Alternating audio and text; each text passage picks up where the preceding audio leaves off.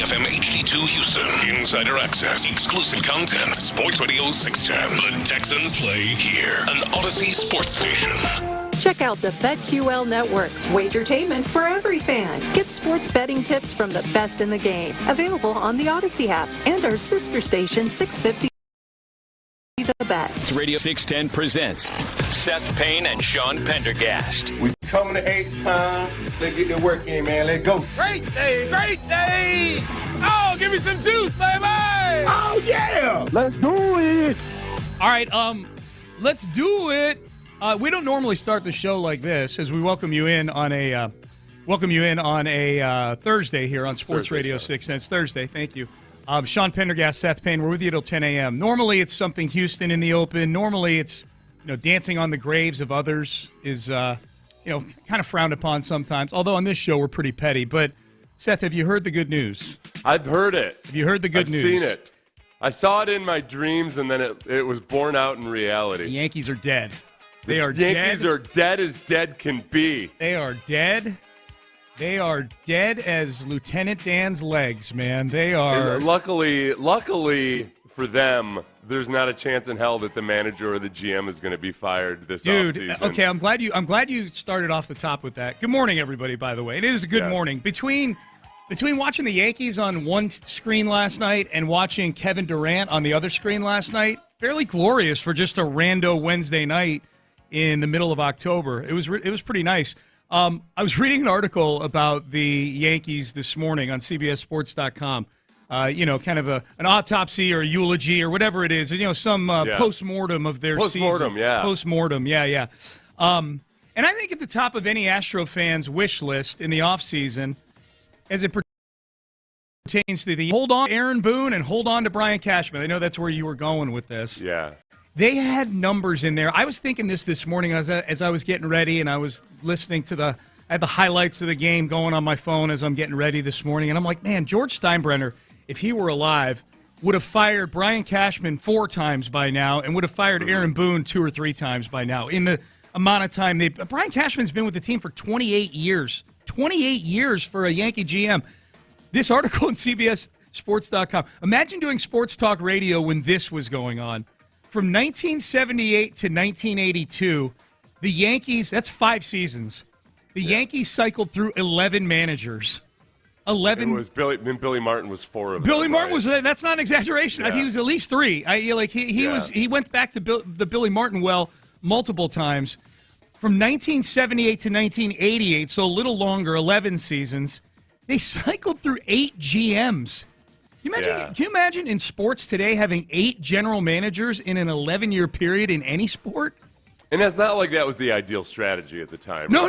That was, They've done better with stability than they did with instability, but still. But having grown up and lived in that part of the country myself, and I know you spent some time up that way in that period, I just remember being desensitized to it. The Yankees hired they fired a guy again. They hired another GM. It was, firing Billy Martin was just a running joke. Right, now we're in 2025, and now I think that's something that in the age now that it's a much more heavily scrutinized era we live in because of social jobs you and I have right now. I mean, there wasn't WFAN didn't exist back then, up in New York. That's a crazy number. And if I might push back on this a little bit, not you, but just in general, people love to talk about don't know how this guy's going to do in that tough New York environment. Right. Blah, blah, blah.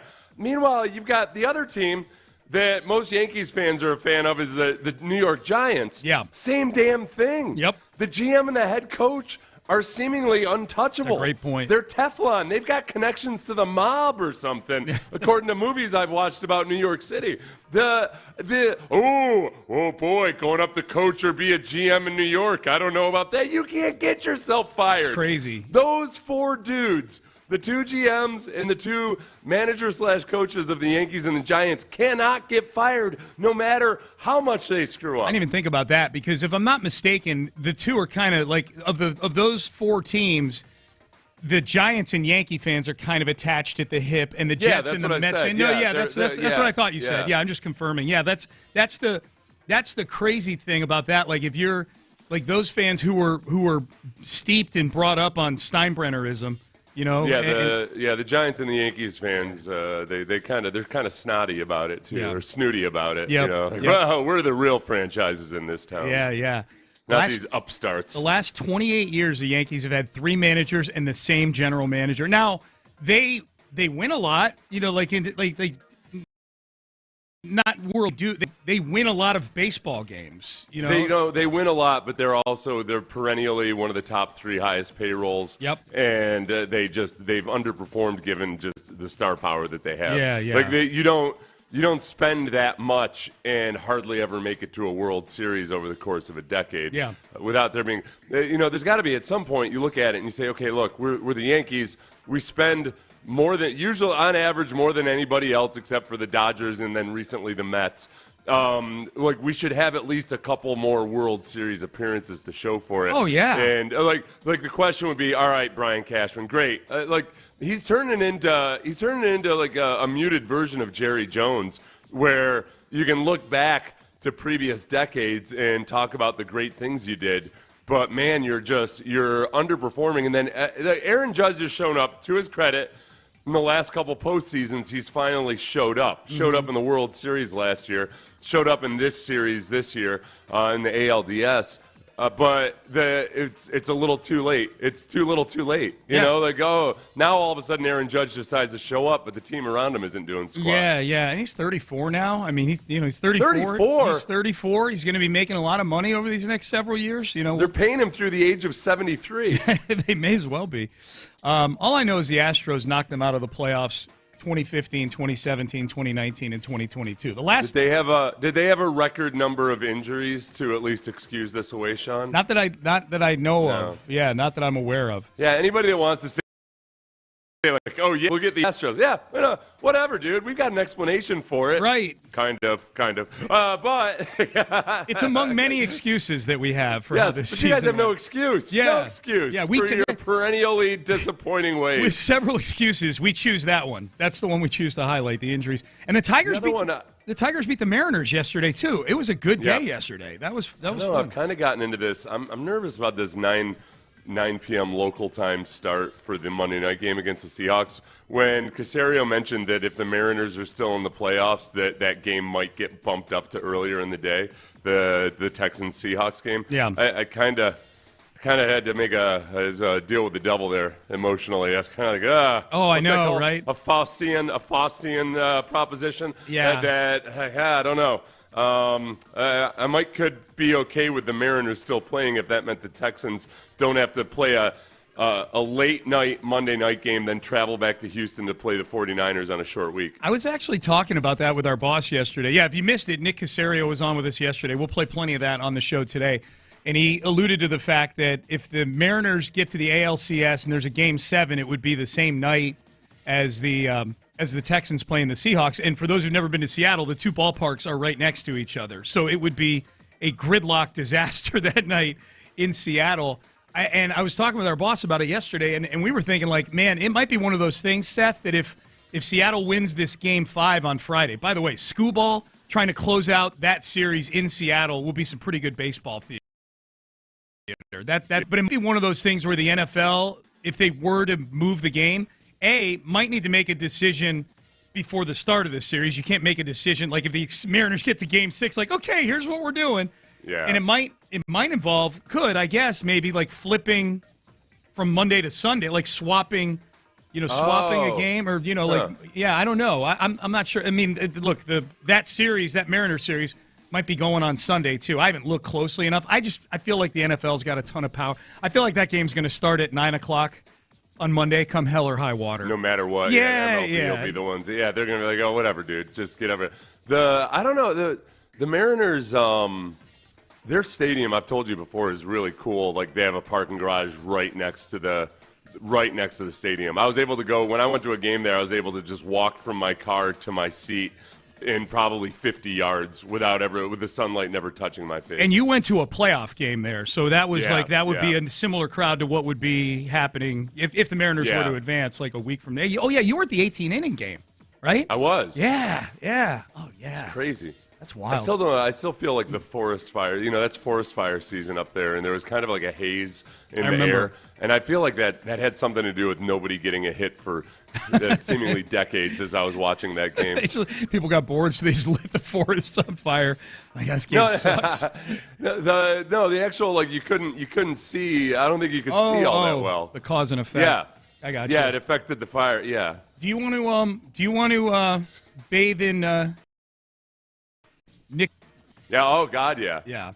So the only reason I woke up this morning. Yes. Let's hear. This is Nick Turturro, noted Yankee fan. He is big angry this morning. Nothing left to say. We didn't show up. We didn't hit after a great emotional win. I thought we would have momentum, and we the bet as an offense. Judge did everything he could do. Cam Schlittler was terrific. Kept us in the game. Then a error. Of course, that's our Achilles heel. Error, always error. Couldn't get a big hit. Had men on base, 7th, 8th. Just could not get it done. Got beat by a better team. It's just very frustrating, very sad that every October, the last 8, 10, 12 years, sucks ass like this. Sorry for all the bleeps this morning, kids. Yeah. By an hour, fella. Hey, man, the times are tough. An hour in October. Mm-hmm. I'm tired of these October hours. The video is hilarious because he's got his Yankees jersey on, but it's only like from the sternum up, the video. But it looks like the jersey's been ripped apart. Like his whole chest is showing. Like you could tell his soul is bare. Yeah, it's like one of those things. Like when you're just really frustrated and you're looking for anything to like rip or tear. He just ripped his Yankees shirt open at some point.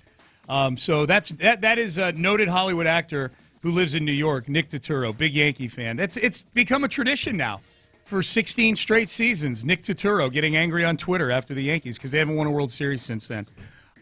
Nick Caserio.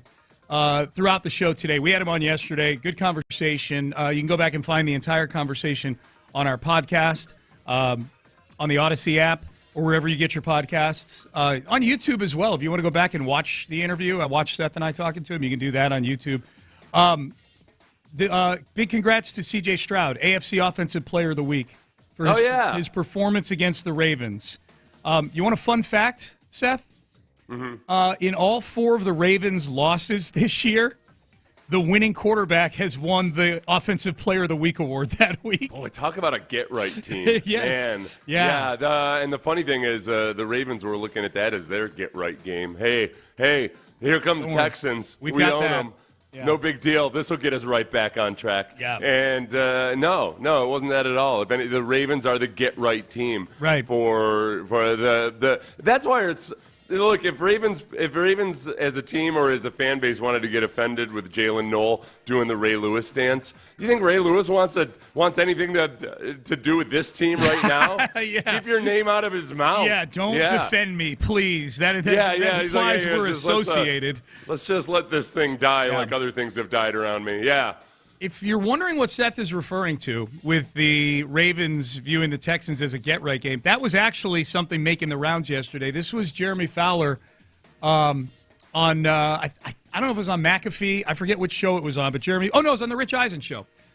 Jeremy Fowler was on there, and he said this. Jeremy Fowler, ESPN reporters, Texans, literally said their get-right game. Yeah, the panic meter is rising a little bit because I can tell you going into last week against the Texans, just talking to people there, they felt like that was going to be a get-right game for them. They were legitimately shocked with what happened despite Lamar Jackson being out. They felt like they were going to get back to team complementary ball, playing like a Raven, playing with an edge. They felt like they could help Cooper Rush by running the ball with Derrick Henry. And then suddenly none of that happened. And so I do think there's a shock in the building that has to sort of wear off quickly, and they're trying to navigate this thing. Okay, acknowledging the fact that Nugget hussies such as Jeremy Fowler, when he says they, could totally mean one person in the cafeteria. Like he's a big sources, very vague about. He's the jackass that said he you quoted hate somebody. This. Yep. Yeah, right. When the Texans everybody was saying, "Oh, the Texans aren't going to draft a quarterback. The Texans aren't going to draft a quarterback." He took a quote from somebody who I'm guessing had texted him and said, "Nobody knows what the Texans are going to do or doing." He took it as that person saying, nobody knows what the Texans are doing. Like, all these idiots, they just don't even know what the hell they're talking about. Where I think genuinely that league insider probably meant, like, no, nobody knows what the Texans are doing. Right, you jackass. So acknowledging, with specific to that quote right there, acknowledging that Jeremy Fowler's source might be one person with that opinion and nobody else shared that opinion. Yeah. If there's even one person inside the building with the Ravens that thought that was going to be a get-right game for the Ravens, then I'm okay with castigating the entire organization. No, the entire organization is this. They are trying to live off the mystique of Ray Lewis and others. Right. Oh, we're going to beat them with our Raiders mystique, or our Ravens mystique. Yeah. They've entered the Raiders. When the Raiders enter a dark period where all of a sudden there's all these people that think like, well, we're the Raiders. Of course, we're big and bad. Right. And we only won 2 games this year. But our Raiders mystique will carry us through. What on earth would make you think that with all those injuries and Cooper Rush starting at quarterback that was going to be a get-right game? Yeah, no. And then none of it. They it had very few actual Ravens on the field. Yeah. They just, who are these guys? That's right. These guys, you think that you can be a crappy football player? That's right. And somehow the Ravens mystique is gonna win the day? No, you guys are awful. You're atrocious. You're an abomination of a defense right now. CJ has won now 3 Offensive Player of the Week awards, but the first 2 are both in his rookie year. That Tampa Bay game where he threw for 8 jillion yards and 50 jillion touchdowns in Week 9, the comeback, the Tank Dell game. And then I forgot about this. He was Offensive Player of the Week in that play-in game against Indianapolis. Biggest of moments. C.J. Stroud came up big in that game, and he was Player of the Week. He's now got 3. Tied with Chris Brown, your former teammate, Jacoby Jones, and Arian Foster for 5th on the all-time list. Matt Schaub. Oh, wow. Matt Schaub, or for 4th, I should say, on the all-time list. Matt Schaub, Deshaun Watson, and J.J. Watt each have more. Schaub has 4, Deshaun has 5, and J.J. has 7. Chris Brown is an underappreciated Houston Texan. And largely, Indy doesn't get enough goal. It helped vault us up into the number 1 position, which at the time people thought was going to be in 05? Reggie Bush. Yeah, when in fact they took Mario Williams, who ended up being making a lot of valuable contributions. Yeah, better than Reggie Bush. Yeah, it ended up. It was that was. I've told you that story before, where Chris. the conspiracy theory was that Chris Brown missed the field goal on purpose. Oh, yeah. When in fact the only reason he was in position to miss a point-blank field goal was because he had executed a fake field goal earlier in the drive to get down there. Yeah, Chris didn't. I'll tell everybody right now. Yeah, there was no conspiracy. Chris Brown didn't willingly hurt his own career prospects by missing a point-blank field goal to get Reggie Bush, because they didn't actually end up drafting Reggie Bush. But he did walk in that next morning to the locker room with a blow-up doll with a Reggie Bush jersey on it in his locker. That's great. That is great. I love that. Is Chris Brown the one whose son was working for the Texans during camp that we met? Yeah. Good kid. I liked him. And Chris Brown's a big Dunkin' Donuts magnate right now, right? Doesn't he have a bunch of Dunkin' Donuts? Yeah, he owns a bunch. I think he sold them. I think his son told me. Dude, Colby told that Colby is the franchise to have a stake in, man. Colby's a good-looking kid. Yeah. He's his mom, Amy, she's a smoker. Is she? And so he got the good genetics from both his dad and his mom. I hope Chris Brown is listening to you right now. Listen to you. He knows it. All right. Hey, we're off and running on a Thursday. I'm just going to read this text to sum it up. It's a glorious day. F the Yankees. Yeah, it's good. Does it feel like a loser mentality? No, not so much. I like dancing on the Yankees grave. It's all good. Okay. So yesterday, and we're going to dig into a lot of what he had to say throughout the show. The one comment that he made that was making the rounds yesterday on social media that got a lot of people, a lot of Texan fans worked up. We will have that for you coming up next. Hey, get worked up over this. If you're looking to build a custom dream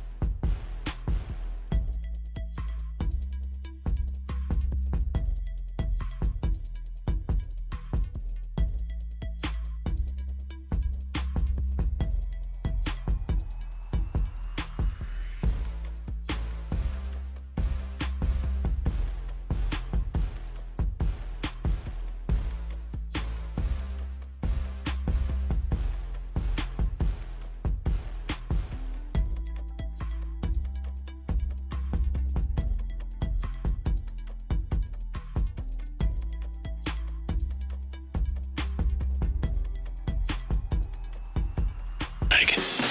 Live from the Mokaram Injury Lawyers Studios, Sports Radio 610 presents Payne and Pendergast. All right, Payne and Pendergast. And yes, the texter who texted us earlier that Game 7 in the ALCS, now that the Toronto Blue Jays have moved on, they're the number 1 seed in the AL. So now that the Blue Jays have moved on, the mystery of where the games will be played in the ALCS, at least from a Toronto perspective, have been solved. Toronto, the game. If there were a Game 7, it would be in Toronto. It would not be in Seattle. So the Texans, if any of you were making plans to either have people over to Seattle, worry not. It looks like the 9 p.m. Central kickoff time is going to stay right where it is. Yes. I'm going to start training for that right now. I'm going to start pushing my bedtime back. Oof. So enjoy me for the next week and a half. On No, can you wait? I'm sure the 6 a.m. segment will be just awesome. It'll be sweet. Yeah, it'll be good. With me on 3 hours of sleep That'll every be night. beautiful.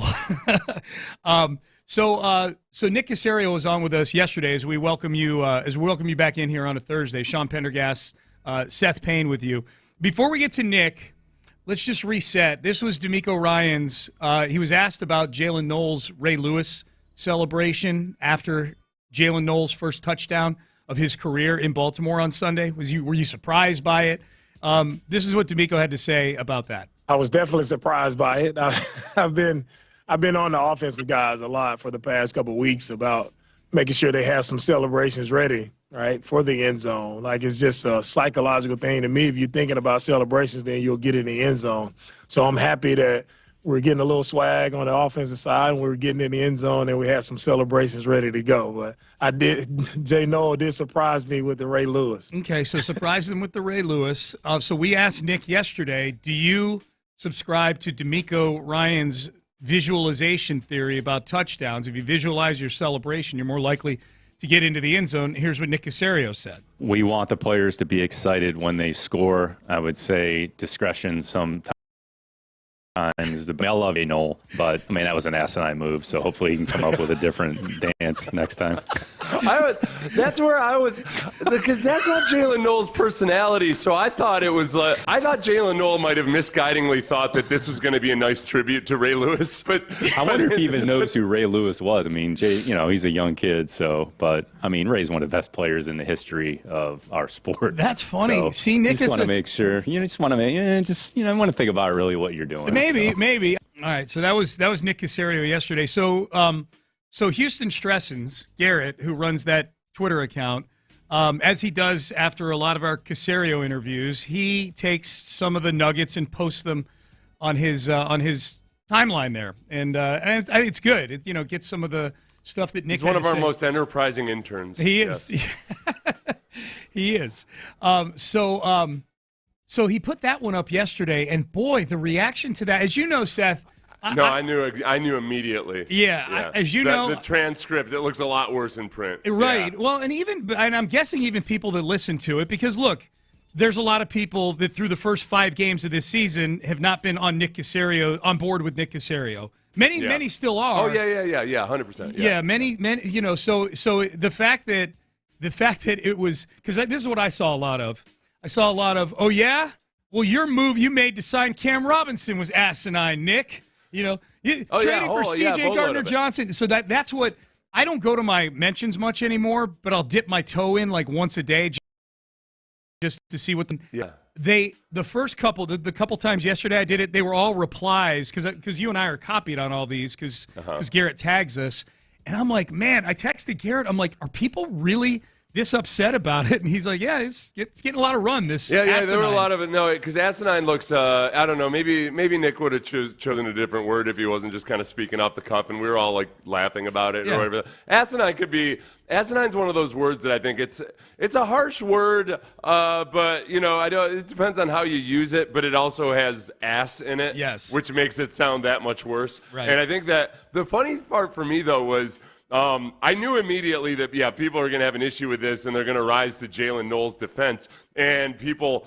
were bringing up the various bad moves that Nick has made in the draft while defending a player that Nick Caserio had drafted himself. That was the height of irony. It was like, oh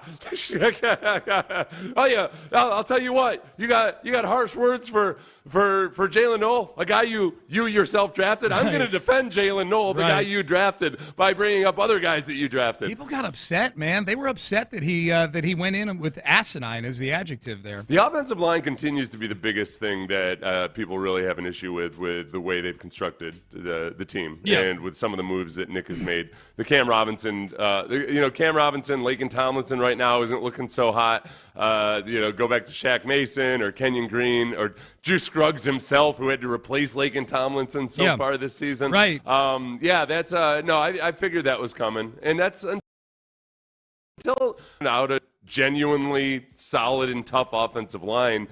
They're going to continue to have that criticism. I think the offensive line has. As most people now are coming around on it, they've improved in a lot of respects compared to last year, but it's still not. It's not like it's a finished product. It's not like you look at it and say that, this is. There's no way in hell you'd say it's one of the better offensive lines in the league. No, and the last couple games, I don't think have done a lot to make people feel like the problems are behind them. I think people feel good that those were two bad defenses you just played, and for the second half of the Titans game and for the entirety of the Ravens game, you pretty much steamrolled them when you had your ones in there. But this is going to be a big test coming up out of the bye week with not just Seattle, but San Francisco and Denver and Jacksonville as well. Well, the whole thing about the offensive line, and we'll play some of the audio later, it's the pass protection in general this year. There have been some glitches, especially on the left side of the offensive line, where Ariante Ursery and Laken Tomlinson have had some really rough snaps. But it's... When I went back and watched all the sacks yesterday, and you can blame CJ for some of them. You can blame the offensive line for others. You can blame perhaps the wide receivers or miscommunications in the passing game on others. It's been kind of across the board, and I think they have made improvements in a lot of the areas. So I'm generally optimistic about the direction they're headed. But they've also faced a couple of teams in the last couple of weeks that just don't have good pass rushes. Yeah. The Titans had 2 sacks going into that game versus the Texans. Really? Oh, God. Yeah, they had 2 sacks on the season, one by a defensive back that was just a random touched a guy. That's touched right. him. Yeah, so they only had one bona fide sack heading into the game. They sacked C.J. Stroud twice. Right. And C.J.'s sack rate is still higher than the league average, so in a bad way. Nick was saying that the pass protection hasn't been an issue, and I'm like, it felt a little bit. I knew what he was saying, and I challenged him on it a little bit, but it's not. It hasn't been good though. Yeah. It hasn't been glaringly bad, but it also hasn't been top notch. No. And it's not just the offensive line. It's the tight ends. It's the running back. Sure. It's C.J. Stroud himself a good chunk of the time. Yeah, no, your follow-up was pretty clear about that with Nick yesterday. We'll play some of that at 7 o'clock today here on the show. The Texans' defense, we know, I feel like the Texans' defense, as currently constructed, is going to keep them in every game. And now they're getting some love for this. This was Dan Orlovsky yesterday of ESPN saying the Texans' defense not getting enough love. Who's the best defense in the NFL? I think if you asked most people that, they would say, and rightfully so, probably like Denver or Philadelphia, Houston.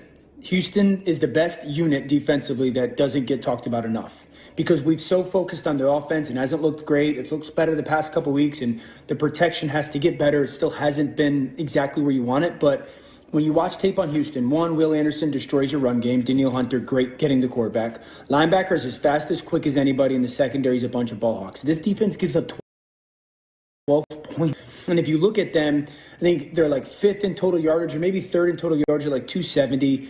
Pass yardage, it's like $170 a game. Run like 90 yards a game. They're outstanding. And they're like middle of the pack in takeaways, middle of the pack in sacks. So it's not like they're riding the wave of turnovers or sacks. This defense, I know everybody wrote this team off the way they started the season. This defense is the best unit that doesn't get talked about enough.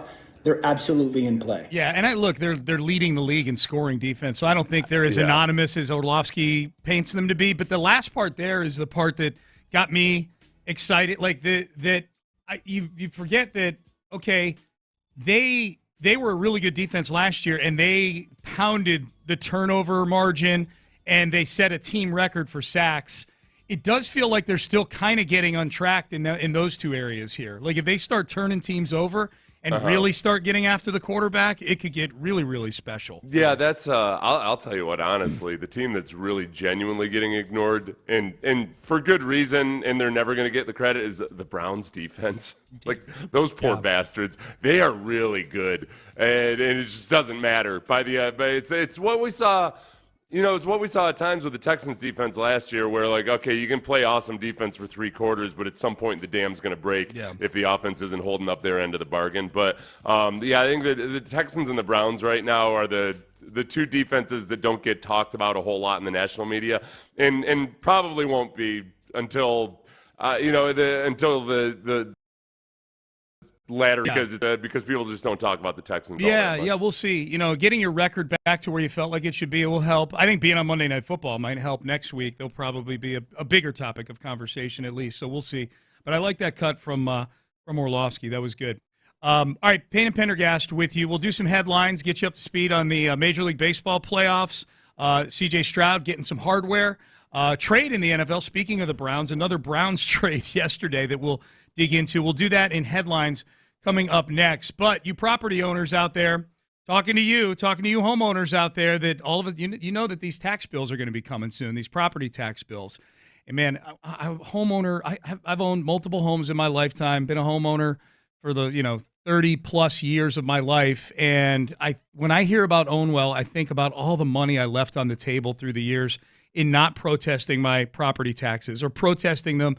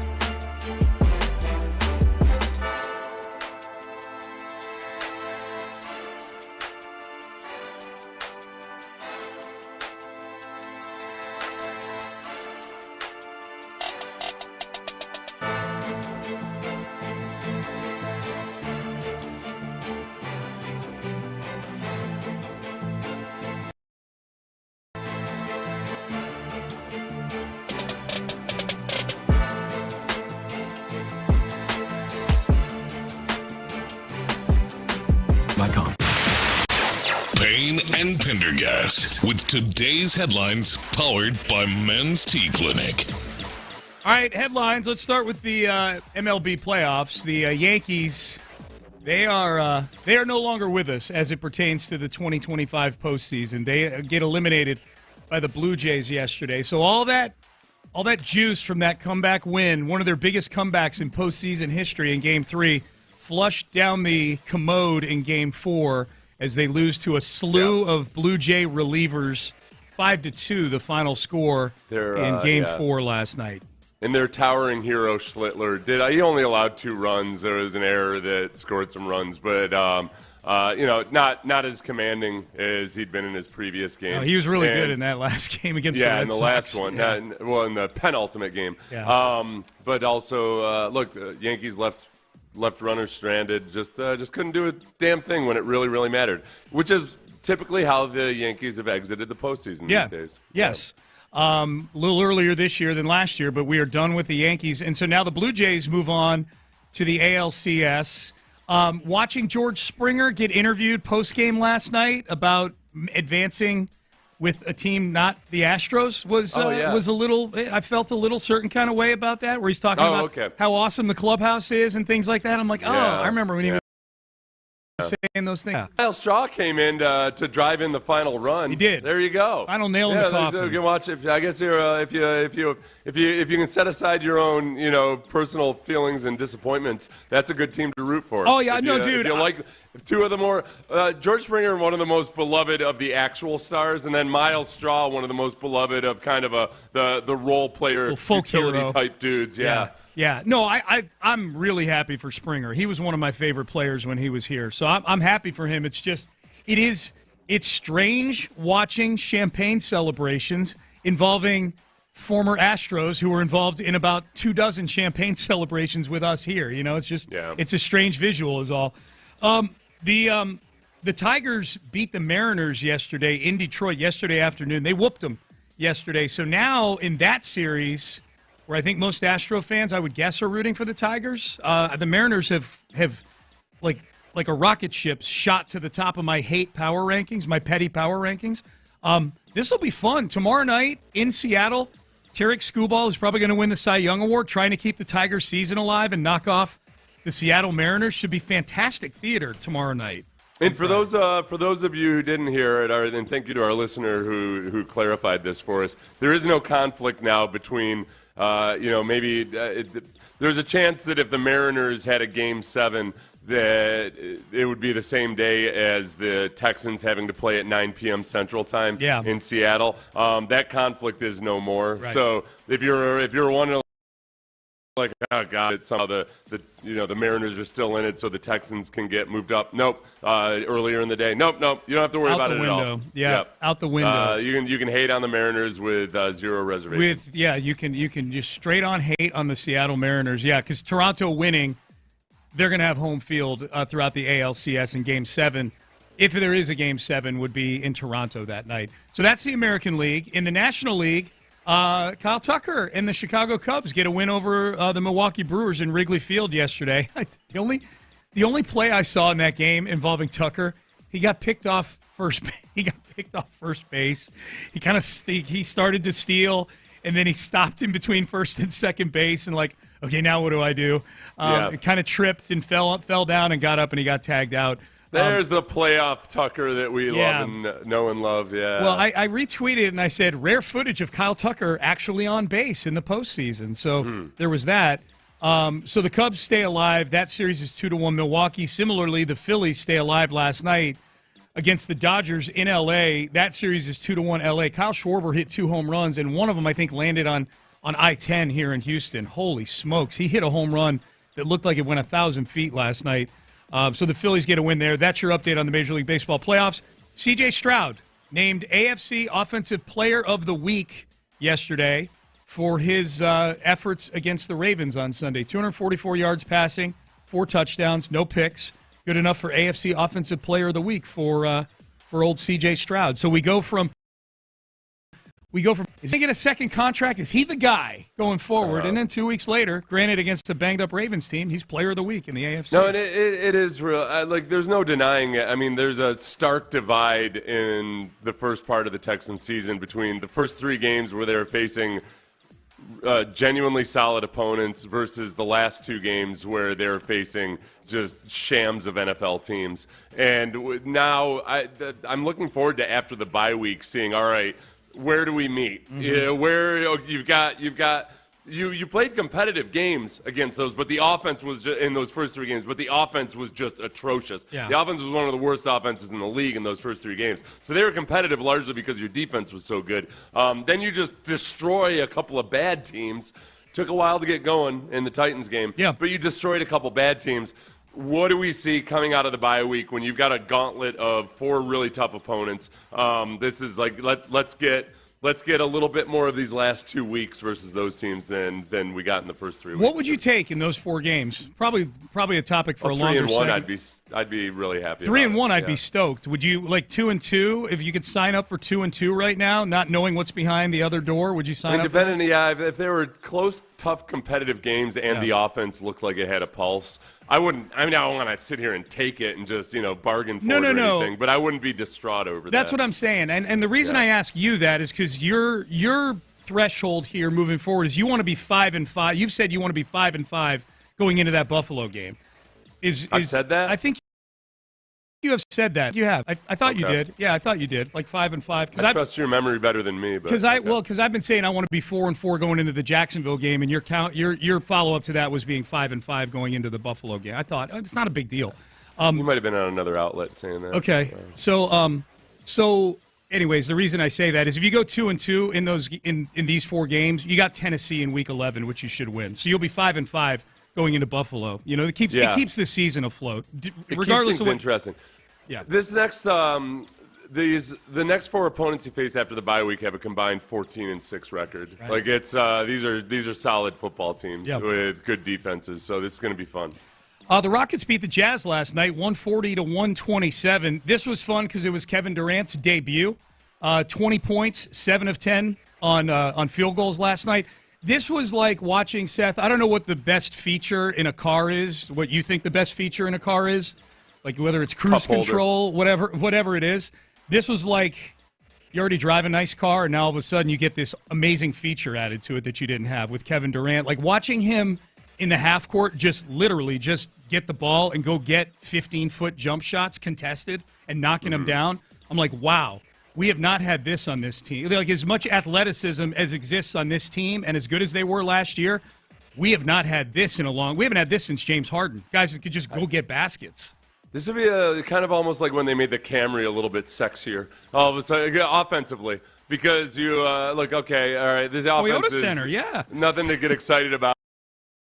With last year, really, other than the offensive rebounding, where now all of a sudden, you've dropped. I would say it's not just adding a new part; you've dropped a whole new engine into a previously acceptable vehicle. Now you've added an X to the model number and everything, and you've slapped a whole new engine. It's got 2 extra pistons now. Yeah, for sure. It's gone to a V4 to a V6. It was cool. It was cool to watch last night. It got me even more excited for the season. 140-127, they beat the Jazz, even in a preseason game. Beating the Jazz is good. Real quick, trade in the NFL. The Browns are dealing right now. Strange trade because they just swap starting cornerbacks in this. But Cleveland gets Tyson Campbell and a 7th-round pick from Jacksonville. You may remember him as being the guy who bid on the fake against Nico Collins in that Jacksonville loss. And the Jags get Greg Newsome, who's a former first-round pick who's playing on his 5th-year option and who's had a good season for the Browns so far, and a 6th-round pick. So swapping of starting cornerbacks there. Not sure what the old Magnificent Gladstone is up to there, but there you go. The Browns are they're prepping for a number 1 overall pick right now. Yeah, maybe. Yeah, that's their quarterback strategy would seem to indicate that. Yeah. All right, so those are your headlines for today. Nick Caserio was on with us yesterday. We're going to dig into some of what he had to say, specifically about the offense. Has the pass protection for the Texans been good this year or of late? We're going to hear Nick Caserio on that and chop that up. So a lot of that to get to in the and we'll get the latest on the Joe Mixon saga as well. Nick talked about that yesterday too. We'll do that in the 7 o'clock hour. But first, speaking of cars with amazing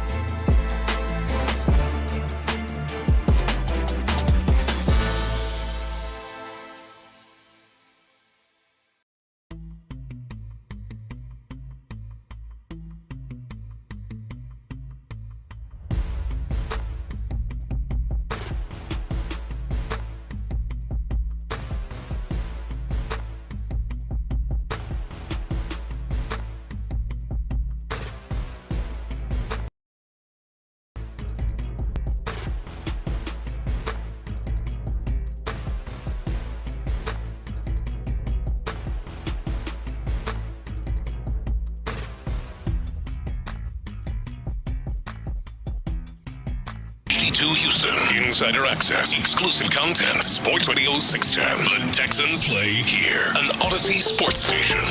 Sports Radio 610 presents Payne and Pendergast. Oh, yeah. Somebody points out Cody Bellinger striking out for the last out and looking like me doing it, like just flailing at an outside pitch. That was a nice little like side dessert to the meal that was the Yankees losing last night. Cody Bellinger striking out for the last out. Good job, Texter. Yeah, if we're going to go down in flames, we're going to bring a few victims with us. Hell yeah. All right? Any Yankees fan saying, like, yeah, well, where the hell are you guys? We're in the same spot you guys are. Yeah. Okay? Exactly the same place. But with 2 more recent rings than you have? With a lot more appearances in the ALCS of late? Yeah. So Yankees lose to the Blue Jays last night. We've hit that pretty hard on the show today. So Nick Caserio was on with us yesterday. You can get that entire interview on the Payne and Pendergast podcast on the Odyssey app, wherever you get your podcasts. Pass protection for the Texans. A spirited back and forth yesterday over pass pro for the Houston Texans. Here was Nick Caserio on our show saying that he thinks the pass pro has been pretty good of late. Overall, the pass protection, we've done a pretty good job. And some of the issues that may have popped up at plays, they're very fixable and very correctable. So whether it's the protection being distributed properly, the quarterback moving in the pocket the right way, the ball coming out on time and going to the first read where it's supposed to go, I mean, those are things that you can improve and correct, and we've seen kind of a progression over the last few weeks. So I don't think anybody's really concerned about the pass protection. Nobody's really, felt like it's been, that much of an issue, honestly. There's been a few plays where, defense has done a good job, or we've kind of made a mental error, but it's not a physical issue. It's more of just making sure that we're doing the right things and going back to kind of, Sean's original question. If we focus on the Texans and doing the right thing that we're supposed to do, then, hopefully the result is going to be the intended result, what we want it to be. Okay. This is where I get. This is where it's tough sometimes, because I think when you ask people questions or when people are getting interviewed, sometimes their daubers are up. They're kind of on the alert for things that might trigger them. And I think whenever I was trying to be very clear that I was talking about pass protection and not offensive line itself, I felt like Nick was hearing that as me asking, like, hey, what's wrong with the offensive line? And I genuinely meant pass protection in general, where they have improved in terms of pressure rate and everything over the course of the first 5 weeks. It's he said the pass protection hasn't been an issue, but then went on to detail all the different ways that pass protection has been an issue. Mm-hmm. The offensive line Ariante Ursary has been a problem in the first part of the season. The first 3 games especially. The last 2 games he's done a lot better, but it was also not against the same caliber of competition. Everything Nick was detailing there was really a lot of C.J. Stroud stuff. Getting the thing communicated, everybody getting the message, sometimes CJ not either stepping up into the pocket or not getting the ball out to his first read. That's 100% true, too. I agree with him that it's all very correctable, and I think that CJ, it's not unexpected because they're asking CJ to do a lot more at the line of scrimmage, and it wasn't going to be a completely smooth transition, no matter who the quarterback is, when you make that switch in an offense. But I think to say that it's not an issue at all, I mean, it's whether you're blaming the quarterback or the offensive line or the tight ends or the running backs, it has been an issue. Yeah. It's gotten better, and they need to continue getting better. And I very much wasn't asking about the offensive line. I think on the physical side of things, it's been more about the tight ends and the running backs more so than the offensive line. But Ariante Ursary is still a huge question mark. Yeah, I could see where Nick, hearing those questions, is processing them as offensive line questions, because that's been the biggest area of criticism for him as a GM. The picks he's made with high-level picks, Kenyon Green in the first round, the guys he's picked in the second round so far, Blake Fisher and Juice Scruggs, it's not been great. Ariante Ursary, I think, is going to be fine. He's 5 games into his career. I'm not going to lump him in with them. But I think on top of that, he got those questions on Tuesday about his approach to staffing the offensive line. Like, hey, you didn't go after these high-ticket guys. You went – I think the question was even phrased, you went with cheaper solutions. So when I hear that, that's Nick's way of saying this is not a talent issue on the offensive line. Like, these are mental and decision-making issues. Well, okay, but again, I mean, okay, then why just switch out Laken Tomlinson for Juice Scruggs? Like, hasn't been an issue. Nothing to see here. So it felt, and I didn't take it this way, but it felt a little bit almost like last year when he said that it was a false narrative that the offensive line was struggling. It's because I agree with him that it's been multiple things that are all very correctable. And I'm not long-term worried about Ariante Ursary and pass protection. The biggest thing with Ariante Ursary right now is I think just simple confidence is going to make a big difference if he can gain it over these next few weeks, because he's not playing with as much physical power as I know he's capable of. He's not as violent with his hands right now as I think he can be and he needs to be.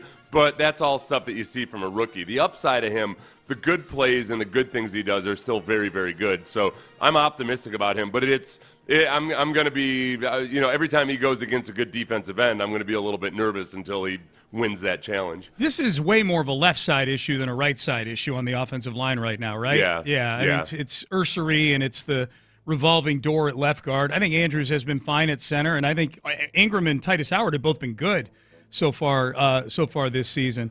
No, and a lot of it was with CJ getting the protection right and then getting it communicated. And some of that, could go to that Jeffrey Simmons sack in the Titans game. There were multiple things there where CJ changed the protection, but it was as time was winding down, and not all of the offensive linemen heard that the protection had been changed. So that ultimately goes back on CJ to be sure everybody's getting the message. But it also might, on that particular play, maybe he got the call in late, whatever it was. Like, the whole process was a little bit off. This was another one from Nick, and he and D'Amico both are on a big kick right now with turnover margin and turnovers, and they've hit this stuff before, but the two of them this week, for whatever reason, are hammering this, that nothing more important than protecting the ball. Going back to what I said originally as well, there's nothing more important than taking care of the football. So when you go back to like last week, teams that won the turnover margin were 10-3. So there's a direct correlation between winning football and taking care of the football. And you go back to the Jacksonville game. The reason we lost the Jacksonville game is because we turned the ball over 3 times. So those things are all fixable. They're all correctable. Anytime, win or lose, you go back, look what happened in a game. Are there things that we can do collectively to improve? Is it a schematic thing? Is it a personnel thing? All those things go into the calculus, and then understand, okay, here's what we have to do the next week relative to the opponent. That's where what the focus is going to be moving forward on a week-to-week basis. Yeah, so this is the text I got from Reggie Atatula yesterday, who's on vacation but was listening to our Caserio interview yesterday. And he texted, he was listening to it on the podcast on the Odyssey app, the free Odyssey app. He said, I've been scratching my head trying to figure out why turnover differential relevant with his team this year. They weren't bad at it last year. Do you have any clues as to why? I don't know if it's just I know with D'Amico, he's been talking a lot about how, they've really been stressing it and emphasizing it on the defensive side of the ball. On the offensive side of the ball, it's one of those things where you can't be too dogmatic with it, because it's not like if that were the only thing that mattered was ball security, then you just get up and kneel down every single time 60 times. At some point, there's a little bit of no risk it, no biscuit, So you're gonna have to live with some interceptions and everything. It's all a matter of managing it on the offensive side. How do you balance out aggressive play, but without taking stupid risks with the football? There's going to be some turnovers, so it's never as simple as just like that's the only thing that matters. But playing good offensive football, playing clean offensive football is really, really important. But it all comes back to, all right, how do you play aggressive offensive football while minimizing your chance of turnover? It's not the only thing that matters. It's not like if you just never turn the ball over, then you'll win every single game. I actually think this is an area, if I'm looking at the Texans and being optimistic about where they go from here at 2-3 and try to carve a path to 10-7, which is what they've been the last 2 years. I look at it. I look at the turnover aspect of the game, and I'm like, all right, well, CJ seems to have really kind of struck that balance that you're talking about, Seth, where he's not throwing anything dangerous and yet is attacking. I don't feel like playing a conservative style of offense with CJ, other than it's a lot of short, quick hit and then a few plays over the top. To me, it's on the defensive side of things. The reason they had such a good turnover margin last year was because of the defense. I mean, CJ threw 12 picks last year. That's not great. Right. This defense really, I don't think the 3 turnovers against the Ravens notwithstanding, I mean, that was Cooper Rush, just a bad team.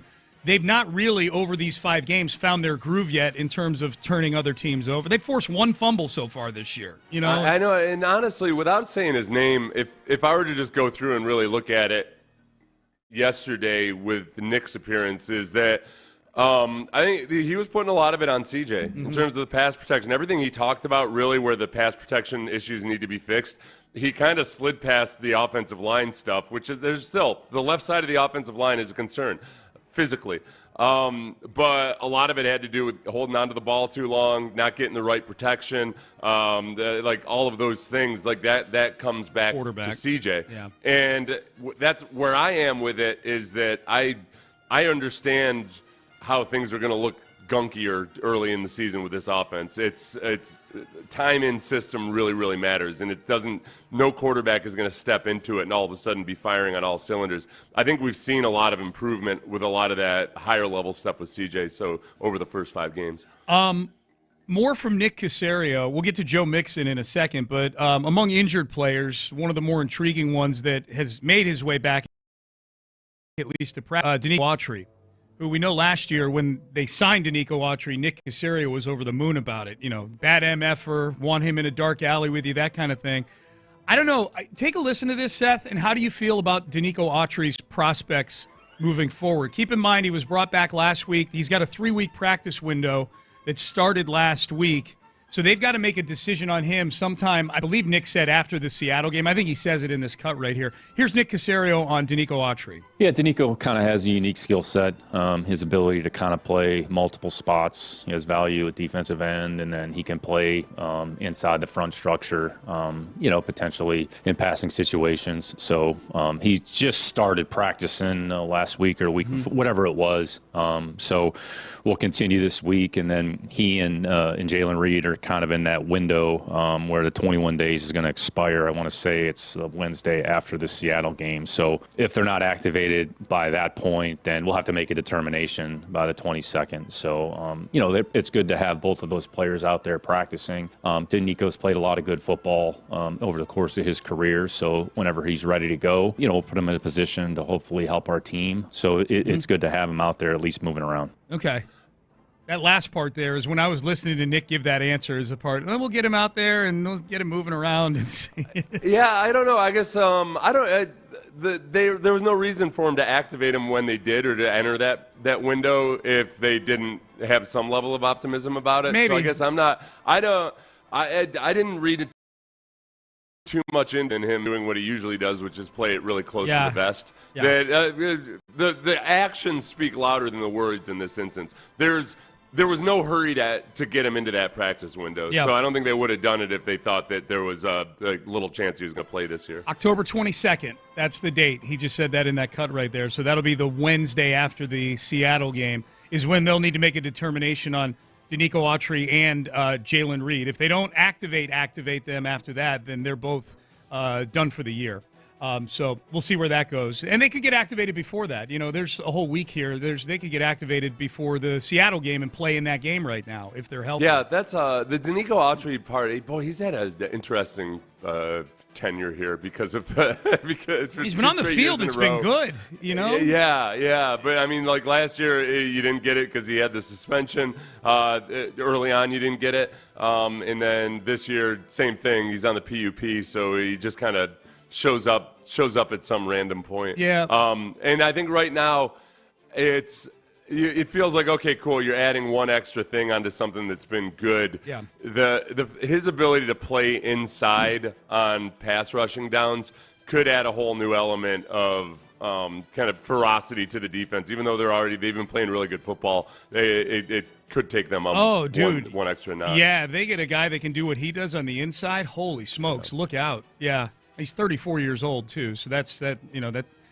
I'm a little nervous about Danico Autry. We'll see. It's weird that you're pessimistic about Autry, where I'm irrationally trying to be optimistic about Joe Mixon. About Joe Mixon, let's get to that. So this is you and Cecil yesterday, and the beginning of this cut is Nick's answer about Joe Mixon from his press conference on Tuesday, right? Yeah, I presented this to Cecil saying, like, hey, Cecil, I heard this, and it actually made me feel a little bit more optimistic about Joe Mixon.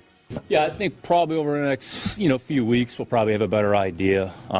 He's making progress, so I wouldn't put a particular timetable on it. So I think over the next 3-4 weeks, probably get a little more information here, kind of see how he's progressing. But, taking one day at a time. But I think once we kind of get to that period, probably have a better sense of, which way it's going to go, for the duration of the year. Okay. Yeah. So that made you... Wait. Sorry.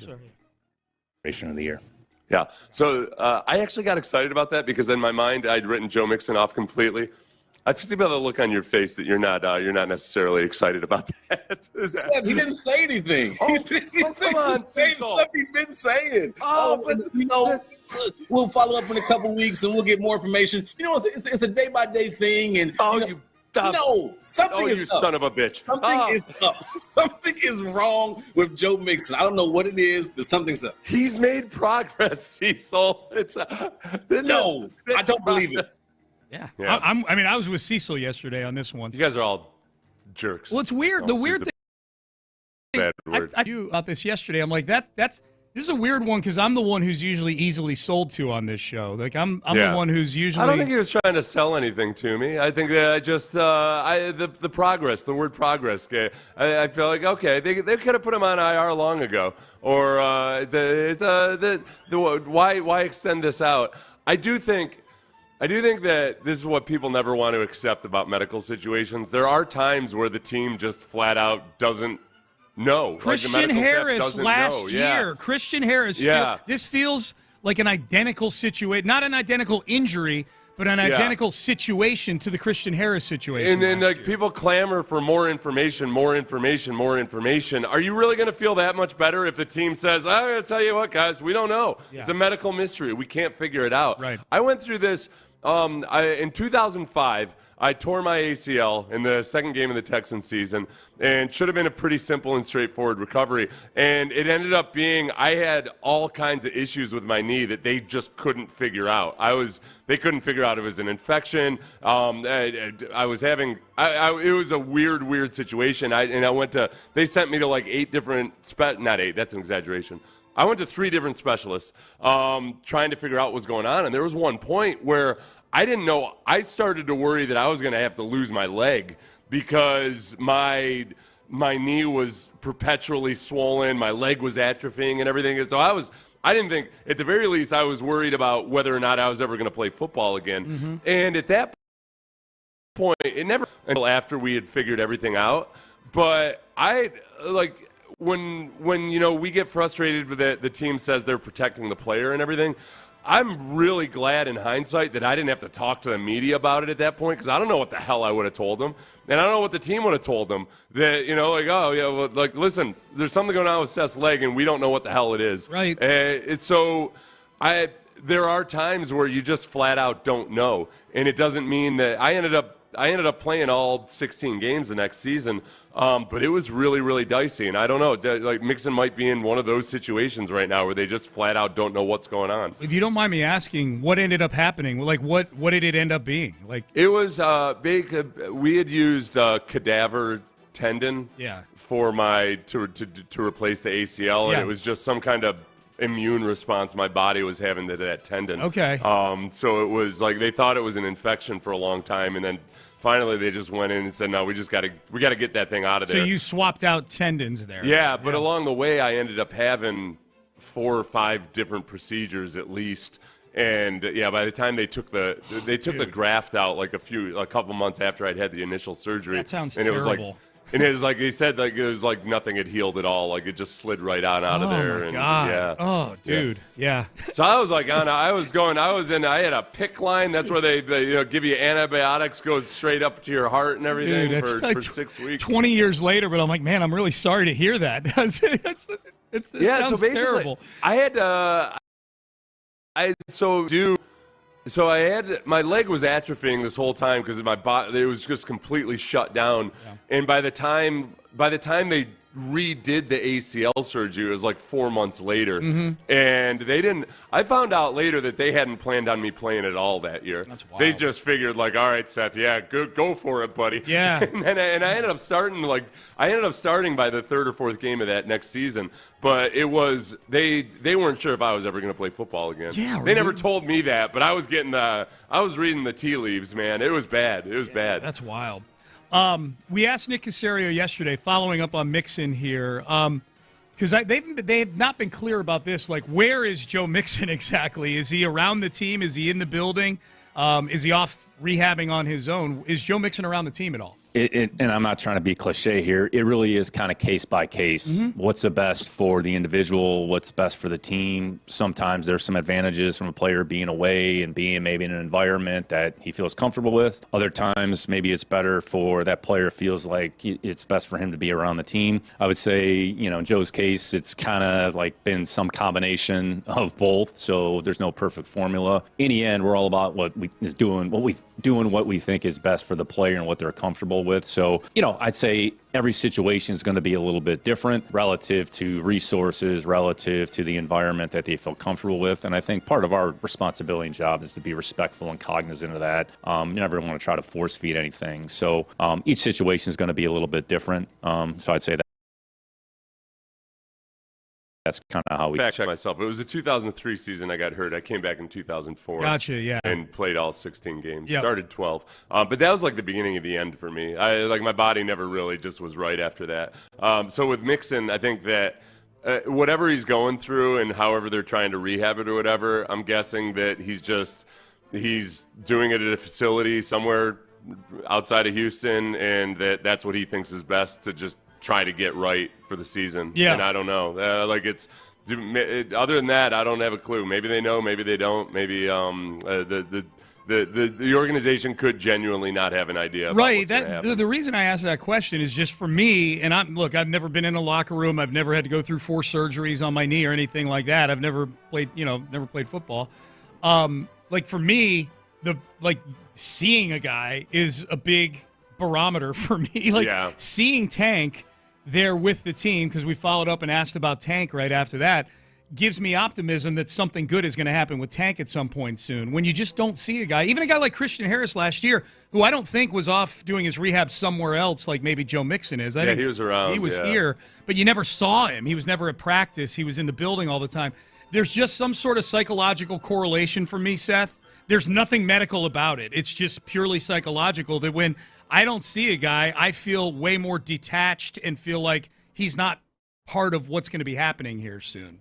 I hope he's in Frankfurt, Germany, getting some kind of stem cell treatment that's not whatever it is. Yeah, I hope it's super advanced. I hope they're going all Ivan Drago on him. Yes. I hope they're sticking him with 7 different needles a day. Yes. Yeah. And in a good way. His first test of his new knee or ankle or foot or whatever it is to get up on the stage at Oktoberfest in Germany and start dancing in lederhosen. Start dancing, he'll have lederhosen on and everything. Yes. I hope he has some procedure that the NFL will ban next year because Joe Mixon was too good when he came back. He came back and rushed for 1,200 They're like, yards. no, this is too close to PEDs. In 6 games, yes. All right, so that's the Joe Mixon saga. I want to get a couple of these in here before we get to the end of the segment. Kevin Durant was awesome last night. If you missed it, it's preseason NBA. I get it, but I'm super intrigued by what it looks like with Kevin Durant being a Rocket, with what the Rockets are going to do to try to backfill this void left by Fred VanVleet's ACL tear. Kevin Durant was excellent last night. 20 points, 7 of 10 shooting. It was really fun to watch. Can't wait to see what it looks like during the season. Kevin Durant was on with Kay Adams, though, and had this take. We do Take a Mania on Friday at 9 o'clock, the worst takes of the week, trying to take down the champ. So this one, I don't know if this is Take a Mania worthy or not. I just know that I disagree vehemently with Kevin Durant's take on Russell Westbrook. I asked you about Russell Westbrook, and you were like, shut up. And now the internet is telling me that Russell Westbrook could potentially be a Rocket. Was I right? I have no clue. I haven't. I asked that too. I haven't. I don't know. It hasn't been brought to my desk at all. And usually when stuff like that happens, it's pretty loud. But I haven't really heard it outside of like Would that be cool? fans on the internet. Yeah, Russ is a legend. I think he deserves to be in the NBA right now. And I think he deserves to walk out of the NBA on his terms. So, yeah, that'll be dope. But it's not my decision. It's not my decision. Leaving that up to whoever makes those decisions for now. All right, good job by Durant at the end there, distancing himself from being, kind of LeBron 2.0, where it's really like LeBron pushing all the buttons with the team's roster. Durant's just here to play ball, man. He's here to hoop. But the part where he said it would be dope to have Russell Westbrook here, with that, I could not disagree more. I do not want Russell Westbrook on this basketball Sean, that would be team. dope AF. No, it would not. No. Oh, come on. No, you want Russ back here, man? There's a reason Russ is still sitting on the sidelines right now. No, I don't want Russell Westbrook back here. Where, as it's been with every single place he's been since Houston, there's a headline that's like, what's going on with Russell Westbrook? How come he isn't playing like it's 2012? Yes. Yeah, it's weird. Mm-hmm. It's weird that he's playing exactly the same way he's played for some time now. Yeah. I just remember, Russ in Denver last year, I just remember, Russ would do some good things, in a game, and then all of a sudden he would just lose his mind with 30 seconds to go in the game. Now, maybe, you give him a specific role here. That's the thing. Does Russ only want to come in and play 10 or 12 minutes and be a bit? This team has such good chemistry. I think they've got a good idea of what they want to do. Russell Westbrook, this is what I'm seeing a lot of. Well, you lost your point guard, so go get Russell Westbrook. No, Russell Westbrook doesn't solve your Fred VanVleet problem. Fred VanVleet he's a floor general. And I'm not saying Russ is a bad guy or anything, but Fred VanVleet was the leader of your basketball team. Russ is a guy who needs the ball in his hands and takes a bunch of janky-ass elbow jump shots and three-pointers. Hear me out on this, though. Okay. I mean, he's a fun hand grenade to throw into the mix every now and then. If, as long as he's cool with the way they're going to use him, you need a hand grenade every now and then. Yeah, no, it's nice to have your rifles and your guided missiles and everything, but every now and then, nothing beats just a good old hand grenade to just throw it at the enemy and see what happens. I understand what you're saying. And the ABCs of me. Content, Sean, oftentimes wins out over what's best for our local teams, Sean. Mm-hmm. But if our local teams have a chance to go do something like win an NBA championship, that to me is better for content than the hand grenade that is Russell Westbrook. Now, if this were a team that was a couple of years ago, you're just fighting to get into the play-in or something like that, well, let's go, man. Let's drop Russell, make it spicy. But winning is spicy enough for me right now with this team.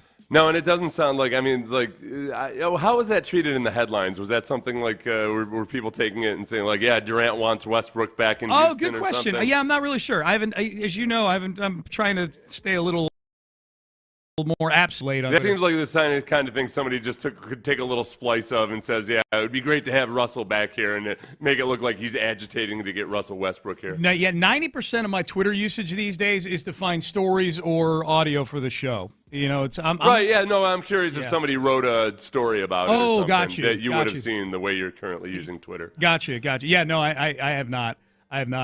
All right, so that might wind up in Take-A-Mania tomorrow. We'll see. I've got a few others here. I don't know if we have time to get to all I don't think that's not Take-A-Mania worthy. Just him being polite about a hypothetical that's not going to happen. Okay. Yeah. Okay. I mean, he said it'd be dope. I don't think it'd be dope at all. But you're the judge and jury in Take-A-Mania. All right, no, you can put it in there. No. Well, I think we're gonna have enough. There's a lot of bad opinions out there.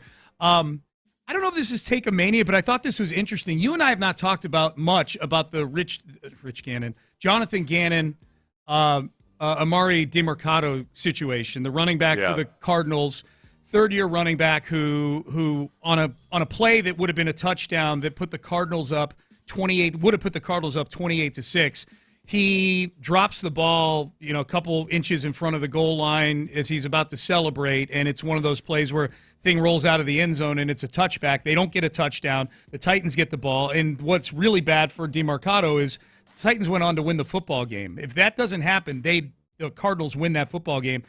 And Jonathan Gannon was spotted on the sidelines. They never showed it on the telecast, but there were people in the stadium with Gannon was going off right up in DeMercado's face. Depending on how you construe it, he at least bumped him a couple times. There's people construing his last gesture, Gannon's last gesture, as he was punching DeMercado on the arm or something like that. Yeah. Whatever the case, did you see the team fined Gannon $100,000 for that? Yeah. That whole outburst? Well, the Cardinals have to be super careful with anything HR related. Because the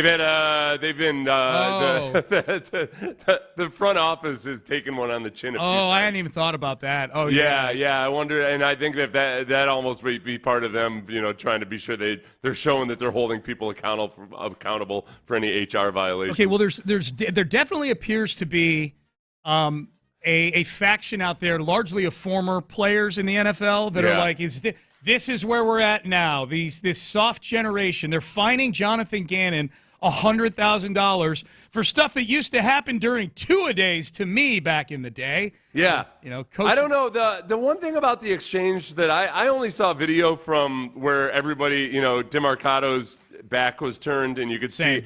The only thing I thought was that he was making some point about ball security. Yeah, maybe. Like the drills where you're hacking at a guy's arm and everything. Yeah. And I feel like because he did a few things before that, and I wondered if he was, and I know he apologized for this, so he feels like he was in the wrong or something.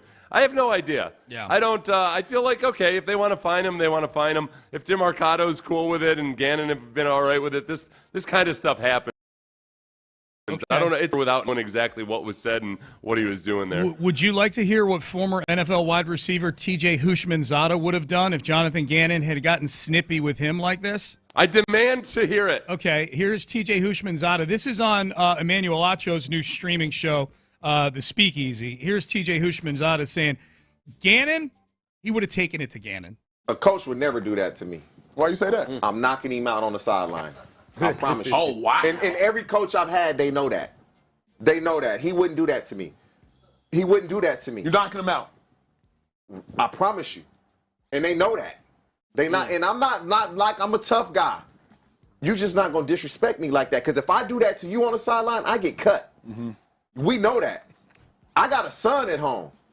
What you think he going to say when he see this? Mm-hmm. I might argue with my wife. And I raise my voice. She liable to be like, "Oh, you want to raise your voice at me, but you let that man hit you like that? You ain't I'm a man first." Okay. Yeah, I don't know. I feel like this falls into the bucket of like, oh, I wish you'd have tried that with me. Right. Yeah, sure. Yeah.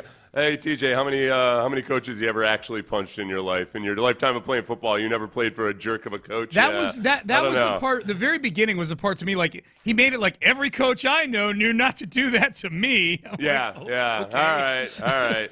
I think this is like the old joke about a cop that pulls a guy over and raps a guy on the head. He's like, "What are you doing, you knucklehead?" Like just raps him on the head. Yeah. And then he walks over to the passenger seat and does it to the passenger.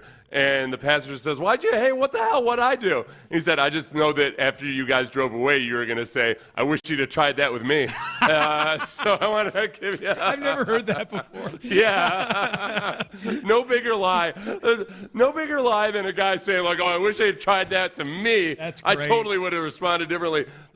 Same as like when married guys are telling the young single guys that they work with, like, oh, I would have closed that deal. Yeah. Oh, yeah, like, you know what I would do if I were sitting in this bar and I were a young single guy like you? I'd go up and talk to every pretty woman here. Like, yeah, no, you wouldn't. You were a coward then, and you're a coward now. I'm trying to think. I think it was Brandon Cooks. The invoking of his son, T.J. Houshmandzadeh, bringing up like, I have a son. What would my son think of me if my coach came up and did that? Blah blah blah. And I think it was when Brandon Cooks was asking for a trade from here. I think he cited like, man, I have a son now, and he wouldn't respect me if I didn't, wanted to go. I didn't want to go play for a winner or something, or it was something about his contract. I think it was Brandon Cooks, but I'm thinking it's like the version of the guys who try to defend themselves about some crime against a woman by saying like, hey, I have a daughter, and like, oh, I didn't realize that. Yeah. I didn't realize that that nobody with a daughter has ever done anything to another woman before. Right, so T.J. Houshmandzadeh hauls off and smacks his coach in the face, and they're asking, he's getting fined for suspending him, and they're going, well, we're going to suspend you for 3 games without pay. I mean, there's a reason I did it. I mean, I have a son. Okay. All right, so I don't know. So yeah, I mean, like obviously, like Gannon lost his. I don't know again without knowing exactly what was said. I'm not defending Gannon here or anything, but I'm not going to act like it's the end of the world and exchanges like this never happen on a sideline. Right. Every guy, look. It's kind of like the old saying, like if you, like anybody can get anybody.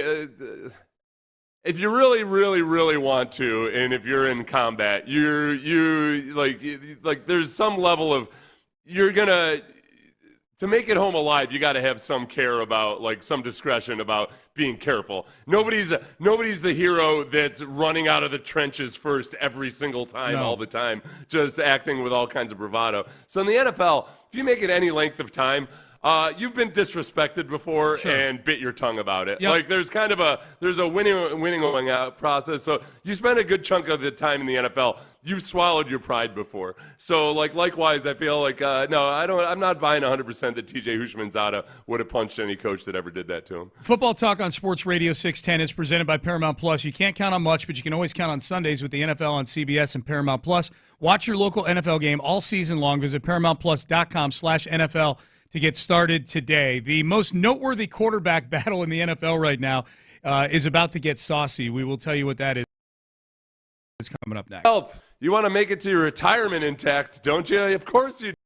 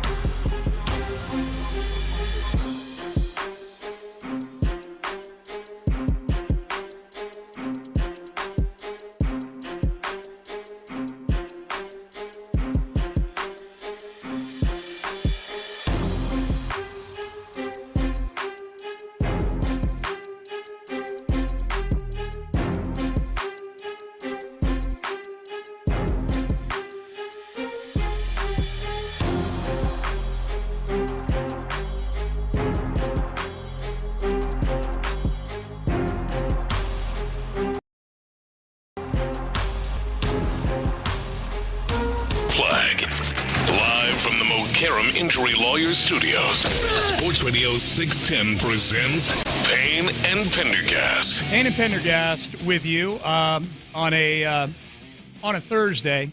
Kevin Stefanski, the head coach of the Cleveland Browns. So the Browns, we know, are starting Dillon Gabriel.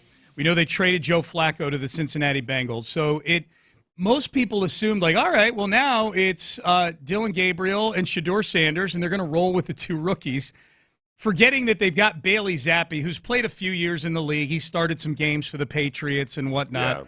Yeah. Bailey Zappi is on their practice squad.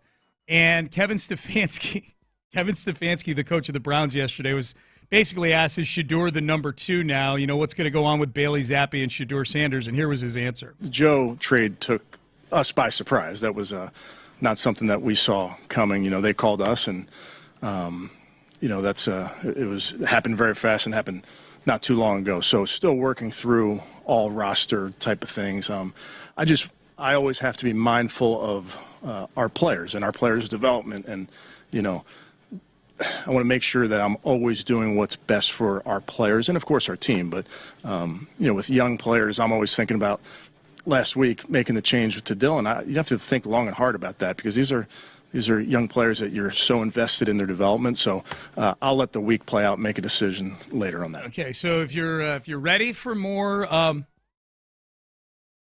just know that Bailey Zappi might leapfrog him. And the rumors are, Seth, that Bailey Zappi, it seems like that's where the possession arrow is pointed right now. Oh, boy. Is that Shedeur is going to stay the emergency quarterback. Man, I don't know if I've got the capacity to deal with all this, man. I'm just it's a warning label for you. I'm just letting you know that, like, this may happen. I wish this was all happening on an organization that had more credibility than the Browns. I feel like if this were happening somewhere where they had a history, like Green Bay back when, you know, or Green Bay in general, they've got a good they've had a good history of taking backup quarterbacks, drafting them, developing them, all of that. Obviously, for the last three quarterbacks they've had, like all of them were guys that had kind of check marks against them at some point. So the Packers have a pretty damn good reputation for the way they handle quarterbacks. No doubt. I wish it was happening in Green Bay, where at least you could say, well, look, if the organization feels like Shedeur is not ready to play yet, then all right, trust them. It makes sense. Yeah. Where now, there's a part of me that wants to say, look, I guess Stefanski knows what he's there every day. Doing. He's there every day. You know. Yeah, he's there every day. There's plenty of reasons where I could see where they feel like Shedeur Sanders just isn't ready yet, and yet.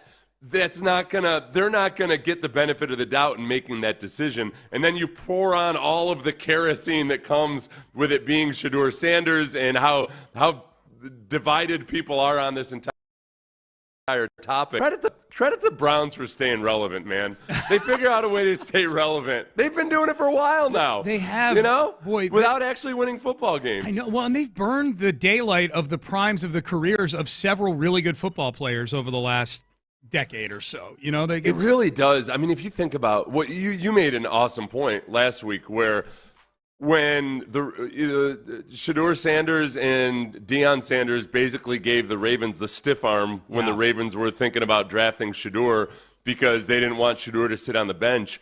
Now you're in an organization that nobody has any faith in making or developing quarterbacks or making decisions about them. And when you would have your chance to play, maybe you're actually not going to have your chance to play. And who knows? Maybe Shedeur Sanders, if the Ravens had drafted him, I think Cooper Rush was already there and he probably would have started. But he would have been in a better environment and had a better chance to start maybe with the Ravens than with the Browns. Dude, no doubt. And yes, that's where I feel zero sympathy for Shedeur or Deion or anybody in that whole circle. Is you chose this. You know, and it wasn't just the Ravens. Deion went on the Kelsey podcast, the New Heights podcast, and revealed that the Eagles had the same conversation with Team Sanders that the Ravens did. Can you imagine? Like, the Eagles are arguably the most well-run organization in the sport. And he said no to going and learning there and playing behind Jalen Hurts so that he could go to this. And you've made this point a bunch of times, and it's 100% true. I think the biggest mistake that Deion has made in some of the ways that he's handled Shedeur is that when he defends some of the things they've done or the decisions they've made, he talks about Shedeur like he's Deion. Yeah. And Deion's looking at it through the prism of, he said last week, who's ever learned anything by sitting on the bench? Like plenty of quarterbacks, like a boatload of quarterbacks, like all of boatload of quarterbacks. The only ones that don't are the ones that choose not to. Like Shedeur is not what Deion was, which is one of the best players who ever played his position. Yep. And quarterback is completely different than defensive back. Right. Should Deion Sanders have gone somewhere his rookie year where he could have sat on the bench and learned? Of course not. Right. No. But he's Deion Sanders. He's Deion. You got to stop treating Shedeur like he's you. Yeah, he's doing his son a huge disservice, man. No question about that. So if you just brace yourself, I'm kind of hoping that this zappy jumping Shedeur thing happens this week. I also think, honestly, this is the where the hubris comes in a little bit is to think that somehow turning the Colorado football program around is the same as turning the Cleveland Browns organization around. Yeah.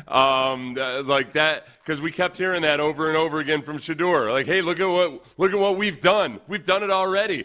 We did it at Colorado. First we did it at Jackson State. Yep. Turned that program on. Then we turned Colorado around. On to the Browns. Yeah. It's like saying you've won a few amateur bouts. This is why I totally agree with everything you just said, and this is why I don't love this angle, because what they did at Colorado was very impressive. It was like what they did in those. They were 1-11 Colorado when the Sanders family and Travis Hunter got there, and they did turn them around to where they were a competitive. They're in the Big 12 race in the final 2 weeks of the season, and they made a bowl game. That's better than anything Colorado's done in a long, long time, and because Shedeur and Deion are positioning this like they won the national championship, we have to go, pump the brakes. It was nice what you did, but ... Like it's. You know what they didn't have in Colorado? Colorado didn't have a quarterback who's sucking up a third of the cap space on the team who's not going to play anytime soon. Well, his name is now with this Joe Flacco trade. His name feels like it's starting to creep back into the conversation, but not as just not as just sort of like a tip of the hat that he exists. Yeah, I've seen a couple of the articles of beat writers covering the Browns that actually Deshaun's got these workout videos going on right now. I don't think he ever plays for the Browns again, but he is acting like he's going to play for the Browns again at some point. Deshaun I don't know. So? He tore his Achilles tendon twice, and they've made great strides in people coming back from Achilles tendons as of late. Yeah. But, man, that's a tough one. And right now, he's only – actually, the Browns have the third most of the highest percentage of cap space sucked up by their – Okay. Yeah, it goes Dak Prescott, Lamar Jackson, and Deshaun Watson. Or at least this was before the season. Yeah. I don't know exactly how much it might have changed. Yeah, neighborhood's probably about the same. But the thing about Dak Prescott and Lamar Jackson is that they're playing football this season. Lamar Jackson's definitely coming back. Right. Hey, sure. Playing football and playing presumably. I mean, Dak's at an MVP level right now, and Lamar, when he's healthy, plays at an MVP level. Yeah. Deshaun has played. Remember we went through this in the offseason. He's basically had identical stats to Davis Mills. Right. Since Deshaun left Houston, he and Davis Mills have played pretty similar football. Yes, he's Davis Mills with a more compact neck. It's just a shorter neck. All right, Payne and Pendergast with you. Where has DeMeco Ryans grown the most as a head coach? We asked Nick Caserio, the GM, that yesterday. So we'll hear from Nick Caserio on that. We'll do that coming up next. But first, I was just texting with my good friend Chris Poulos over at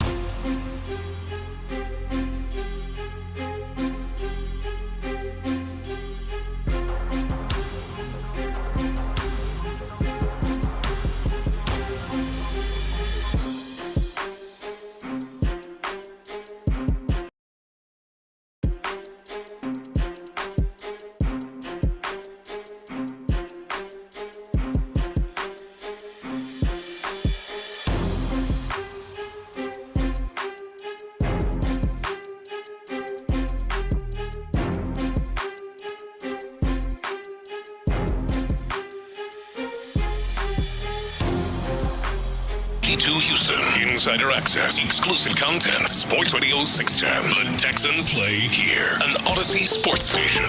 Sports Radio 610 presents Payne and Pendergast. Hey, quick text as we before we get to where is DeMeco Ryans grown as a head coach of the Texans. We asked Nick Caserio that yesterday.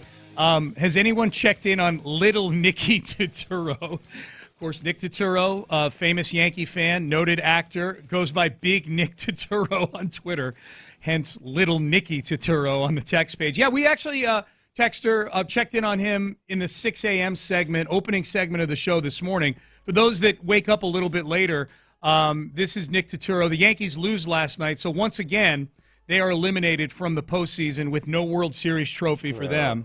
It's a sad thing. Here was so that's how that works. Yeah. Yet again, they will not win the World Series this year. Okay, that's how it works. Yeah, this is a single elimination tournament. It turns out you're done. Okay. Yeah, you're done. They lose in 4 to the Toronto Blue Jays in the ALDS. Here was Nick Turturro bumping around his house. He's literally walking around his house like a maniac while he's shooting this video. Nothing left to say. Go up and hit after a great emotional win. I thought we would have momentum, and we the bet as an offense. Judge did everything he could do. Cam Schlittler was terrific. Kept us in the game. Then a error. Of course, that's our Achilles heel. Error, always error. Couldn't get a big hit. Had men on base, 7th, 8th. Just could not get it done. Got beat by a better team. It's just very frustrating, very sad that every October, the last 8, 10, 12 years, sucks ass like this. Oh, wow. Okay. No, it's not. Depending on what your threshold is, it's actually been the last 16 years that it's been bad. Yeah. 2009 was the last time the Yankees won a World Series. So assuming, Nicky, that your threshold for what constitutes good. I mean, they made the World Series last year. The Yankees did. So I'm assuming that you want to win the World Series. It's actually been 16 years. So I hate to kick you while you're down, but that's how it goes. That's tough. It's just a real shame that Aaron Judge has finally decided to come alive in these last couple postseasons. Yeah, did in the World Series last year. He did good postseason this year, and yet it's all for naught.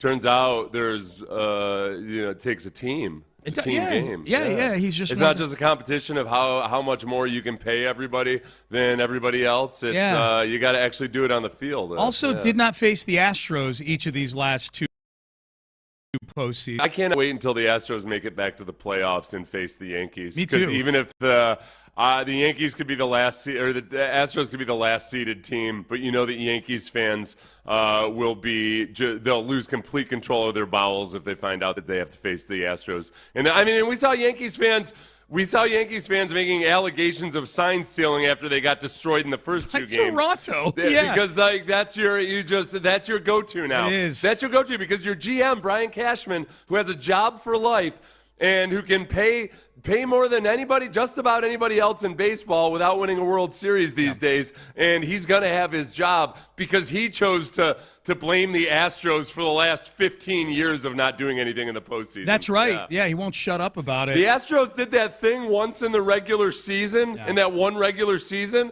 and that's why we haven't won a World Series. Yeah. Did they accuse Vladimir Guerrero Jr. of wearing buzzers? Did we see that anywhere? I'm guessing John Boy did, or somebody accused Vlad of wearing buzzers like they did with Altuve back in the day. DeMeco Ryans. They're seeing a piece of confetti on Josh Reddick's chest. Yeah. There it is. Was definitely a buzzer. There's the buzzer. DeMeco Ryans, head coach of the Texans. We had Nick Caserio on yesterday, GM of the squad. Crepe paper buzzer. Yeah. Of the squad. And we asked Nick Caserio, where you've been working with DeMeco now. You're in your 3rd season with him. Where have you seen him grow as a head coach? I think in some respects we probably have gone through this same thing. Find that balance of giving autonomy and responsibility to others. Ultimately, like, we have our hand in everything, but sometimes there's maybe a time where you pass something off to someone else, and it gives that individual or people an opportunity to grow. And that just comes with time and just trying to figure out the balance. And then how do you want to allocate your time and resources on a day-to-day basis? D'Amico on the coaches show this week, it was cool because he talked to Mark and John about this a little bit. Was talking about, keeping the pressure on his coaches to be sure that they're doing the drills to, fix issues that there are or anything. And I think for D'Amico, a lot of that transition has probably been towards like, all right, yeah, I can't just... I gotta bite my tongue and not step in and try to coach a player in this drill. I got to be coaching the coach. Yes. And that's how you become a really good head coach, is coaching the coaches. I loved watching Belichick coach his coaches.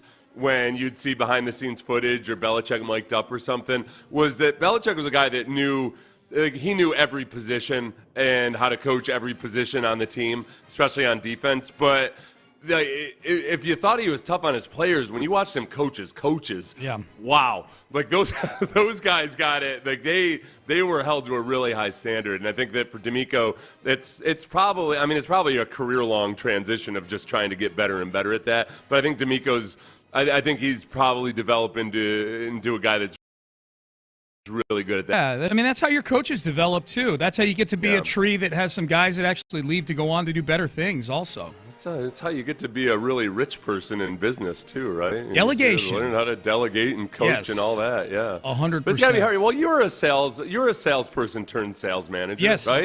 It's got to be tough. When you just want to jump on the call like Leonardo DiCaprio and show everybody how it's done. You got to be like, no, I can't get on the call and dupe this person into buying some penny stocks. I was thinking, I didn't want to make it about me, but I was thinking that exact thing as I was listening to D'Amico. That was a big thing. As long as you brought it up, when I got promoted to area sales director, which is like a sales manager, it was really hard for the first 3 or 4 months for me to go, well, I'll just fly in and we'll go close the deal, with the sales people. I'll just fly in and we'll close it. And that, you close the deal, so you're making your money and whatnot, but the salespeople that are working for you aren't getting any better. And then VP of sales, you get bumped up another level, and now you got a lot of people you got to make sure can do their jobs properly. Somebody else who is kind of like you in terms of personality and skill was Michael Scott.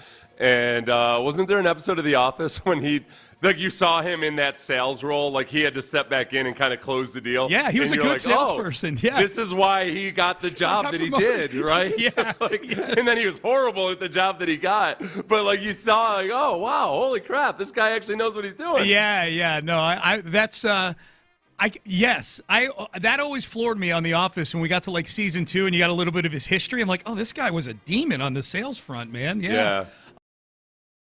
I was a better manager than Michael Scott at the director level. The VP level, I was not great at. Salespeople are fascinating. Yeah. I know this from afar. You know it up close and personal. There's so many incredibly good salespeople that are if you know them in actual life, you're like, what the hell is up with this guy? Yep. I cannot stand being around this guy. But then you see them in their role, and you're like, oh, my God, they're eating out of the palm of his hand. It's crazy. The disconnect between kind of their sales personality and their real-life personality is weird. We would have, and a lot of our company does this here at Odyssey. A lot of companies do this where their highest-performing salespeople, like the ones that make 150% a quota or more, get sent on a trip somewhere, really nice, to Hawaii or to Puerto Rico or whatever. And you just 4 days of celebration, and they all get their awards, and you get to bring your spouse, and you get all kinds of nice things.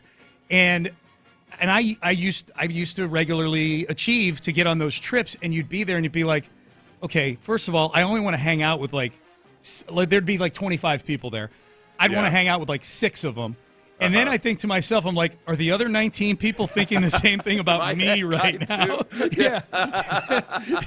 Because you're totally right. It's oftentimes it's a personality that just in regular social situations can be a bit much. But in a sales situation is just like nails. That's the old saying. If you're on a bus and you only spot 5 weirdos, you're the 6th weirdo. Yeah. You are the sucker. Oh, that's great.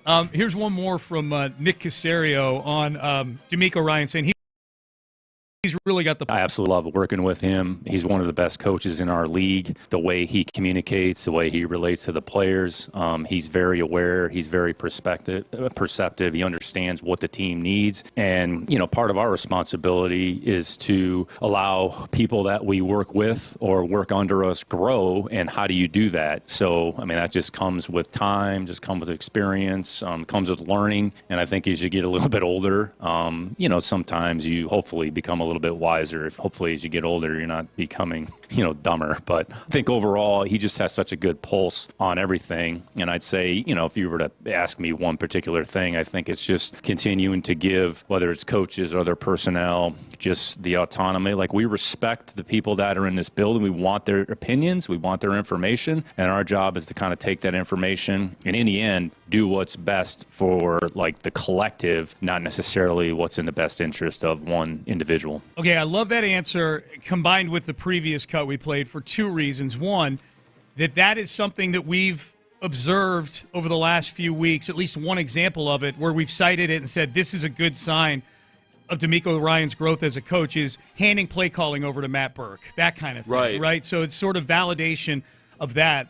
And the organization will not. Nobody has actually tried to let on one bit that's significant. Yeah. And I'm like, man, to me, it's just on game day, it might not be significant, but I think symbolically, it's significant for DeMeco Ryans as a head coach. I think I've been thinking about that probably more than it's worth thinking. Part of it is that because if DeMeco kind of realized last year after firing Bobby Slowick that I got to figure out a way to make this transition into being able to spend time with the offense if I need to spend time with the offense, maybe he did it so gradually and made it such a part of the process that it genuinely didn't feel like a big change to those guys. Yeah. The play calling is always interesting. On a lot of NFL teams, it is play calling by committee.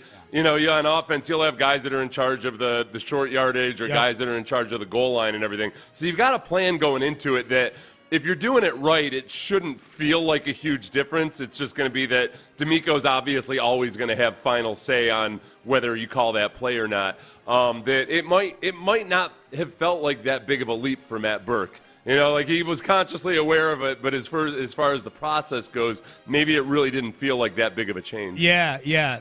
So that's number one for me. Number two, I think as Nick is answering this, and he kind of alluded to it at the beginning of the first cut we played, about how he and DeMeco have gone through some of the kind of the same things and growing in their roles. But I think back to Nick's first year here as the GM, where it felt like he was way more involved in the game day, the tactical, like the game day operation. We heard about the headsets in the coach's booth and things like that. Yeah. And that may have been out of necessity because of who the head coach was as much as anything. But I wonder if Nick, as he's answering that, thinks about himself maybe backing away from a few things and trusting coaching staff, trusting personnel, trusting the staff. Yeah. Well, and especially in the organization, once he got with DeMeco, that might have been just there's a trust level there that, okay, I feel like he's 100% got this. But would have also needed, that's a tricky thing for Nick, because he's been in different roles where, in New England, sometimes he'd be on the headset, sometimes he wouldn't, sometimes he was a position coach, other times he's in personnel, was kind of working with DeMeco, but also being a guy he'd been on the business or coaching or personnel side of the NFL a lot longer than DeMeco.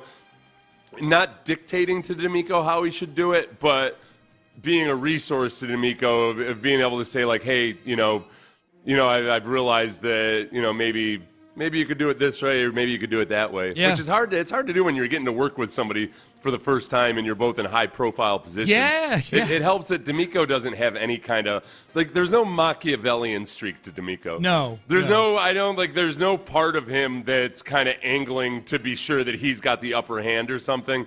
I can say that with 100% confidence. That's just who he is. Yeah. So that makes it a lot easier there, where if Caserio, even though Caserio and O'Brien had a previous relationship, O'Brien's wired differently than DeMeco. No doubt. O'Brien's got a little bit of that Machiavellian side. O'Brien, there was that quote that O'Brien basically said he was trying to get fired that one season. 2017, yeah. Yeah. So it just, DeMeco doesn't have that, so I think the trust level between those two it was probably a much smoother transition than it is with a lot of GMs and head coach of the first. I agree. That's a good point. I totally agree with that.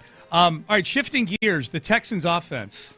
Seth, I'll let you set this up because this is you and Cecil chopping it up again here. You guys do good work, man. Yeah. Yeah, this is I've lost myself in the show prep, and I know which part you're talking about.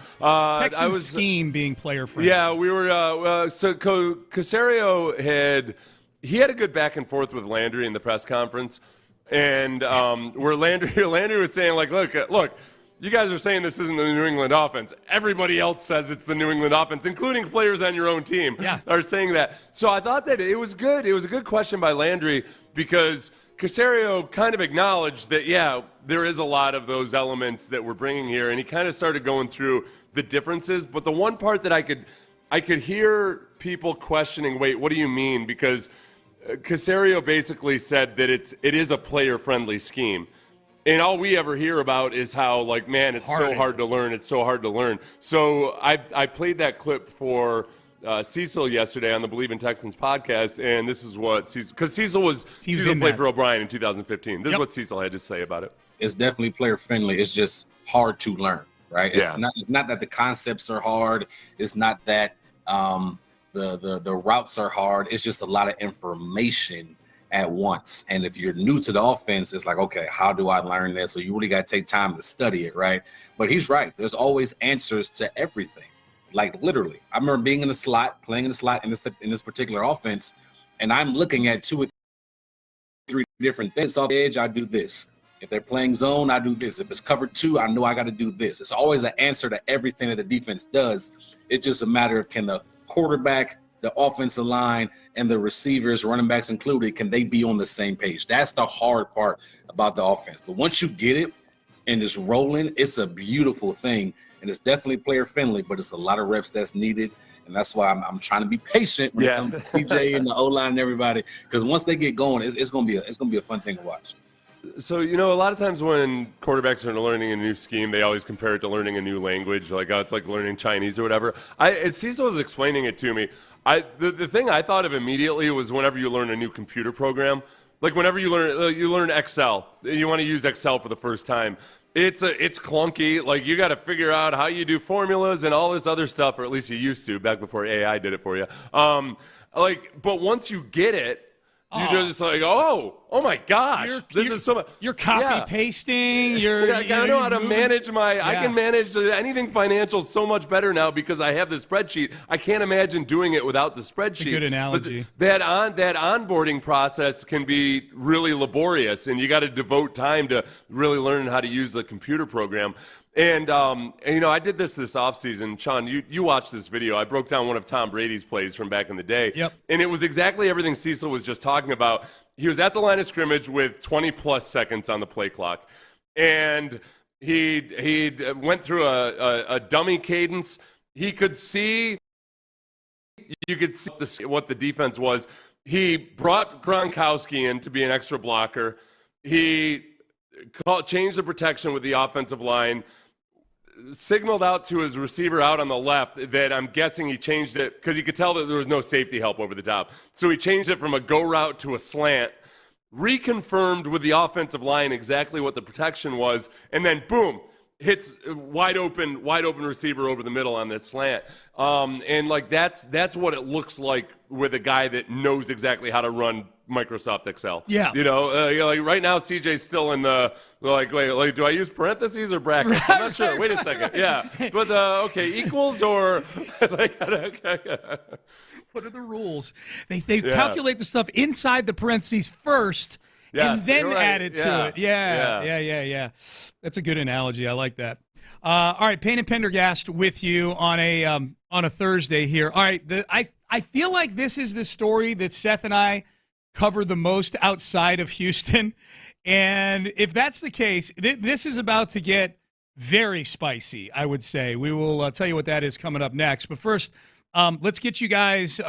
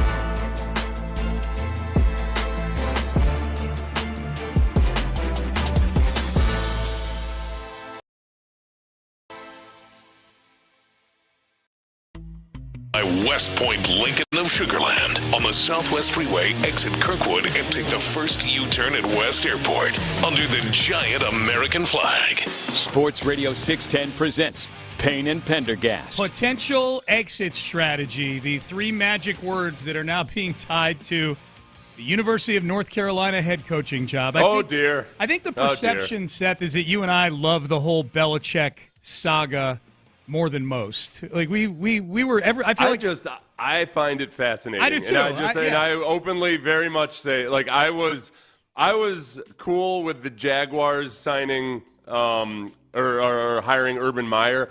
Not because it had nothing to do with them being in the division or anything. I just wanted somebody to run that experiment. I didn't want it to be the Texans, but I'm all for just taking a wild flyer, doing something that most people won't do, and seeing if, hey, run it up the flagpole and see if it flies. And with Urban Meyer, it ended up being a much larger disaster than I thought it would have been.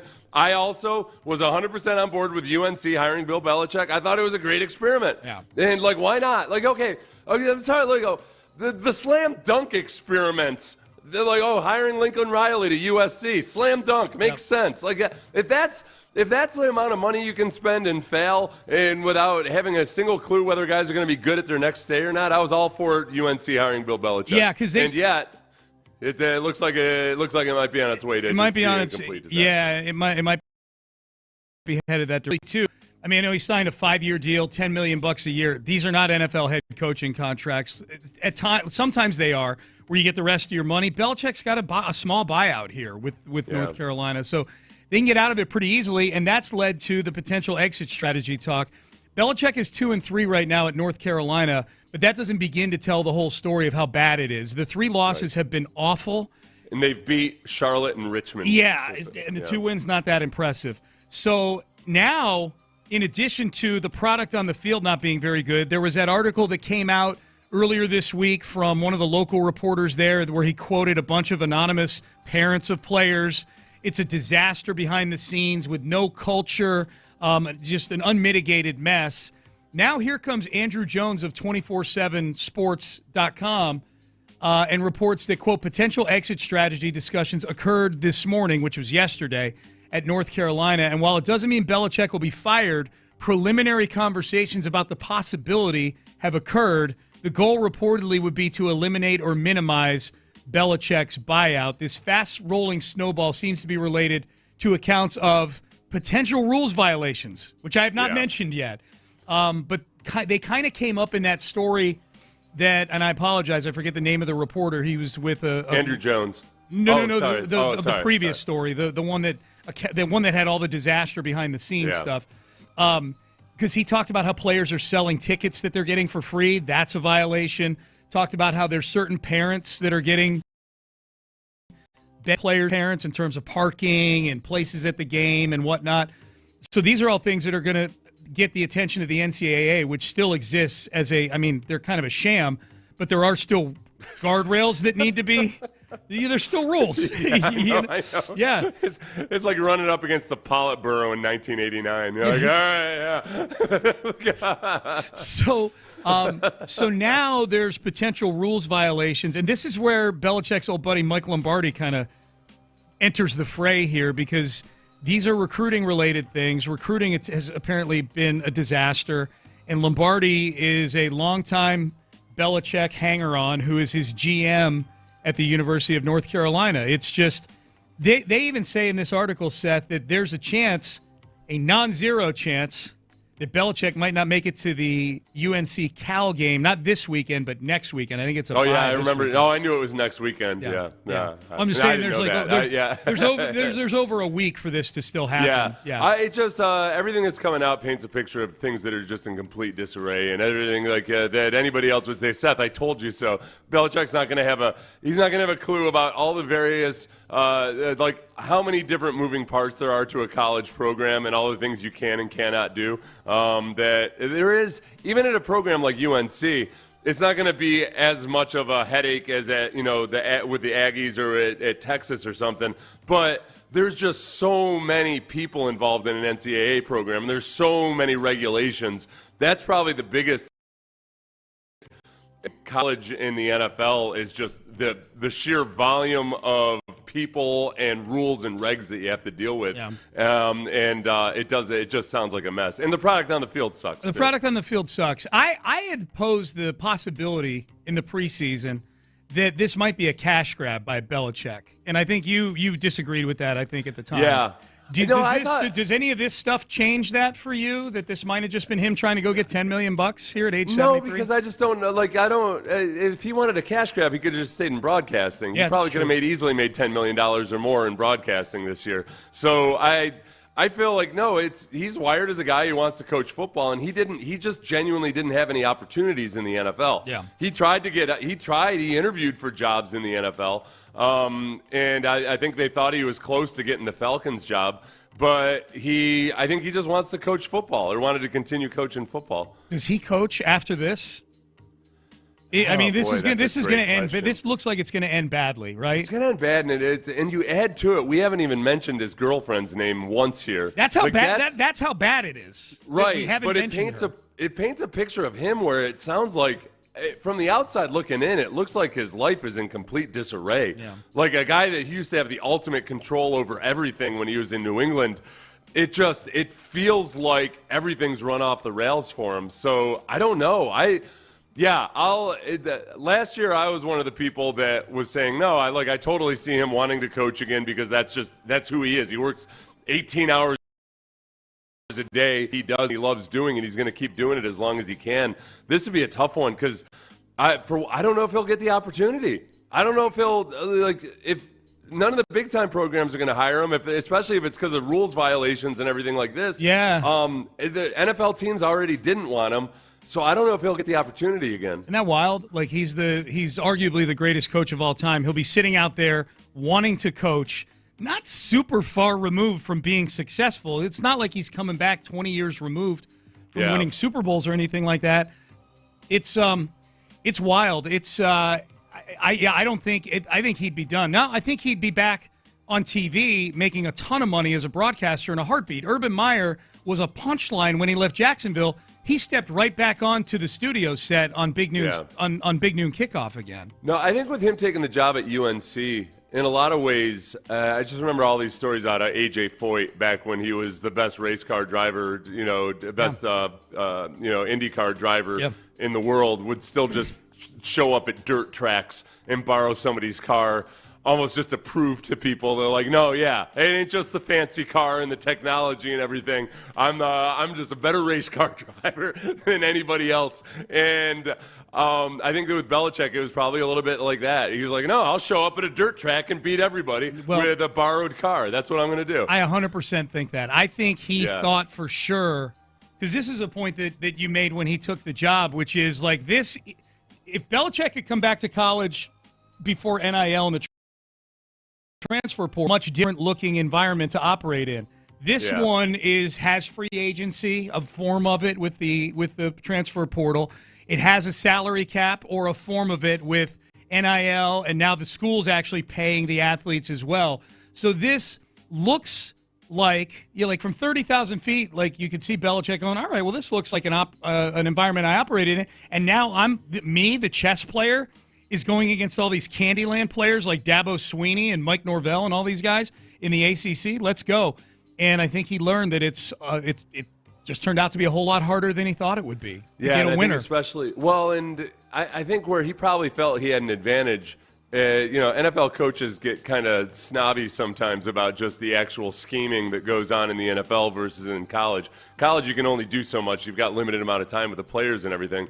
And I think maybe he found out it's not so easy to be brilliant with your scheme when you're dealing with college kids who are transfers and everything else, and you got to put everything together while you've got limited number of hours per day with them. That all right, maybe this isn't as easy as I like to think it was up in my ivory tower all those years. Yes. All right, so there you go. So we may get a Belichick firing or a mutual parting of the ways at some point here over the next 8 or 9 days. We'll see. All right, Payne and Pendergast with you here on a Thursday. Hey, man, when someone gets wished a happy birthday on social media, and I'm talking to you Texan fans out there, either say happy birthday or just don't say anything at all for 24 4 hours. Coming up next. I'm intrigued, as you guys should all be intrigued by underdog.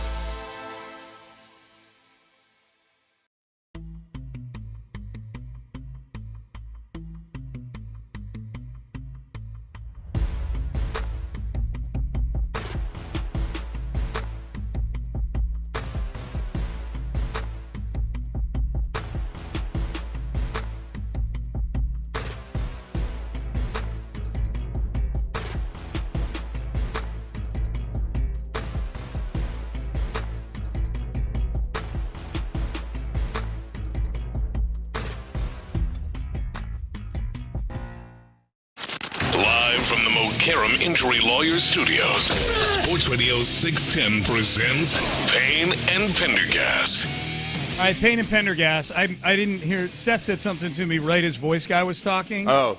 You said, I don't get so-and-so. I don't get Selena Gomez. The new season of Only Murders in the Building is out, so we started watching that, and I just don't get her as an actor.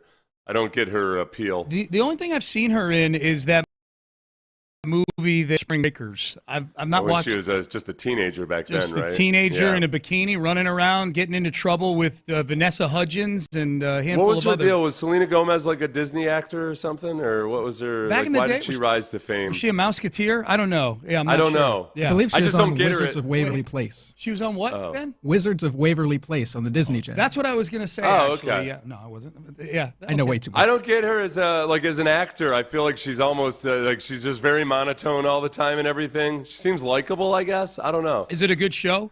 It's a good show, but because of Martin Short and Steve Martin, and she's it's that like, show. Okay. Yeah. And I like the dynamic. It's like she's a young, she's a 30-something, single woman, and it's a big contrast between Martin Short and Steve Martin, and that part of it is funny and everything. Yeah. And I like the show. She doesn't ruin the show for me or anything, but there's a part of me that's just so like, her.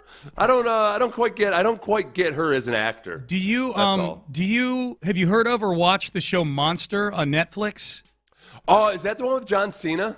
I don't know if John Cena's in it. The only reason I'm bringing it up is I saw Johnny Harris yesterday. I was down at the stadium and saw him. His daughter who's an aspiring actress in Hollywood right now, got a role on that show for an episode, on episode 7. He showed it to me. It was she did a tremendous job. Yeah. It's about what was her role?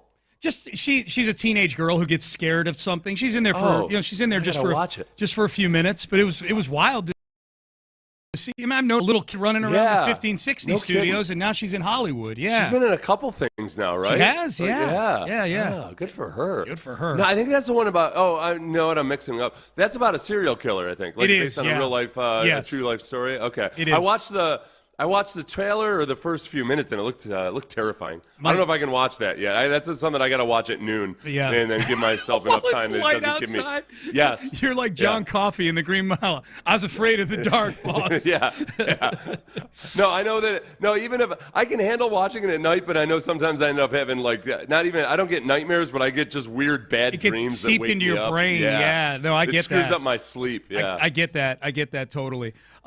So the Texans social media account, by the way, top of the hour, we did report cards yesterday. We did not include Nick Caserio in the report card segment. So I've got best moves, worst moves so far for the Texans 5 games into the season. So we'll do that at the top of the hour.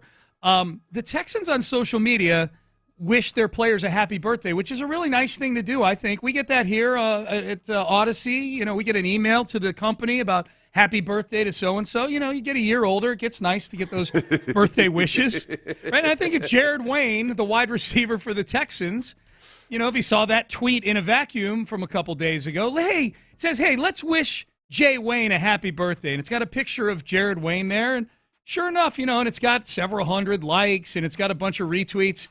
Some of you may not remember, Jared Wayne was in the unfortunate spot of diving for the same ball that Tank Dell caught game in Week 16 last year.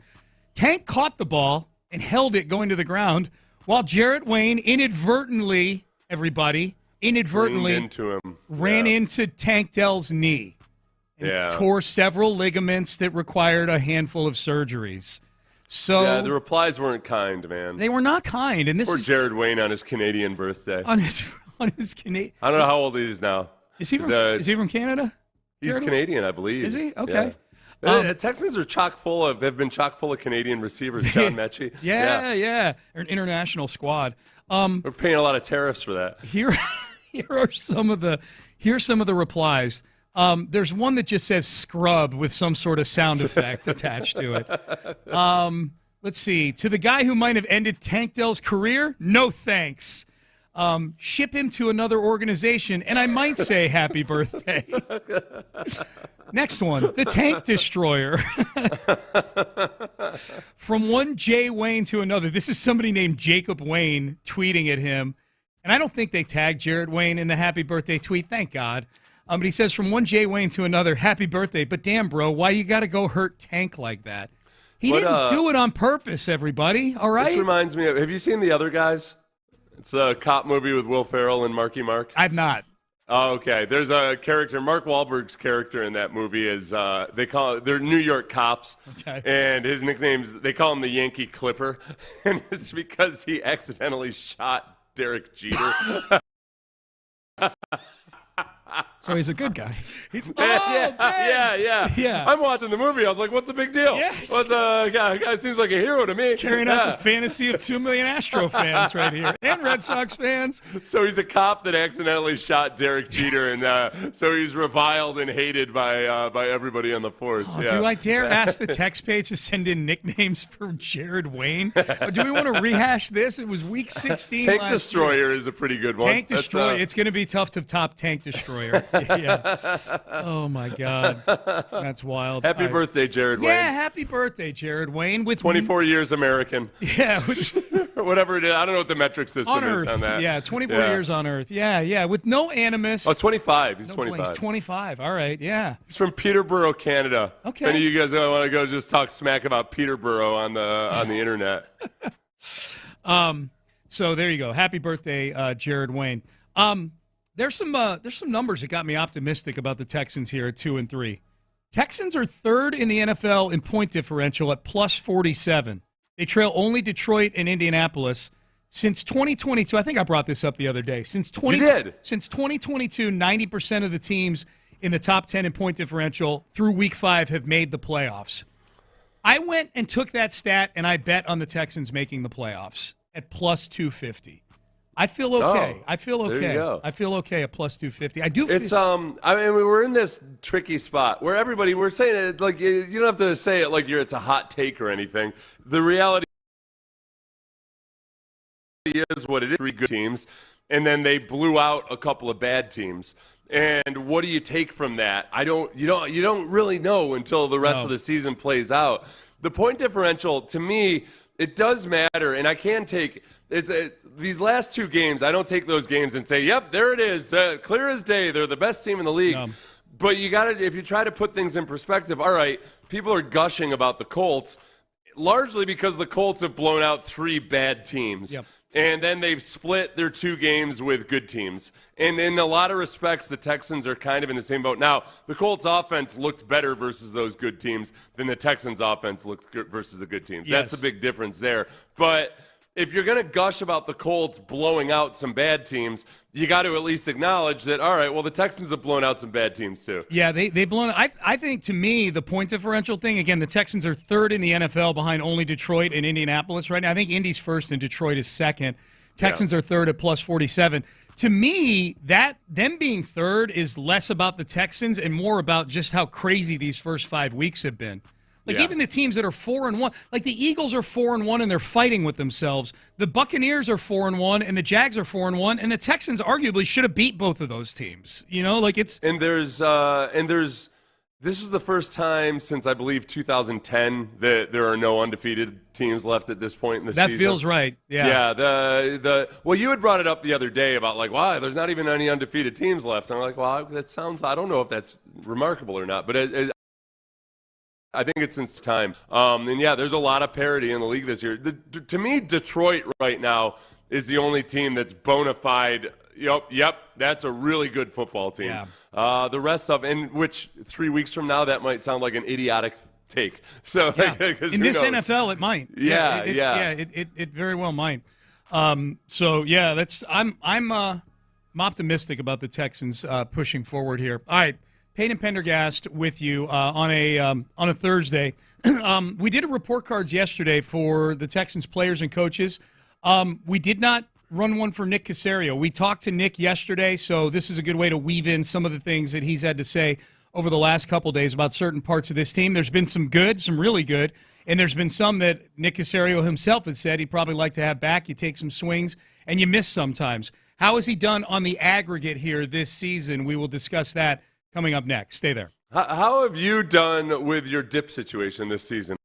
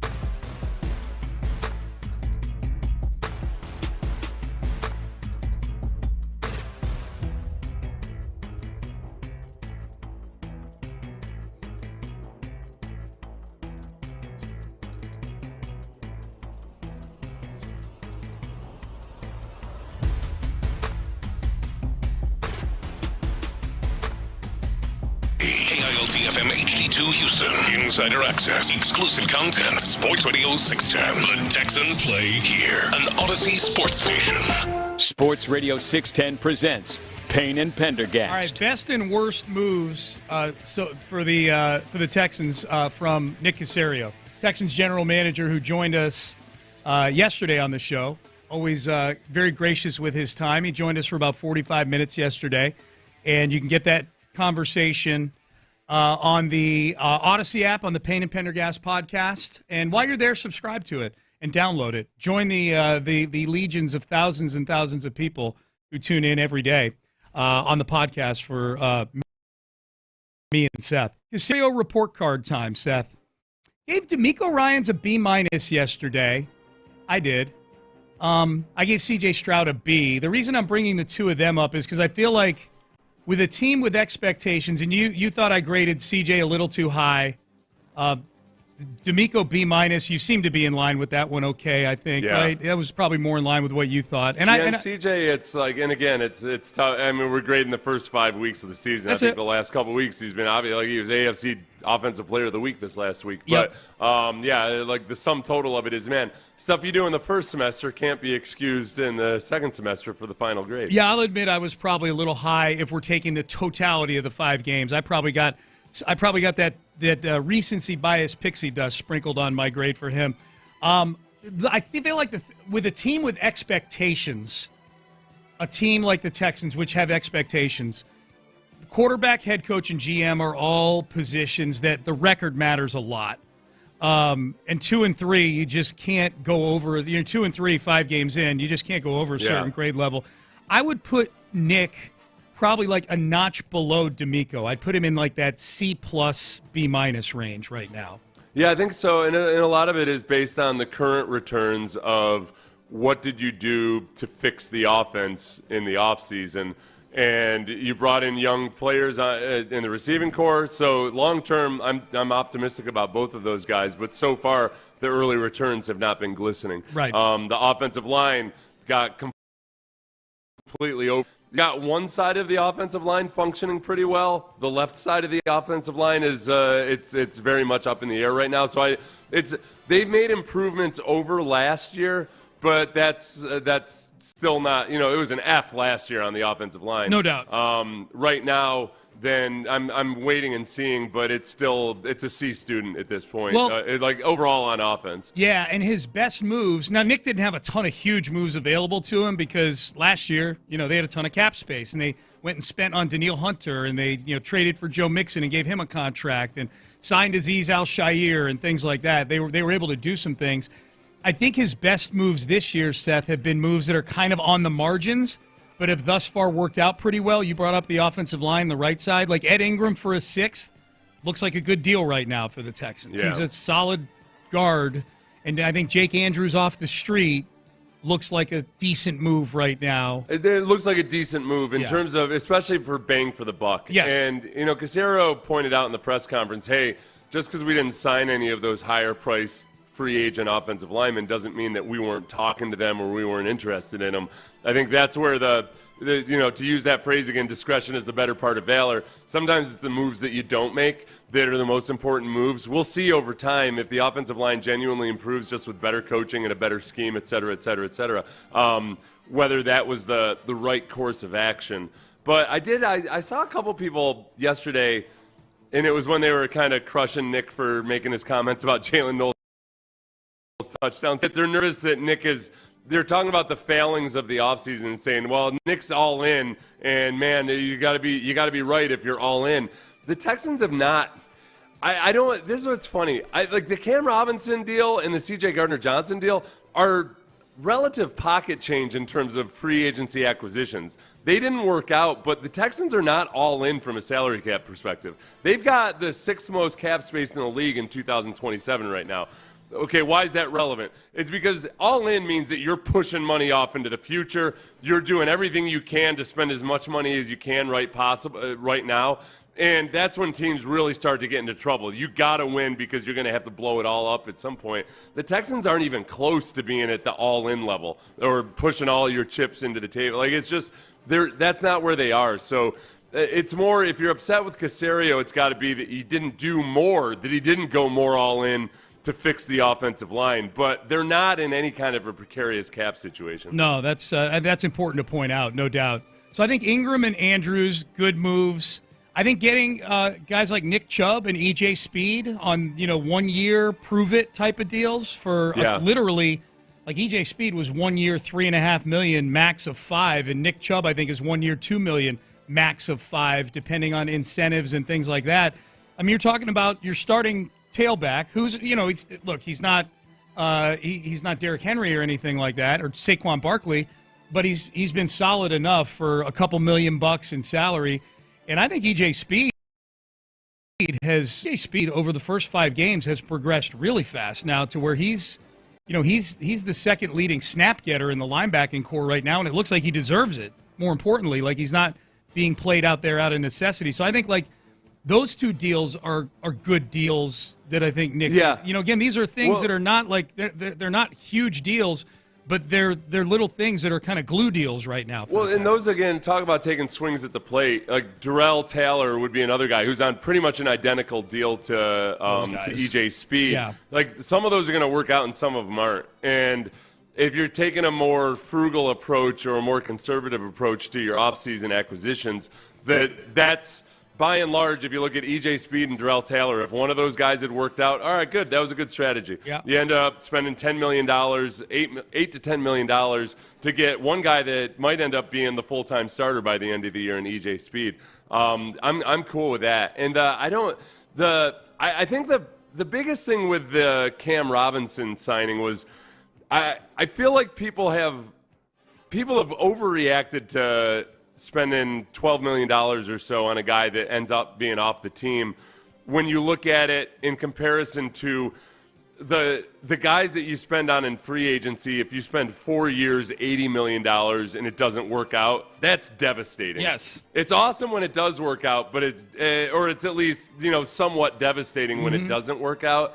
That I'm okay with deals like that not working out. You don't want to see it often. I think the annoyance comes when left tackle is still a big issue early in the season. Great. We feel good about Ariante Ursary. You know what I would have felt better about is a bridge tackle playing there competently for the first half of the season until Ariante Ursary is genuinely ready. And that's they theoretically could have won if the Cam Robinson trade is better, then they might win those first 3 games. Yeah. Like it was enough of that close of a margin that if you got somebody you can trust at left tackle, then maybe you're doing okay. Well, even more acutely, on the first 3 games, you could have won the game. C.J. Gardner-Johnson. I think if Texan fans were power ranking the moves that they disagree with or the bad moves that Nick made, I think C.J. Gardner-Johnson would probably be. I think it'd be a close race. Maybe I'll put up a poll. Between C.J. Gardner-Johnson and Cam Robinson, because some of it's PR. The Texans, I think, did a good job of letting key media members know exactly where C.J. Gardner-Johnson messed up, to where now, like, the story with them cutting him is not only the bad stuff behind the scenes, but, hey, look at these 3 plays, one in each of the losses that C.J. Gardner-Johnson messed up. And, it's probably not a coincidence that the safety play has looked better with M.J. Stewart, a guy who's a veteran who knows where to be out there, that it's looked better. It's against 2 bad teams also. Well, but this is always my argument, too, with, overspending on the offensive line. Like, more times than not, it's not worth it in terms of you don't get the best version of a player that's awesome and everything. But it does give you immediate viable depth. If you spend more money for an offensive tackle that maybe he doesn't end up being that great or whatever, that at least you're not in the position of having Ariante Ursary out there and playing as poorly as he did the first few games in the season. I mean, these are things that, there's going to be growing pains with a young offensive lineman, but sometimes those growing pains dig you a hole that you can't get out of. Yeah. If you're 0-3, if Lamar Jackson's healthy for that 4th game, I think there's a chance the Texans don't win that game. Like a much better chance they don't. And all of a sudden you're 1-4, partly because you've got this rookie offensive lineman who's going through all these growing pains. Yep. This was Nick Caserio talking about the offensive line. This was from his press conference the other day, where I think that's the other thing too, Seth. Like you look at, C.J. Gardner-Johnson didn't work out. That's costing you money. Cam Robinson didn't work out. That's costing you money, cap dollars. To your point, is it devastating cap-wise? No. But you start to add up several things that aren't devastating, and it becomes one big devastating thing. I think the jury is still out on the overall approach that Nick took to the line, trading Tunsil, bringing in the cheaper alternatives. Now, this was Nick when he was confronted with this at his press conference the other day, late in the presser.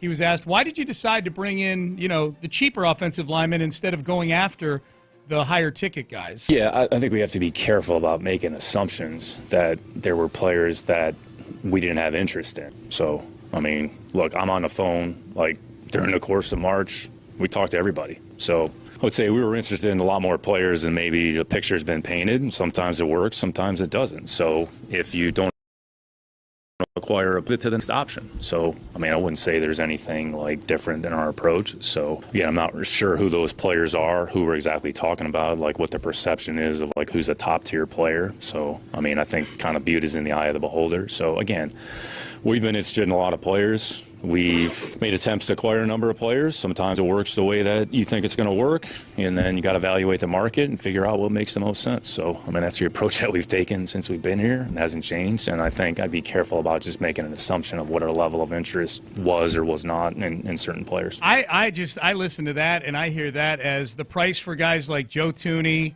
and Dahlman, the center who signed with the Bears.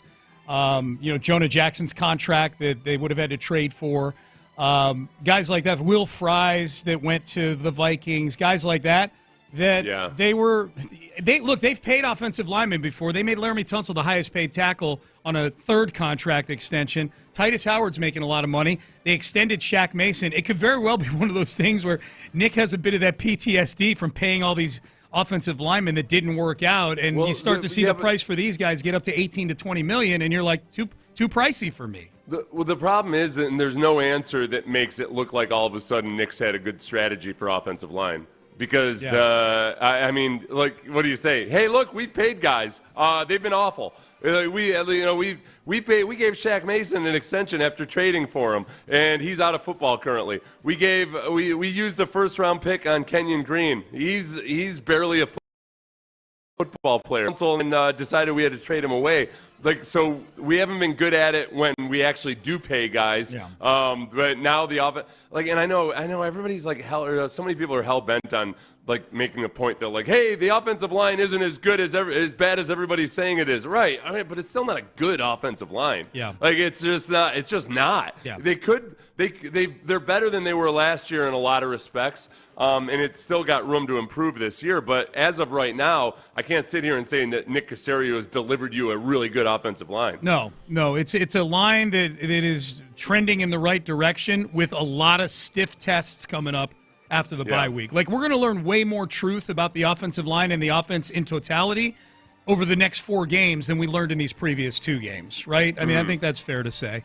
Yeah. Over the next 4 games, we'll have right now it's just really hard to separate the good from the bad in only 5 games and with just having played a couple of really bad defenses. But I do think they have improved, and they're doing some things better than they were doing last year. It's just you gotta prove it versus better competition. Yep. People weighing in with their grades on Nick Caserio, GM. Caserio did so well unloading Deshaun Watson, he has a 10-year pass from me. That's a texter. I think Nick's grade's got to be at least a C. If you think about it, everything done in free agency was pretty much a bust. It cost them a lot of money, and they got nothing from it. This year, did it cost them a lot of money? I don't know. It really didn't cost them a lot of money. The year before they spent, and that was out. Right, those guys are still on the team. Yeah, they didn't. They really didn't spend a lot of money in free agency this year, unless I'm forgetting something. No, it was the year before they spent a boatload in free agency. Well, and if you include the trades, the Stephon Diggs, you include that as a trade, or Joe Mixon. I kind of all lump that into off-season moves. They spent a lot of money in the off-season. This year, the moves didn't work out, but they weren't the kinds of moves that hurt you moving forward or hurt you on into the future. Yeah. Someone says on paper CJ Gardner-Johnson was a hell of a deal. I think what they're referring to there is the fact that you only gave up Kenyon Green to get him. And that may very well be true. I would point out that Kenyon Green getting drafted in the first place was a reason why Kenyon Green was available in a trade like that. It just hadn't worked out with Kenyon Green.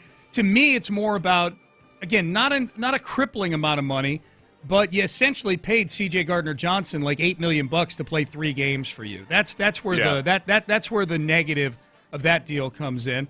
It was between those 2 players, Cam Robinson and C.J. Gardner-Johnson, you give up about $20 million for guys that aren't contributing to your team. Yeah.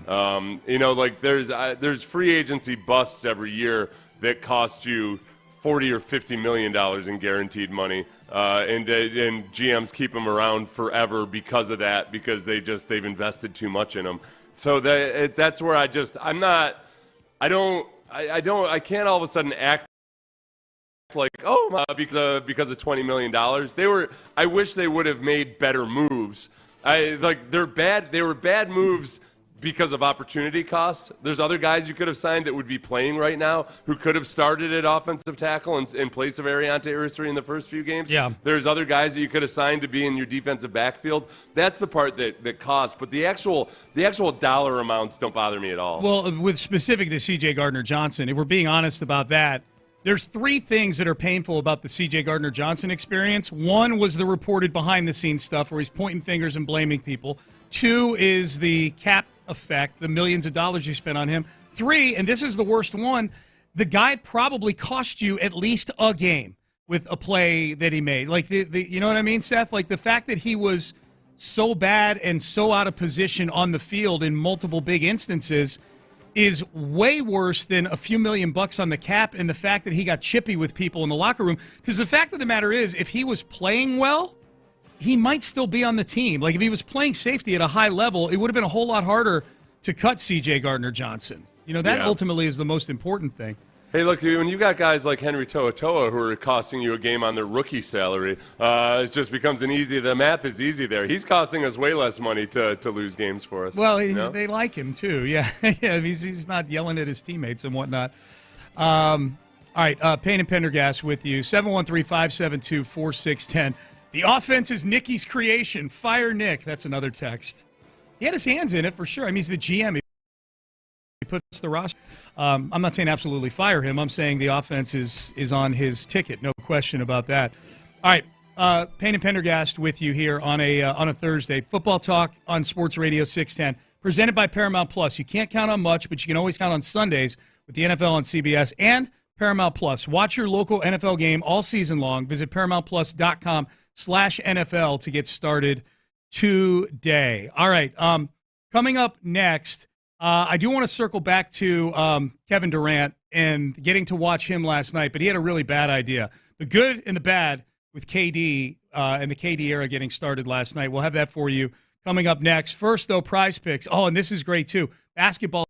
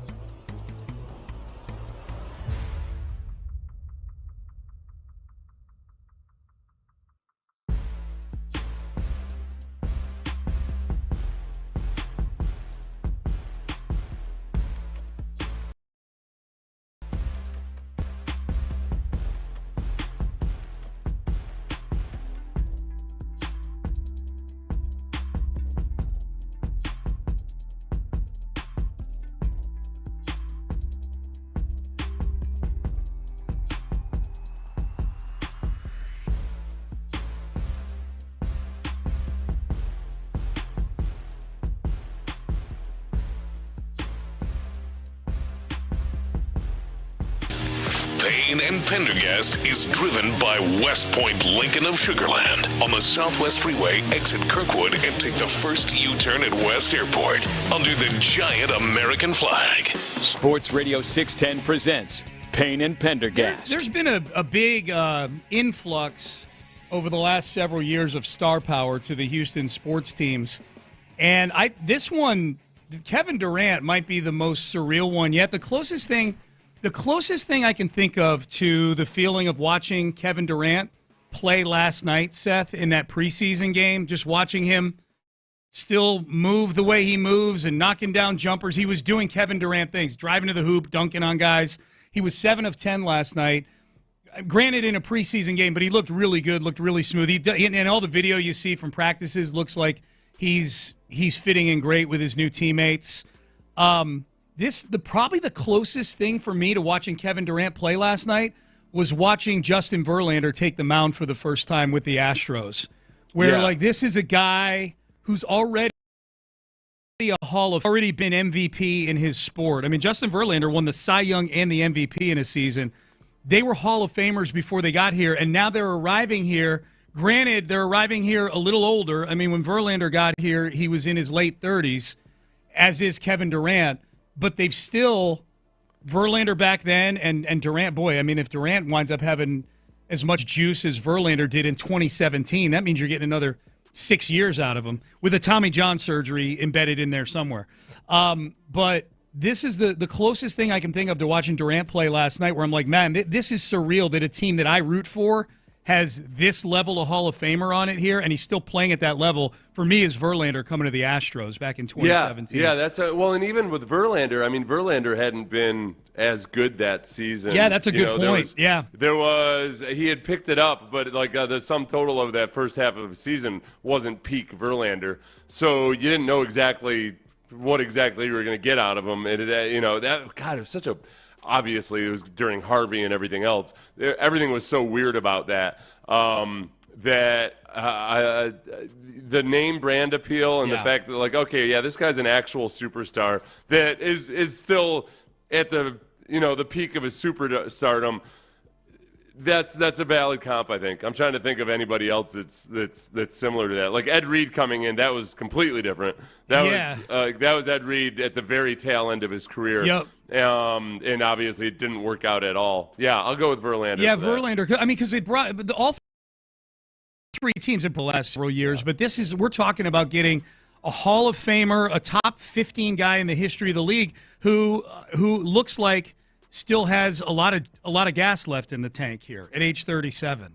It's and because it wasn't a surprise and it didn't creep up on you in the middle of the season or anything, it's different than Randy Johnson. But is that maybe like the most valid comp of because there's also they're about the same height. That's true. There's something there is something larger than life about it. Yeah. Relative to their sports. Yeah. Randy Johnson's even taller than Kevin Durant if you're comparing sports. But yeah, there is just this huge name superstar who comes in and is literally larger than life because they're really tall dudes. And it gives you a burst of confidence and excitement that you weren't even anticipating. Yes, because it was still really right up until the last moment there were a lot of people that were skeptical that there's any chance in hell that the Rockets were going to get Kevin Durant. Oh, for sure. So yeah. that part of it wasn't a complete ambush, but there was a lot of hesitancy to really to latch onto the hope of it. The Randy Johnson one was more out of nowhere than those other two guys, but the feeling I'm talking about,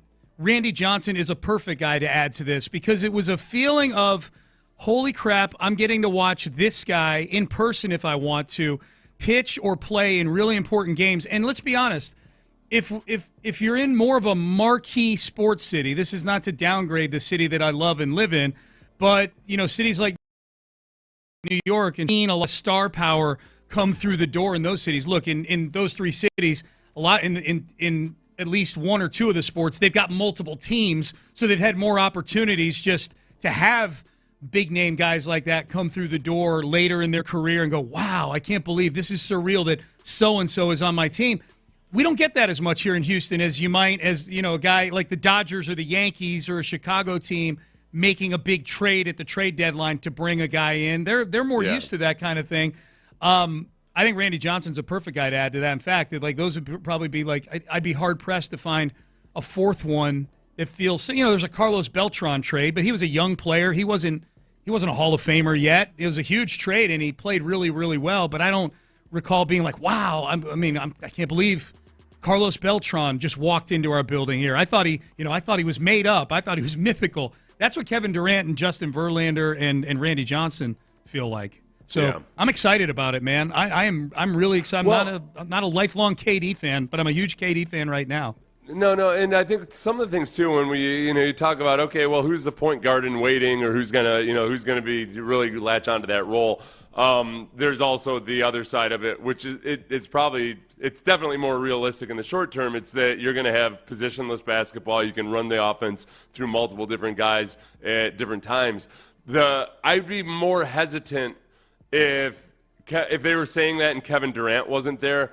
I'm not saying that Kevin Durant's going to, basically be like a second coach. A lot easier to do that stuff when you have a playmaker who's also a high IQ playmaker on the floor and can do all that stuff and help be a part of all of that. Because it's not like the offensive wizardry is not the calling card of Udoka. And so it feels like between the coaches and the players on the floor, you're going to be much more capable to run that strategy without Fred VanVleet than if you had multiple different offensive star players out there. I think you can run some of it through Şengün. And Şengün, it's 2 preseason games, but all the stuff we were hearing about him over in that Euro, the World Basketball, I'll call it the Euro Basketball Classic. It's the equivalent of, it's like the world. It's like the World Baseball Classic in that it's something I don't want my players playing in because it's extra play. But Şengün supposedly was a beast over there, and the 2-man game he could have with Durant here could be really, really nice. Getting a lot of names in here of surreal. Yeah, Roger Clemens. That's signing Roger Clemens. That's a good one. I wasn't here for that. I wasn't in. That was during the 6 years I was gone from Houston. But that's a good one. Clemens had a big ass. Clyde Drexler is. Oh yeah, Casario, you've got a big ass. Yeah. All right. Yeah. How's that sound? Yeah. That's all the Jalen Noel people. Clyde Drexler, that's a good one. When they traded for Clyde back in 1995. Charles Barkley is an interesting one. Because they traded for him in 1990 after the 96 season. They traded for in that deal who were both very popular players here and part of 2 championships. And Barkley was a guy that they went through to get those championships. So it almost felt like, okay, you're trading 2 guys that got you 2 titles to get a guy that you went through to get those titles. And I don't know how popular Barkley was here to begin. Charles Barkley as a player wasn't nearly as universally popular back in the day as he is nowadays as a commentator. That's a good point. Yeah. The youth wouldn't know that. Right. Right. Kind of like John McEnroe. Yeah. Yes. Yeah, that John McEnroe. He's just a lovable fun. He used to be kind of feisty, right? Very similar. People hated John McEnroe. They did. Some people loved him. Some people hated him. A John McEnroe reference on our show. Good job, Seth. It's the first tennis we've talked in, I think, the 7 years we've been together. Yeah, good job. That was some hardcore tennis talk, wasn't it? Yeah, John McEnroe likes to fight. Yes. Hey, during the break, you heard me go, "What the hell?" And you were like, "What?" And then you said, "No, don't tell me. Tell me on the air." I'm about to tell you on the air. We talked earlier about Bill Belichick and the UNC football program crumbling underneath its own weight right now. Hard times. Once proud program with success somewhere. I don't know. A little bit. They've been, here and there. But it's not good right now. They're 2-3, and the 2 losses are 2 wins are against nobodies, and the 3 losses are to really, to genuine football team blowouts, though, not like the Texans losing by 1 score. Michael Lombardi, former Belichick associate who's worked in various short spurts around the NFL and has parlayed that into parlayed it for a while into a career as somebody that wrote books and did leadership talks and podcasts and things like that. He's now the GM of this North Carolina football program that is failing miserably. he just, and I'm not a big Lombardi guy. I think a lot of his shine comes from just being in Belichick's inner circle, right? He blocked me on Twitter. Yeah, I don't know so why. screw this guy, right? Yeah. He blocked you on Twitter? Yeah. I feel like he told. I know you told me he used to come on your podcast on the regular, and I knew he stopped doing that. I don't recall you telling me that he had blocked you, though. Yeah, he stopped coming on just because I just stopped, doing that podcast. Yeah. But yeah, I don't know. I think it was sometime after. Remember when he kind of hinted that Caserio was going to end up back in New England? Yes. I think it was something about the way we handled that. It must have been. Okay. Because I remember kind of thinking, this is just, something about this doesn't smell right. So he probably figures I questioned his credibility or something. He just posted an article 3 hours ago, how great leaders motivate the already great. And it's a story about the Ryder Cup recently. America lost the Ryder Cup. And he's talking about how golf is an individual sport. In the Ryder Cup, they pick a team captain with the authority to pick the best players and devise strategy for match play and things like that. In the end, he suggests that the Ryder Cup team may have been better off after telling a very long anecdote about how Bill Lawrence Taylor. He comes to the conclusion that maybe Michael Jordan should have been the team captain for the Ryder Cup team for America. Oh. Even though he's not on the golf, even though he's not on the team. Actually motivated them or what have you. If former NBA great Michael Jordan were the team captain, the players would have tremendous respect for his accomplishments. They would feed off his competitive drive.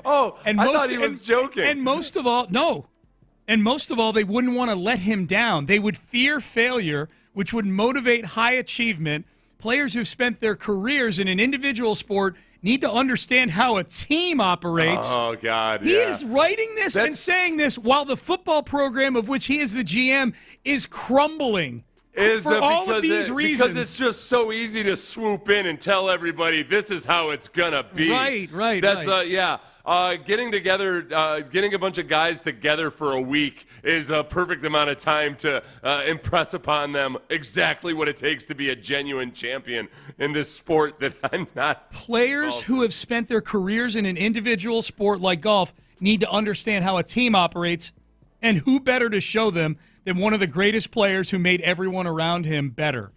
This is one of the dumbest things I've ever seen. I'm envisioning something from the movie Tropic Thunder, where you got an actual war veteran teaching Hollywood actors how to go through basic training and live in the muck and everything. Yeah, Michael Jordan as the captain of the Ryder Cup team would have made sense, according to Michael Jordan. Lombardi. Be like, this is what I know about golf. If you haven't finished a 12-pack by the ninth hole, Ralph Jordan likes cigars and gambling and beers and what are we doing? And he's played in a lot more skins type formats. That's true. No, that is true. He's played a lot more. That is true. God, Mike Lombardi, man. I got a quick question. What's the deal with Spirit Airlines? I feel like I flew once, and I remember thinking, I got a great deal, but then did they hit you with a boatload of extra charges? Yes. Okay. Did you just breathe, sir? That'll be $20. Is that what another it is? breath? Okay. $20. I was thinking about buying a ticket. I haven't flown on it since, and I couldn't remember why. I need you to fly on it because I want you to review it. I want to hear. Yeah, that's their big thing is that I've heard the service isn't great, but they charge for every little thing. So I feel like I'm getting a flight for $93, but it ends up being $250 by the end of it? Yep. Like if I want to be able to choose anything other than a middle seat? Okay. Back when my sons were 12 and 13 years old, my ex-wife flew them down here on Spirit Airlines one time. Yeah. And it was delays. It was a long day. They walked off that plane acting like we made them walk from Chicago to Houston. Yeah. Poor little rich kids. Not a great experience. Yeah. They were real rich at that time. Entry-level radio. I was loaded. Yeah. I'll tell you what I've been impressed with lately is I've flown more Southwest this year than I ever have in the baggage claim. The last couple times I flew into Hobby, my bags were waiting for me there on the belt. That's nice. It's nice. Are they generally pretty damn good with their baggage service? I think so. It's been a while since Southwest for me. We've done more United lately. Always had good experiences with them. Yeah, for sure. All right, final segment coming up here on Payne and Pendergast. We'll find out what the guys on In the Loop have going on. We'll also hit a little more Nick Caserio from yesterday. One of the best players on the Texans this year hasn't been getting a lot of acknowledgement for it. We acknowledged it with Nick Caserio yesterday. We'll do that. We'll find out what the question of the day is on In the Loop. We'll do all that coming up next. Hey, you are looking for more money in the future to be able to pay for your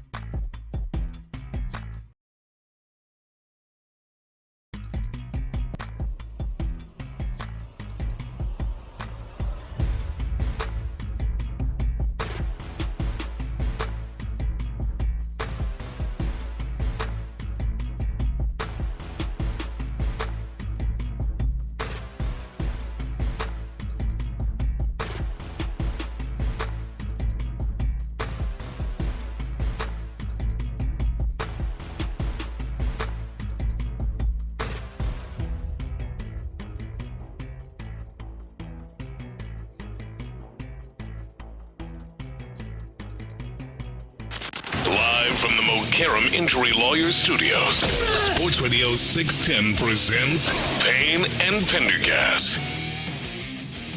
All right, Payne and Pendergast with you. We'll find out what the guys got going on In the Loop. It's Brandon Scott and Luke Morrow today, so we'll talk to the fellas in a few minutes here. I feel like a foster kid this week. Every day, a different set of parents coming in to tell me what my life's going to be like. How are we supposed to be well adjusted with all these different hosts coming in right after our show?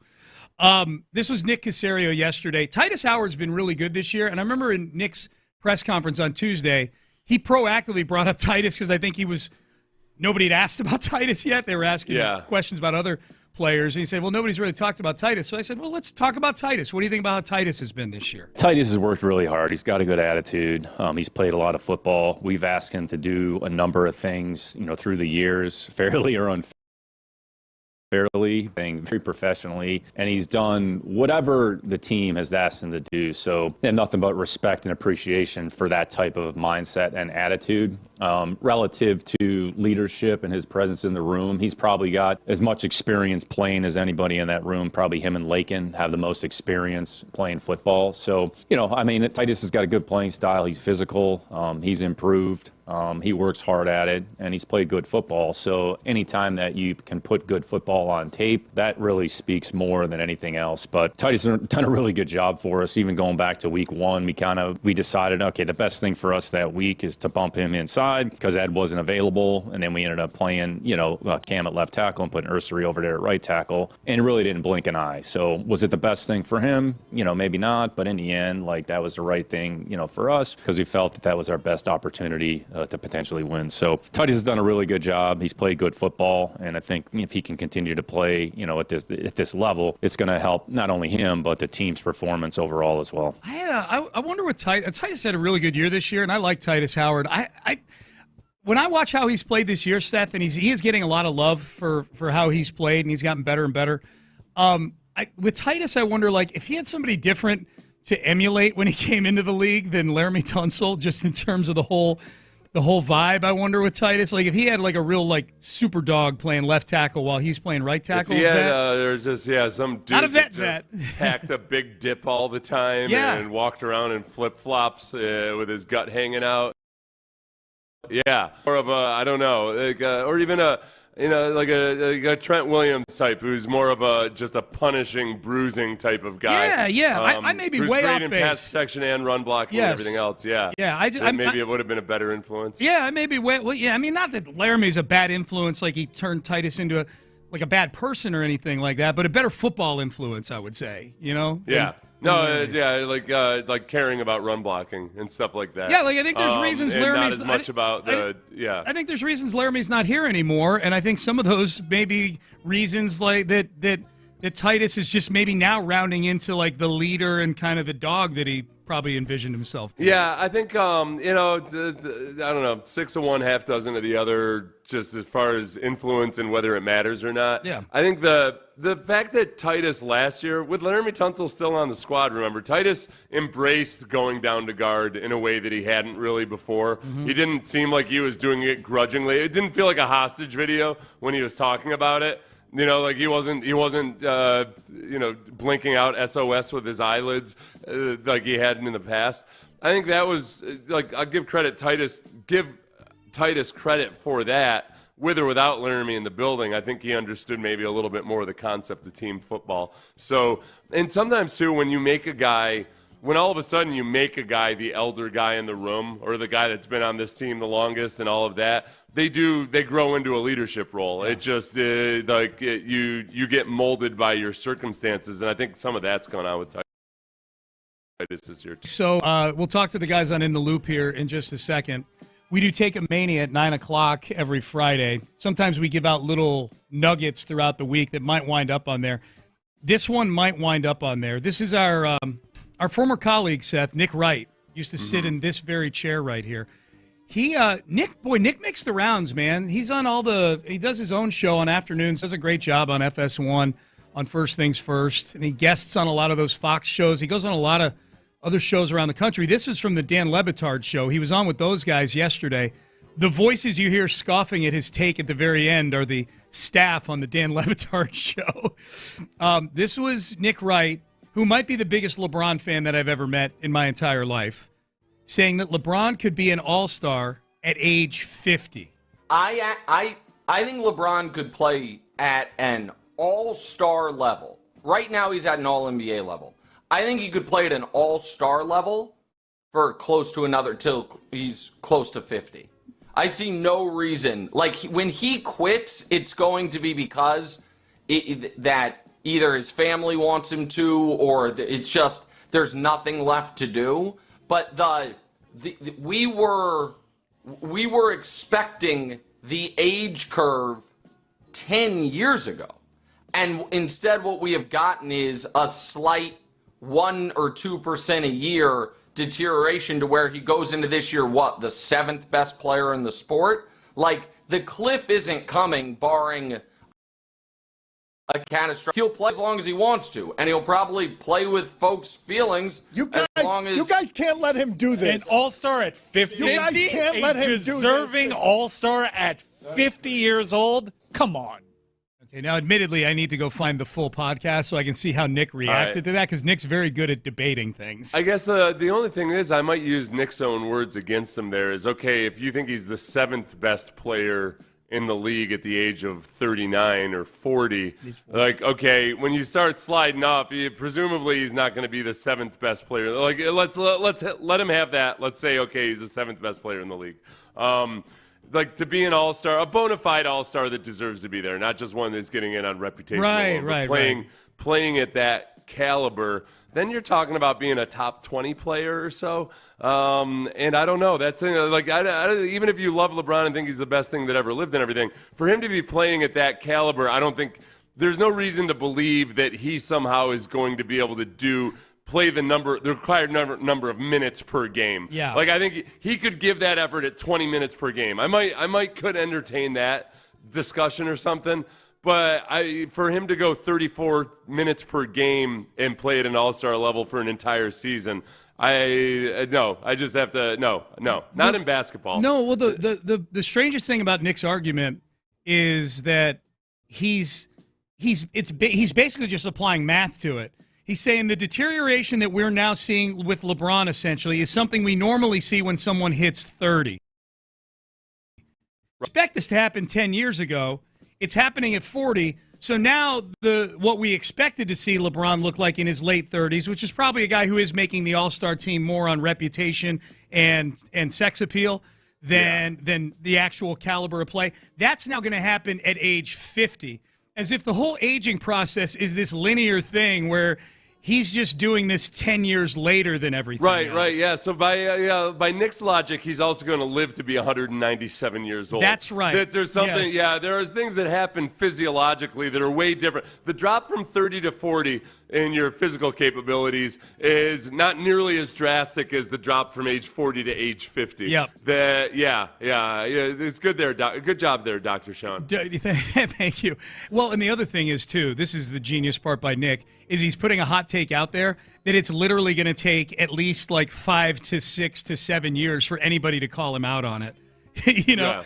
Yeah. Oh, yeah, that's true, too, yeah.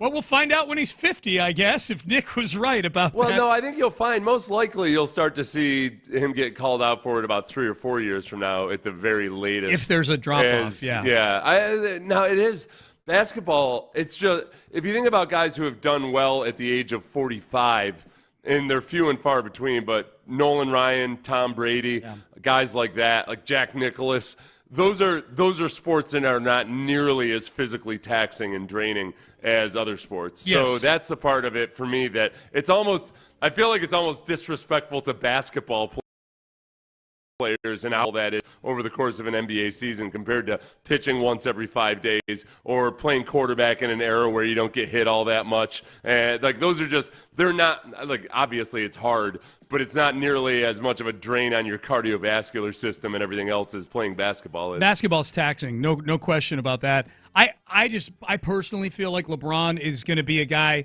who gets out before deterioration even enters the conversation, like legit deterioration. Nick acknowledged in that cut we just played that, he's not the same guy now at 40 than he was, when he was in Miami 13 years ago winning championships, or even in Cleveland after Miami. He's not the same guy, but he's still an all-star level player. And I just don't think LeBron is ever going to – I don't think LeBron's ever going to be on that hamster wheel of going to a different team.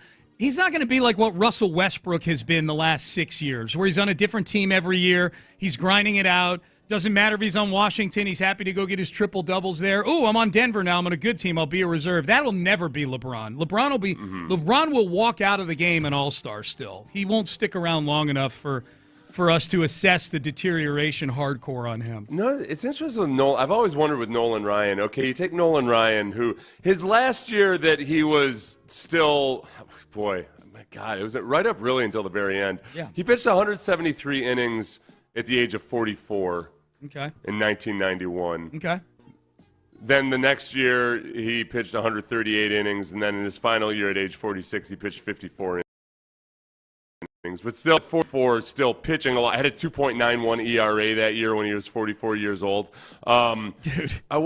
Yeah. The most amazing thing about that is he never had Tommy John surgery at any point along the that's way. what I've always wondered about him is, okay, if you take him with modern medicine, which has done such great things for the Astros players, and modern nutrition and all of that, I don't know if it would have made that much of a difference. Because for one, like Nolan Ryan was married from the time he got into the league. It's not like he ever didn't take care of his body or anything. I don't know how much different the nutrition or anything else would be. He was lifting weights before a lot of pitchers were lifting weights. So I feel like Nolan Ryan might just definitively be the pinnacle of what the limits are on what a human body can do, no matter how good an athlete you are, or no matter how good you are at your sport. So to extend that out and say, no, LeBron's going to do it in a more physically challenging sport for 6 years longer than Nolan Ryan did it, it's disrespectful, Nick Wright. It's disrespectful to Nolan Ryan, and it's disrespectful to the state of Texas. You think is what it is. When Nick sat down on the Levitard show and gave that take, he's like, I can't wait for all the Nolan Ryan fans to get angry at me about this take. That's great. That is great. Brandon Scott, Luke Morrow in for Reggie Atatula and John Lopez. Gentlemen, how we doing? Doing well. Man, he had to know, though, being somebody that's worked in Texas, he had to know that somebody was going to be the Nolan Ryan fan that came for him for this. And right? his name is Seth Payne. Yeah. That's the one. I can appreciate it. Yep. Hey, what do y'all think is the likelihood that Nolan Ryan actually pitched that whole career without Tommy John surgery? Oh, right? Like if you put Nolan Ryan in today's era, at some point they're going to make him have Tommy John surgery. He just seems like the type of guy, and from the era of, I ain't going to have no Tommy John surgery. Half of his career, Nolan Ryan had already pitched before Tommy John had Tommy John surgery. Correct, exactly. So there's that. Well, I'll tell you what. No, you know what would have happened if he played in modern times? Somebody would have been like, "We can get this guy up to 104 on the clock. Yeah, we gotta figure out a way to get his velo up to 104." Right. And yeah, he probably would have had 18 Tommy Johns because they would have just gone, instead of him having to learn how to actually be a pitcher, he would have just been pitching to high heaven all the time and burned himself out. Yep, he would have had the preemptive Tommy John at age 17. Yeah, you put the elbows. And out there pitching 120 miles an hour. You put the elbow specialist of today back there from Nolan Ryan, they would be mortified. Oh, just yeah. Like looking at his arm.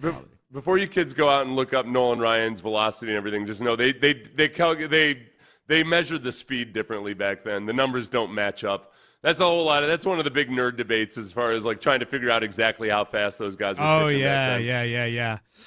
So, fellas, no John, no Reggie, but I'm sure there's a question of the day today. Yeah, some might call us Sunday's Baltimore Ravens. I'm kidding. I wouldn't put B. Scott. Hopefully we perform better than that. Get out of here. Yeah, I wouldn't insult B. Scott like that. Question of the day, because of the Yankees' latest elimination last night.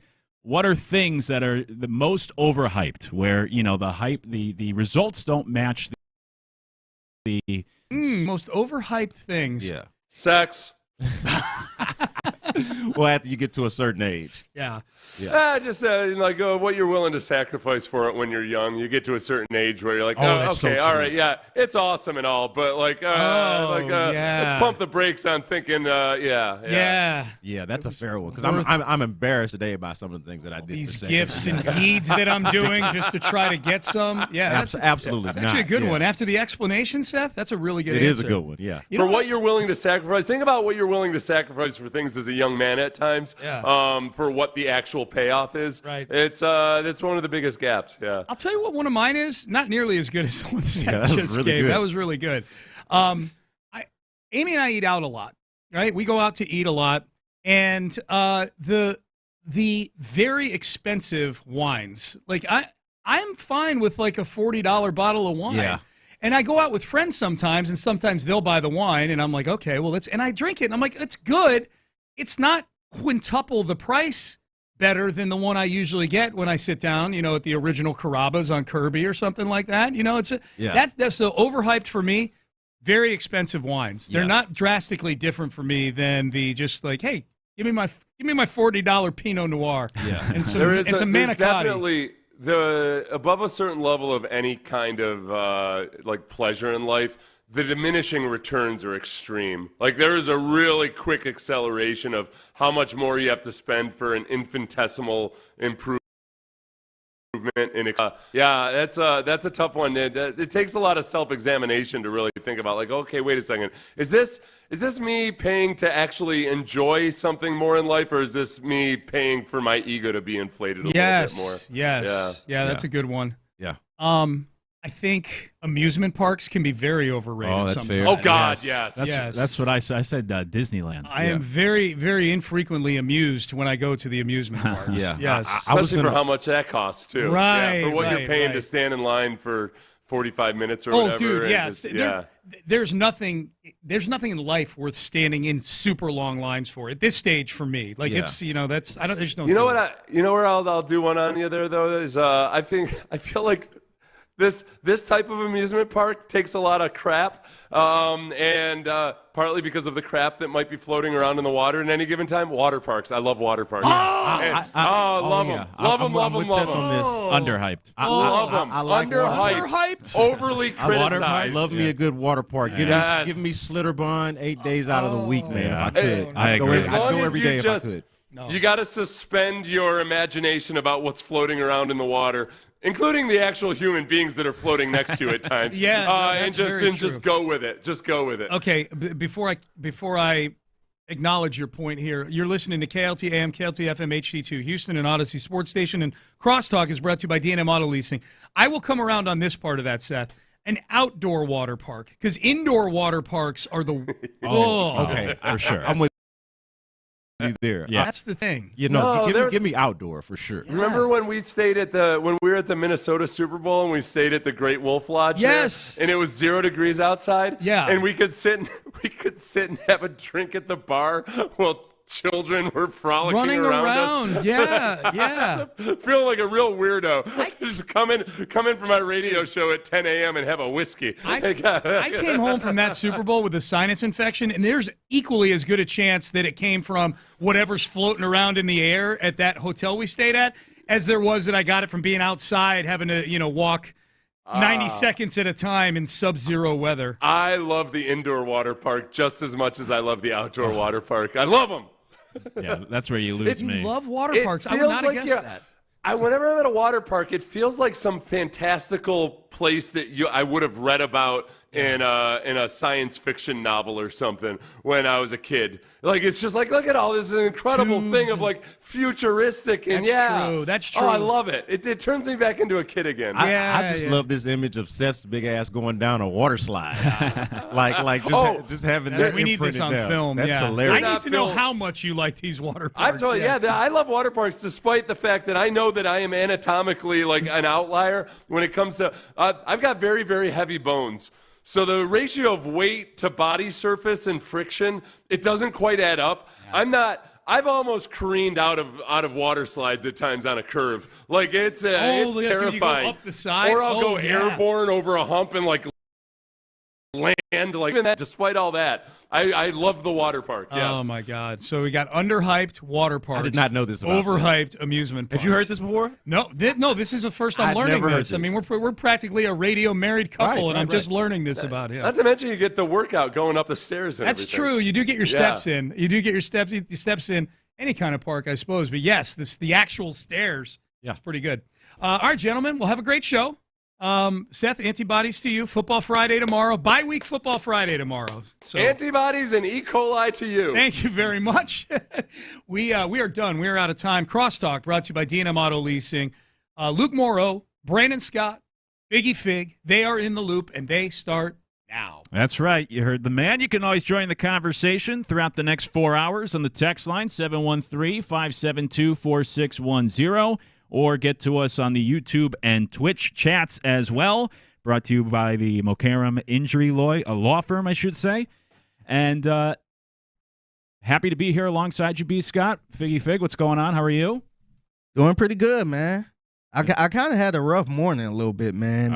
I left out a little late because I was kind of running behind, and it was like a 20-minute accident on 59, man. So I had to navigate through the city and all this other stuff. It was rough. Yeah, it's a rite of passage, man.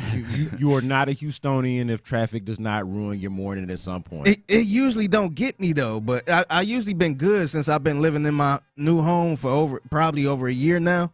And this time it was just like, a 15-minute, 20-minute traffic jam.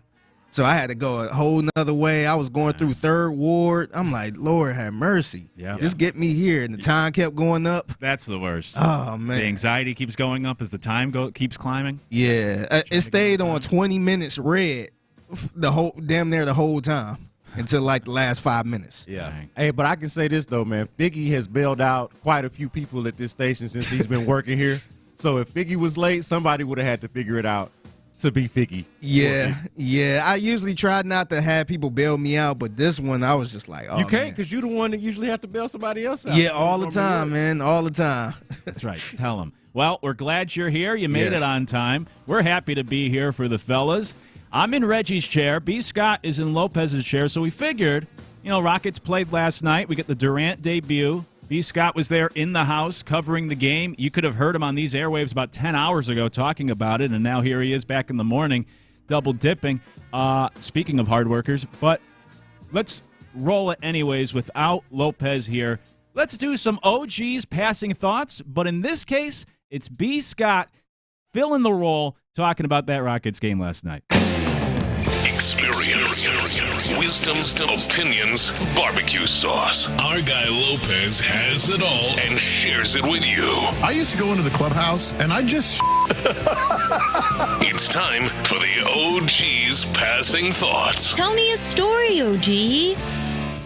Pretty big honor to be filling this role as hold it down for you and make you proud. First passing thought for the Rockets in this game, man, and it was the first look at Kevin Durant as a part of the Rockets lineup. So just that image alone was noteworthy and pretty cool to see, pretty cool to be in the building for. But the first thing that I noticed about this team, man, is how much easier, and I'm talking easier for everybody, not just Kevin Durant himself, but how much easier life is going to be on everybody else because of Kevin Durant's existence. When I'm talking about Amin Thompson, Jabari Smith Jr., Alperen Şengün, Reed Shepherd, like everybody seemed to, from my vantage point, Luke and Figgy, to play with a level of confidence, a level of swagger, a level of like assuredness when they were out there, like kind of had a role. I feel like what Kevin Durant really does is clarifies everybody else's role, right? Everybody kind of knows what their strengths are and what they do well. But the existence of Kevin Durant clarifies their role and just kind of the pecking order and the hierarchy, and you're starting to see everybody, I think, excel in their roles. Now, I know it's just 2 preseason games, and 1 game with Kevin Durant, but it looked pretty seamless. It was remarkable how unremarkable Kevin Durant's 20 points in 23 minutes were. It had to have been like the quietest, most shoulder shrug 20 points that maybe I've ever seen. And so that was the number one passing thought for me, or the main thing was just like, this is just going to be last year and in previous years where it's looked hard, where it's looked difficult. Man, how are they going to get this bucket? What are they going to do on this given possession? How are they going to find it? And it just does not seem that way from set go. Even when they, to start the game, were down double digits and weren't making their shots, they go on a run, they figure it out, and everything just looked really seamless with Kevin Durant making that transition. Here was Kevin Durant last night on the court after the victory in his first game with his new team, the Houston Rockets. Here's what KD had to say. This is your Rockets debut. What does it mean to get a win in front of your new fan base? It means a lot. Looking forward to even more wins, too. That's right. Thank you, Kevin. Oh, yeah, crowd eating that up. This is obviously why you bring a guy like Durant in, and it's almost like the quarterback who helps make the receivers or the weapons around them even better. But to your point, how much do you think of it? How much do you think, if we were to do like that pie chart, is because of Kevin's talent and skill set and like the fit with these guys, or also just the aura of like, there's Kevin Durant, there's our star, and it allows the players around him to be even more comfortable and fill a certain role? Man, it's interesting to look at it from a pie chart kind of angle or perspective, because I'm not exactly sure of the percentages, but both parts are relevant, right? Like Kevin Durant, he's easy to play with, right? I mean, just one of the all-time great offensive players, very easy to play with from that standpoint. But then when you talk about the aura, this to me is what's a lot different about the previous Kevin Durant experiences. Whereas, like in Oklahoma City, he's there with Russell Westbrook. They're basically the same age. That's a peer.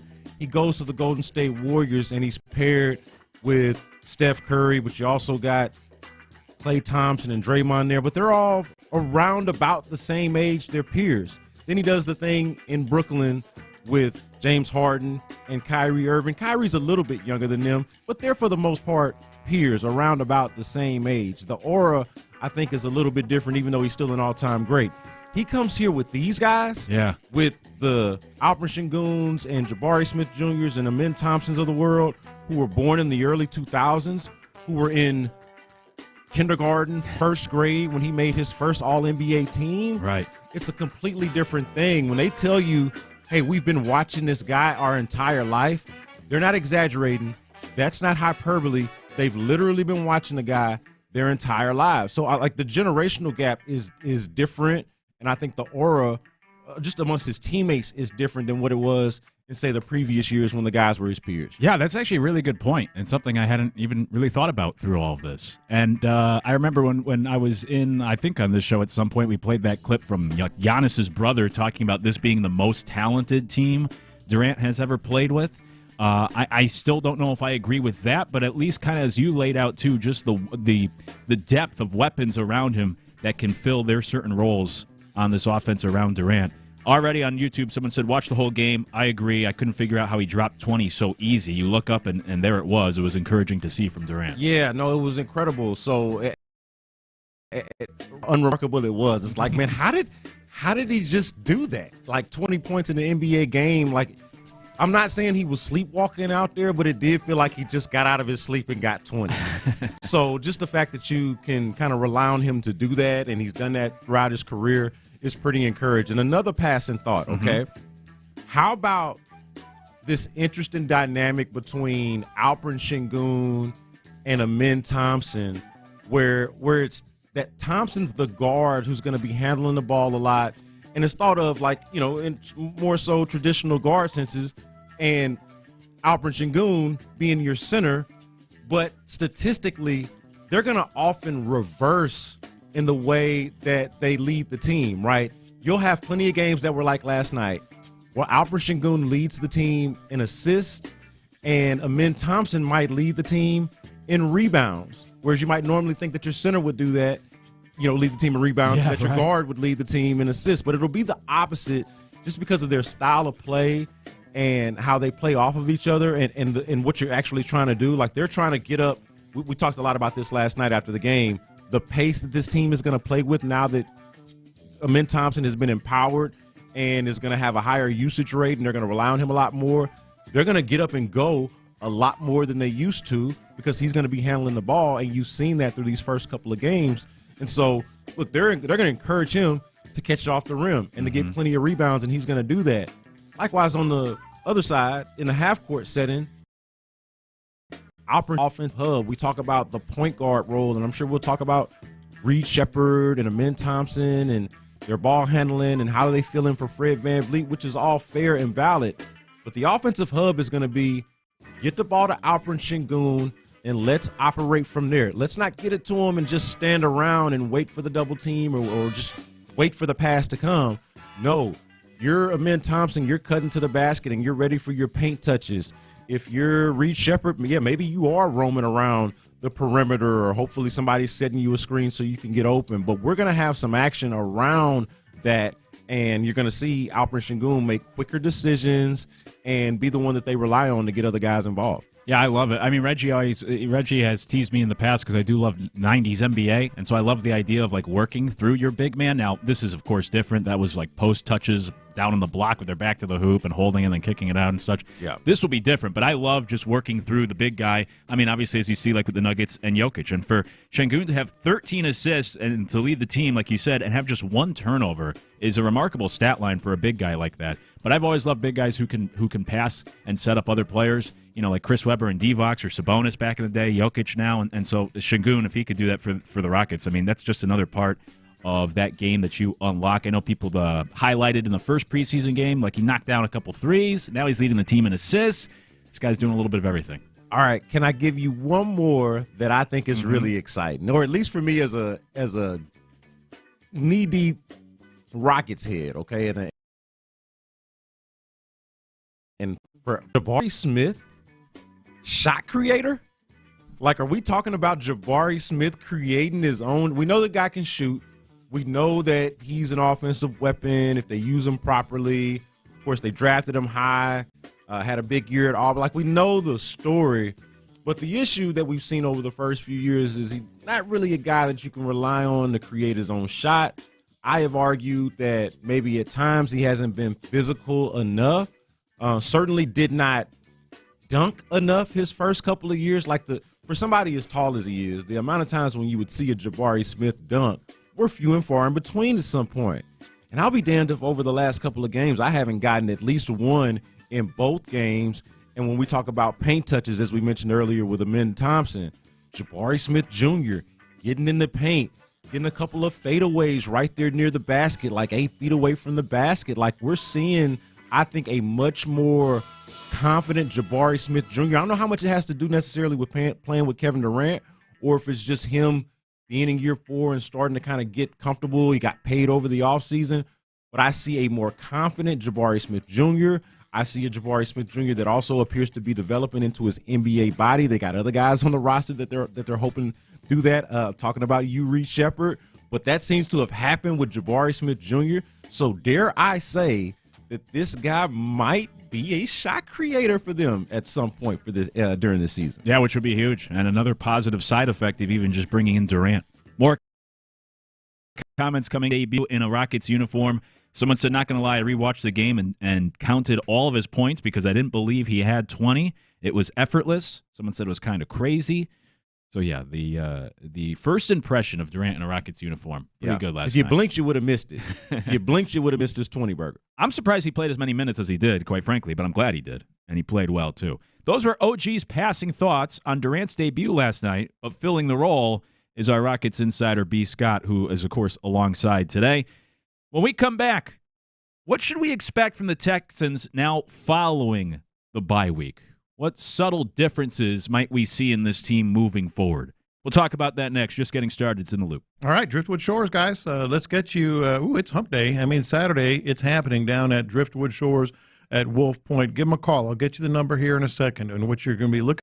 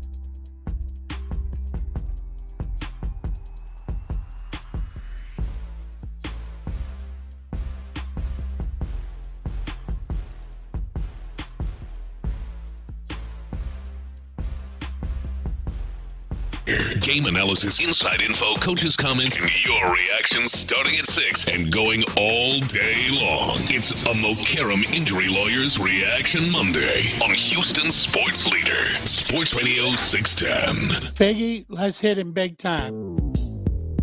Houston, let's get in the loop. You better get ready because we're going to show up and show out. With John Lopez and Reggie Atatula. Always live, always local. So what do I do? Just take a nose hit? Just take a good whiff of that. It's my first. Whoa! God almighty. You're in the loop on Houston Sports Leader, Sports Radio 610.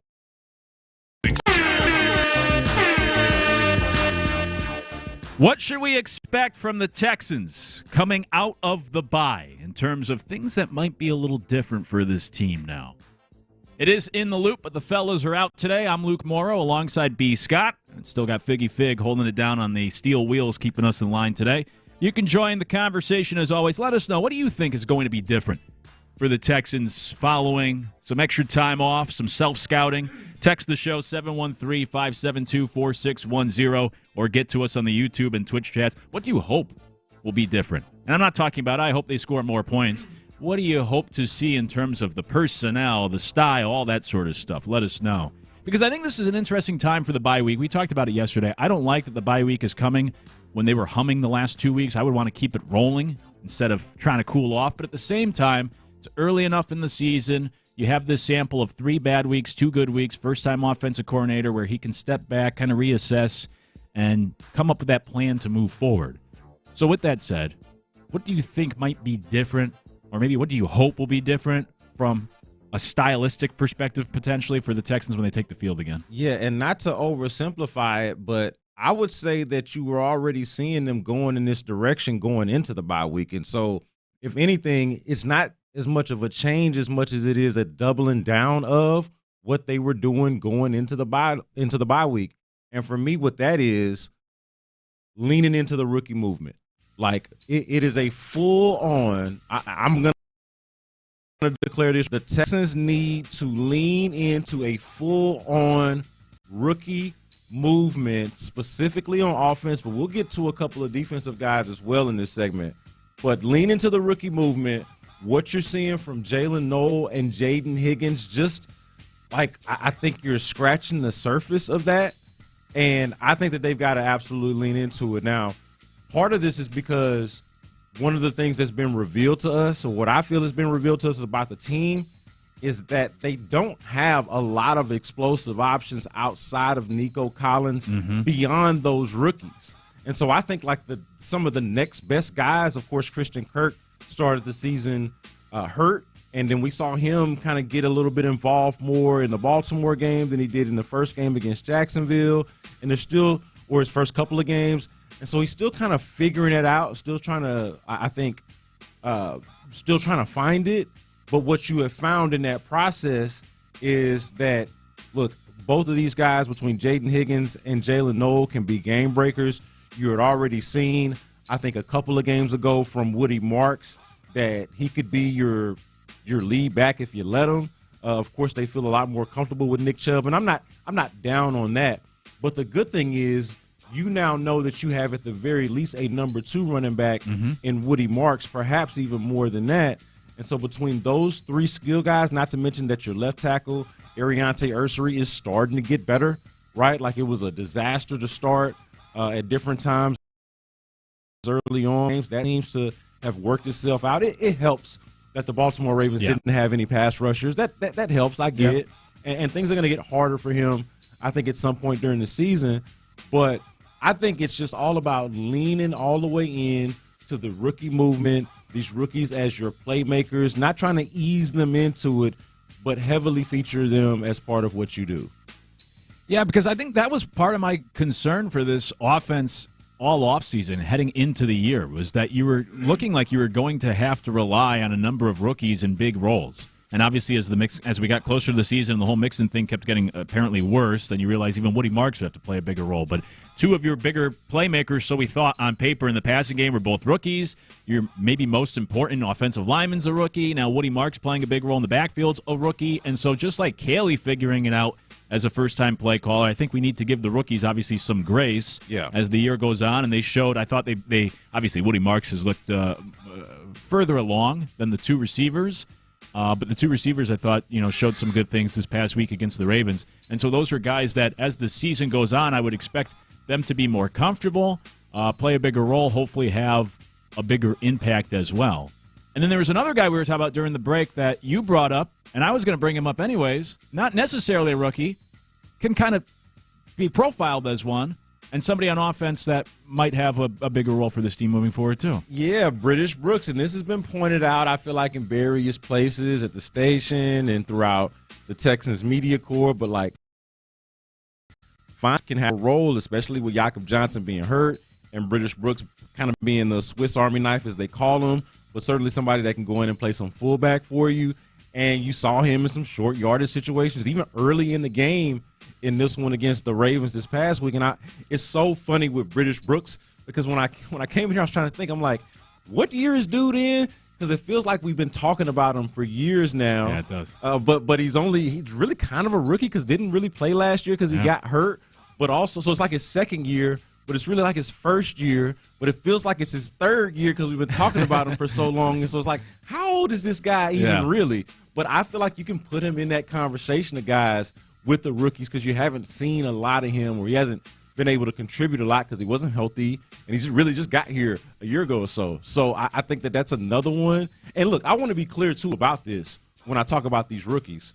It is a concern. I don't think it's like the greatest thing in the world that they're this reliant on rookies. I just think it's the reality of the situation, and it's one that they cannot run from. It's one that they need to lean into because it's going to turn out to be, just at least in my opinion, it's going to turn out to be better for them because these happen to be some of their better ball players, especially at the skill positions, I think, so far from what we're seeing. So, I don't love that this is the predicament. Right. It's not ideal that you're this reliant on this many rookies. It was even a concern of mine going into the season, kind of similar to yours, as you just mentioned. But it is where you are now and something that I feel like you absolutely need to lean into. But British Brooks, somebody that we can see in that short yardage option as they still kind of piece together this run game without Joe Mixon. Yeah, it's either something you could sit and pout about or you could just figure it out because this is the situation the Texans are in. There's not much you could do about it now. You could try to go out and add somebody, but that's not, in the NFL, it's not always the most likely solution. Yeah, and I wasn't the biggest I also had concerns about Christian Kirk as trying to be like that premier number 2 guy. So you're going to need these players. And I think any team, look, what we saw from the Texans on Sunday, you take it with a grain of salt because it was the Ravens. But the fact that they had 12 players have over 10 yards in that game, which was a franchise record, I mean, you can make the case for any team. They're obviously at their best when you're getting everyone involved. And that included British Brooks, who had 2 good runs for first downs on Sunday. And I like him as that curveball out of the backfield where you sneak in a few touches every once in a while for the fullback and catch the defense off guard. But the more players you can get involved and play a role, I think the better. I'm not saying that Higgins or Knoll or these guys have to be the next Nico Collins, but if you could get a little something from all of them and have that more depth instead of a strong 1-2 punch. Because this offseason we were talking about, hey, you know what? Nico Collins and Christian Kirk can be one of the better 1-2 punches for wide receivers in really all of the NFL. And it hasn't played out that way, but I don't think you need it to play out that way anymore. You don't need a Cooper Kupp and a Puka. I always prefer to have that strong number 1 and then some, a handful of decent options behind it. Yeah, well, the one thing, and this is one of the reasons why I want to bring this up, because I do believe that the Texans are inclined to do the stuff that I'm talking about. Like they have never, at least under this regime with Nick Caserio and D'Amico, not shot in or shot away from, I should say. They have not shot away from leaning into the rookie movement, allowing the rookies to go out there and let's see what you got. Show us what you got. How much can you give us? And we'll give you, we'll allow you to do as much as you show that you're capable of and prepared to do. So, I think that they're the perfect team to kind of lean into this. We talked about rookies on the offensive side. I do want to throw one more out there as just one to consider, and I'm spitballing a little bit on this one. But Jalen Reed, could we see some Jalen Reed, the safety out of Penn State, who had also been injured but has come back to practice, not as involved yet, but look, they've got a safety issue, right? When you thought C.J. Gardner-Johnson and Kalen Bullock were your locks to be your safety, your safety pairing, that was one thing. Now you got MJ Stewart out there, who's a pro, but kind of more known for his special team prowess. Could Jalen Reed be somebody after the bye week that you see more of at the safety position? That's something that I'm going to keep an eye out for. Let us know on the text line, 713-724-610. On the text line, someone said urgency. And, when I don't know if that's talking from an offensive perspective of like kind of picking up the pace a little bit, or just from a team perspective when you start 0-3. I mean, they get those last 2 wins, now the bye, and as we talked about yesterday, a really tough schedule coming out of the bye. But obviously, you got to start piling some wins together here as the season goes on.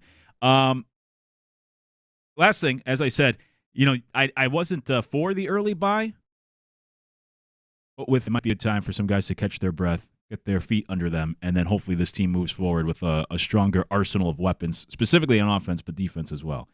Time for the question of the day. In light of the Yankees' elimination last night and everyone dancing on the grave, what's something that is incredibly overhyped, where the hype doesn't match the expectations, like the Yankees typically year in and year out? Let us know. We'll get to those answers next. 713-572-4610 on the text line. It's in the loop. Is there ever an optimal time for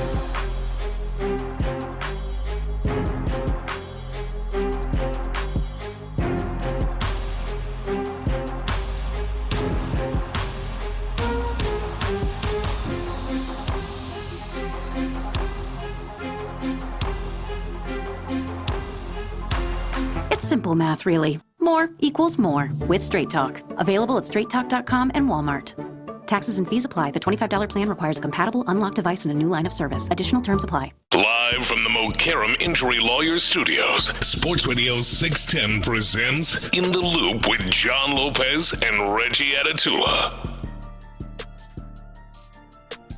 Question of the day. What are things that are incredibly overhyped?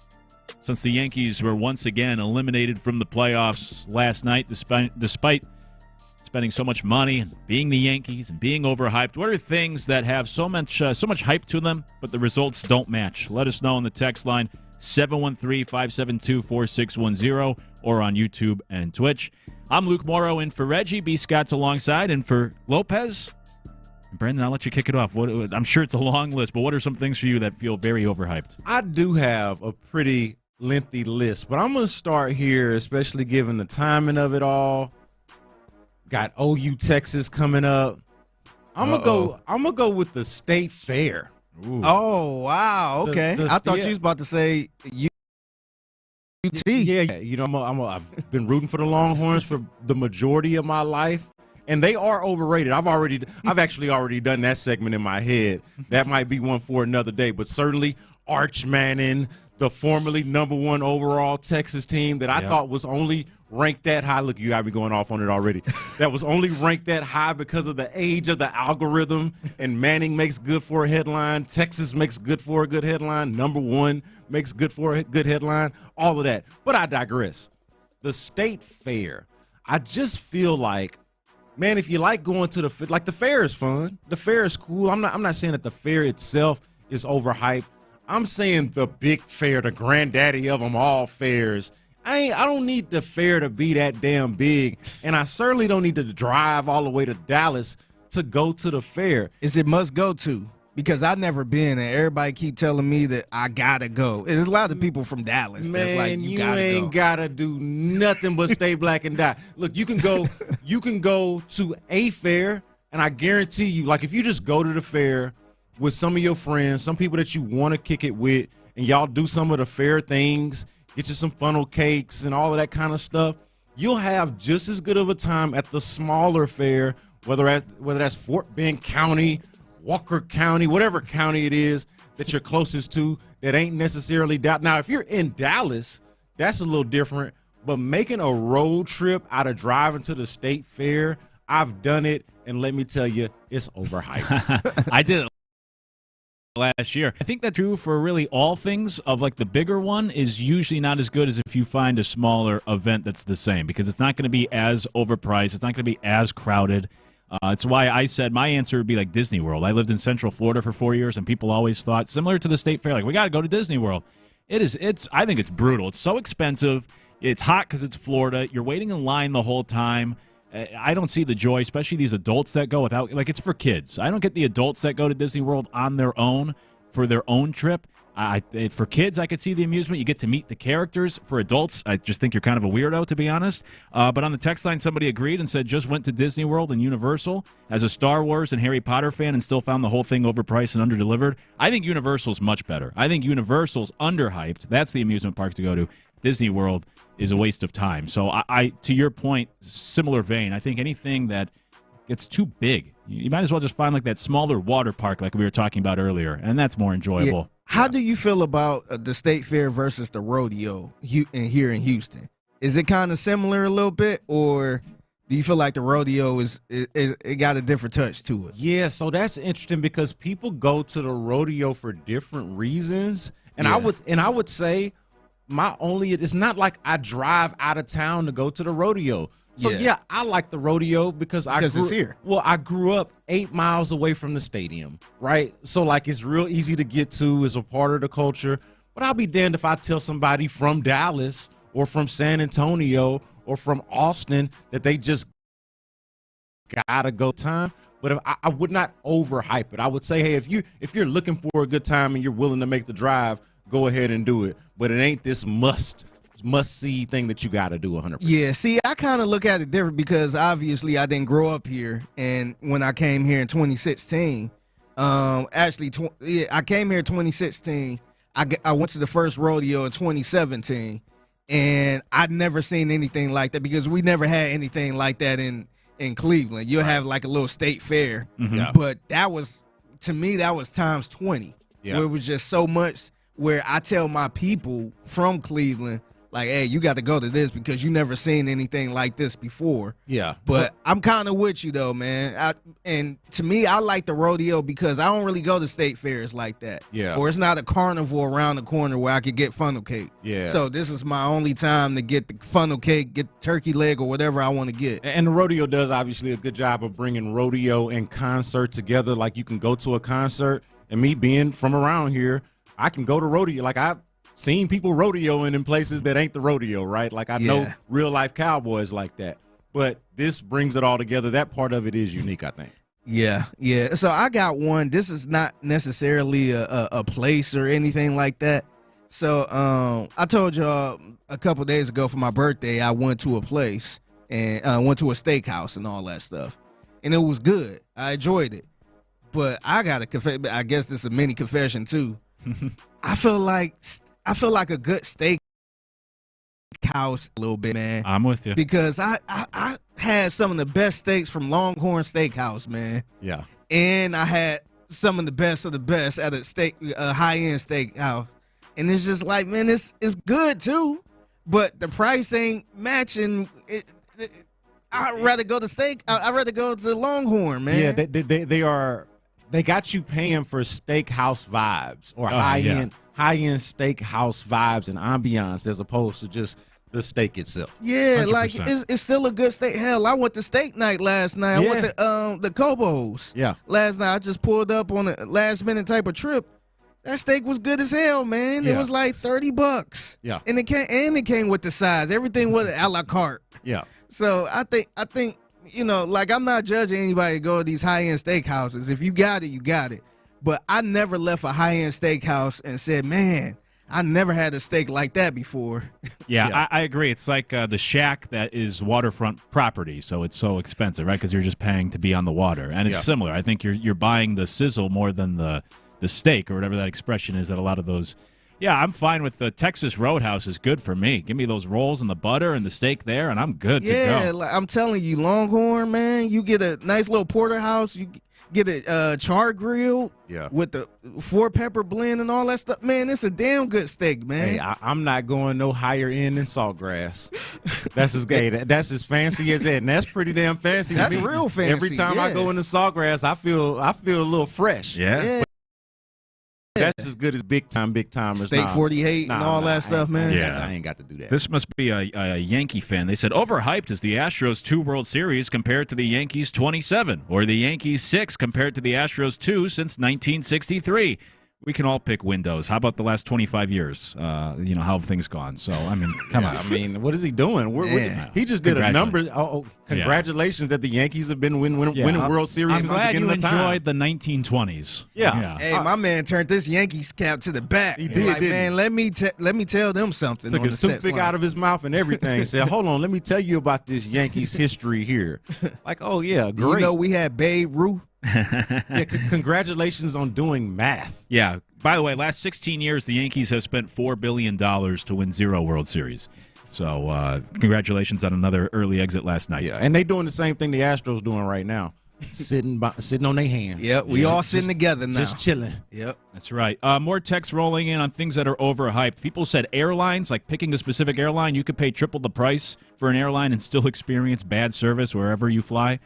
I think I think it's mostly fair. Yeah, it's mostly fair, but some airlines are better than others. Yeah. Which I did not know until recently because I only flew Southwest my whole life. Oh, really? So I didn't know what I didn't know. Yeah. Whether it was bad, good, or indifferent. this was the flying experience. The thing is, when you flying a regular, Southwest or Frontier, something like that, and then you go up to like a JetBlue or whatever. Yeah. And then try to go back to Southwest, it's just like, man, this ain't it's TVs with a little headset and all that stuff. That part's true. I think overall, though, in recent years, it's really changed. All the airlines kind of stink. They're all screwing you. You know, there was a time where I thought there was a bunch of bigger difference between the airlines, but the last 3 years, I've had bad experiences with all of them. Man, whichever airline the station sent me on to go to Astros spring training in 2020, man, I was watching Hulu. I was like, I kid you not, it was the strength of that trip, that flight, that had me buy Hulu when I got home. Nice. I got Hulu after that. Oh man, they sold you on it. Yeah, funny. But not on purpose. They were just trying to give me a good experience. A good flying experience. But I'm like, man, I'm sitting up here on the plane watching Hulu, watching this Einstein documentary or TV show that they had or whatever it was. Yeah, I'm with it. More text coming in. Road trips are overhyped. Getting there is fun, but then you always have to drive back, and that's miserable. That's tough, man. Terrible. That's tough, especially if you're doing a road trip to like a game or something like that. Some people might do a road trip to Ole Miss to try to watch the team, and if they get their ass whooped, now you got a long-ass drive back. Hey, Figgy hit me up when we went to the Super Bowl, Luke, asking if I was going to take the trip with them, like seeing where I was going to ride on the trip. And I was like, hey, man, I ain't had a heart to really tell Figgy, but I was like, man, I don't drive past 3 hours. I will be flying to New Orleans. Oh, wow. You flew? On my own. Yeah, because it was worth it to me. Because I'm not riding. I ain't gonna lie. When you said that, I'm like, man, like it's an easy drive. But I thought about, I'm like, but you taking like a 45-minute plane ride. I was there. That's easy peasy. There. Yeah, but you got to get there like an hour and a half early. Get to an airport. It was you so sit easy. on the plane. You get off the plane. It's kind of almost the same. It took like an hour and a half total. Really? Between getting to maybe 2 if you count the drive to the airport. Dang. But yeah, maybe 2 hours versus the 5 sitting in the car. That's fair. You sold me. Yeah, nah. Not bad. I'm good on that. If it's past 3 hours, I ain't doing it. More text on what's overhyped. Black Friday. I agree with you. Someone said the Texans more hype than in reality. Ouch. Someone said whatever your friend's current binge watch is. Sometimes. The Bahamas is overhyped. It's expensive for no reason. NFL games overhyped. The total solar eclipse last year. Fast food restaurants are overhyped. The first time slapping skin is overhyped. And then I wanted to get your thought on this one before we have to hit the break. Champ Slice says Whataburger, and I've heard people say in recent years that Whataburger is not the same anymore. Champ, are you from L.A.? Yeah, no, it has downgraded over the years. Is it overhyped? I think it was properly hyped before, and over time, it seems like it's lost a little bit of its luster to where it might be a little overhyped. Yeah, I wouldn't tell people from out of town, you got to go to Whataburger. Yeah. I wouldn't do that. If they want to try it, then I'm fine with it. But I wouldn't tell people, hey, first thing you got to do, you got to go to Whataburger. It used to be special, and now it's just another burger place. Okay. That's the way I view it now. I got you. Is the show Succession a little bit overhyped? I felt like it was a little bit overhyped to me, man. It took a while for me to get into. Like it starts off with a bang, then it gets slow, then it picks up. So it's a cool show. You got to stick with it. It's a little overhyped to me, man. Yeah. I don't know if I tell people you got a drama about trust fund babies fighting over the empire. I feel like can only do but so much for so many people. But I thought it was a pretty good show. Yeah, I think we could go. I think there's a lot of shows I would say they're very popular, but I thought were a little overhyped. And the last one I'll mention, because I sort of agree these days, concerts are overhyped. I'm kind of getting there. I still like me a good concert. I love them. I have a good time. And I pay a lot of money to go these days, too. Yeah, that's the problem. Yeah. That's where I think they're becoming overhyped sometimes. Yeah. The concerts I've been going to lately have becoming a little shorter. Prices are going up, though. Yeah. Anyways, keep sending those in. What's overhyped? It's the question of the day today. When we come back, it's time to go around the NFL. We'll do it next in The Loop. Kick back, relax, and start your bye weekend early.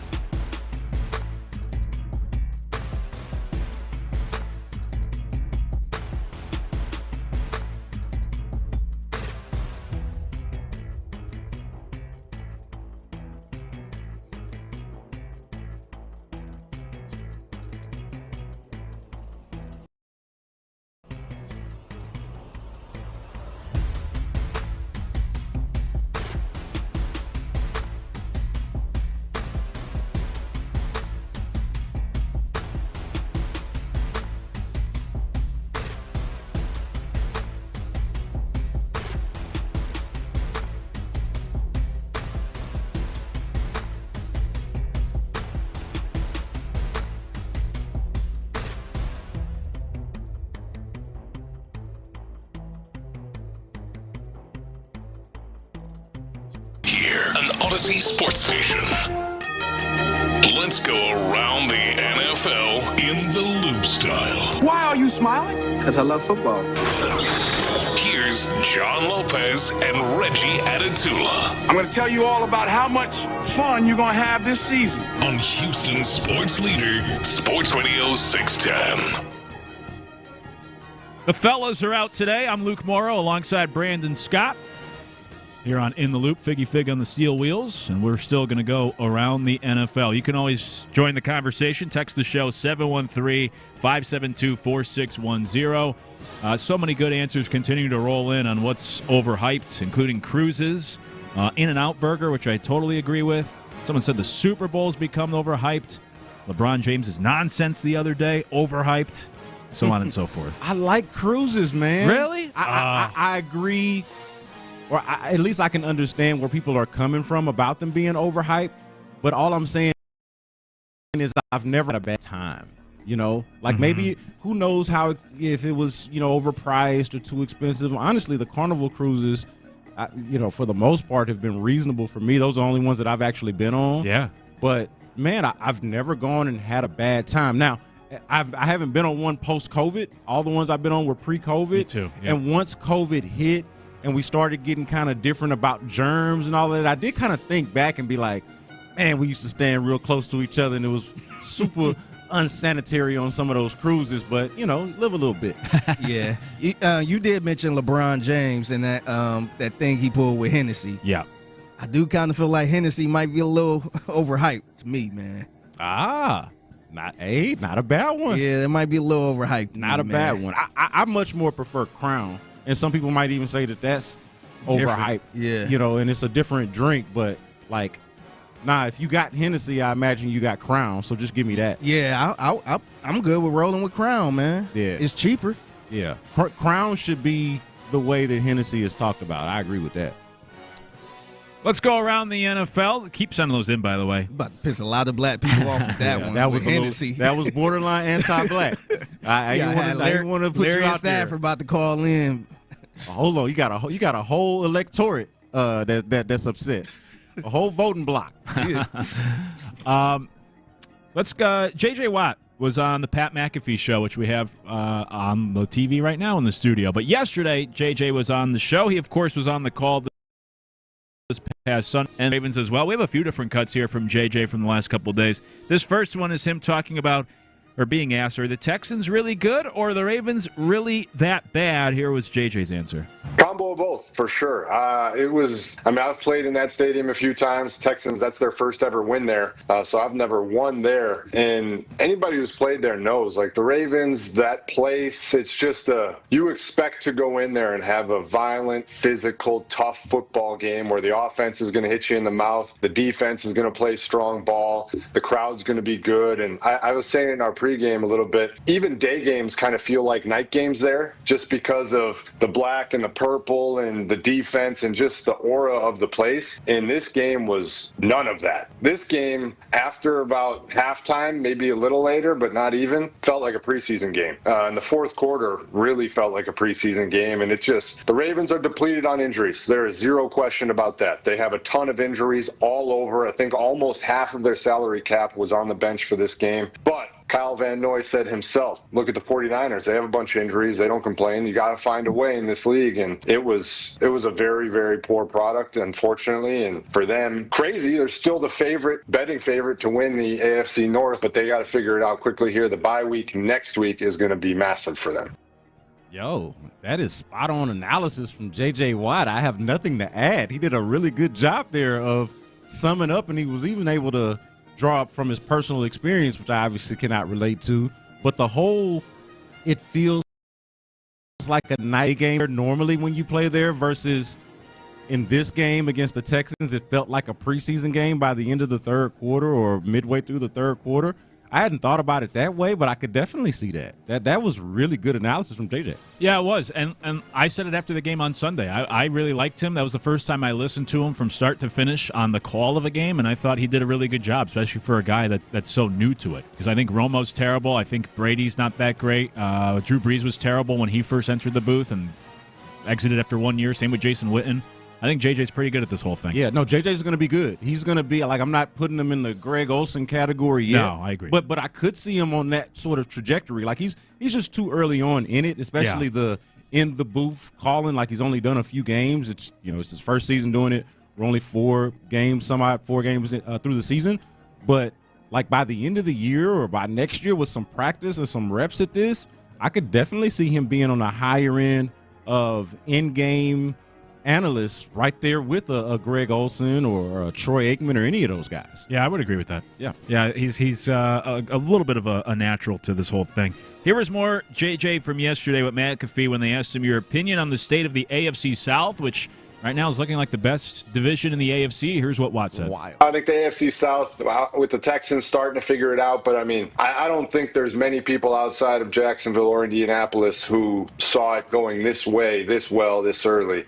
With Liam Cohen coming into Jacksonville and being able to turn it around so quickly, massive win against Kansas City. And I said to somebody yesterday, confidence is a crazy mistress. You start to figure it out. You start to believe in yourselves. Some of these plays that used to be a comedy of errors turn around and turn into a positive for you as an organization. And the more that belief grows, the more that confidence grows, all of a sudden everybody starts playing a little bit better. The ball starts bouncing your way. 99-yard pick sixes are on your terms instead of the other team's terms. So the Colts really crushing it right now. I mean, you turn on that game halfway through it. We flipped on the score and like, wow, crushing the Raiders.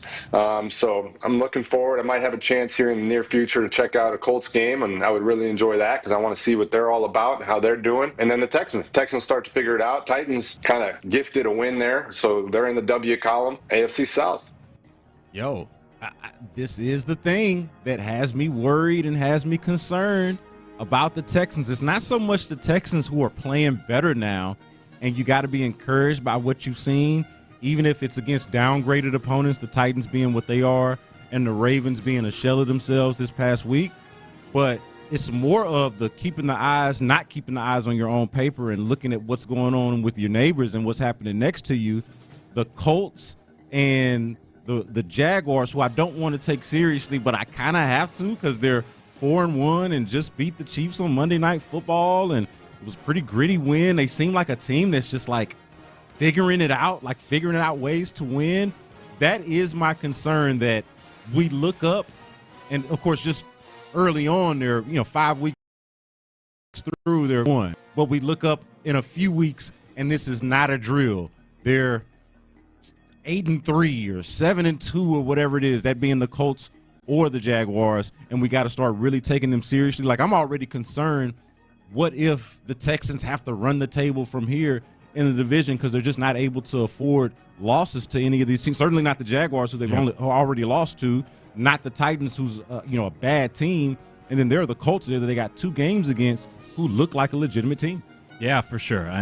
We were talking about after the Monday night game of who to root for, the Chiefs or the Jaguars, for the sake of the Texans. And you have 2 teams to overcome in the division, but right now, like, the Texans are 1 game out of a playoff spot. They're right behind the Patriots. So it might get to a point where the easier path is just simply being a wild card team and holding serve there instead of trying to climb over both the Jaguars and the Colts just to win the division and play that catch-up. Yeah, the issue with that, because I think the math might dictate exactly what you're saying. Mm-hmm.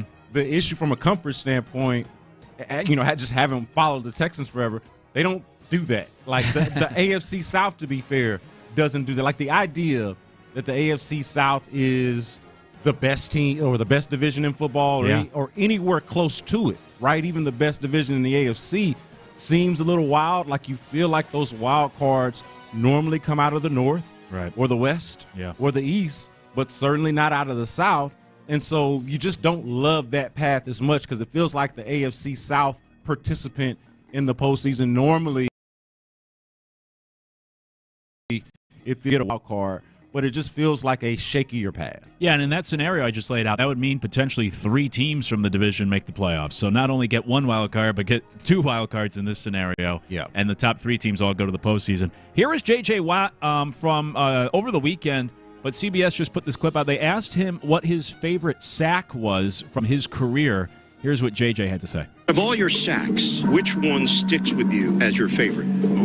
Oh, That's good. Mettenberger's selfie. That's good. That's a good one. That's a good one. Rodgers' belt throw. No, that was a dumb one because he went through 6 touchdowns after that. So don't get Rodgers. I'll go. So one, I had Josh Allen in the playoffs against the Bills. It was in the third quarter. We were losing, and it was third down. Knocked them back. I don't know, out of field goal range or not, but kind of sparked the momentum that led us to win a playoff game, which was huge. And then another one, we were playing the Jaguars, last game of the season, to get my 20.5 sack on the year, to be the only person to do it twice.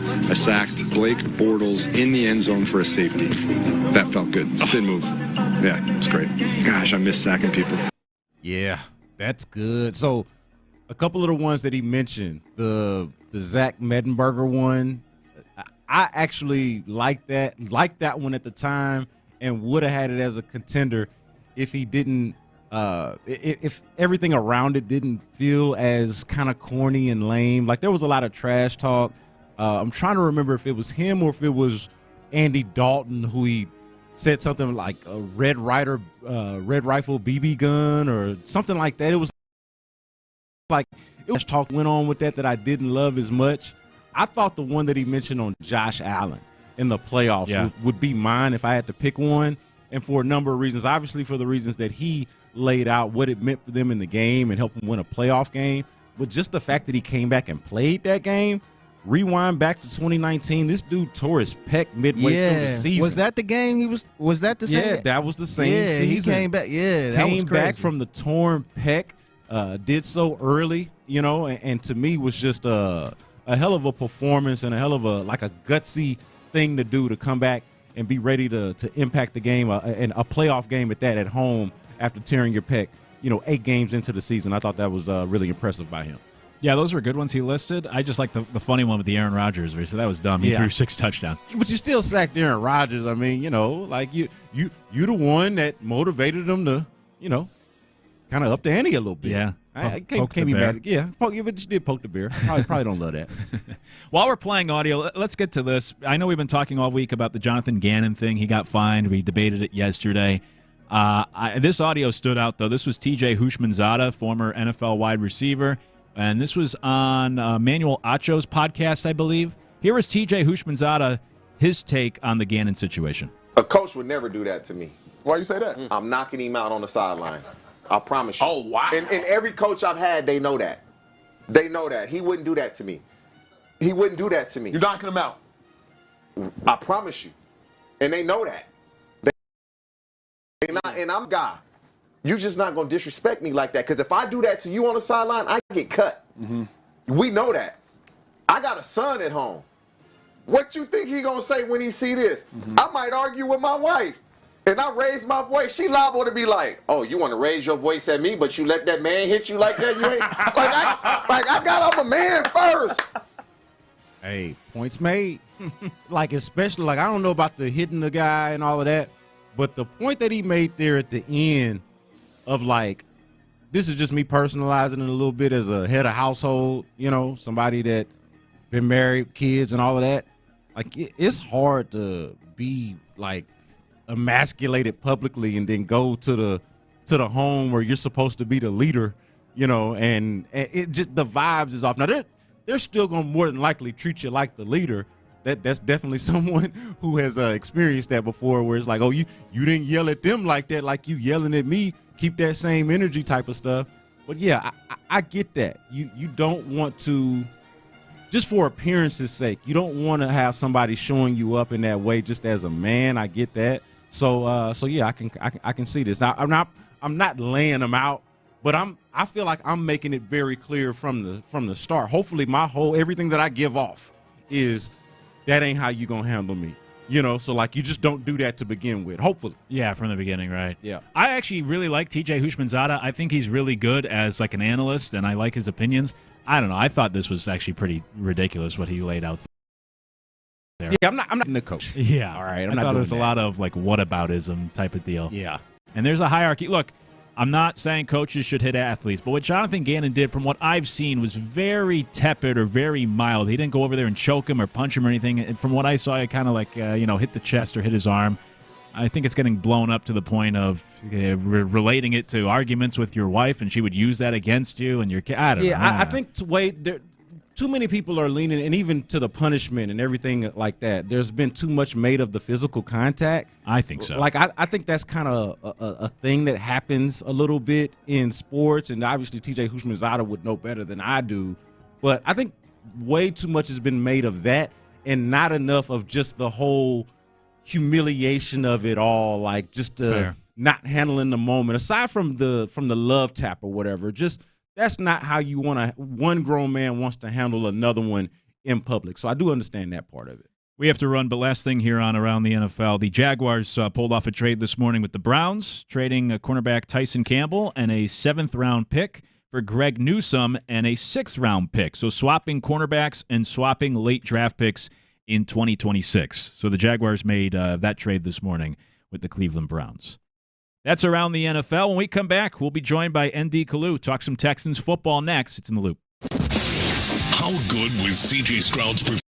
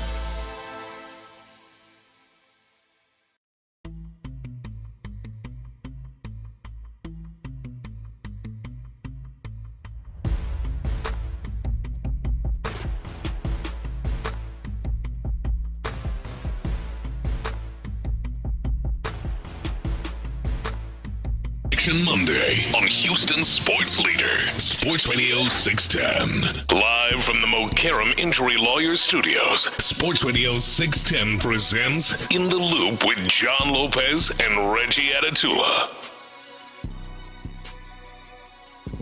The fellas are out today. I'm Luke Morrow alongside Brandon Scott. Figgy Fig on the steel wheels. Appreciate you hanging with us here on this Thursday. You can always text the show 713-572-4610 to join the conversation.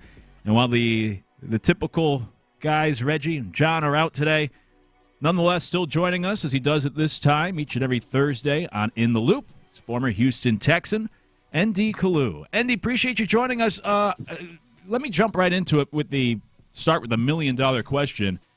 As a former player watching these last couple of weeks, we've all been wondering as non-players just watching the Texans, how much of the last 2 weeks is the Texans turning a corner and how much of it is the competition? If you were to try to weigh that, what would you say? How much of this has been the Texans last 2 weeks? How much Titans?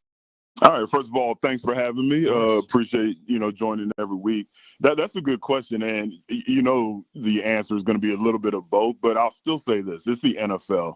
And I always get a little bit annoyed when people downplay playing against bad teams. Because when it's all said and done, when you talk about the one-on-one battles, you're still going against one of the best athletes in the world. And as bad as the Baltimore Ravens are right now, they beat them the way you would expect a good NFL team to beat a team that's struggling. So I take some positives going into the off week, knowing that you beat a bad team, but you beat them badly. You put up 40-plus points. You took your foot off the gas in the last quarter. You could have put up half 100 on them when it was all said and done. So, yeah, I don't think any player should be walking around with their head down saying, yeah, we won our last two, but we were playing the Tennessee Titans and the Baltimore Ravens. You were playing in the NFL. You got 2 wins. You get a chance to get healthy, get some rest, and go on a run because you're going to need it because the AFC South, it ain't like last year. I mean, Jacksonville, the Colts, those are good NFL teams, so you definitely now have to go on a run. Yeah, indeed. One of the things that I caution people against is box score watching or leaning a little bit too much into the cliches of this being a bad team or this being an injured team. I try to encourage people to focus on what it looks like, not just that they won the game or that they lost the game, but how did they play? Like even the Jacksonville game from a few weeks ago now, right? They didn't just lose that game. They looked awful, and so I thought it was justifiable for people to be they might be encouraged by what they've seen recently. I want to ask you about the offense because it's not just that they scored a lot of points. It's the way that it's looked to me, the efficiency of it, the fact that they seem to be better in the they're getting in the red zone. They're better in the red zone, better on third down.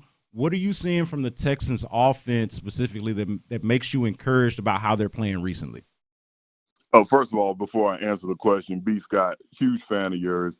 It's a travesty that I don't hear you more because every time I hear you on the radio, I'm like, man, who is this guy? That's a good point. I love the way he said it, his cadence, and then it's like, oh, that's B. Scott. So I say that time again to myself. I appreciate that. Not sure why you don't have a regular spot in Houston somewhere, but whatever. We'll move on from that. Just keep up the good work, and good things are going to happen. As far as the offense, I see a lot of rhythm that I like. I see consistency where the previous games when they were losing, it felt like it was sputtering along. Like when you watch the offense, not to get too specific and say, well, it's this play call or that play call, it just felt like it was sputtering. But especially going to the fourth quarter of the Tennessee Titan game and all the way through the Baltimore Ravens game, I just saw a smooth flow, consistency. The offensive linemen, they understood who they were blocking and what their assignment was, and you didn't see any ridiculous plays where 2 linemen were blocking each other and leaving one of the best defensive tackles in the game, free to sack your quarterback. And I just feel like it's gelling. No excuses. The way they started the season was horrible. I don't care if it is a first-year offensive coordinator, but I get the sense that he's getting more confident with and understanding who he has on that offense, and it's only going to get better because typically during the off week, if they still do this, but when I was in Philadelphia for so many years, during the off week, the offense of staff, offensive staff, will give the defense every single play that they ran up to that point, and the defense will say, hey, this is what we're noticing. This is where you're giving away certain cues, and vice versa. So if they're doing that during this off week, I'm expecting the offense to even look better as soon as they get off the bye week. Well, that's interesting because that somewhat answers my next question. I didn't necessarily like the bye week now for two reasons. I would prefer to have the bye week later in the season where maybe it's a little bit more of a regroup for some guys that are banged up, but then also because of how well the team's been rolling the last 2 weeks. What you just laid out might go against what I just said. So I'll ask you, I mean, do you think this is a good time for the bye week for the Texans? Would you prefer to have it at another point in the season? What would you say? No, I was with you after that. After the Baltimore game, I'm 100% with you. More from a fan point of view, like, oh man, things are rolling. Let's get right back out on the field and take on the Seattle Seahawks. But as a player, shoot, you'll take a week off anytime you can. Any chance you get, you'll take that week off to regroup.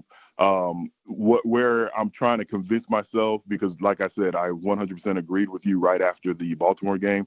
But what I like now about the off week, you have so many young guys that are going to be counted on. When you look at, Ariante, who I think is going to be a fabulous offensive tackle in this league, you're giving them you know what?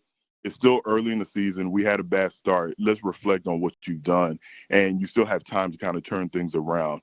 Now with Marks getting more reps, he has a chance to kind of see what's going on early in the season to turn things around. So I do like that the bye week is early enough to where you have that extra week to try to change up some things so you could turn it around for the long haul. Indeed, the defense is balling, man. Like, I wouldn't say that it's perfect, but it's been pretty damn good. As somebody that has obviously played defense in the NFL, what are you seeing from this Texans defense that impresses you, and how good do you feel like they can be? Man, these are some dudes right here. Like, these are some guys that when you play defense in the league and you're watching the current players, that's how you want it to play, and that's how it's supposed to be played. And there's never going to be a perfect defense. I mean, the 1985 Chicago Bears, I forget the year, the Ravens with Ray Lewis and all those guys, Ed Reed, as good as they weren't perfect. There's no such thing as a perfect defense. But, man, I mean, this Texan defense, the mentality, the way they run around, they just took on their head coach's mentality. That's how D'Amico played when I played with him. That's how he approached the game. And it's pretty cool to see him rubbing off on every single one of his defensive players. I wouldn't change a thing. There's never going to be a perfect game. There's never going to be a perfect season. But if this defense, my hope is this defense can continue to play at the level they're playing at now for the entire season, and good things have to happen. Before we were playing the audio last segment of J.J. Watt talking about his favorite sack from his career, you had, 30 sacks in your career? Is there one that stands out, your favorite sack from your playing days? You know what? That's funny that I've never really thought about it. Probably it was more so a game when I was in Philly. Donovan McNabb got hurt, and he was down for like 4 weeks. And at that year, y'all are probably too young, but the Rams were considered the greatest show on turf. So they were coming to town. They didn't expect us to do anything against them. We had a backup quarterback, Kurt Warner, all their Hall of Fame, Marshall Faulk, all their Hall of Fame receivers were on that team. And I believe we beat them 14-3, or it was a low-scoring game. I had 3 sacks. So all those sacks against Kurt Warner, they still have a special place in my heart. Absolutely, man. That is big. A 3-sack game, is that the got to be the most that you had in the game, or did you have another one like that? No. Other than that, I had a couple of 2-sack games. That's why I'm amazed. Yeah, and I was mainly a role player. I started like 3 out of my 12 years, but that's why I have so much respect for the J.J. Watts of the world. Like, that was my highlight game of my career. And guys like J.J. Watt, they do that every other week. And I'm like, how do these fools have that kind of consistency? So nothing but respect for the J.J. Watts of the world. I expect that from Will Anderson. And obviously we're seeing it with Danielle Hunter on the other side. Yeah. Hey, look, I know we're trying to get Indy out of here, but I do want to ask, since he mentioned the AFC South, simply worried about the AFC South at all? The Texans place in it? The fact that these AFC South teams at the top seem to be little bit more legitimate than we might have given them credit going in, or are you worried at all about the division? Oh, you'd have to be an idiot not to be. A sports idiot. I don't want to take any shots at anybody who's called in and said maybe they're not, but you'd have to be idiotic not to be concerned. If your goal is still for the Houston Texans to win the AFC South and make a run in the playoffs, which is my goal as a Texan supporter, fan, you have to be worried, especially if you saw Jacksonville against Kansas City. Like, it wasn't just about the fluke plays. Like, they looked good. Like, that was a good-looking football team. So, absolutely. By the way, you mentioned that Ravens defense. It was 2,000, but your Washington at the time Redskins won 10-3. You out-defensed the one of the best defenses of all time. Look at you. You know what? And that year, I can't remember if that was the year we won the division, but we it was either year before or year after. We had a bunch of quote-unquote no names, the guys like myself, but we just all came together and everything worked out. And what was cool about that, Priest Holmes, who was my high school teammate, was on the Baltimore Raven team, and a bunch of our high school coaches from San Antonio came up to that game, and it was pretty cool afterwards to be with a bunch of my high school coaches, with Priest Holmes and myself, because we just played in the NFL. So, I'm glad I appreciate you bringing up that memory. Yeah, of course. Not to bring up a bad memory tied into that, but that was the year after winning the division. That was the year North Turner got fired. In Washington. That, but you still had the seventh best defense in the league, so you get your point. That's all you got to worry about.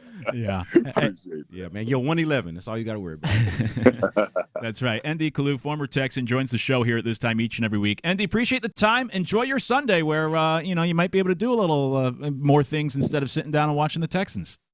All right. Well, I appreciate y'all. Y'all keep up the good work. Appreciate it, Andy. Yeah, appreciate the time. Where are you as a fan on bye week? I was talking about this yesterday with Lopez because it's one of those things that I dread. Like, oh man, can't watch the Texans this week, but then you get to the actual Sunday, and it's like, it's kind of nice to have a stress-free day. You just sit back, kick your feet up, get to watch all the games. How do you feel as a fan about the bye week? So I still worry about the team, and I think about burnout. To me, the benefit of the bye week is to avoid or mitigate burnout, and I don't feel like they've played long enough to be burned out. And so you don't want it too late in the season because you don't want to be already burnt out and to miss that opportunity.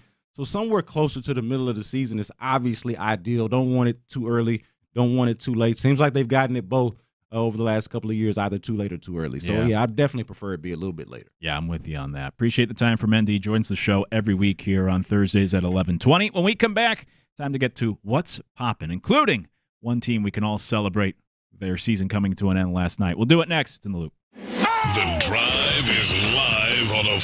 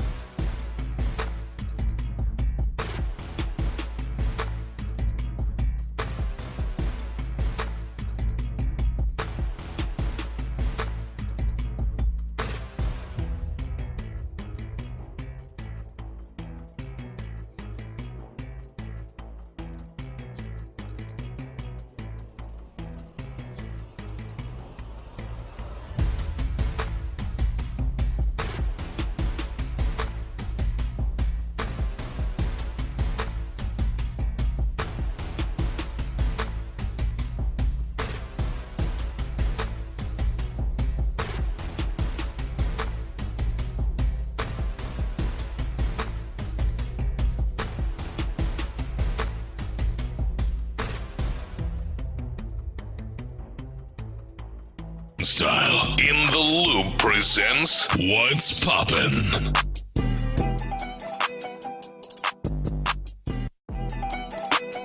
That's right. What's poppin' here on In the Loop? I'm Luke Morrow alongside Brandon Scott, filling in for the fellas today. Figgy Fig on the steel wheels.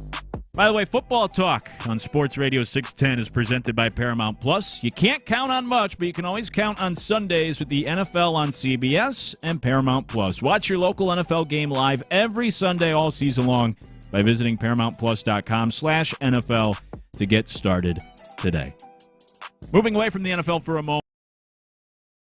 And what would you know? The first team to be eliminated from the divisional round happens to be those New York Yankees.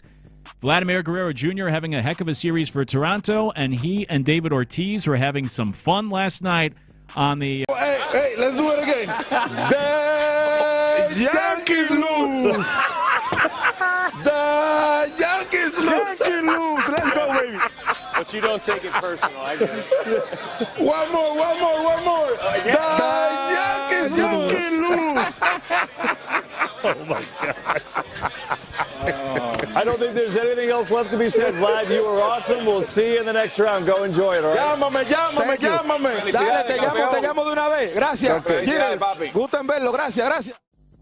It's entertaining, but it is pretty wild to me that that's happening. Like, it'd be like if, the Cowboys lose in the playoffs and on NFL, the NBC show afterwards, they're all celebrating and dancing like, Cowboys, their season's over. It just seems interesting that on the national TV partner, you're celebrating a certain team's exit. They are the baseball Cowboys, pretty much. I was going to say, if it's a 49er or a Packer or, a Giant or an Eagle who had battles with historic battles with the Cowboys, and everybody kind of gets the joke, I feel like it could work. And maybe there is something to the NFL having a little bit more of a not a buttoned up reputation, but their popularity's not waning, it's only growing.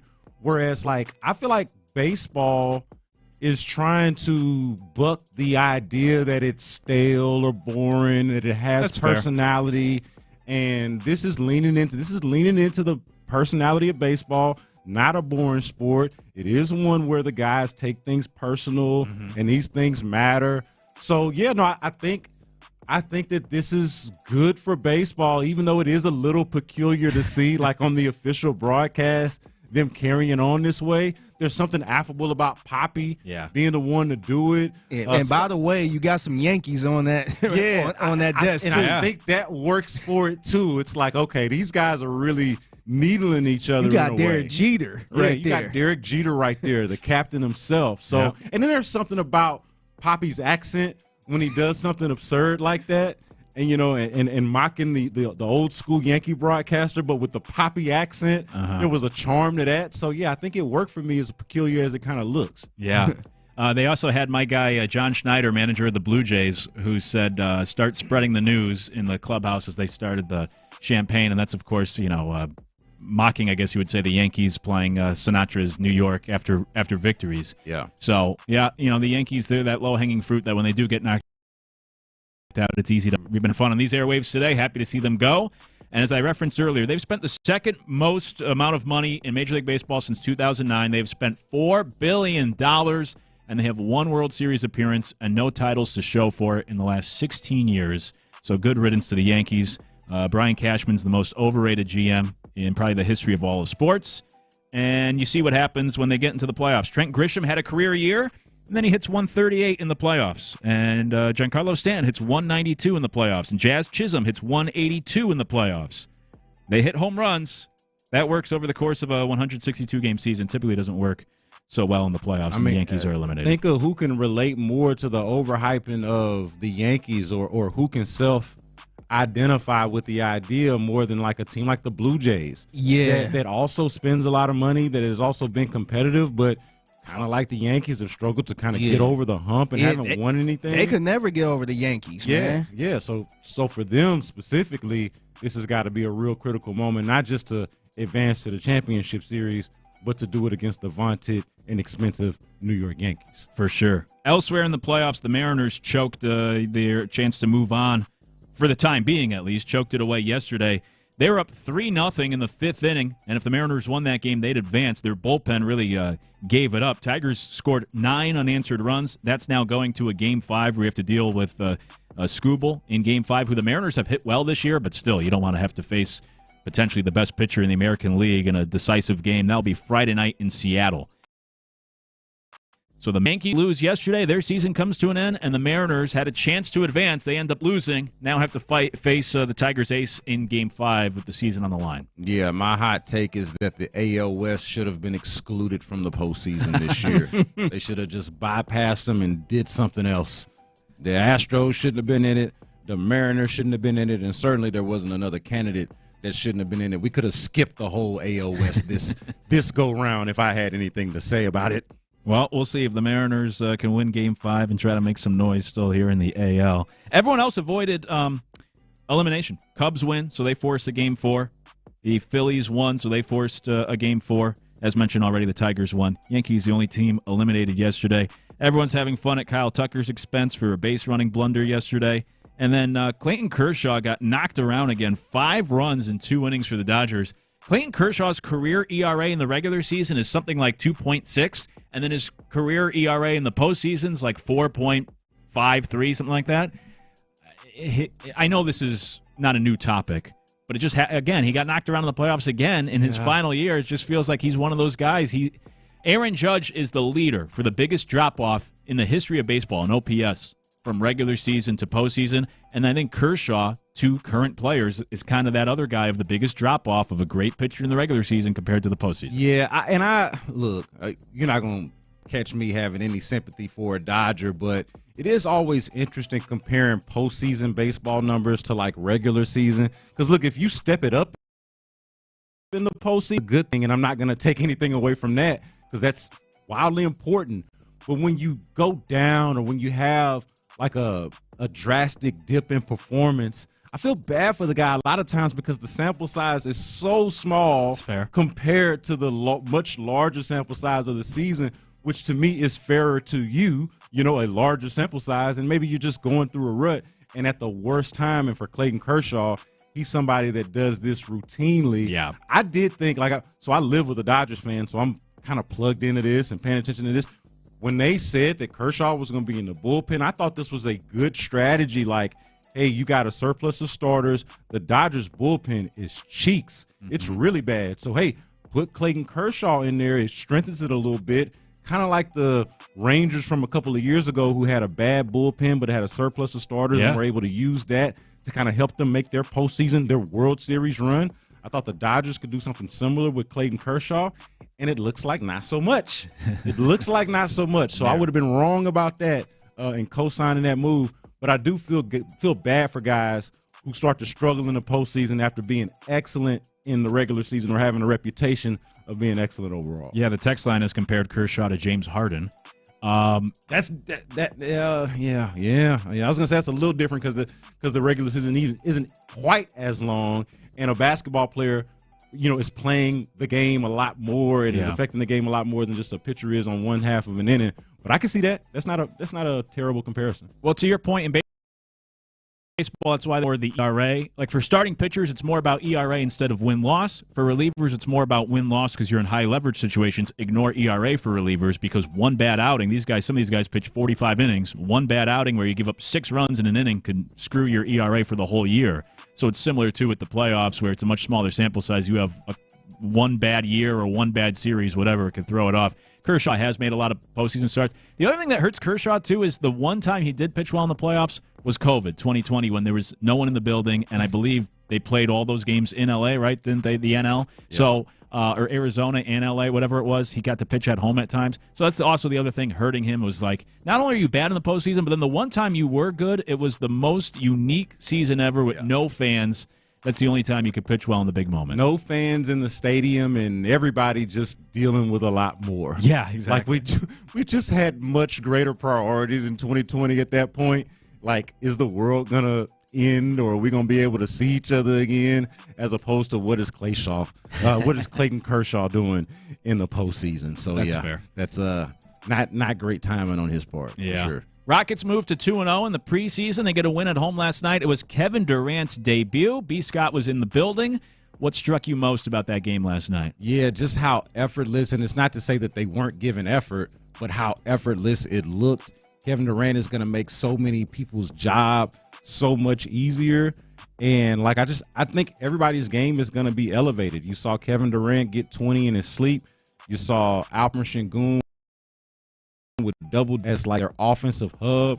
You saw Amen Thompson downhill, and not just getting downhill, but like just affecting the game in a number of ways. The way that he does, everybody was doing the things that they do. Right, Kevin Durant doing Kevin Durant things, Sengun doing Sengun things. Amen Thompson doing Amen Thompson things. And maybe the revelation of the night was the other two guys that start, the Jabari Smith Jr.'s and Reed Shepherds of the world, of like, hey, what exactly are they going to be? What's their role going to look like? What does their progression look like? And Reed Shepherd getting to the basket. Jabari Smith Jr. creating shots. Just everybody seems more confident and competent with Kevin Durant in the building. Last thing here on What's Poppin'. Bill Belichick. If you haven't seen this already, Ali Connolly put this out on Twitter. He does have like 36,000 followers. He said his bio says previously a college football and NFL scout and recruiting analyst, now has a newsletter. So I assume this is all legit. In fact, UNC has already had to address these reports today. Yeah. But anyways, he put this out last night saying Bill Belichick has discussed buyout options with UNC's hierarchy. He has signaled a willingness to trigger his own $1 million buyout if he can find a soft landing with another team or in media. Members of Belichick's coaching staff have already spoken to other schools. From one coach, the quote is, "The Rats are leaving the ship." Some staffers believe a change will come within 2 weeks. Reports of serious recruiting violations remain under investigation at UNC. Recruiting buyout has become standard practice. If Belichick cannot find a landing spot to trigger his own buyout, he's expected to accept a greatly reduced, compromised rate. Belichick's communication with the staff the past 2 weeks has been described as weird and distant by multiple members of the coaching staff. Multiple coaches said they were unable to get a hold of him during UNC's bye week. From one UNC defensive coach, they said, quote, "What we've done to these kids is effed up." That's the latest in UNC. Yeah, the allegations of recruiting violations aside, because who doesn't violate whatever the recruiting rules are these days, it does make you feel like something, like the vibes are off. Like beyond just being bad, beyond some recruiting violations, you hear them talk about the odd communication and just everything about it just seems like vibes are off, and this thing is like a ticking time bomb. Seriously, it is a mess, let alone the fact that they keep getting blown out on the field as well. Everything off the field has been a sideshow, a circus, and a disaster. That's what's popping here on In the Loop. When we come back, despite the losing record, I think the Texans are exactly where they need to be right now. We'll talk about that next in the Loop. Texans GM Nick Caserio couldn't have given a more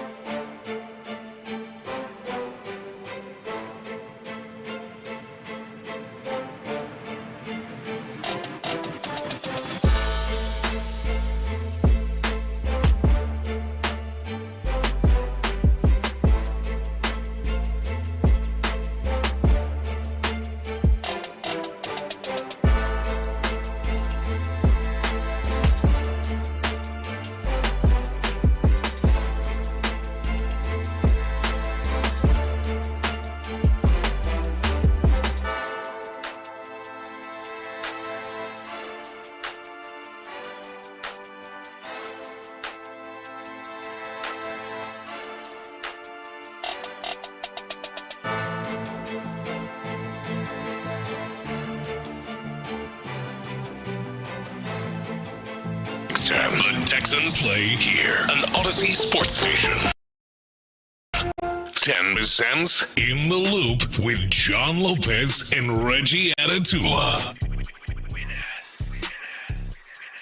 Despite the losing record, the Texans are exactly where they need to be. We'll talk it out here on In the Loop. The fellas are out today. I'm Luke Morrow alongside Brandon Scott. Figgy Fig on the steel wheels, and you as well. Appreciate you hanging with us on this Thursday. You can always join the conversation on the text line 713-572-4610, or get to us on YouTube and Twitch as well. If I were to ask you guys, how do you feel? I mean, we've been talking about it all week, of course. We've been talking about the tough AFC South, but how do you feel about the Texans currently in their state, where they're now 2-3? They're in third place. How do you view this team right now in the big picture? Like, how confident do you feel that this is still a playoff team? Yeah, so, I mean, that last part, the actual question there is the difficult thing to answer, because in a vacuum, I feel really good about the Texans and their own improvement and how they're looking now as opposed to how they started the season. So if we just look at the Texans in a vacuum, at them sort of isolated, I feel pretty good about what they're doing and where they are. If I do the bigger picture thing, where they fit in the overall ecosystem and the AFC landscape, we asked, or I did, Indy Kalu at the end of that segment that we did in the last hour. He was worried about the AFC South, and he said you'd be a sports idiot if you weren't, and I agree with him. Like, it is a difficult division, and so I say all that to say I feel a lot worse about what's around the Texans, everything that's happening around the Texans, than I do about the Texans themselves, as opposed to maybe 2 or 3 weeks ago when I was just down on what the Texans were doing themselves. So it's changed a little bit. Feel better about the team, don't feel great about the situation. Yeah, and I think that's fair. Figgy, if I were to ask you, how do you currently feel about these Texans at 2-3? How do you feel about the playoff chances for them at this point? Yeah, to me, I feel better about the Texans the way they've been playing on offense and all that. But when I look around the division, I'm just like, man, I'm not sure what to think of the Jags right now. I'm not sure if they're for real, but they seem like a scrappy bunch where if it's a close game, they could probably pull a game off, which is kind of scary. So I feel like the Jazz are a little bit in the way, and the Colts, they just been kind of blowing people out, man. Like, yeah. I'm not sure if that's going to last long, but just with the Houston Texans sitting at 2-3, I'm a little worried that it might be a little too late. Interesting. Yeah, I think because the AFC is so wide open, I think they will have more time. But if you look at the power rankings, obviously everyone's not all that high in the Texans right now. Pro Football Talk has the Texans ranked 21st in the league. The Athletic has them at 19th. CBS Sports has them at 18th. ESPN has them at 18th. Sports Illustrated also has them at 18th. USA Today has the Texans at 17th. That's the highest ranking. I think despite the 2-3 record, if I can make the case, I think they're exactly where they need to be in the sense that the AFC is wide open. Second in the AFC in point differential. And sure, of course, that was helped out by this past Sunday's blowout. But I'm a big point differential guy. I think that's where you could see which teams are going to regress to the mean, or which teams are going to have positive regression. And so I think, obviously, with those 3 close losses, the 2 blowout wins, you can make a case that the record is a little bit stronger than 2-3, that if they scored 21 points, which is below league average, you score 21 points each week, you're 5-0 right now.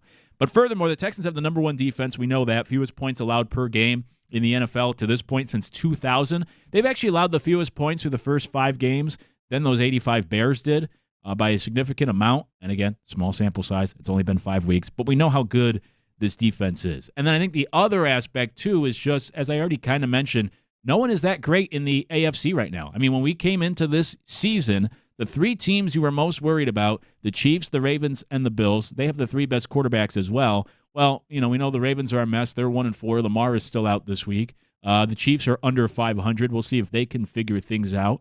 And then the Bills, they are playing well, but the teams they've beaten this year are a combined 3-17, and they just lost at home to the Patriots. And there's also a stat about the last team to go undefeated.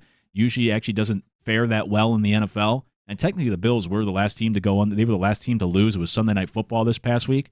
So history might not be all that great either for the Bills. Otherwise, are we really that worried about Daniel Jones and Trevor Lawrence, if you swap out Patrick Mahomes and Lamar Jackson and replace them with guys like Daniel Jones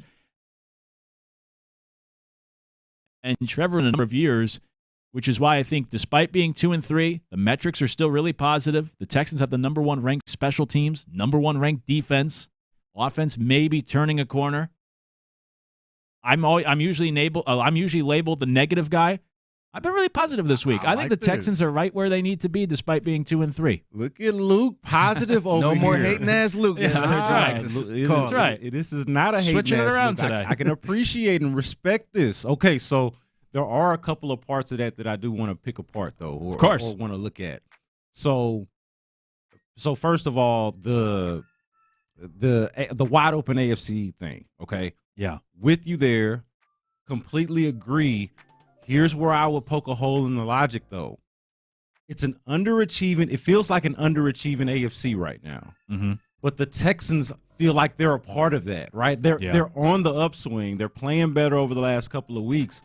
But a part, and I would say a small part, but a part of the downgrading of the AFC this year, obviously the Ravens are the main ones.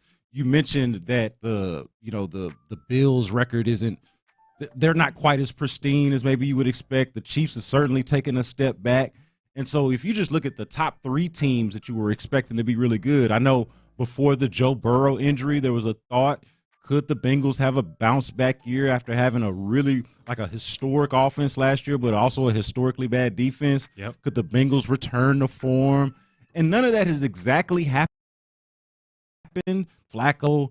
And so, but the Texans, to their credit or lack thereof, have also disappointed. Everybody, I think almost to a man, was picking them to dominate the AFC South after what they did the last couple of years, and that just simply has not happened.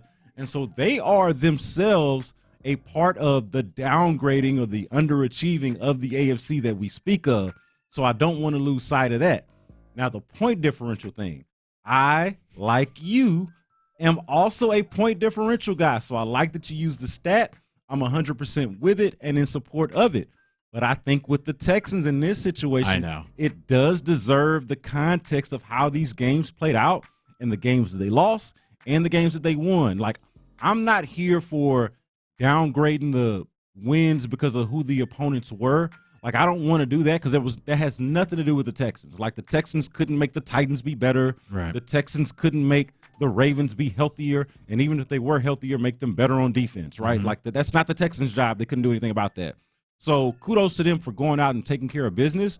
But this, once we get to the point differential conversation, is where I would step in and provide the context. Like, yeah, they blew out a pitiful Titans team at home. Yeah, they beat down a pitiful version of the Ravens. Point differential in those 2 games might be skewed.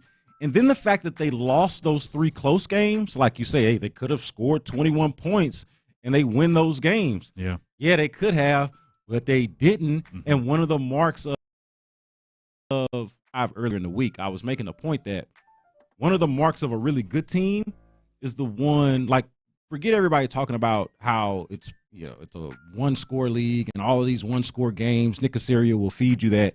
Like, aside from that, the important thing to remember is that the good teams find a way, and this is why the Texans were a good team and have been a good team over the past couple of years. They find a way to win those close games. It's literally the difference between the good teams and the not-so-good teams, the haves and the have-nots. The ones that can win those close games and the ones that haven't really quite figured that out or don't have that capability.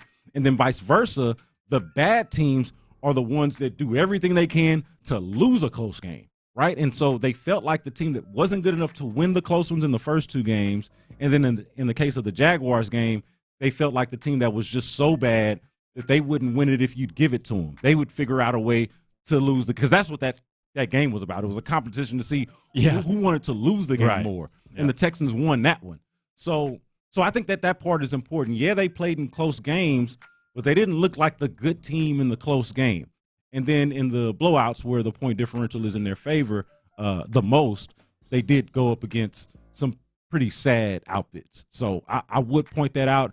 even though I like your positivity, I felt like it deserved a little sprinkle of context on that. Yeah. No, I don't. I acknowledge the flaws in my argument, certainly the point differential one. So I don't disagree with you. And we have people split on both sides. On the text line, someone said, wow, didn't know that. Number 1 in 2 out of 3 phases. Luke just changed my outlook. Let's go. But then the very next text says, 100% agree with you now, B. Scott, which is a different number. But now, I might have persuaded someone, and then right after you persuaded somebody else. So it is a split thing. I'll also offer this into the evidence as well. DVOA, okay, Football Outsiders put together the 2 and 3 teams dating back to 1978. The 2 and 3 teams that have the best DVOAs all time. Texans are number 10 all time. Number 10. So that makes them theoretically the 10th best 2 and 3 team, just simply off of DVOA, which is another metric I do enjoy. Yeah. 10th best 2 and 3 team all time. Now, I will tell you, how much does this mean? I'll, again, poke holes in my own argument because 4 of the 8 teams ahead of them that finished seasons previously, only 4 out of 8 had winning seasons. Only 3 made the playoffs. So it's still not a guarantee. But the point being, statistically, this team has graded out pretty well. The metrics are all pretty good despite the losing record. I guess the point I'm trying to make is, yes, they have underachieved, and they are better than that 2 and 3 record shows. Oh, by the way, in a very wide open and weaker AFC. What do we think about what's in front of the Texans? Like, I hate to do the too much scoreboard, box score, schedule watching. I feel like that can be really lazy at times. But it's hard to look at their schedule. Since you're in the bye week, you ain't got nothing but time on your hands and opportunity to do this sort of thing. You look at their schedule and try to, based off of what you've seen through 5 weeks, try to imagine how it might go.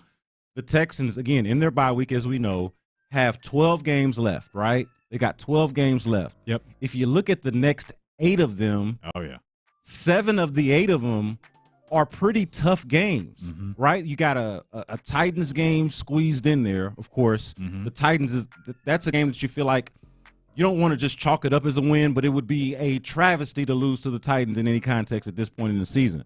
So the Titans is a game that you feel like they could win.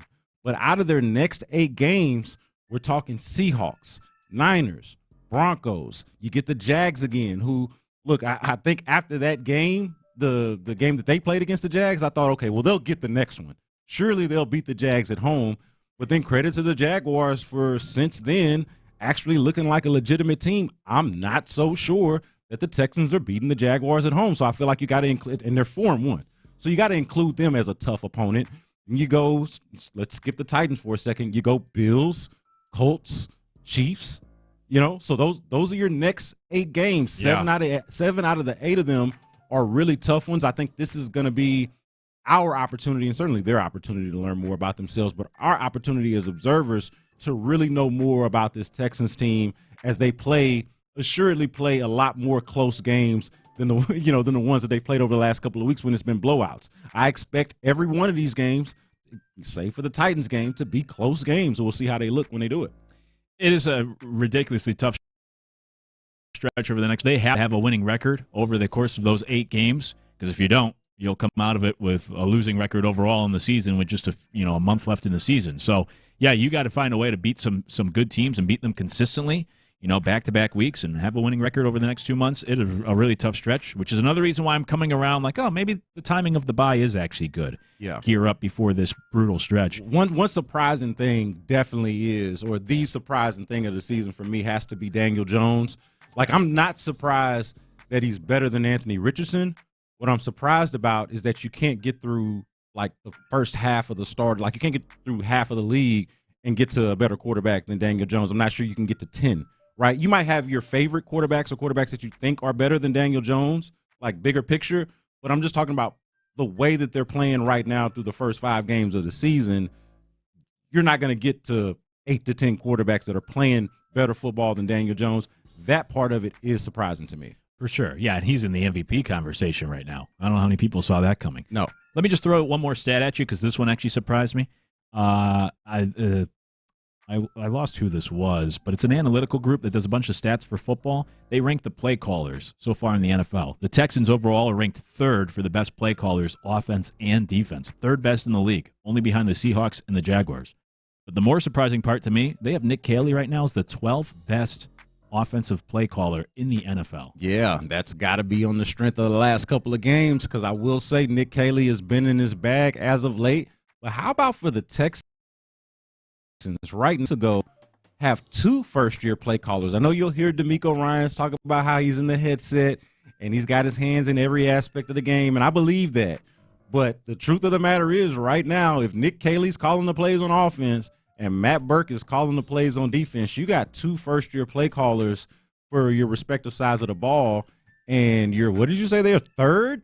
Third overall. Third Yep. overall. Yep. That's pretty damn good. Not too shabby. Yeah, and this is not subjective. They look at different numbers. On offense, they look at non-scripted efficiency, points over expected, personnel diversification, QB ELO rating, good band from back in the day, scripted efficiency, passes over expectation, so on and so forth. A bunch of nerdy metrics, and that's how they get to these rankings. And they ranked Caley 12th, and they ranked the Texans overall 3rd, which I found surprising.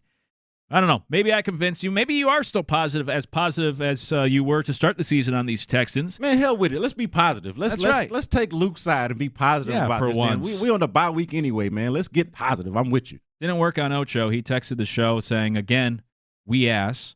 He said that yesterday too. So it didn't convince him. Texans are 2 turnovers late in the game away from being 4-1. Someone said, stop doing that. Yeah, right. Stop to doing be it. a good team. Yeah, to become a good team. Yeah. So a texter said the defense is legit and still have 5 division games left to play. Someone said, we play the Colts twice right. Yeah, we could still take the division. This week will help us learn more about the Colts and Jaguars and if we need to take them seriously. So anyway, so on and so forth. People are still, I think, leaning positive, but split right now. Don't let me kill your joy. Like, if you positive, I'll be positive with you. Let's go. Yeah, for sure.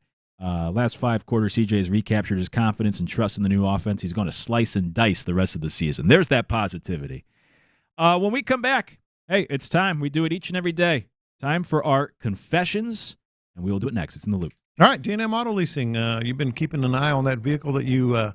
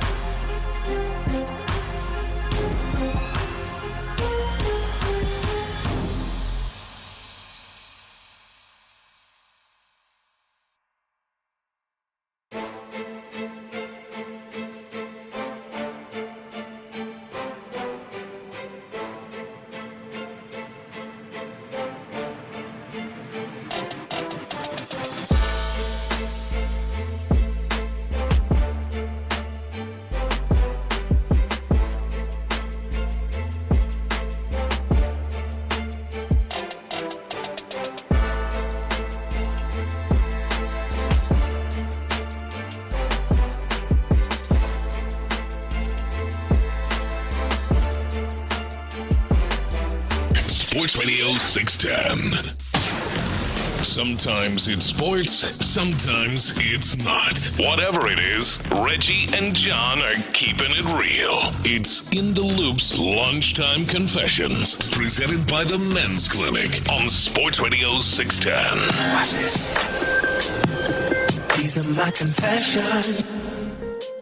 Lunchtime Confessions presented by the Men's Clinic each and every day.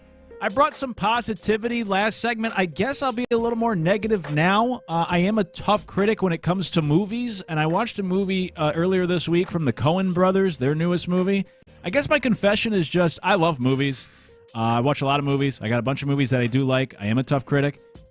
But I think maybe my confession is I don't like most directors or like most famous movie directors. I think the Coen brothers are incredibly overrated, and actually this movie was decent. It's one of my more favorite ones of theirs, but I don't think they're very good. I think Wes Anderson is terrible. I don't really like a lot of Paul Thomas Anderson stuff. Even like Quentin Tarantino to me. Are you a Tarantino guy? Some of his stuff for sure.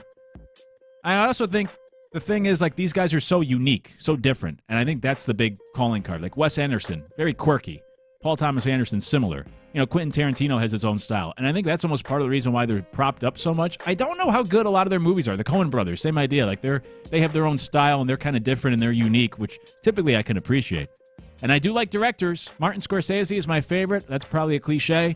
Wes Craven, I love. I thought he was really good. Are you a Christopher Nolan guy? Yes, I am. For the most part. You sure? Yeah, because I think he jumped the shark a little bit with, what was that, the last one? Was it Oppenheimer? Well, he did Oppenheimer. Oh, before that. Was it Interstellar? Is that what it's called? What was the one? There was some crazy movie where he tried to get... One with Denzel's son? What was that one? I know what he did have, but that was, dang it, what was that one? Denzel's son, by the way, if it should surprise anybody, he's Denzel's son. Interstellar was like a decade ago, man. Was it? Okay, which one am I thinking of? I don't know which one you're thinking of. I'll look it up. He did Inception. Tenet. I was thinking about Tenet. Tenet. That's the one. Yeah. That movie was terrible. Yeah, it was so confusing. Yes, man. that's what I'm saying. He became too Christopher Nolan. He was trying to become too much of his personality, or his reputation. It take a lot for me to fall asleep during a movie. I fell asleep a couple times during this movie, and everybody kept saying, "Oh, you got to watch it again. You got to watch it a couple times to understand." Why do I got to watch a movie a couple times to understand it? Yeah, man? It feels like he has been trying to, and this is my novice opinion, but it does feel like he's been trying to Inception ever since. Yeah, that's what I mean. Try to up the, like, you know how you have a great album, and maybe after that he trying to chase that great album. Yeah, he trying to use the same formula. That's it to me. Now I don't know how many people out there actually liked Inception at the time when I watched it. I don't know if it's because where I was in life. You know, I was a young adult. But I was blown away. And it feels like ever since then he's been trying to find that and just hasn't quite done it. Yeah, that's how I kind of feel about Jordan Peele. He keep trying to get that Get Out. Yeah. Like he hit big with Get Out. And it seemed like the last 3 or 4 movies he put out, it was trying to do something like that. Yeah. And it just kept flopping. Hey, man. I'm wearing a Spike Lee Malcolm X t-shirt right now. I'm the same way with Spike in the earlier Spike stuff, the stuff that made Spike famous, I think is great. The stuff that he does now. Did you see that recent one he did with Denzel Washington? Denzel Washington? I did. It was good, but it was not like that would have been a straight to VHS type of situation for me back in the day. You know what I mean? Like that was one where it's good if you're completely bored. Denzel, of course, was excellent, but I wasn't feeling it. Yeah, I wasn't feeling it. Yeah, I haven't been feeling a lot of the stuff. What was the one that he did? I'm forgetting the one where they're like pilots or whatever. This is one of he's been doing a lot of Netflix stuff. Yeah, and the Netflix stuff has just not gripped me. Yeah, in that way. I think that's the case for actually a lot of just movies in general that go to Netflix. But yeah, maybe that's the point. Maybe that's it. That they get the first movie or their early stuff's good, and then it just becomes more of a reputation thing moving forward. They start experimenting a little bit too much. Or either they tried to do the same thing over and over. Right. We're just like, all right, we get it, man. Yeah, like M. Night Shyamalan's very much like that. But yeah, anyways, I guess that's my confession is I do like certain directors. I like just about everything Scorsese's put out. Like I said, Wes Craven for horror films I thought was the best.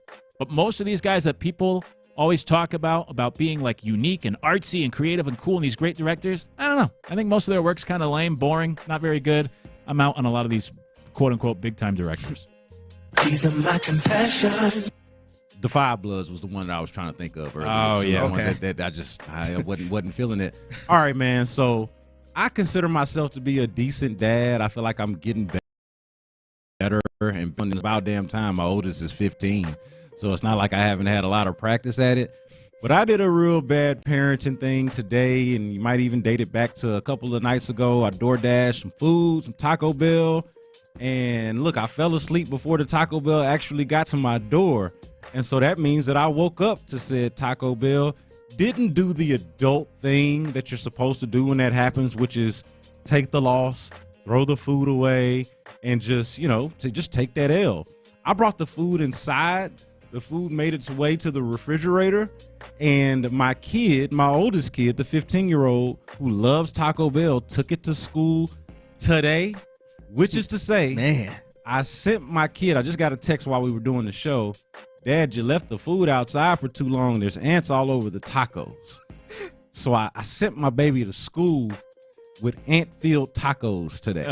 Now she's got money on her books, so to speak, right? Okay, she can go in there and get some food. She can get whatever she wants in that cafeteria. Whatever they got, she got enough money to buy it. But I did send her with a 2-day-old bag of Taco Bell with ants on it. And not a great feeling. So how did the ants get on it? Wasn't in the refrigerator? Nah, so what I'm saying is, what are you saying? He's got ants in his refrigerator? Hell, I'm gonna have to go check because I might. Now you might. You know what I mean? Like, and to be fair, like I didn't notice any. If I did, they didn't get outside the bag, but they left the bag outside at my door. And this is at about 12:30, maybe 1 o'clock in the morning when this happens. I wake up at 5 in the morning, so it's been sitting out there for a solid hour. Yeah. And so that's how the ants got on there. But I never looked in the bag. I never did anything. I just brought it inside. Oh, man. My daughter discovered it, loves Taco Bell, threw it in the fridge. And yeah, next thing I know, she's taking it to school this morning. And I thought when I saw it, like, I don't know if you should be taking that. We probably should have thrown that away. That's a couple of days old. It was sitting outside for a little bit. I don't know how good that is. I didn't think about ants. Yeah. I just thought the food probably not any good. Turns out there's ants on the tacos, man. Dang, that could be a tough look, too, for a kid at school. Yeah. Busted out the lunch table. Ooh, yeah. That could be a little traumatizing, too, man. Yeah, I hope she didn't do that. I had a similar situation, and I don't even know how this situation happened. So I had a bagel, and I'm a big fan of the, I think it's called Everything Bagel, where they got the different seasonings on it. I'm such a big fan to the point I had the actual seasoning where you could put it on top of the cream cheese or the bagel. It's everything seasoning. So I had that in the cabinet. I was using it. And it was one time I decided, I haven't used it in a minute. I'm like, you know what? Let me put some on the bagel. I put it on the bagel, and I was kind of half asleep a little bit, wasn't paying attention. And I grabbed my plate, and I looked down. I'm like, is this bleep moving? So I had to look. It was tiny little bugs crawling all over the bagel, man, and the cream cheese. Oh, man. Like, I had to throw. I that threw is it. So gross. I threw it. If I wasn't paying attention, I would have just took a bite. But like for some reason, you kind of see on the side of your eye, you like, is that moving? Yeah. Or am I? Yeah. So I threw it in the trash. I had to take the whole trash out. Hey, man. thank God for your senses and your sobriety, man. Because if you didn't have the greatest eyesight, or if you had been on something, you might have missed it. Yeah, at that point, I'm like, man, I think it's time to move out this apartment. Yeah, I would say so. How long would you eat leftover fast food? Because I think fast food, it's not like real food, like the chemical, everything. I think it holds actually better than normal. You said you wouldn't have eaten that Taco Bell. Like, what would be the timeline? Oh no, if I had brought it in a decent amount of time and didn't let it sit outside, that was the key part. Yeah, okay. I think she could have eaten it today.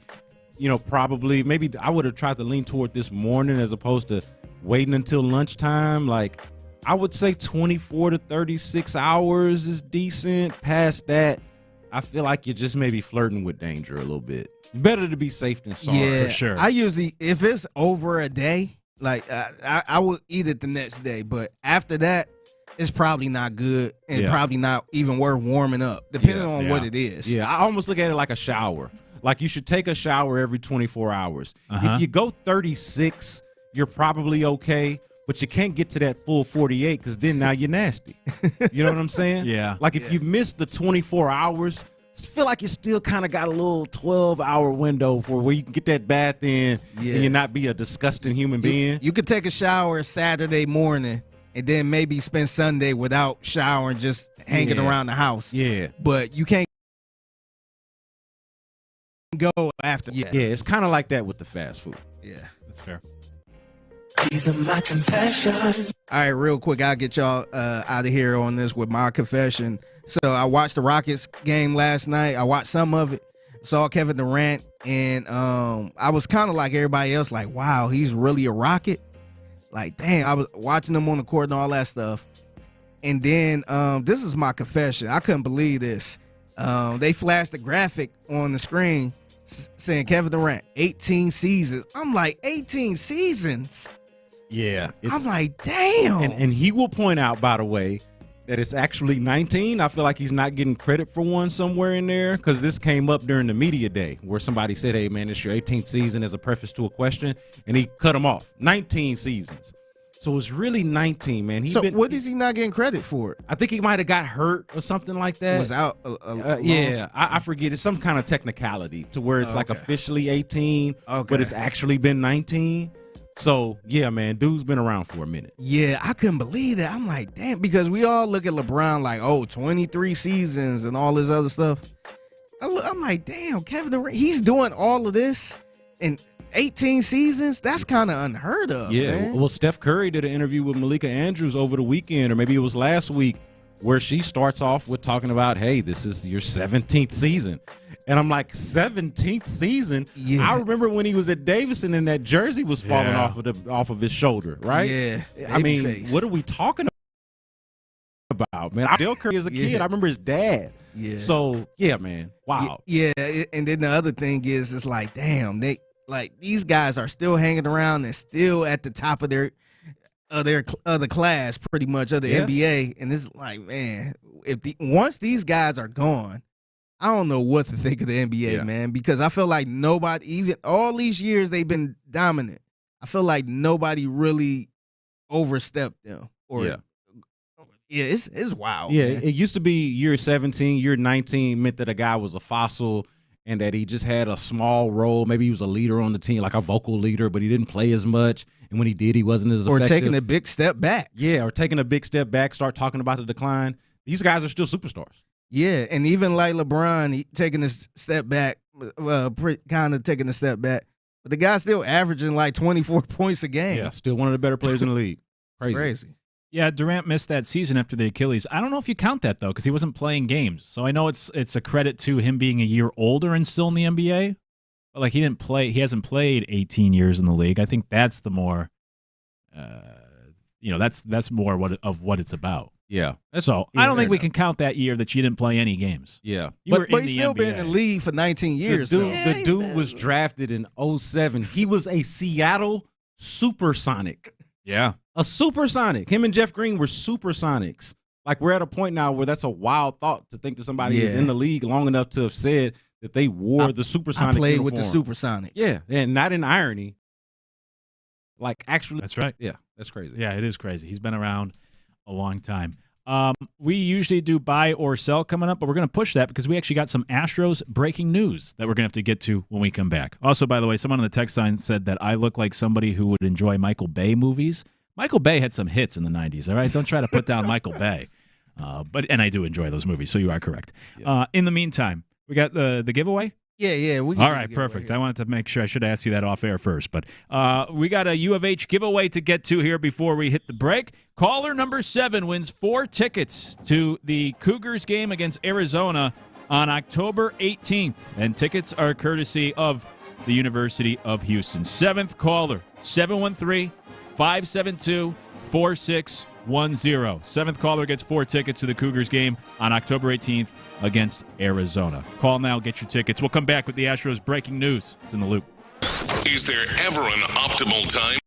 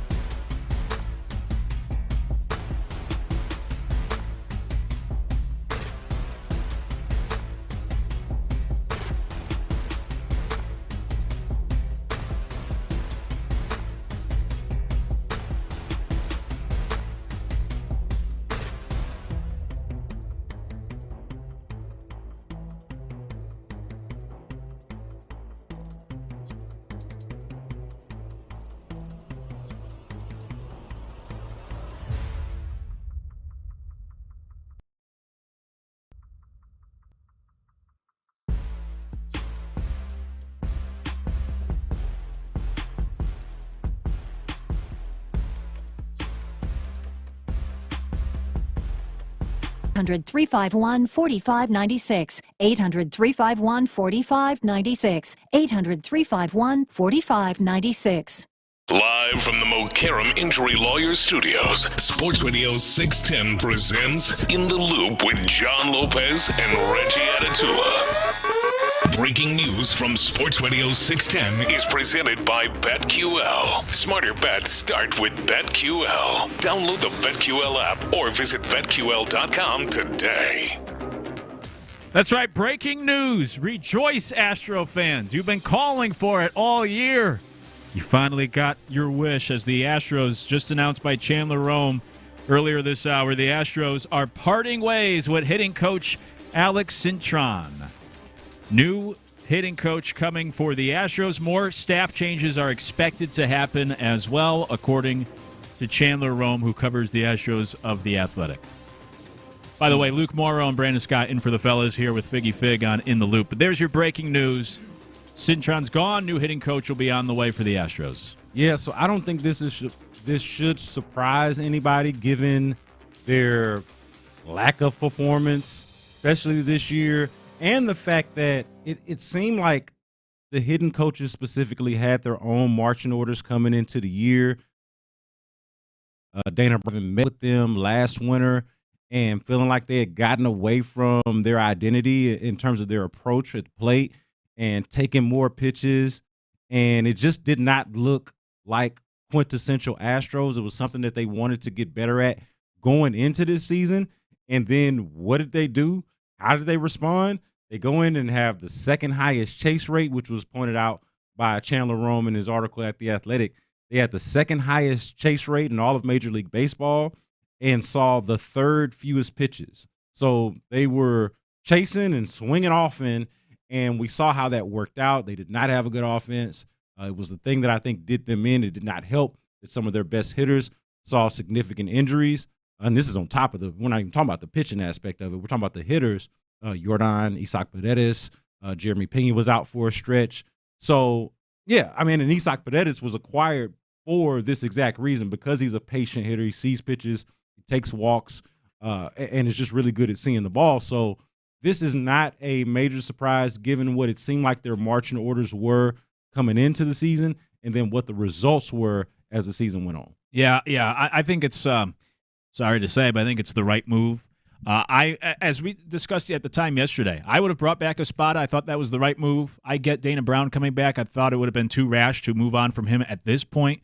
After next season might be a different story. But somebody had to take the fall for this, and the easiest guy to blame to me is Alex Cintron, and I actually think he would be more at fault than Joe Espada for the things that translate. I also acknowledge hitting coaches always get too much credit and too much blame. He has been the hitting coach for 8 years. He was the hitting coach when they won the World Series, right? So it's not like he suddenly lost his way, but sometimes that message needs to change. Sometimes the approach, as you just laid out, needs to be altered and changed. And I'd also say two damning things happened this year for Cintron other than what the Astros were just doing as an offense as a whole on the field. Number one was the whole story of Alex Bregman going to Boston, and part of the reason why he wanted to go to Boston was because they found some things that he should have fixed in his swing. And then Bregman came out to that career best start this year. And so it was almost like, well, how come the Astros didn't pick up on this stuff? And then the second thing for me, too, was Jesus Sanchez, who I really like that move of bringing him in. And the Astros kind of sold it on this idea of he has this potential that hasn't been tapped into just yet or fully, and we're going to make some adjustments. And then wait till you see him. And then he came to Houston and he hit under 200. He was actually worse with the Astros than he was with the Marlins, and it was like, whatever you guys were trying to do with him backfired. So I thought those two things, outside of just obviously the offense as a whole, really stood out this year of like, yeah, these are bad signs for the hitting staff, specifically Cintron. It's felt like over the last couple of years that the Astros almost had a reverse splits in coaching, right? Like whatever it is, whatever magic they're able to sprinkle on the pitchers whenever they acquire a pitcher, like they take a good pitcher and make them great. Take an okay pitcher and make them good. Maybe take a bad pitcher and make them serviceable. They have figured out a way over the years, and they've maintained this, even with Strom leaving, how they're able to just like manufacture pitching somehow. And it's really something to marvel at. I think that it's something that the Astros as an organization deserve a lot of credit for. But in the same vein, you look at the other side, you look at them at the plate, and it's like they have the opposite effect. Like Jesus Sanchez is a perfect antidote for you to mention there of somebody that they bring in. They're supposed to make him better, and somehow I'm not going to say they made him worse, but they certainly did not make him better, and he performed worse. Yeah. Whatever you want to attribute that to. And then, of course, the Isaac Paredes thing was more of a luck thing. He ends up getting hurt, but he had been excellent for them. But they can't even get that right. You bring in a guy who's a patient hitter, and it's supposed to help stabilize your lineup, and, he gets hurt, and it just doesn't seem to have as great of an effect on the lineup as you would expect it to. And just across the board, they just were not patient and selective enough, nor were they flat out good enough. Like if you're going to swing out of the zone, damn it, you better be Jose Altuve, right? And I'm talking about Jose Altuve of old. They were not that. So it'll be interesting to see what they do, like what direction that they go in the future, because this is obviously something that they got to address, something that they got to improve on. If you want to see something different from just early exits from the postseason like last year, or not making the postseason at all like this year, like they're going to be a similar team until they figure that part out. And by the way, Brian McTaggart then added on just a couple minutes ago to this report that not only is Cintron gone, but also assistant hitting coach Troy Snicker, which makes sense. Why keep one without the other? Just clean house at that department. And they've been together. That makes sense. Yeah, they're kind of that tandem package. I'm kind of curious other staff changes that I think you mentioned it in the breaking news. Other staff changes coming soon. Yeah. So I wonder what is that. I wonder if that's probably maybe the medical staff or if it's something else. Yeah. I'm kind of curious what type of other moves they're going to make. Yeah, one more, too, that McTaggart said is also Michael Collins, who worked closely with the catchers. And obviously this year the catchers' defense was hideous. It was actually worse in the league. So that makes sense, too. So those are the changes for now. But as Chandler Rome said, more changes are expected. Unless he was alluding to those, because those came after the Cintron news. But we'll see what else they change. Dana Brown, the general manager, did say, and obviously his status was in question at the time, but he did say that they would look at the entire operation. So I think given that, it would have been disappointing if they just ran it back and didn't make any changes to the operational staff, like whether that's coaching or in the front office or the medical staff, like Figgy just alluded to a moment ago. Like they had to do something. Yeah. Something had to change for them to kind of right this ship. Agreed. And these are the easiest changes to make, and that's why they did it. But like I said yesterday, I think this upcoming year is a big prove-it year for Espada. I am a Joe Espada defender, at least to a certain degree, but it's my understanding that he's entering a contract year as well. And this is what always happens. You get rid of some of the assistants, and that buys the head coach or the manager some time, and then if things don't work out next year, it's like, all right, we're just going to start over maybe entirely with this coaching staff. But, this buys Espada a little more time, but also puts more pressure on him for 2026 as the Astros are making changes on the coaching staff, including the hitting coaches. Yeah, so that the Astros offense was bad, that they did not score enough runs, did not hit enough or hit well enough throughout the season. I did not realize this until just reading Chandler Rome's breaking news article about this in The Athletic. The Astros scored 3 runs or fewer runs in more than half of their games. Oof. In more than half of their games, in 82. Half would be 81. So in more than half of their games, these guys scored 3 or fewer runs while posting an OPS of 719. So that's just not going to get it done. No wonder they're not in the postseason. With those numbers, they just flat out don't belong. So that's something that's got to improve. Yeah, certainly. On the text line, somebody said the Astros should get back to analytics. I think that makes a lot of baseball fans, or at least old school baseball fans, maybe roll their eyes. I mean, come on. Everybody is needing the analytics now. Sure. Not just the Astros. They're not breaking the mold there. Like, everybody's doing analytics now. For sure. Someone said, hitting coach, I've wanted Joe fired for 2 years. Astros need to do something with the medical staff, and then you'll have my attention. I do agree there. And someone said, whoever coached Altuve's base running should also be gone. There's not much you could do about that at this point. Yeah, I don't know, man. The dude is 35 years old. Like, you're not teaching the old dog new tricks. I mean, he is what he is at this point. Yeah. The hitting coach, I'll say this, the hitting coach oftentimes, like I said, they get too much credit, too much blame. But you look in the playoffs right now, the Mariners brought in a new hitting coach this year, much better, and here they are in the playoffs. The Blue Jays brought in a new hitting coach this year. They got him from the Twins, And the Twins really fell off even before they traded off their pieces at the deadline. Their offense was much worse this year, and the Blue Jays brought in their new hitting coach, and the Blue Jays had the number one offense in the AL this year, both in terms of strikeouts and home runs. And look at where they are. So my point being, sometimes when you make that change of bringing in a new hitting coach, sometimes it's not necessarily that the hitting coach, it's more on the players, and sometimes a new hitting coach can make all the difference. Hey, who was it with the Red Sox that helped Alex Bregman find it in his swing? That's right. Go get that guy, whoever that is. Go get them. Hey, bring bro, them. you want a promotion? Hey, man. Hey, come to Houston. It's a lot warmer.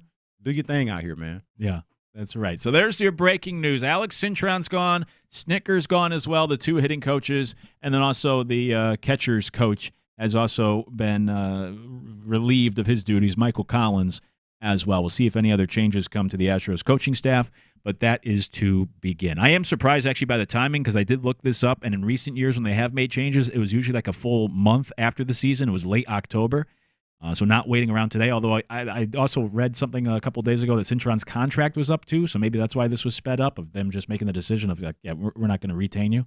Yeah, the language in the breaking news report is decided not to. When we say part ways, they're just deciding not to renew his contract, which, of course, as we've laid out, there's no reason to do that. Yeah, yep. So we'll have new hitting coaches, or at least a new hitting coach for the Astros. Hey, when we come back, we'll get to buy or sell. We pushed it back for that breaking news from the Astros.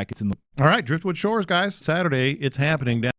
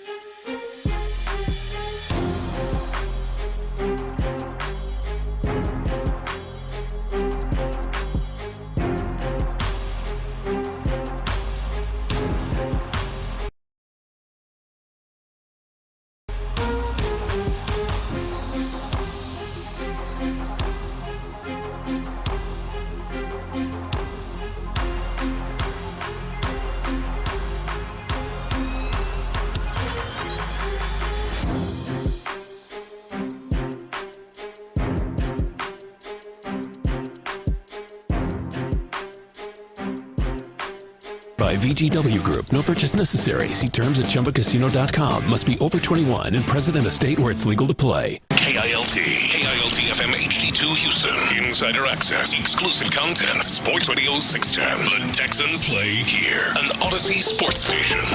Sports Radio 610 presents In the Loop with John Lopez and Reggie Anatula. Breaking news from Sports Radio 610 is presented by BetQL. Smarter bets start with BetQL. Download the BetQL app or visit BetQL.com today. That's right. We got more Astros breaking news on this Thursday. I'm Luke Morrow alongside Brandon Scott in for the fellas here on In the Loop. Figgy Fig holding it down on the other side of the glass. More breaking news. We told you at the end of last hour, Alex Cintron's not coming back as hitting coach for the Astros. Either as Snicker, co-hitting coach, either as the catcher's coach. And now, more breaking news from Chandler Rome. The Astros have fired head athletic trainer Jeremiah Randall after 10 seasons in that role with the club. Not parting ways like those is a firing of the athletic trainer. I'm sure many Astro fans are rejoicing out there. How y'all gonna be rejoicing on a man losing his job like that? Man, listen, we are. Look, I imagine if he been they working, tell us that every day, every time somebody get let go. Hey, he been working for the Astros this long. I'm sure he's been paid handsomely.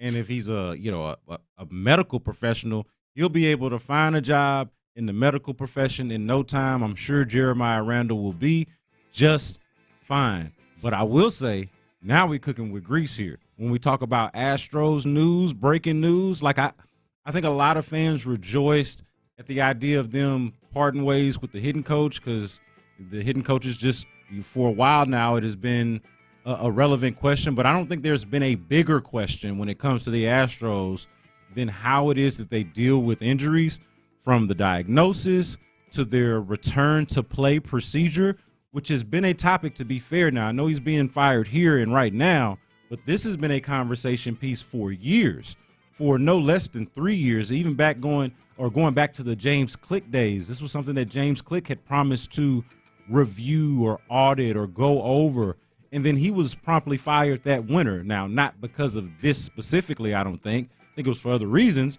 but it did raise questions to if that ever happened, since the guy in charge, or the guy that said it was going to happen, was no longer in charge and no longer around. So did they do that return to play audit that they were supposed to do 3 years ago ahead of the disaster this year, namely the Yordan Alvarez situation? I feel like that was embarrassing. That was a really difficult thing to come back from as an organization, and then specifically for Jeremiah Randall to go out there and to diagnose him with a strain or inflammation or whatever they said it was at the time. Yeah. Put him out there in front of God and the world to basically perform a light show at batting practice, and then he complains of pain, and then you do the imaging after the batting practice just to find out that not only is his hand broken, not only does he have a fracture, but it's so damn fractured that it's almost healed. You know, like it's 60% healed means that it was 60% broke at some point. And you didn't know it, right? So, yeah, they should have done imaging before and not after that batting practice. And the fact that they didn't is an indictment on somebody, and that has to fall at the feet of the leader, and that is Jeremiah Randall. So this is not surprising, but I think even bigger news than the news that we were discussing in the previous segment of the hidden coaches, the main athletic trainer and medical guy being gone, is them acknowledging that whatever they've been doing with their medicals so far up to this point is not good enough. Yeah, I agree with you. This was the biggest problem. It needed to be addressed. I say credit to the Astros for actually addressing the two biggest concerns with the hitting staff and now with the medical staff as well. There was a texter earlier when we were given the Cintron news who said, do something with the medical staff and then you'll have my attention. Well, they just followed up and said, yep, now they have my attention. Yeah, I hope you. I was going to say, I hope you stay listening. Yeah, I hope you stay listening for that. Yeah. We hear you. We got you. Yeah, so actually props to the Astros because a lot of times teams will just try to run it back or they won't make any changes or they'll sit on their hands. In this case, I mean, he's been in this role for 10 years. It would have been easy to just move forward with him, but it was an utter disaster and embarrassment this year from a medical perspective and even prior to this year. And it got to that breaking point where something needed to change this offseason. Otherwise, it'd be hard to try to continue to peddle some of the narratives we heard around these injuries and even just the idea of being all in and serious and try to sell that to not only your fans, but really the players too who are actually going through this. And look, we're not there, and I don't want to put somebody down who's a lot smarter than me in this regard, but if you're the players, I wonder if there was a certain point of thinking, like, are we getting the best treatment possible? Are we being taken care of? Like, what is going on here with just all the setbacks and the lengthier returns and some of the messages we got publicly that things did not play out that way whatsoever? So good on the Astros for addressing the two big concerns and making things happen today by making changes with the hitting staff and now the medical staff as well. And then also, if you just want to take emotion and narrative out of it for a second, which I think all of those things are valid because they are based off of realities.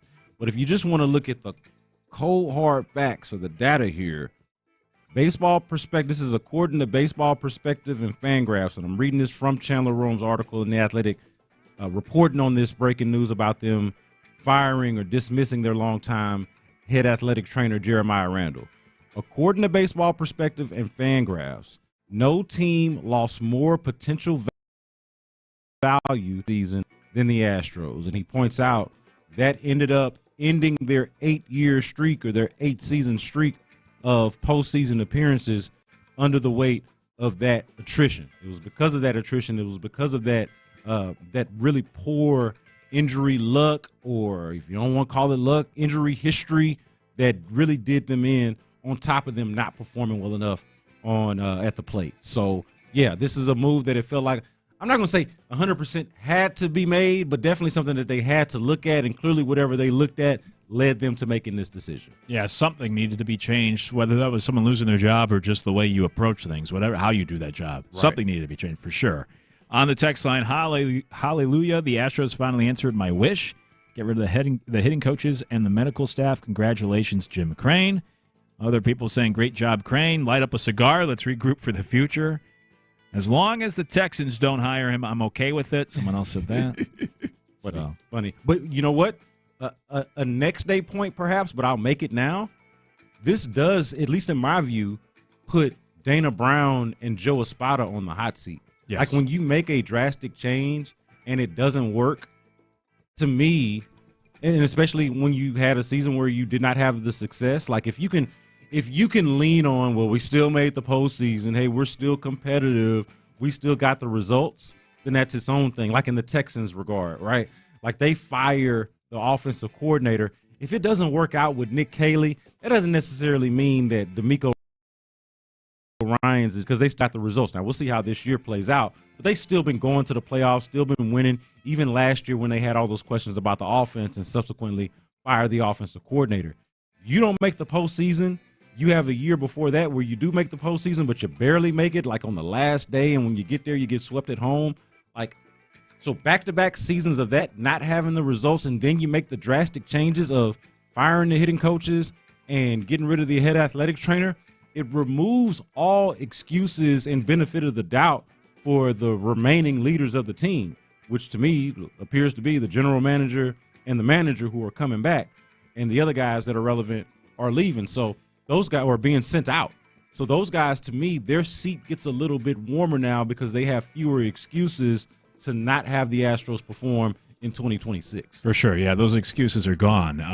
That's why I thought Espada deserved more credit this year than blame. I mean, you mentioned that stat from Chandler Rome. This was like the most injured or the most impactful injuries for any team, and they still almost made the playoffs. They exceeded their win total from the preseason that was set by Vegas. They exceeded expectations despite being maybe the most injured team of all time. And so I did not understand the narrative around Espada the last couple of weeks about, get rid of this guy. I thought he deserves credit. But with that said, I mean, we have to see how things play out next year. Maybe the more things change, the more they stay the same. But now that you've made some changes here or making changes on the medical staff, you hope that it removes these injuries and that excuse or that concern. And then, like I said, with the hitting coaches, it's hard to blame anyone else and not succeed next year.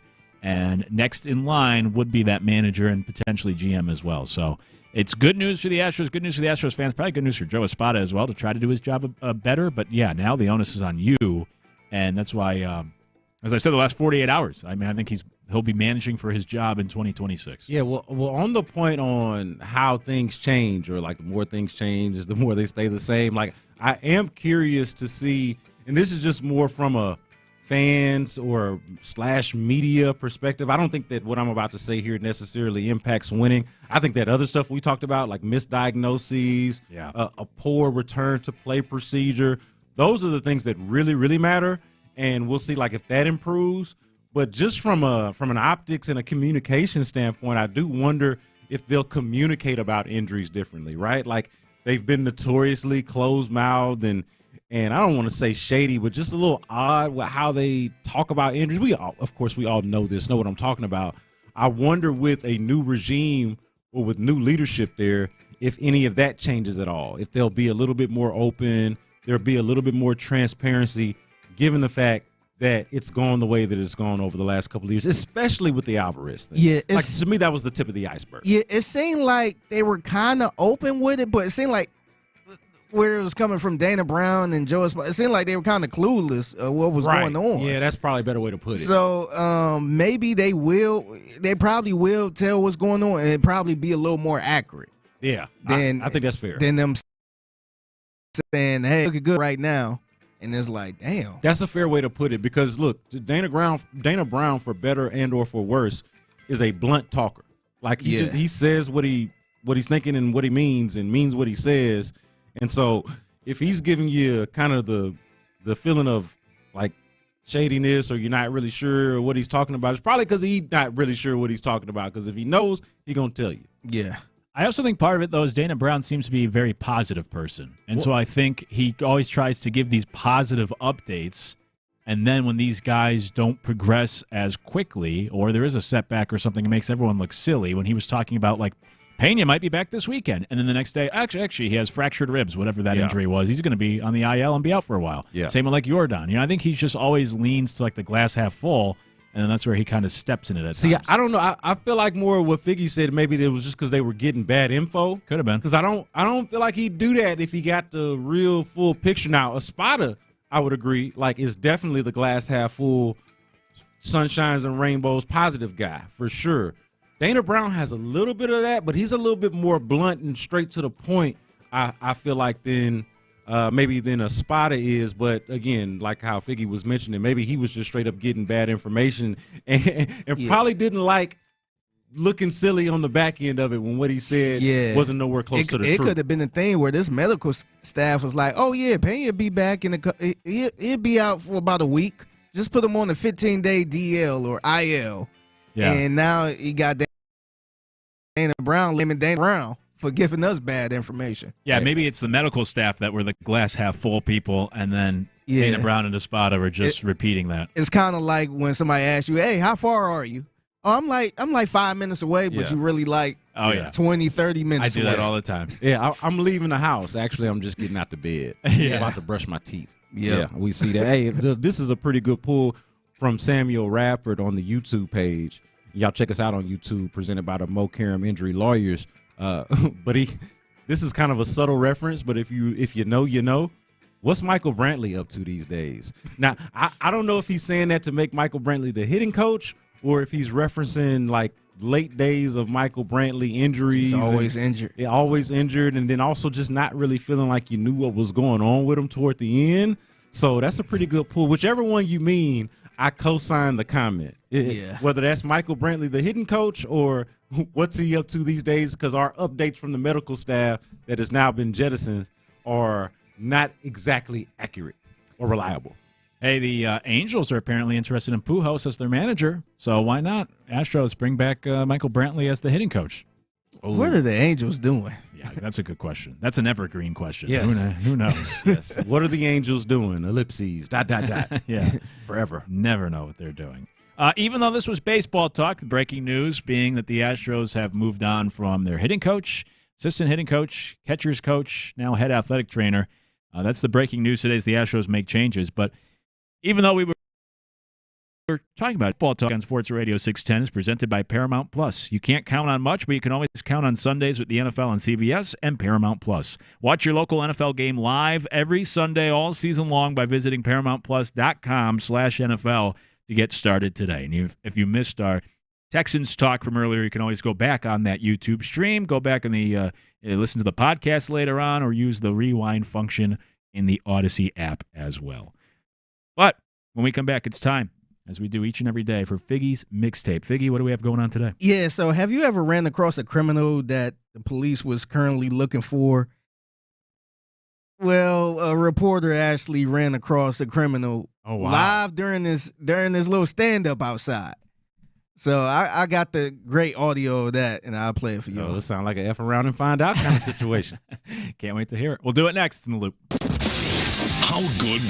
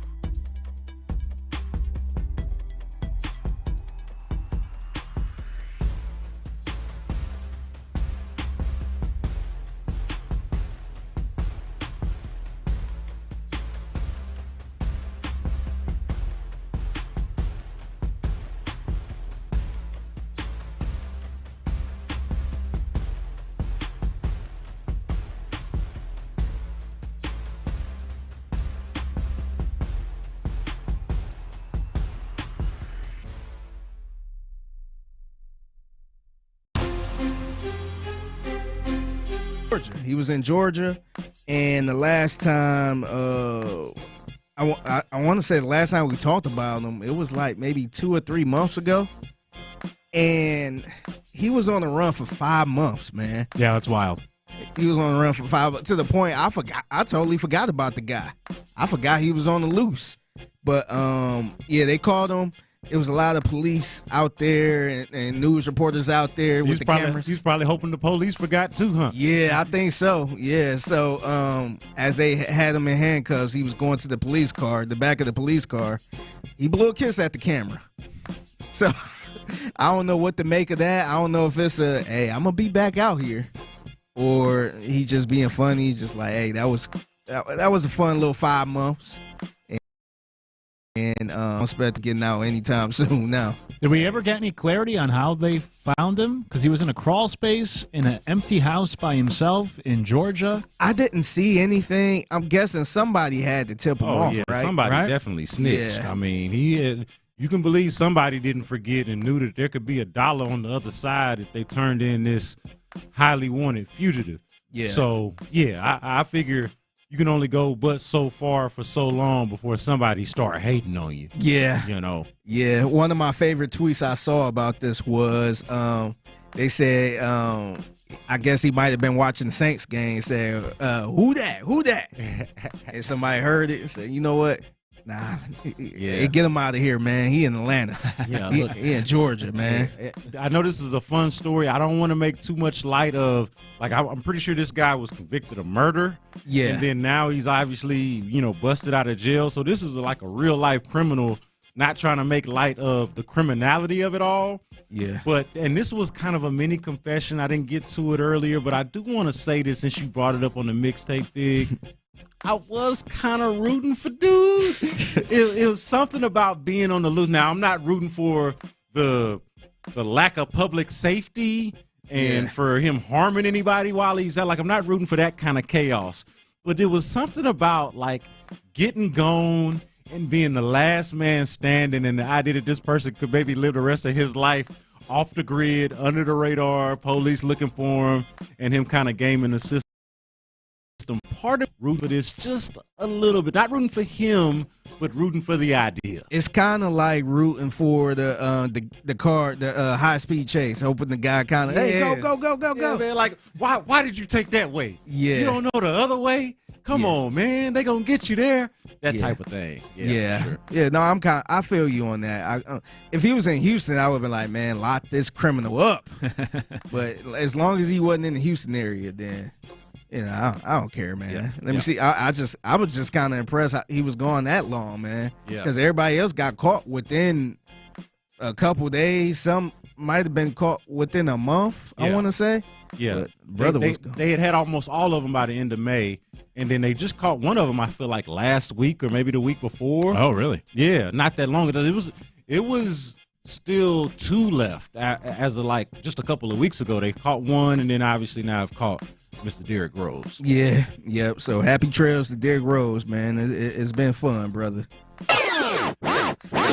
By the way, a bunch of texts are coming in, so I'm going to take this as truth. People are saying he got in a fight with his girlfriend, and she turned him in. That's been out there on social media, but nobody has been able to, like, that is out there, okay? Okay. But none of the reputable media sources have confirmed that, so who knows if that's true. It might very well be true, one of those situations where the people know before the officials know or before they're willing to tell you. Who knows? But we haven't really seen that to validate. That's a tough way to go out, man. Just imagine. Let me see your phone. Yeah. You know what? I'm calling the police on your black ass. Hey, look, man. You going back to jail. If that's your situation, man, who the hell needs companionship? I'm going to tell you, that's going to be the last. Like, maybe I need a little bit of companionship, but the last thing I'm going to need is exactly. I ain't getting no full-on girlfriend if I'm running from the police. Yeah, you just got to start over. People that don't know that aspect of it. Yeah, man. Yeah. Yeah, so speaking of that, man, kind of on the same lines, it was another criminal on the loose, but this time this was in, I want to say, Idaho Springs, Colorado. Have you been? I know, B. Scott, you be in Colorado a lot. Have you been to Idaho Springs? Not knowingly. I've driven around Colorado a little bit. If I made it to Idaho Springs, I did not know it. Okay, so apparently it was a criminal on the loose. and there was a reporter out there just did a little stand-up shoot or just kind of a little story about this criminal. And you know how, the cameraman's still recording and all that stuff, you kind of getting ready and all that. And they seen a guy that looked exactly like the description that they was talking about in the news segment. And here is the news reporter and cameraman just kind of, this is off the air. This is kind of the cameraman peeping like, hey, that looked like the guy right there. Oh, hey, put the camera on him. Yo, you see this person right here? Is this him? Would it be crazy if we actually found the guy right now? Because we saw a person who was literally fitting the description, who just walked by our camera. It was just moseying on into a store, man. Like same description, same outfit, and all that stuff. And here's the reporter actually talking about how he discovered that was the criminal, courtesy of CBS Colorado. Yeah, guys, this is one of the most interesting situations, weird situations, to be honest, that I've ever been a part of. So let me take you back to 6:55 in the morning. Just after my live shot, my photographer, Ladarius, said, hey, look, there's someone you should watch right behind you, and someone that fit the description of what we were talking about and what we were given from Clear Creek County Sheriff. They said this individual was 5'10" to 6 feet tall, thin build, and also was wearing tactical gear. The video you see right now is a video that we shot after that. You can see he was wearing tactical gear, also with a thin build. Now, that suspect walked across the street to the Maverick gas station, and after we got the video, we then called the police department. About 10 minutes later, police called us back and told us the person that we got on video, was the suspect that was in the car chase around 8 p.m. last night. He was arrested near the visitor center in Idaho Springs and is currently in the hospital. Clear Creek County Sheriff, they said they couldn't believe how he was caught. Yo, I can't either. I know it. I can't either. It's like, how like in the movies they try to do that thing, the kind of the ironic thing with the criminal or the subject is passing by the scene of whatever it is, or like, whatever it is they're talking about. Oh, there he is right there. But, it's kind of a thing for the viewer. Yeah. Yeah. But the person doesn't get caught or whatever it is. This is the opposite. Like, oh, there he is. There you go. Right there. Yeah. And I wanted to call this a stupid criminal, but I don't know if he was. I think he was just at the wrong place at the wrong time, man. Yeah. You think? You think he was at the wrong place at the wrong time, Pig? Yeah, I was going to ask if it was bad luck or stupidity. I guess just bad luck, but the fact that, it sounds like it didn't happen that much prior, the night before, and this was before 6 a.m., but the fact that he's still wearing tactical gear. That's the stupid part. Yeah, that's a giveaway. You got to change your outfit. Earn them clothes, man. Yeah. No, especially if it's tactical gear. Like, it's not like, he's committed a crime allegedly and he's down to his last outfit and he can't go nowhere and buy one because he's wanted and his face is everywhere. You in tactical gear, that means you got some kind of tactic, some kind of strategy, right? Like, so I would think that part of wearing the tactical gear is to have a regular outfit on the ready somewhere for you to change into. I don't get that part. Yeah, and he was just going into the gas station like it was nothing, man. He looked just like a regular pedestrian just walking by the news camera. But is anybody in tactical gear a regular pedestrian? Nah. Like, I figure everybody that's walking around in tactical gear is a suspect of some kind. If you just walk, not just like, you didn't just come from paintballing or whatever. Yeah. You just walking around in tactical gear for no reason. I might call the police too. It kind of looked like a Grand Theft Auto scene where, if you play Grand Theft Auto man's stuff, I almost cuss. Some random ass stuff. You might be in some army gear or something like that, just walking around and see. That's exactly what it looked like. He kind of had a Grand Theft Auto walk to him too. Crazy Grand Theft Auto in real life. What are you doing? Yeah. All right, it's the mixtape in the loop, Sports Radio 610. So we've been kind of messing around with which head coach is going to get fired in the NFL first. We threw out Mike McDaniel. I forgot who else we threw out. But Bill Callahan's got to be on that list. Bill Callahan, yes. I feel like we probably need to focus on the Cleveland Browns right about now. Now, I ain't think they were going to fire their coach, but it's starting to get a little messy up there, man, because you see they traded Joe Flacco to the Bengals, and you had their head coach up there doing a press conference saying, hey, that kind of caught us by surprise. So clearly him and the GM probably not on the same page right now. Yeah.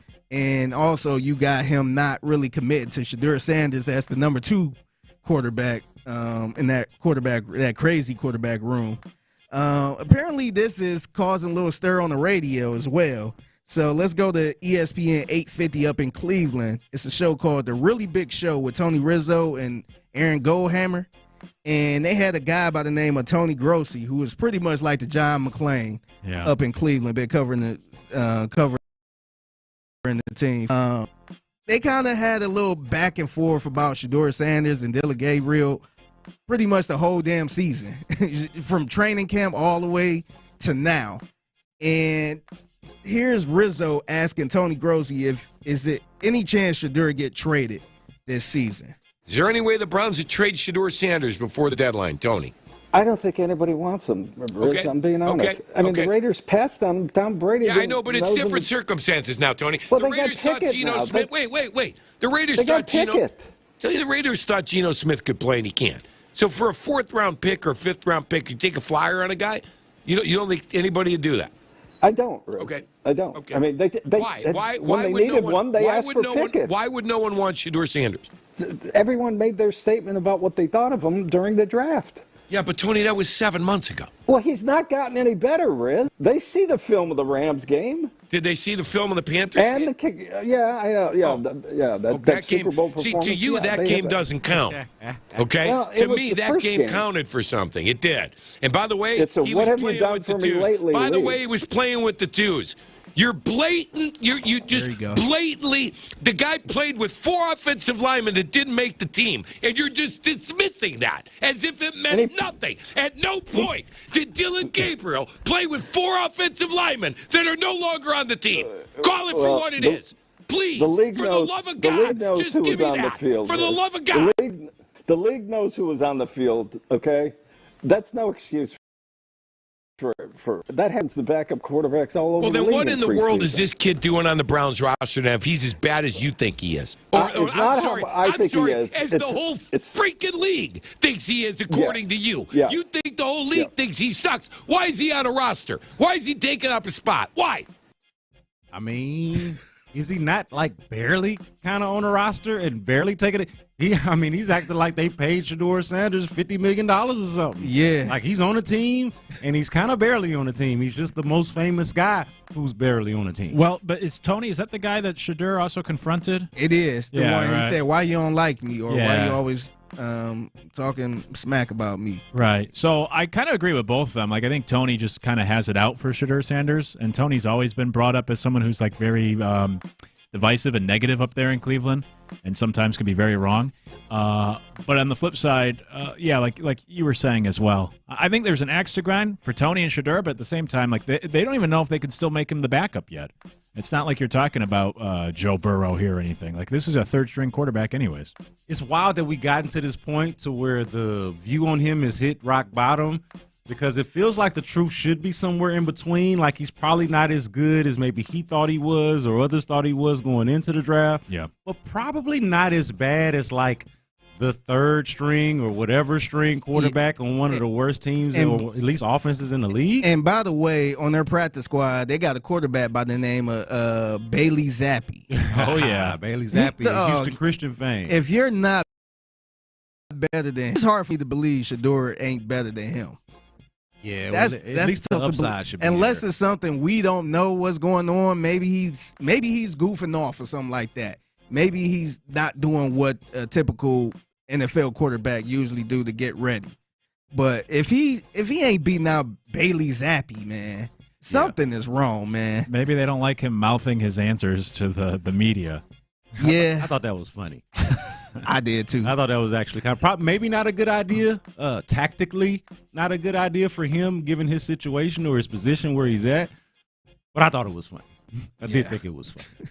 It is wild, though. Kevin Stefanski, you mentioned him off the top and played the audio. He's a 2-time Coach of the Year award winner, and he's like 8 games under 500 for his career as well in Cleveland. Yeah. Wow. Yeah, I'm actually shocked he won that last Coach of the Year. That probably should have went to D'Amico, if we're being honest. That's true. But especially on the heels, and I know they vote before, but on the heels of D'Amico beating him in the playoffs, you know, it's like, yo, this is awkward. I was actually at that award ceremony. I snuck my way in.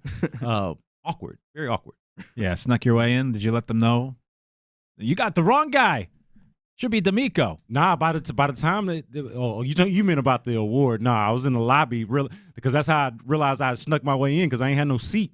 So I had to watch the whole thing from the lobby with my laptop plugged into an outlet in the lobby. So, I knew I wasn't supposed to be there. That's for sure. Yeah, that's Figgy's mixtape. You can hear it every day at the same time here at 1:20 on In the Loop. When we come back, we got to put a bow on things for those as well. They're out at a Buffalo Wild Wings, the guys of The Drive, and we will connect with them when we come back and put a wrap on things for In the Loop today. We'll do it next in the Loop. All right, Underdog, we can do that right now as we're talking about all these games.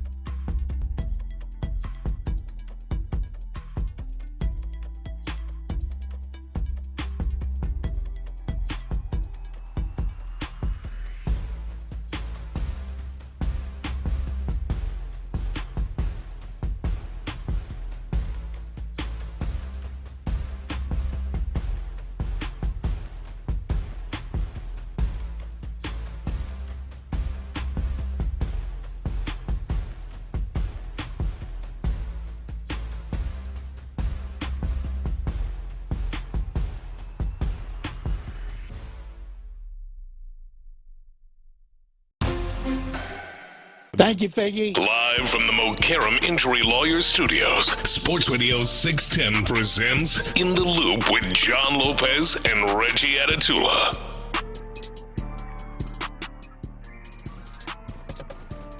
The fellas are out today. I'm Luke Morrow alongside Brandon Scott. Figgy Fig on the steel wheels here as we wrap up this Thursday. Hand things off momentarily to the fellas of The Drive, who, by the way, are out at Buffalo Wild Wings on Ritchie Road, so go check them out. Stop by, say hello. Kick off the weekend on a Thirsty Thursday with the guys of The Drive. Get yourself something to drink, some food over there. And they're not empty-handed either. You know, that's right. They keep them a prize or two on deck, so you might be able to go out there and win you something as well. So that's alone, that reason alone is a go out there and see the fellas. For sure. Always a fun time. They're at Buffalo Wild Wings on Ritchie Road, and we'll connect with them here in a few minutes and hand things off to them, too, shortly. By the way, Thursday Night Football tonight, Giants-Eagles. Eagles favored by 7.5 on the road. Does that get you to a TV? You going to tune in tonight, watch the Giants-Eagles? Yeah, I mean, the Eagles alone are worth watching. The Giants are kind of it's kind of like a rubbernecking sort of situation where you kind of watch them in a cringy way because they're a little bit of a disaster, but they also, can be scrappy at times. They can, every now and then surprise you, so you never know really what you're going to get from the Giants. Mm-hmm. So they're worth watching from that standpoint. And then the Eagles, I think, are just appointment viewing. Like, if you get a chance to watch the Eagles, you should watch the Eagles, not just because they're the Super Bowl champions, defending Super Bowl champions. I think that's part of it. But they just got so much talent on that roster. And even with that, even with their talent, even with their success, it always seems like something's going on with the Eagles. There's always some kind of discord or issue going on with that team in spite of everything that they got going for themselves. And so that is worth observing as well. Well, that's Thursday Night Football tonight. Kicks off Week 6. Of course, the Texans are off this week.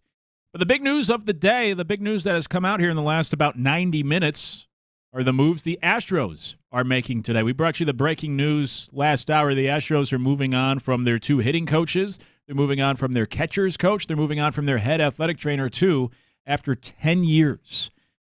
As an Astros fan, how excited are you? Earlier, you don't want to celebrate people losing their jobs, but it is also part of sports and part of the business and part of being a fan as well. 713-572-4610 to text the show. As an Astros fan, how excited are you with the news that came out today of these changes? Because, as I said, I give the Astros credit of a lot of teams will just keep the status quo and move forward, but these were the 2 biggest areas of concern I felt from a coaching perspective or from a staffing perspective. And so props to the Astros for handling both today by making these changes with the hitting staff and the medical staff as well. Yeah, and it helps to me that these were the easiest changes to make. Like, the players got long contracts. The players, I feel like, have a little bit more of – and, of course, there are more players, right? So it's not like you can completely remake the team, say, oh, okay, we were bad or we weren't good enough, out with all of y'all and in with some new players. It's just not going to happen. There are a significant number of the guys that you had this year that are going to be back this coming year, and it's the team cosmetically is going to look a lot like it did last year. So the hope that you'll make in terms of progress is somewhere along the margins with the coaching staff and the guys that were easiest to replace. So from that standpoint, I give them credit like you do, but at the same time acknowledge this was the most aggressive that they could really be in terms of remaking the team that wasn't good enough. Yeah. So I'm good with it. I think that it is an encouraging sign, at the very least, that they've done the introspection necessary. Like, they don't have the same level of Astros arrogance that a lot of us have grown accustomed to have this over the last decade or so of hey, they're the Astros, they're going to be fine.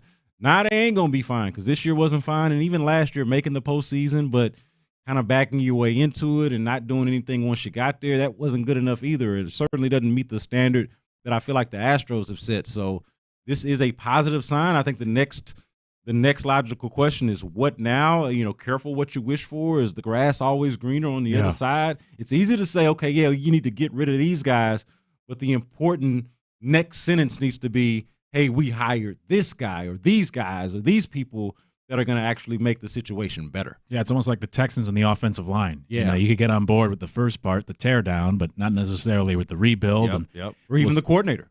Yeah, for sure. Either one. It's true. So we'll see how the Astros handle this. Which one, because of course it depends who they hire to replace these guys and what other moves they make this offseason. But which change do you think could have the biggest impact on the Astros organization for 2026? Yeah, I mean, ideally, both of them have a tremendous impact. So they point to the issues that were cited as these guys are being let go. Them not being patient enough at the plate, not being selective enough at the plate, and then subsequently not being good enough offensively, right? So the hope is whoever comes in preaches these principles and they actually apply them on the field when they get out there. But I think really it's the medical one. That's the one at least that stands out to me. We'll see which one ends up being more impactful. Like the on the field of better hitting coach to me is more appealing. But I can't help but just think back to all of the the injury embarrassments that we saw from the Astros throughout the year. And I mentioned earlier the tip of the iceberg being that Yordan Alvarez weird situation where his hand was so broke that it was healed by the time that they realized it and they ain't know it. And that was just a bad look. So, ideally both of them, but the one that's standing out to me the most and it got my ears perked the most was the medical staff firing. Yeah, they were definitely more embarrassing this year than even just the hitting coach aspect. Let's head out to Buffalo Wild Wings on Ritchie Road where the fellas of the Drive are. Crosstalk sponsored by D&M Auto Leasing as we say hello to Ron and Clint. Go check them out at Ritchie Road. Buffalo Wild Wings for the next 4 hours. Fellas, how are you? How are things going over there at Buffalo Wild Wings? It's good to go, big dog, as it always is, man. A fun time. Been listening to you guys riding in. You all been sounding good. But yes, it's a Thirsty Thursday as we make our way to Buffalo Wild Wings every single Thursday. And it don't matter if it's the bye week. We still are getting out there on Thursday and Fridays. And shout out to Bud Light as they help us put these Thirsty Thursdays together. We'll have the Bud Light girls here. You'll be able to see all the action. It's always a good, fun time. And, of course, Luke and Brandon, you all know we don't come empty-handed. As you got a chance to win a little gift card from to Texas Star Grill Shop. And, it's just go crazy in a gift card. Hell, I've done it without one. And also other cool prizes that you can win later on. All you got to do is put your name in our raffle box, and you will have a chance to win. But this will be a good time today. Bye week, a lot to get to. We saw the Rockets last night. Got excited. We got this Astros stuff, the Texans, so a lot to get into. Yeah, certainly. So go say hello at Buffalo Wild Wings on Ritchie Road. See the guys here this afternoon. What do you think is the more impactful or the more exciting development from the last 24 hours? Durant's 20 points in his debut last night or the Astros changes now to the staff? See, man, listen, it's all significant. Exciting is the Rockets. Durant, that's one thing. Like Durant is that's not even the exciting thing to me. It's me and Brandon, we've had many conversations. I know Luke Durant can just get up out the bed and do what he did. It is, hey, man, we got 2 preseason games and our guy Şengün's got 19 assists in 2 preseason games, and we see Amin Thompson who just his demeanor just looks like a higher level of confidence, and people keep talking about they're concerned about his shooting. That's cool, but to hell with that. He can get to the basket as easy as he can with the spacing that's on the floor. The development of those 2 is what gets me excited. Yeah, man, when you talk about the shooting, most of the people that shoot well, and this applies to pretty much everybody, most people, most of these folks don't do what Amin Thompson does. So, I want him to shoot better, but I also want him to lean into the things that he does well, lean into his actual strengths, and boy, have those been on display. I want his handle to be a little bit tighter. I feel like he's not like a perfect player by any stretch, but what he's good at, he is extremely good at, and he is definitely an issue for an opposing defense. So that's going to be an exciting thing, not just the addition of Kevin Durant, but watching Amin Thompson as he is more empowered within the Rockets' infrastructure is going to be a really exciting time. B. Scott, I know you cover him close. the more I listen to you guys talk, have we oversold the importance of Amen Thompson's development? I mean, obviously he's got to develop as a pro, but if you got KD who can knock it down from anywhere, and if you got Reed Shepherd who can shoot it from depth, I mean, is it all that important that Amen Thompson, his shot develops to whatever degree everybody believes it needs to, or do you think that's an overtalk point? Well, no, it felt like a much more urgent situation when the team was made up the way it was when he got here, or the last time we saw them play prior to the preseason, right? So, like when they had the team that they had last year, that seemed like an important point. It was a team that couldn't shoot, and one of their best players was one of the guys that couldn't shoot. So at the time, it felt a lot more relevant. I think that now that they've brought in Kevin Durant and have answered a lot of those questions, it is a lot less urgent that he developed that jump shot, and now you can lean into what he actually is. So I think it's a positive development, something that we talked about properly before, but now it's a little bit of relief now. It just has to be, to me, just does his game take the next level? One part of it. Like, does his game take the next level? Yes, shooting is going to be important, and especially when you get, in the postseason where you're playing series and teams know you, but I'll be damned, man. I mean, if he get 21 a game, that's 21 a game. Yeah. I mean, and he'll figure out ways. Maybe he doesn't shoot, but maybe he puts people in foul trouble getting to the basket. Maybe he does other things. But that last night, man, that full line that he's able to fill up, and we already know him as a defender. Yeah, they got a chance there with those two. His usage rate is going to rise, right? His usage rate is going to be a lot higher, and I think that in and of itself is going to be a positive thing for the Rockets. Well, a lot going on here in Houston over the last about 16 hours. A lot of things to get excited about. We'll hand it off to these guys for the next 4 hours to take care of it. Go check them out at Buffalo Wild Wings on Ritchie Road. In the meantime, Brandon Scott, appreciate you. We'll do it again tomorrow. Yes, sir. And in the meantime, let's hand things off to the fellas out there at Buffalo Wild Wings. You're listening to KILT AM, KILT FM, HD2 Houston, an Odyssey sports station, and The Drive is now live. That's right. The Drive is live, and we are live here, as he said, right off Ritchie Road, 15800 North Freeway is the address, so make your way on out here to this Buffalo Wild Wings. It is always a fun time on Thursday. Come on out here and do your thing. There you go. I hear Tyler, and now see Tyler, Maple Black T-shirt. I see you. How we doing, boys? We're good, man. We're good, and it's gonna be a fun time. Again, we never come empty-handed. If you've not been here on a Thursday, get on out here. Come on out for your first one. If you have, you know the drill. Got a chance to win a Texas Star Grill Shop gift card. We'll do it in the 4 o'clock hour, and also a projector to set up on in the house outside. You can do what you want to do. It is coming up in the 5 o'clock hour. 713-572-4610. Do you still use the word tight to describe something positive? Do you still, as Tyler just did there, do you still do you still go, man, that's tight, like that? I mean, it came off. I'm just wondering, 713-572-4610, YouTube and Twitch. Do you still use the word tight? Got to go Tuco on them sometimes, man. Yeah. Look, I mean, the reality of it is you just got to – it's about how you pull it off. I mean, look, Tyler wears chinos and Vans. You can roll with tight as often as you want. You know what I mean? I actually agree my man that walks in some Lucchese's and Wranglers and a cowboy hat may want to steer clear of using the word tight, talking about how tight things are, unless he's talking about her britches. I mean, Next I don't line know. said I go Gucci. That's Gucci. Nah, it's another one, man. I'm gonna be honest with you. I don't know if it's my age or just the fact that I'm not as cool as I once was. I can't pull Gucci off. I've said it a couple times. Gucci's a hard one for me to pull off. It's I mean, like in real conversation. Yeah, I've used it a couple times. You weren't comfortable with it. You were not one bit comfortable. Not 100%. When I was drunk, I was a little bit more comfortable. Bit more that happens. That happens to most of us. That's why we put the poison in our system. Hey, did you get the Uber? Oh yeah, we Gucci. Like a couple of times. Yeah, I don't know. Super tight, bro. Super tight. I don't know. Champ Slice said, "Hell yeah." Ray said, "I do." Hell yeah. Do you still use tight? Yeah, it's still. I know it still works. It uses. I just when I heard Tyler say it.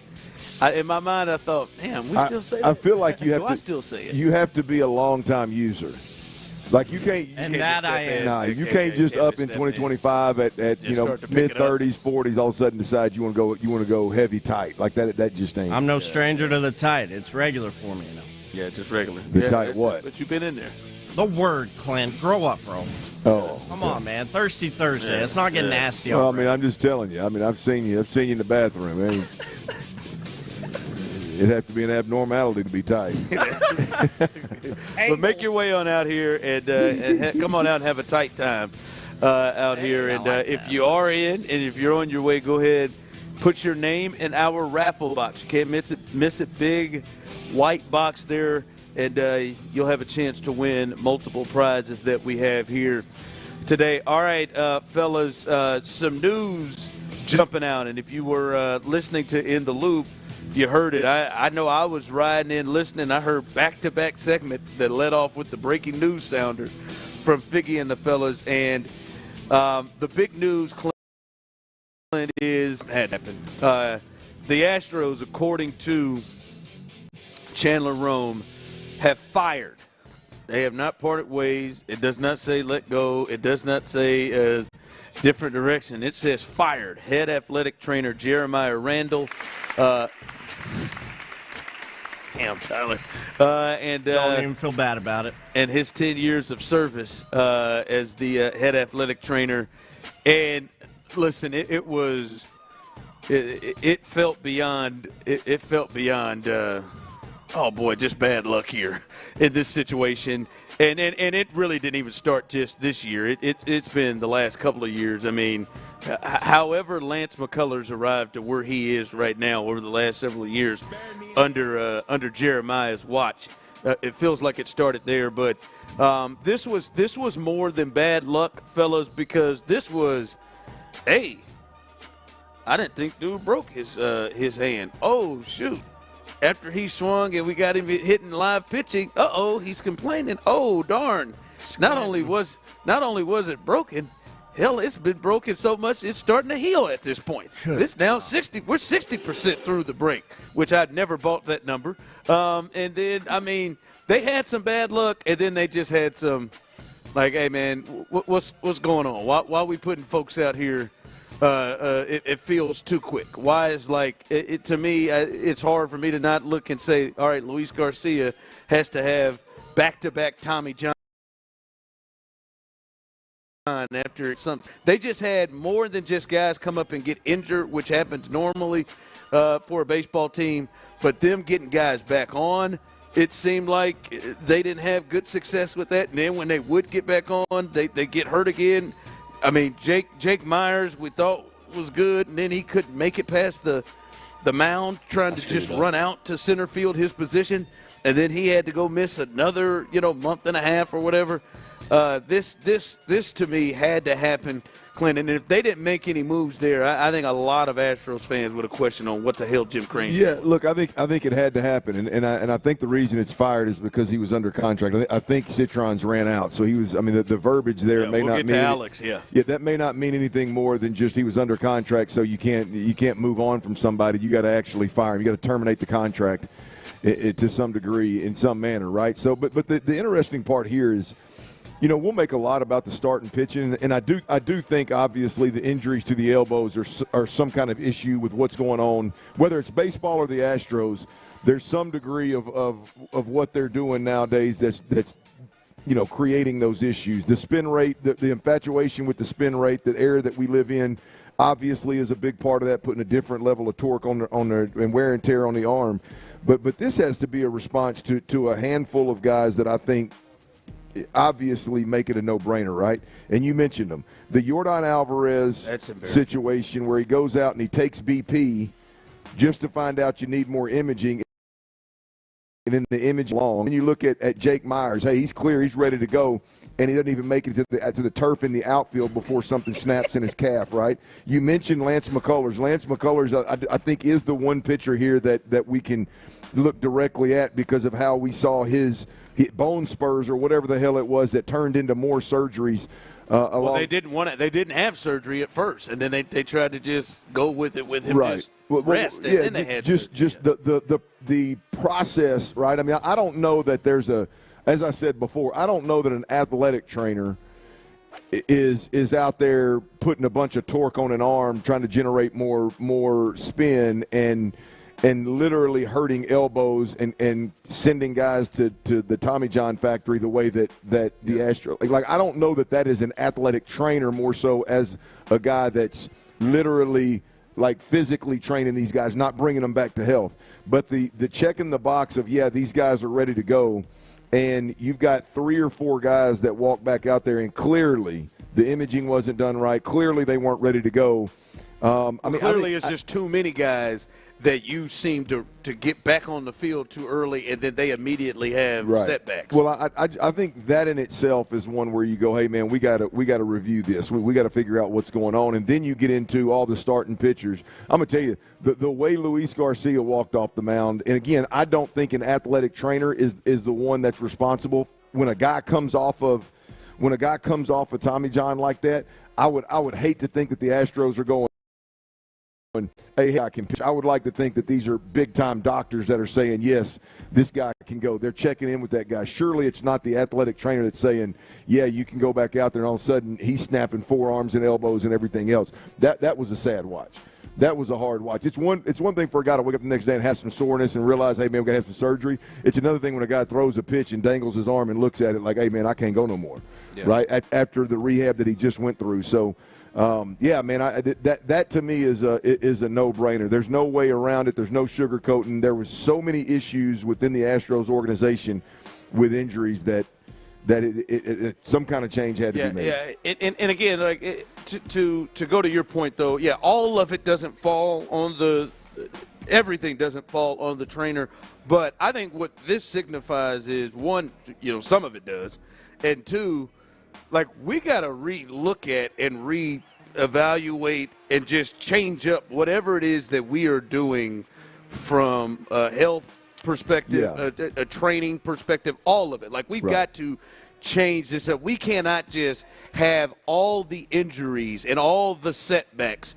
This is multiple years. I mean, you can throw Kyle Tucker in that sucker. I mean, that was a weird thing with his imaging and how the hell they went as long as they did before they realized it was a break. But that is like, to understand, like, whether it was when Dean Weber when I was at Arkansas or Jim Maurer when I was with the Cowboys, like those guys are kind of the go-between between the medical, right? And those guys lean heavily on those medical professionals to decide if and when they're ready. They also lean heavily on the strength and conditioning guys that are actually doing that part, some of that part of the rehab, right? But you got to be able to trust. You got to be able to trust your go-between. You got to be able to trust the guy that is communicating with the doctors, that's informing you on what needs to happen. And it's clear there were several disconnects with the Astros, but there was the most important one is when it's having to do with player safety, when it has to do with injuries and guys coming back. So again, yeah, it had to be done. Whether Joe Espada was stuck around or Dana Brown stuck around or not, this part of it had to happen. Yeah, they've got to change that and look at it. It'll be interesting to see who replaces that and what, if how big or how different the changes are on how they approach things from that perspective. But 10 years, Jeremiah Randall has been the head athletic trainer for the Houston Astros. He has been fired today. Also, other moves, this also coming from Chandler Rome. The Astros are parting ways with hitting coach Alex Cintron. Sources tell The Athletic more changes are expected on the Houston coaching staff. Now, we did learn later on that the Astros also fired the assistant hitting coach Troy Snitker and also catching coach Michael Collins. I'm not sure if that's, all of the other are going to be more, but those are a couple of others. Alex Cintron, the big one, Clint, and listen, I have, for most of the year, at least defended Alex Cintron in a way of like, hey man, like, hey, if y'all want to move on from Alex Cintron, y'all want to blame it on him, fine. I mean, the guys that were really fighting it were a lot of the guys that you probably don't think are going to. The veterans that are going to do a lot of change. And obviously, maybe he didn't reach some of those guys in a way that they were able to make changes, and you want to go in a different direction because it was so bad at times offensively. Cool. It's not that big a deal to me. I don't know that I expect that there's a new hitting coach that's going to make sweeping changes, because I think a lot of the guys that had struggles from time to time, I don't know how much they're going to change. Like, I was listening to Brandon earlier talking about their chase rate and how they don't take as many pitches. Well, I mean, you think Altuve's stopping that? Right? I think Pena's in that same range. You think he's stopping that? And, I mean, if we remember – you know, some of these lineups that they ran out there, some of these guys that they had at the plate, I don't think were the plan. And, you know, if that was on Alex, that's on Alex. I don't have a huge problem with it. Obviously, their offense wasn't to where it needed to be. But for me, Clint, I don't know that I expect, boy, now this sucker's going to pick up because they changed hitting coaches. I could see it picking up because, I don't know, Jordan's healthy. Look, I mean, regardless of how they went about it, I mean, from a runs produced standpoint, they were middle of the pack in the American League. So it wasn't just a horrible year. It wasn't ideal. But when you take into account no Yordan Alvarez, when you take into account that you lost so many guys throughout the year, that the lineup was inconsistent, I would expect to be a middle of the pack team in terms of runs scored. Now, what I think this is about is very easy. They were adamant.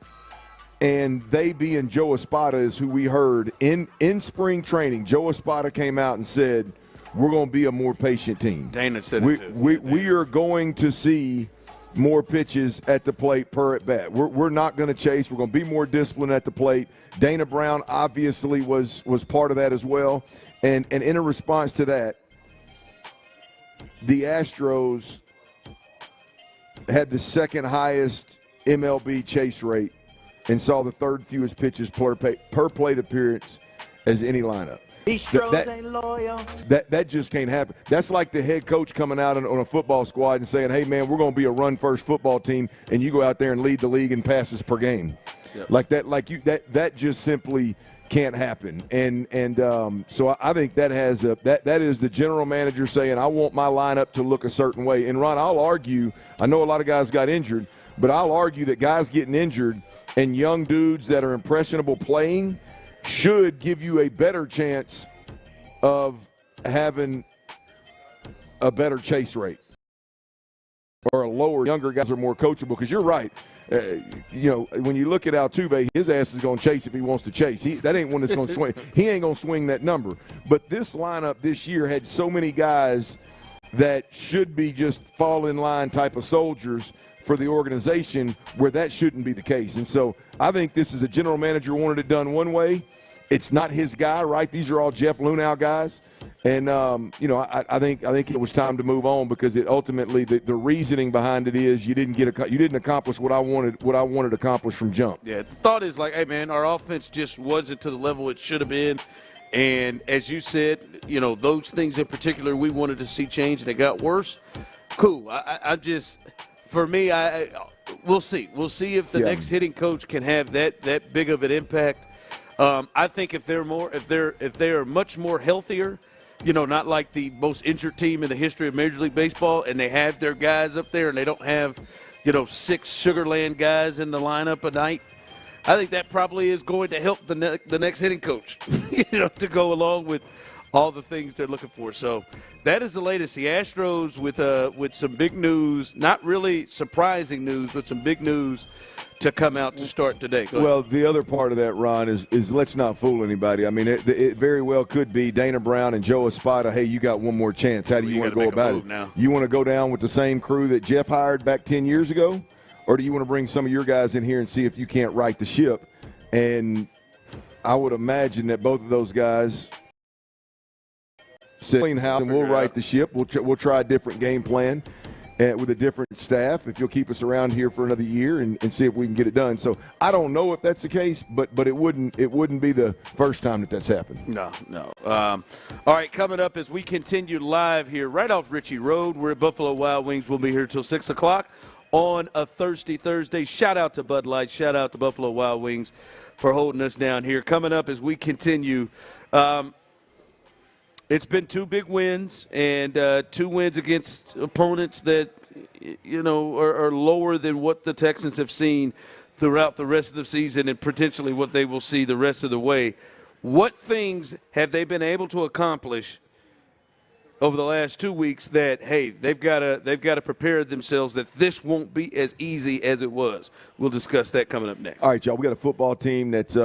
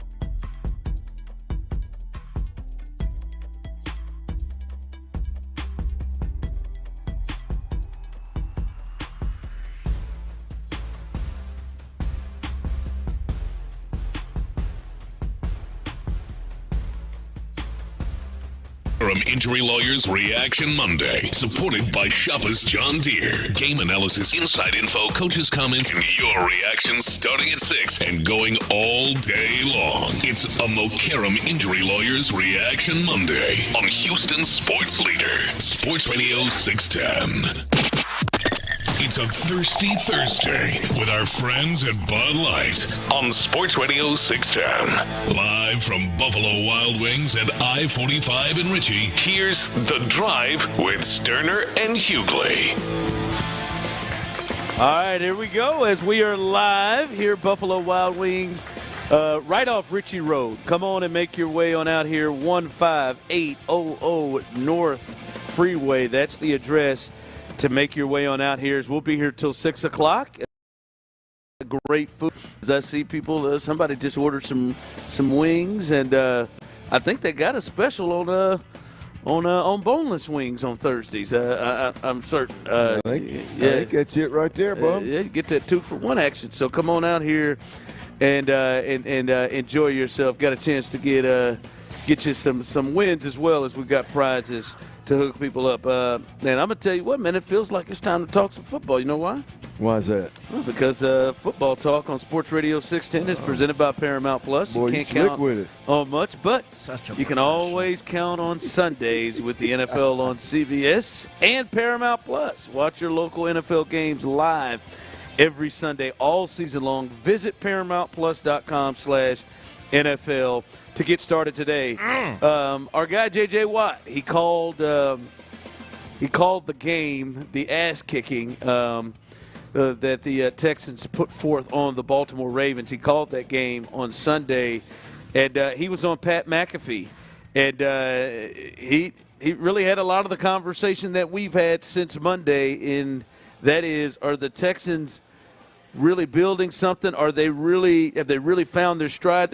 Are they a good team, or was this just the Ravens just being that bad?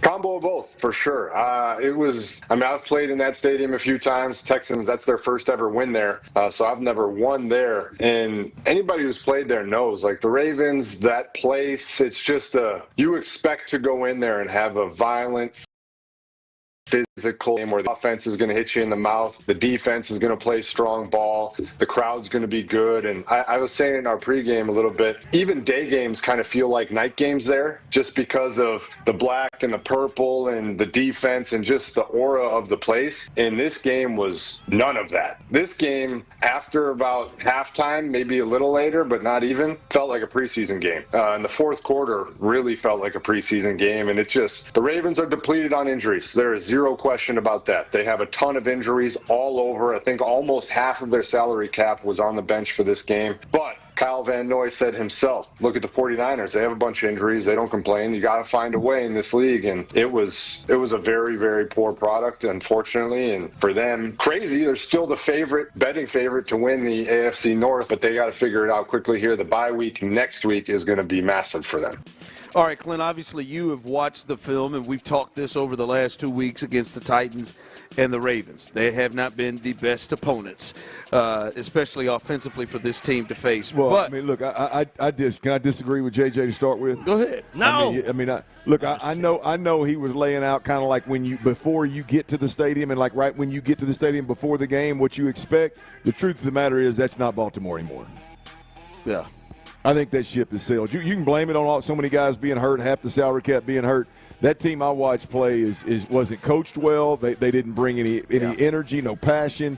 Obviously, the depth is trash. I mean that was I think that ship the Baltimore Ravens of where you go in there and they're the most physical team on both sides of the football when you play them at their place and 9 times out of 10 used to be somewhere else. So. I think those days are over, JJ. But yeah. Otherwise, I'm hearing. Yeah, but the last two opponents, the Titans that we watched the Texans play, then obviously that depleted Ravens team, right? Like they did a lot of good things. We talked about it. It looks like they found something offensively, but Seattle, the Niners, we watched them against the Jags have some struggles already. The Broncos, who just beat the Eagles, right? Those teams, Clint, are going to – they're going to cause different problems, right? I don't think it's going to be as easy. So what for you when you watch it say, all right, these are things that I'm looking at that I'm not going to anticipate being what we've seen the last 2 weeks. It's just what anybody with any sense is looking for and looking at when the Texans travel up to Seattle. I mean, there is clear in the last 2 ball games, the push by the offensive line, which includes, let's say the push in the run game. So it includes the tight ends and the wide receivers. It's been really good to great. You look at the separation from pass catchers last week, it jumped off the screen how many guys were not just catching balls, but were catching balls with nobody within 3 or 4 yards of them, right? The separation that wide receivers are creating. And then Brandon Scott mentioned something yesterday that I hadn't given Murrow ass whooping. They cleaned up the penalties, right? And the whole time B. Scott was talking about that, cleaning up the penalties yesterday, I said, well, you know what makes it – we hear D'Amico Ryans talk about technique and mechanic and hand placement and running your feet and all this, right? You know what makes it really easy to do those things? What? When the opponent is awful. when the opponent quits. When you're a tackle and you're not trying to get an advantage, yeah, you line your ass right up on the line of scrimmage. I got you, man. No problem. Yeah, I mean that makes it really easy. And so when B. Scott was talking about it yesterday, I said you are correct. The penalties obviously were cleaned up a bit, but that is, to me, that's a product. Typically, when you get a team that just physically doesn't have the ability to match up, then all of a sudden you see a bunch of penalties because their tackles are hanging on for dear life, right? Their running backs are riding somebody's back in pass protection, right? The guard that's trying to get up to the backer in a run game, is getting up there and holding that guy. So, that's the thing is when we go, it's one thing to say, yes, the opponent in the Seattle Seahawks is significantly better. It's another thing to say, well, the environment and Monday Night Primetime is going to be through the roof crazy, right? And they're on the road, so it's going to be a tougher environment, right? But it's another thing to expect those 3 things. To me, those are the 3 big things that were obviously present in a big way over the last couple of weeks. And can they, to any degree, carry it over into a Seattle game? And by the way, I'm not saying that I don't expect them to. I expect them to carry it over to a certain degree. Like I said before, I think the push the O-line's getting in the run game, I don't think it's only because the opponent stinks. I think they have spent a lot of time clearly working their double teams instead of focusing on getting somebody up to the second level of linebacker depth. They have clearly said commit wholeheartedly 2 guys to moving this tackle's ass out of the hole so that we've got some space. That's a change in scheme. That's a change in what they're trying to do. I think that's going to translate. Is it going to translate to the level of where, you can run it the way that Woody Marks did 2 games ago or the way that Nick Chubb did last week? I don't know about that. I'm gonna bet heavy that the separation that the pass catchers had last week, that's not gonna happen. This is gonna be one of them games where, as you always say it, the stars got to stand up. Yeah. Nico Collins, Dalton Schultz. I think Woody Marks in the pass game. Nick Caley, obviously. Like Nick Caley could pick any play he wanted last week, and the odds were that defense wasn't going to be able to keep up. That's not going to be the case this week. So those guys have to really all of it. Be difference makers. Is Dalton Schultz going to be that open early in games? Is Christian Kirk going to be able to create 15 yards of separation on that down the field pass that they're able to complete in the second half?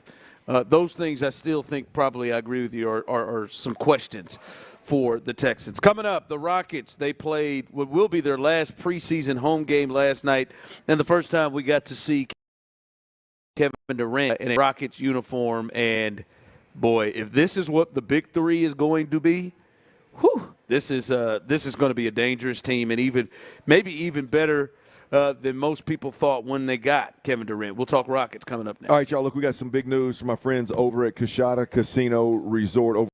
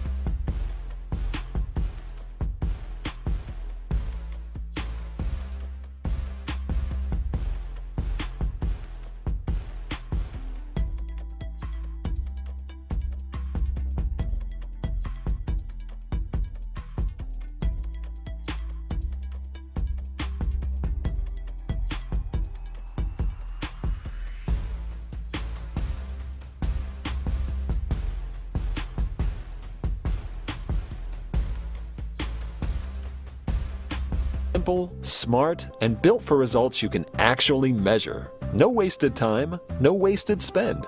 Viant. Visit ViantCTV.com and get your message in front of the right audience today. Hey, Houston fans, I am so happy. It's a thirsty Thursday Bite on Sports Radio 610. Live from Buffalo Wild Wings and I-45 in Ritchie, here's The Drive with Stoerner and Hughley. Elbow J, and that's his first make, albeit in the preseason, with his new team. There it is, man. That's the first shot from Kevin Durant, and he had many last night that went down. A cool, easy 20 and 23 minutes from Kevin Durant. By the way, we are live here, Buffalo Wild Wings here, right off Ritchie Road. Come on down, have a good time. And if you're in the building, you've not put your name in our raffle box for your chance to win prizes. There is that big white box right there, as Osita right there is holding up a projector. You got a chance to win that. Also, gift card to Texas Star Grill Shop. Go to one of their 3 locations and be able to get some of your grilling needs. All you got to do is put your name in our raffle box, and you will have a chance to do so. All right. The Rockets' Big Three finally played in a game together, a preseason game together last night at the Toyota Center, and they look good. They look good, and it looks. I turned that joker on. Kevin Durant was in that uniform. I said, let me settle in for a minute, man. Settle in a little bit, man. Hey, all I did was see him go. They pulled him out of the game, and next thing you know, my 2-year-old jumped on me talking about it's time to go. So I had to go. So you're going to tell me all about it. Yeah.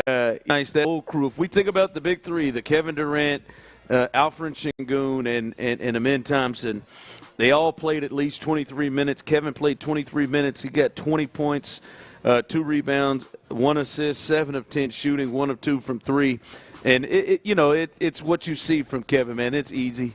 Like the scoring part, like in my time of watching the game here, not in just my entire time, but the last 20 years or so, like him, Carmelo, like some of these guys just score easy. They got so many different ways to be able to score. He makes it look really easy. He can get 20 in a heartbeat, but he got 20 last night. Sengun, in 27 minutes, he had 13 points, 5 rebounds, 13 assists, 5 of 8 shooting, and he had 4 steals as well. I mean, 13 assists. He's got 19 assists in the last 2 preseason games, and he looked good in distributing the ball from the center position. And then Amen Thompson, he went 25 minutes, 19 points, 7 rebounds, 6 assists, 9 of 15 shooting, shot 1 3, made a corner 3, had 2 steals and a block. He was really good. And Clint, I think one of the biggest differences to me is we would watch the Rockets, and they were winning games, and they were a really good defensive team, and I think that's still where they start. But, as we talk about people, man, that dude or that chick, she's a good hang. Who? Like I'm just saying, you talk about people. I thought you had somebody in mind. And then there's some people. Then there's some people. Then there's some people that are a bit of a tough hang. Yeah. The Rockets, I think last year, even though you were watching their games, like they would rough them up. It would be defensive battles. Some people ain't making shots. It sometimes be a tough watch. We sometimes may be in the upper 90s and the low hundreds, and you're like, damn, all right. This ain't exactly like watching the Nuggets and and OKC play each other.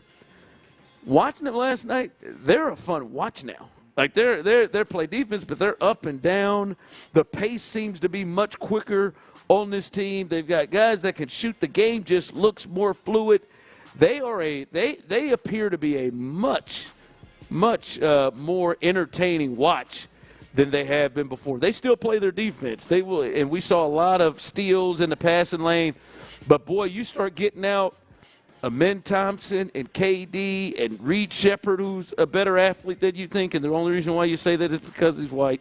But I mean, he is. I'm just keeping it as Cam would say, a buck. But They just got guys that can fill the floor and they can get up and down. They were a fun watch last night. You think that's a scheme thing? You think that's Ime Udoka thing? You think that's a KD thing? I mean, I think all of it. I think there's a change. Obviously, that's what Amen Thompson wants to do. Yep, I think that's a part of that too, with him leading the show. I mean, he's got. I think you said it the other day. He's got a real vibe to him. Yeah, and Fred seems to be more probably slow it down. Maybe slow it down. Let's get to the offense. Point guard, yeah. I mean, that's the deal. Is like Fred is tried and true a point guard and can do those things and can shift gears and go up tempo and slow it down. That's the deal, right? Is Amen Thompson is downhill all the time. I'm not gonna lie to you. Amen Thompson looks like he wants to go Nolan Richardson. 40 minutes. Nolan would have recruited him. Like there are multiple times he's standing at the out of bounds, like jumping up and down, like he's playing full court. Got to be reminded to like get he's back. going. He's playing. I don't even think Udoka reminds him. All right, go ahead, man. But nobody else is trapping. Just want you to know that. But no, that the pace was really, really good. And watching last night, you brought up this, and I'll bring a conversation during one of the breaks to the air. And the people, you can jump in on this 713-572-4610. You said, can Alfred Sengun take another step to become a superstar player? Right now, he was an all-star last year. He was one of the final players voted that didn't make the All-NBA team. He was right outside of making the third team on All-NBA, so he didn't quite make that. Averaged 19 points, led the team, was second in points behind Green last year, but led the team in rebounds and assists. You were wondering if he could be an all-star player. I saw a list that had him as the 14th best player. FS1 did a list coming into season. They had him an All-NBA? In All-NBA. Oh, wow. They had him 14th in the top 15 in all of the NBA. Just projected. That's rich or no? I felt it was that felt high to me, but trying to project this season, and some of the other guys, like he was ahead of Embiid, but he's been injured a ton. You never know, and they think he's really at 23 years old, ready to take the next step. I don't know if he can be. I think he is a star. I think he's already a star. When I think superstar, just from on the court perspective, can he get into himself being an All-NBA player? Man, one thing we didn't think about is what he looks like with better players around him. Yeah. And his assist numbers can go way up, especially from the center position. And we're talking Jokic level of assists. He may have the ability to have that with KD and Reed Shepherd, better shooters around him. I don't know. You asked that. I wondered about that. I think he can be a top 15, top 12 player in the league this year. I think that is in there with Sengun. Top 15, top 12. Ooh, I think that I can see that. Like I can see him averaging 20 plus a game, double-digit rebounds, and 5+ assists a game. And from a center perspective, like I mean, besides Jokic, I don't know who else is going to be able to fill the stat sheet like that. I think there's a possibility of that. Well, the deal with the Rockets, right? Can KD? I mean, how high is the ceiling for Sengun? And then how much development can take place in one offseason with Amen Thompson, right? You know what you're getting from one of those guys. How good are the 2 and 3 in that three-headed monster? Yeah. Like I have looked at Amen Thompson a lot because I think, boy, you saw his growth from year 1 to year 2, and he can shoot up. But Sengun is one where, hey, you put shooters around Sengun. Sengun was probably he probably should have had more assists than he had last year. He's just dishing the ball out to guys who can't shoot. And you could just see it last night. There was so much more space on the floor with Reed Shepherd and KD out there for him to operate, for Amen Thompson to operate. Like we were talking about the shooting thing. I don't know, boy. I saw a lot of wide open lanes because nobody wanted to help off shooters that allowed Amen Thompson to go one-on-one to get to the lane. I'm sure better defensive teams will show better than that, but I don't know, Mo. If you're a Rockets fan, KD, 20, you know what KD's going to be. It's those other guys around them that had to be a really excited bunch. I think they got clearly 3 top 50 players in the league on their team. I think Amin Thompson, Şengün, and KD are clearly 3 top 50 guys in the league on their team, and they are rolling. Text line coming in. Hold on, show. If Alfie's the top 12 and KD and Amin, the goodness, you get me all. You should Hold on, show. You should be. Yeah. You should be. You have a really good coach. Hell, it takes a lot to get me there, and I'm hoops horny, and I love that phrase. I've been looking for a way to take the football horny to the court, and hoops horny. Maybe it. I think I may steal that one. That hoops horny. And with KD in town, there's a good chance it may get used a bit. Well, yeah. The phrase? Hoops horny? Well, yeah, Tyler. Okay. What do you think I was talking about? Hoops horny. KD's a pro, man. There he is. All right, coming up. Listen, as we sit here at the bye week, I've never felt that I related more to Mina Kimes more than I ever have in my life. She said exactly, I think, how I feel about the Texans and why I think the Texans have a great shot to recover from that 0-3 start. We'll hear what she had to say coming up next. All right, y'all, look, there's power outage can happen anytime around these parts. If you've lived here, you know it, you've experienced it, whether it's extreme heat, extreme cold, hurricanes, it doesn't matter, man. You got to stay ready so you can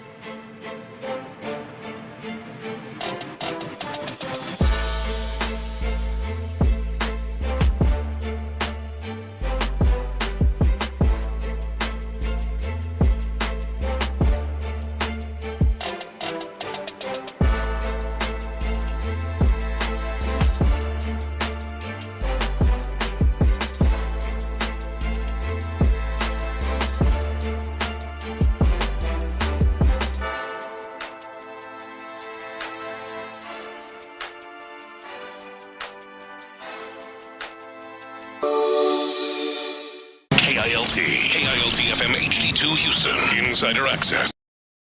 Exclusive station. The Texans play here. An Odyssey sports station. It's a Thirsty Thursday with our friends at Bud Light on Sports Radio 610. Live from Buffalo Wild Wings at I-45 in Ritchie, here's The Drive with Stoerner and Hughley. There we go. Welcome back in. And you need to make your way on in here. As the big voice man said, we are live on a Thirsty Thursday. We'll be here until 6 o'clock. There are TVs all over the place. As you want to watch some playoff baseball tonight, you want to watch some Thursday night football tonight, they have TVs everywhere, high, low, east, west, north, south. They've got them all over the place here at Buffalo Wild Wings. Again, the location we're right off Ritchie Road, so come make your way on out here. The address, 15800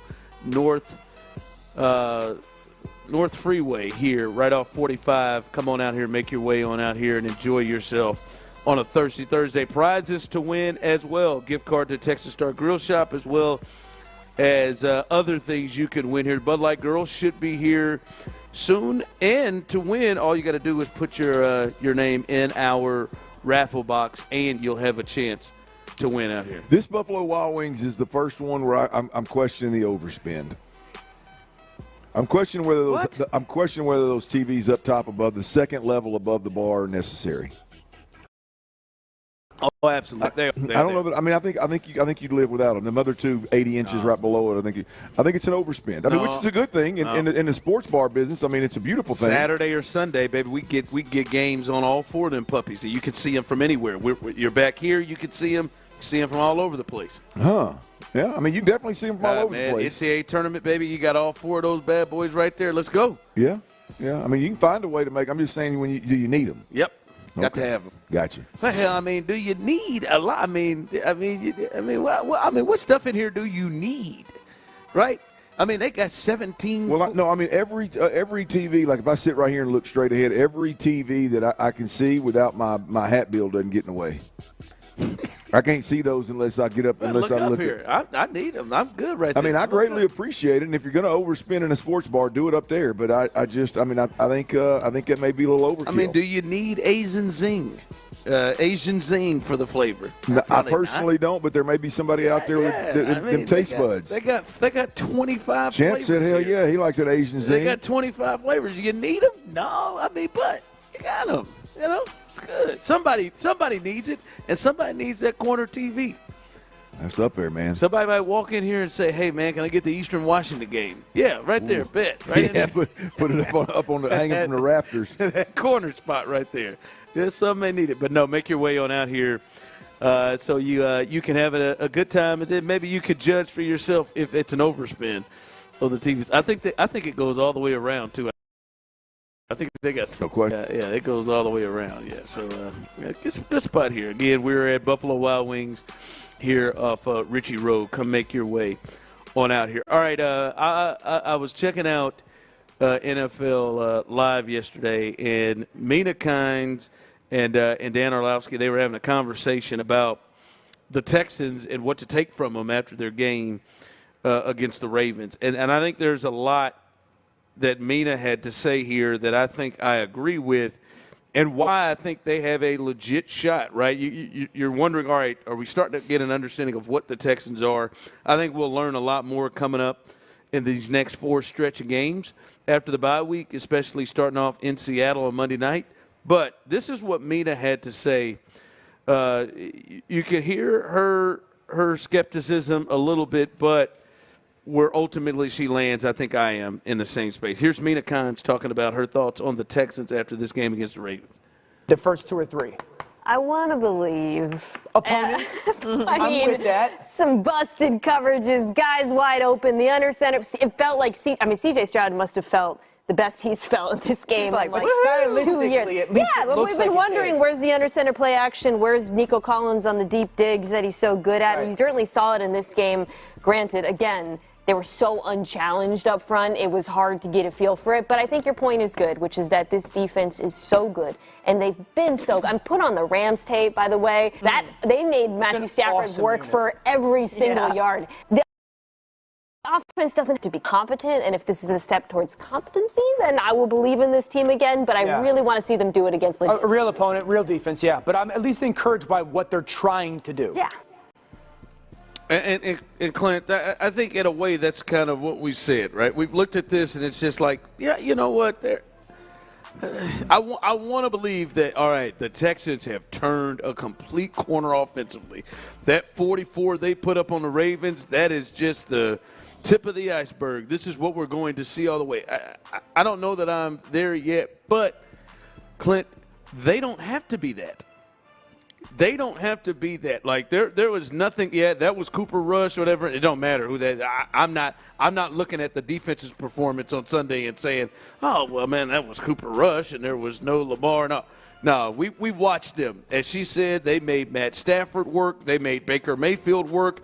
They've made every opponent defensively work, and we've seen them struggle. That's for real. And with that defense trying to get into the postseason, even though Jacksonville and Indy have done what they've done, in most games they play, Clint, their offense just has to get to a space where they don't F it up for them, right? These other games, man, they scored 9 points, man. You can't do that. I mean, there's not much you can do about that if you're the defense. They just have to get to a space, as she said, that they're competent. And I think what we watched at least the last 2 weeks shows they can be competent and do that, even if it's against a better opponent. What they've done, not themselves a chance. Yeah, no, look, the formula for the Texans is without a doubt competent on offense, elite on defense. I mean, that's the formula whether you like it or not. It's the only formula that's got a chance of actually coming true this season. And so, I do think that with that formula you can dig out of this hole. I do believe with that formula you could potentially compete in this division, and you might get into the playoffs. I think with that formula you are, everybody doesn't get fired. Everybody not named D'Amico Ryans doesn't get fired. With that formula, I think you can keep C.J. Stroud happy enough to where he's a long-term deal is he's chomping at the bit to sign kind of deal. That's the formula I think that in Houston is the best bet. The reality of it is if you have had any level of expectations remaining that you had at the beginning of the year, you're going to need more than that. Well, yes. I mean, now I don't think Mina or me are thinking, all right, this is how they become contenders and contenders to win the AFC that way. Yes, when you go and face certain teams, and they got them on their schedule, Clint. When you go and face Buffalo and you go and face, Kansas City, you go and face some of these teams, you have to be more than competent. But I do think even in those games, like we saw it against the Rams, even if you at least leave yourself in a position, all right, well, maybe CJ and Nico can make a play. Maybe you put yourself in because I think the Texans' defense will keep them in spaces to where they can make a play. There in some of those games earlier, Clint, there was just no concern whatsoever. Of what the Texans are going to do to them. I don't look. I think our defense is elite. Obviously, we've said that from preseason, from the end of last year when they started acquiring guys. In today's game, when you're talking about the better offenses challenging them, I think they're going to score points. I mean, they're going to shut out or hold a team to 6 points or hold a team to 10 points that are a bad football team. Yep. I think moving forward, I'll be honest with you. I think if you play the Rams mid-year instead of the first rattle out of the box when Matthew Stafford hadn't played football in 6 months, I think that's a different ballgame. And by the way, everybody wants to talk about, one play, this happens. One play, that's a double-digit loss. If you look at it from the other perspective. Rams, yeah. I mean, the Rams are on their way to score to take a double-digit lead when Azeez Al-Shaair punches the ball out, and you now all of a sudden you've got a chance. Let's be honest, the Rams were one play away from beating you by double-digit scores, and we're not sitting here talking about having to lean on how boy versus good opponents we've hung in there close. Like that whole argument can be taken, I mean, several different ways. So I can't stand that right there. But the reality of it is if you want to get to above 500, if you want to get to 8-9 to give yourself a chance in this division, then competent offense, elite defense will get. Yeah, I think will get you there. That has got to at least be like the floor. They have to be able. They can't have games like Jacksonville. And B. Scott was talking about that yesterday. Like, that's a game they should have won because Jacksonville they didn't act like they wanted to win that game either, and you did all these things, but. Like in that game, they had multiple turnovers. The only time they were really able to score, get in the end zone was when Jacksonville kind of blew a coverage on a double move. They can't have that. Like they can't have those games. They've got to be able to bring stuff to the party where, hey man, the defense isn't on the field the whole time, and they go through stretches where they can't gain yards. I just think what we've watched the last 2 weeks, that they're able to at least apply what they're doing. Maybe the outcome's not the same, but they apply what they're doing. They're giving their offense a chance at the team. I'll say this: I'm confident that they'll do that for one reason, and it's 7. It's C.J. Stroud. I think C.J. Stroud, the big shift in C.J. Stroud's approach to playing the position absolutely changes the game and forces guys that are maybe hard-headed or don't have the ability to change their approach. It forces them to change their approach. It makes everybody around him better. And so I think, the success that CJ saw is really powerful. And I do believe that you're going to see a much more bought-in CJ jump start to finish. And I think that in itself bears a significantly better offensive product for the Texans. Yes. I mean, significantly better. Now, I don't know that when I say significantly better, I mean you ain't going to score 6 points in 3 quarters versus a bottom-of-the-barrel, Tennessee Titans team kind of deal. Yeah. The ceiling, I don't know, but I know it raises the floor significantly. Yeah. Yeah, text line coming through. Clint is a realist. He always tells it like it is. I 100% agree. I don't think – either one of us go about doing it any different. We'll see. I think that will give him a shot. I know Tyler doesn't agree with this. I felt really bad last night watching Clayton Kershaw.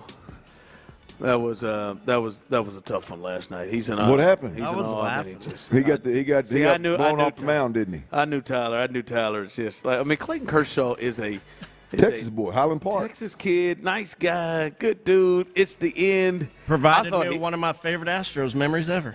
I thought he might fall apart right there on the mound in tears, to be honest with you, Clint. I mean, he got his ass served. I'll be honest with you. I can look at the history, the resume, and respect and admire what he's done. But prior to getting into this business, I mean, beyond the Astros, for damn sure. I was never to watch baseball. That sports fan blows my mind, actually. Like, I used to do radio. I used to do radio with a guy in Little Rock, an older gentleman, and he would watch every Major League Baseball game throughout the week. And I'm like, bro, you got a hobby? You got anything? I mean, he was like. So my point in saying that is, I don't know that I really ever paid much mind to Kershaw until I got in this business. And I don't think that I've ever seen Kershaw have a good outing. I'm being dead ass serious. I know I've missed a lot of them, but I think since I've been in this business, I think I've probably seen Kershaw on the mound 10 times. And all 10 of them, he is getting absolutely shelled. And to your point, looks like he's fixing to cry. A lot of it happens in the playoffs. That maybe I've seen. That would make sense why I saw it, because I damn sure ain't watching anybody other than Astros regular season. Yeah, he's won the MVP. Yeah. No, I know. He's been unbelievable. He's been tremendous. Sure. But it's just like. Every time I turn it on, I'm like, damn. I mean, to the point where when you say the name, I feel sorry for him. And I didn't even see him crying last night. Last night was a rough watch. It was – the reason for me is he is one of the greatest pitchers of all time. I think him and Verlander are the two best pitchers of this generation. And that might be the last time they could put him out there. And his last time is 2 innings, 6 hits, 5 runs, no strikeouts, 2 walks, 2 home runs, and I mean towering shots. And I mean the outs he got an out on a pickoff. There were diving were made to get him out of the inning. And it was just like you could see in the stands. I think Sandy Koufax came out there for that game, for that bull. Now, he was up when he came in because he came out of the bullpen because, he's not starting. And Sandy was up giving him a round of applause, clapping. And everybody, the announcers, everybody just, God, get this over. Somebody get it out. Somebody get out. Man. And for me, I hope that isn't his last outing. Because he's already announced he's retiring at the end of this season. Like, I hope – I know Tyler enjoyed every minute of it, and I'm not even going to look at the text line or YouTube it to us because I'm sure they did. I like Clayton Kershaw is somebody who's never done anything to you all, so I don't know why you have the hatred. I could see the Yankees. Clayton Kershaw didn't do anything to you all. But I mean, for you, Tyler, I can only see how much you enjoyed it. How I feel about him isn't quite like the Yankee turds, though. Be. Like, I got sports hate for them. With him, it's just kind of like, I just chuckle because he's provided me so many good memories as an Astros. I can see the Yankees blowing it like you said they would last night, getting you going. How about that? Clayton, I was like, in the Rocky movie, somebody just throwing the damn towel. Like that's what I'm just throwing the damn towel, man. Just get out of it. Thank God. But I hope he gets in there and maybe he gets one more at bat. And then they take and he gets a guy out and they take his ass right out. And that's the last we see of Clayton Kershaw because his last outing can't be just watching ball after ball just get tattooed all over the field. This is the last 5 or 6 outings. or the only time you've ever seen it. I'm not kidding, man. I can't think of one time when I must think like this guy's a Hall of Famer. Boy, he has really hung on. He hung on to his career longer than I did. Oh, by the way, hey, and according to Luke Morrow, who was on In the Loop, he's really let it go. I guess me and Luke were in here a couple of weeks ago, Tyler, whenever Framber made that selfless act for his team. Yeah. They clinched the division, a playoff spot, the Dodgers did. And I guess Clayton took his shirt off to put on the championship shirt. The way Luke looked over at him like I took off my shirt. The dad bod going. He got a little pot belly? Yeah, I was just like, man. He's a tall drink of water, too, man. You remember, Tyler, his signature pitch, that curveball, man, he almost hit multiple people in the head with that curveball yesterday. It was rough. It was rough. All right, is there a new number one? A new number one with the Texans. We'll discuss that coming up next. All right, look, for many of y'all out there, it's happening. I know it is. Your hair is thinning, your crown's disappearing, and heck, maybe your hair loss has you feel.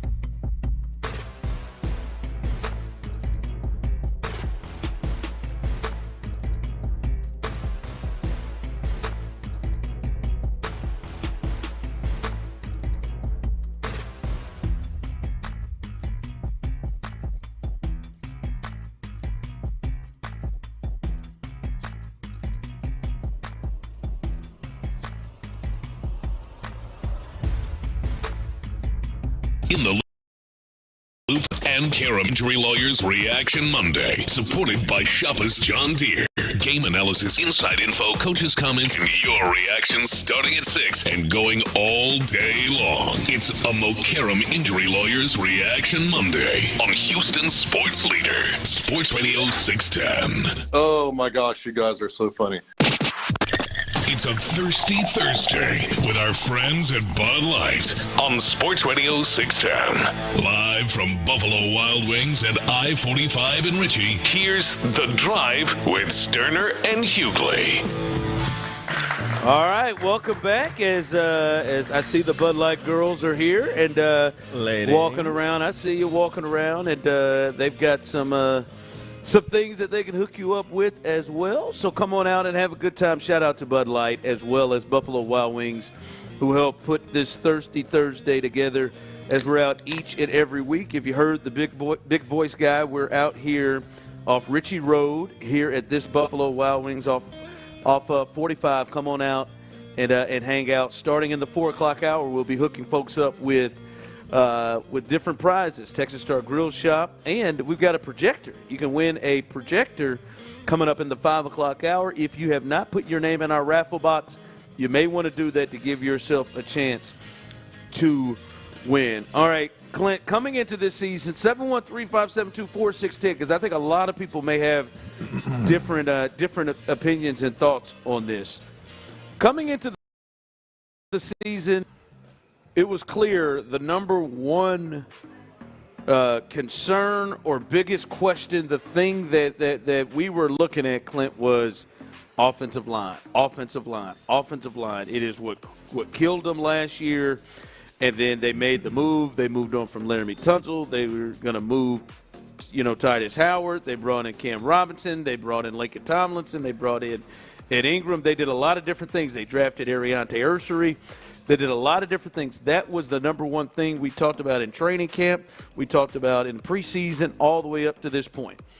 We're 5 games into the season, and now we're at the bye week and about to, after this week, start the next part of the season. 5 weeks into it, now that you've been able to watch this team, would you say that is still the number one question or concern with this team, or are there things now that have become more pressing than that? 713-572-4610, YouTube and Twitch, you can jump in with your thoughts on this as well. Text in.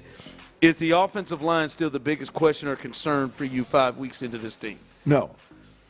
That's a good thing. That's a really good thing then. Yeah, no, I think it's a great thing. I'm not worried about the offensive line. Are they going to have some struggles as we see better opponents? Absolutely. I'm not worried about Dalton Schultz, the tight end position. Do I think he's going to continue to move body the way that he's done the last 2 weeks? No, I don't. But I think there's a different approach.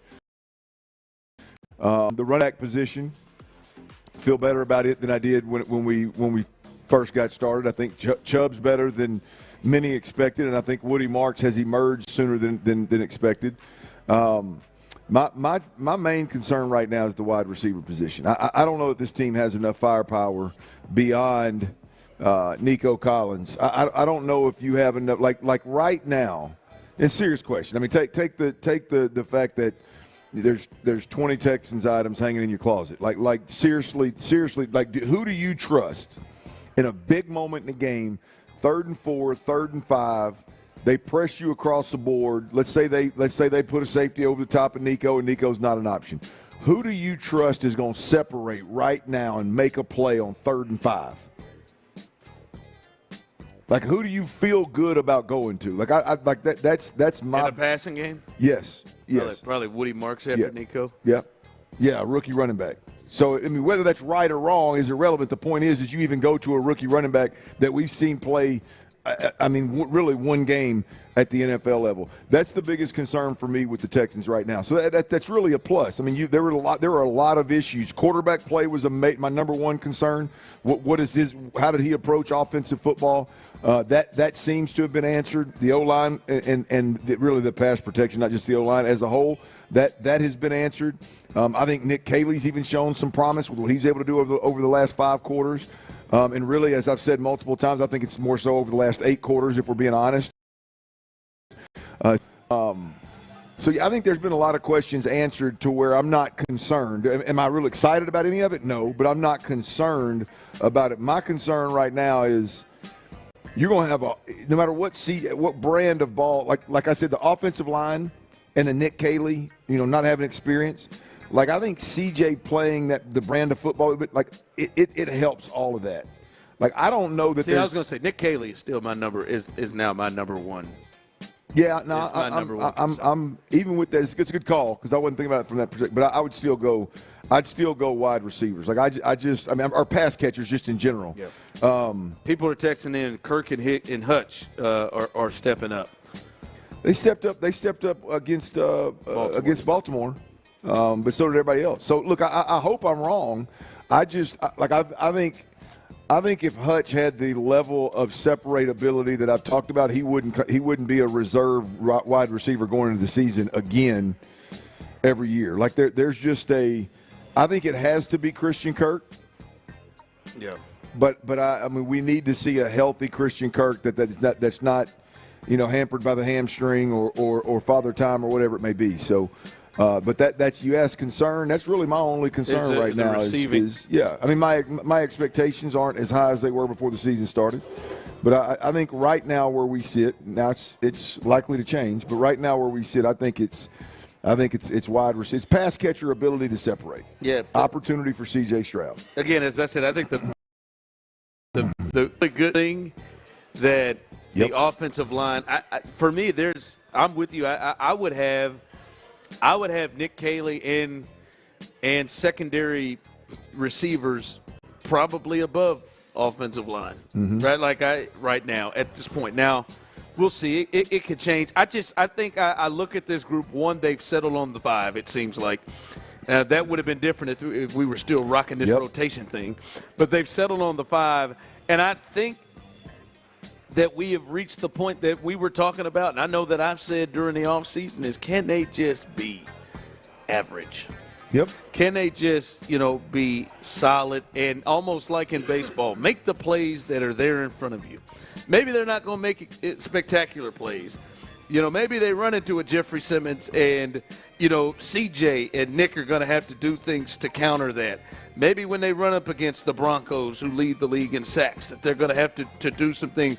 But can you at least be solid, be average? And I think this group is building and working to that. And I think that's a big thing. I think it seems like a lot of people just disagree with us about the receiver thing with Noel and Higgins. Well, look, I mean, it's not a popular opinion given that we just watched them.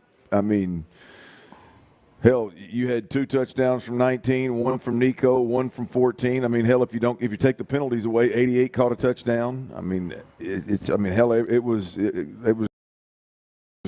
like everybody. You get a car. You get a car. You get a catch. You get a catch.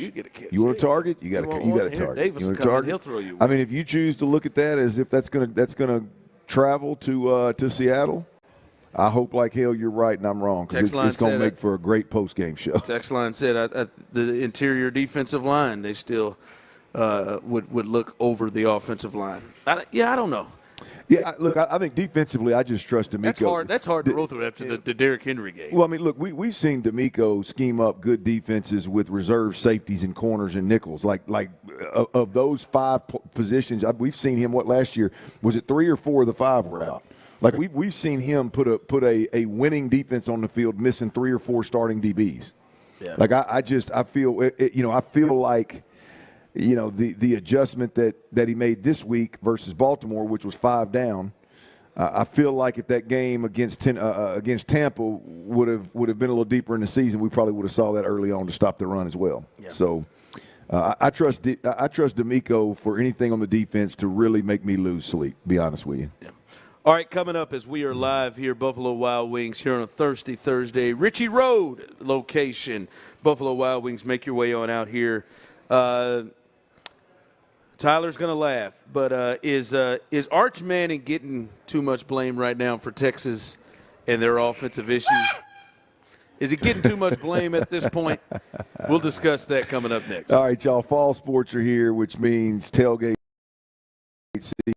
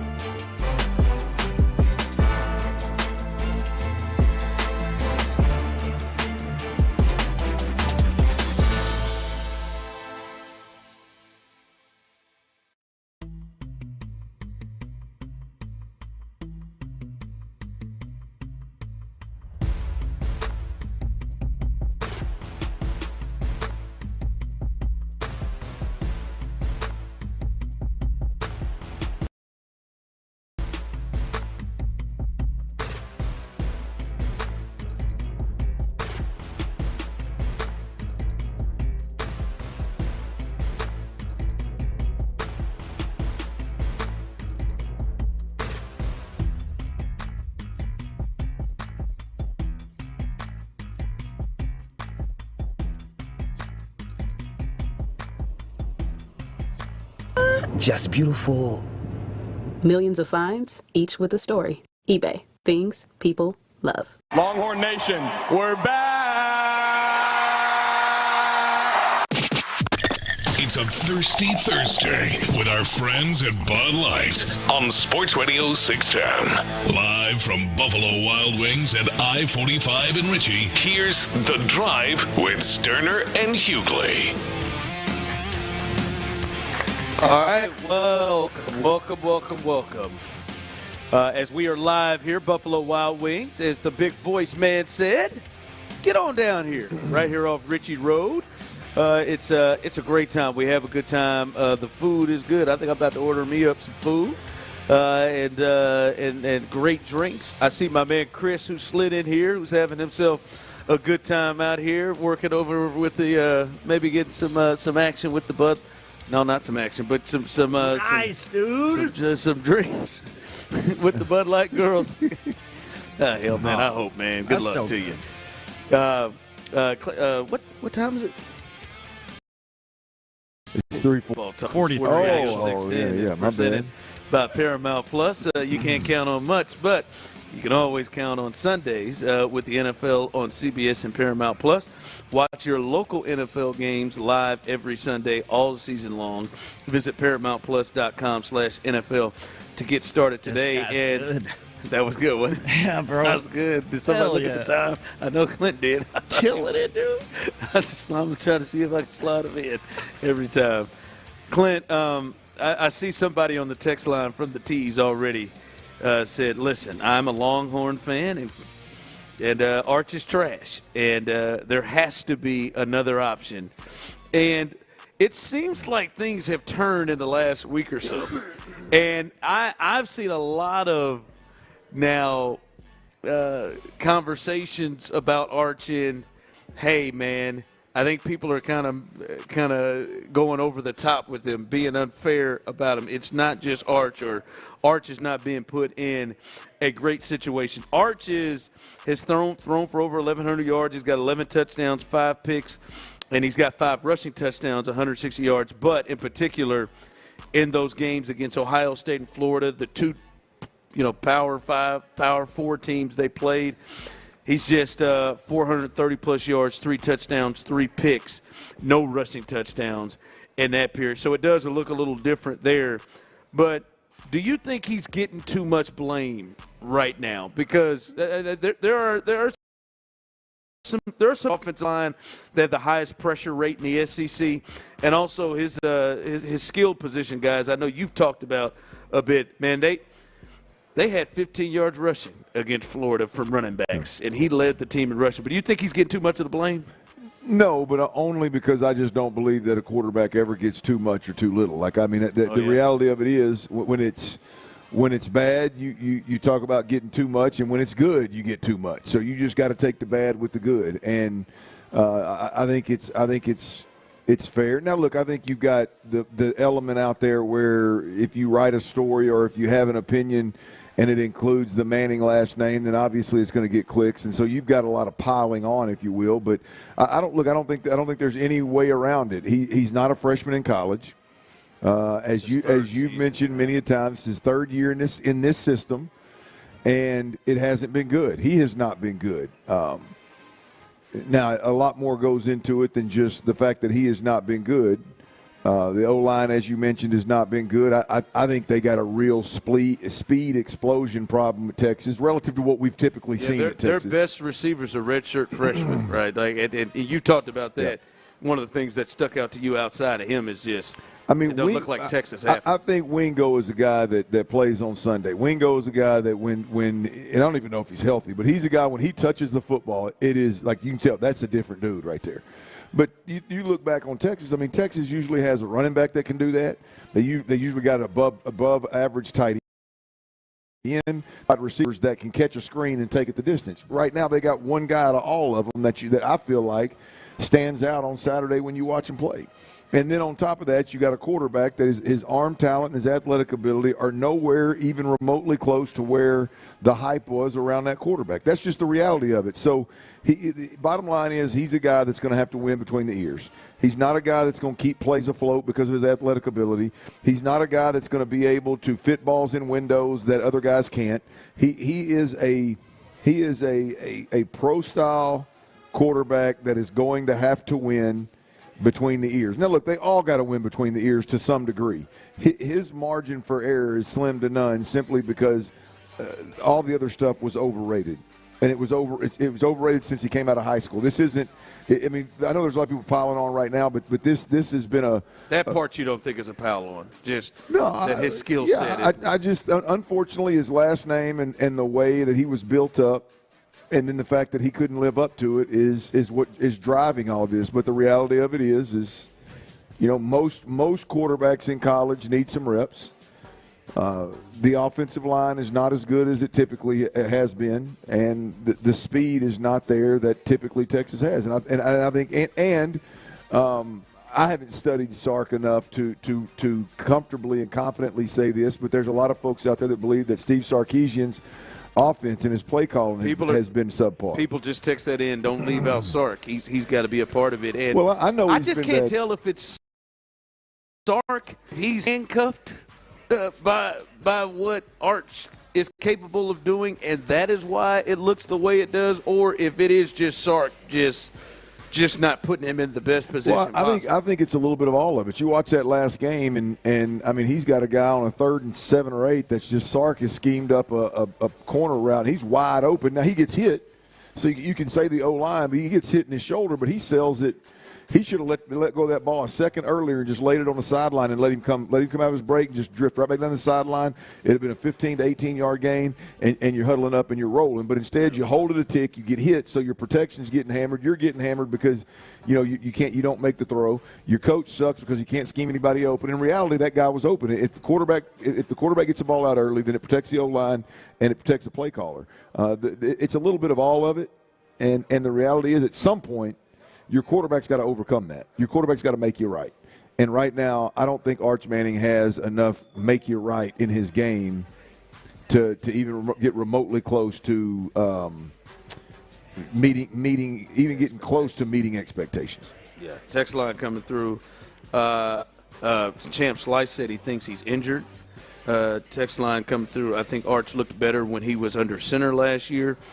With the support of the personnel he had last year and all those guys that graduated that are now playing in the league. Someone else said, wrong, Arch is getting way too much blame. When CJ or Deshaun Watson struggled, you always blamed it on the offensive line. Very different. And said, no, quarterbacks succeed in these situations if you blamed it all on the offensive plate. But listen, there is no way that you heard us. I won't speak for myself. Well, I had never just said, well, nobody can, no offense, no quarterback can perform. No. I mean, look, I never said that. I mean, I just sat there and explained to you why that three. I mentioned the coach, I mentioned the play caller, the O-line, and no speed on offense. What the hell else you want me to do?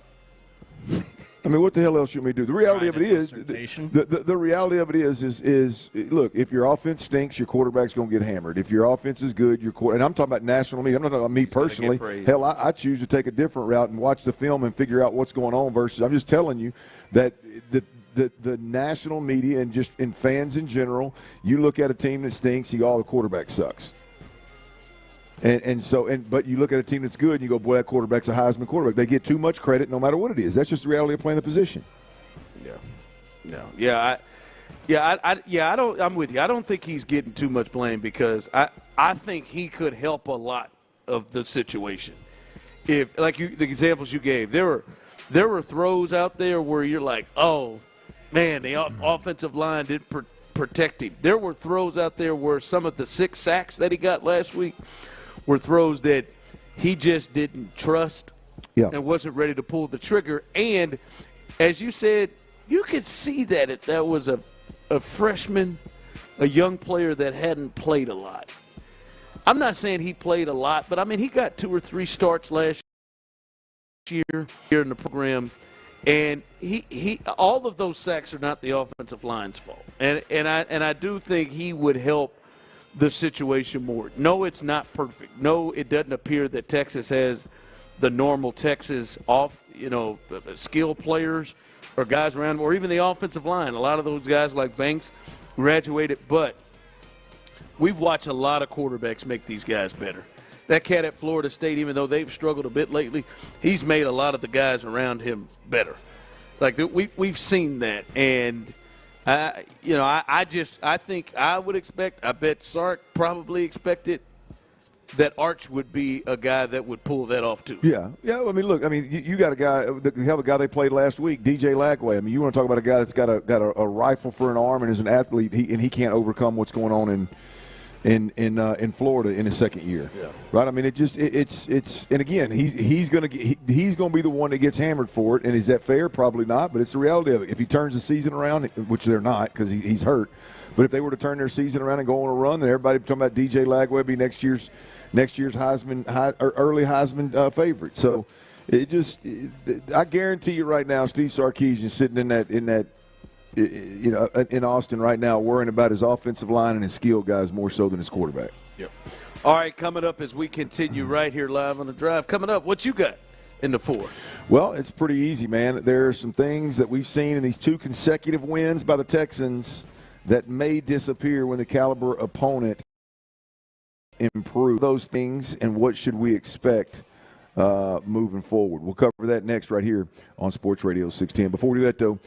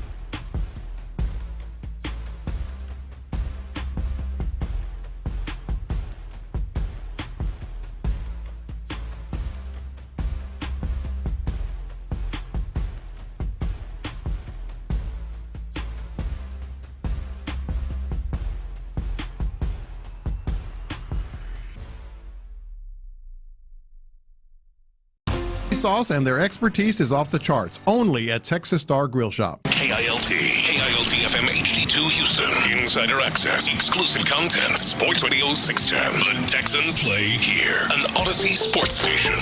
Read it off sliced bread. Dive into the mind of former NFL quarterback Clint Stoerner. I was thinking about coming out of the chute here and telling y'all about my new boots that I got on, but y'all want to talk about puppy chow? What is that, ostrich? Hell no, that's python.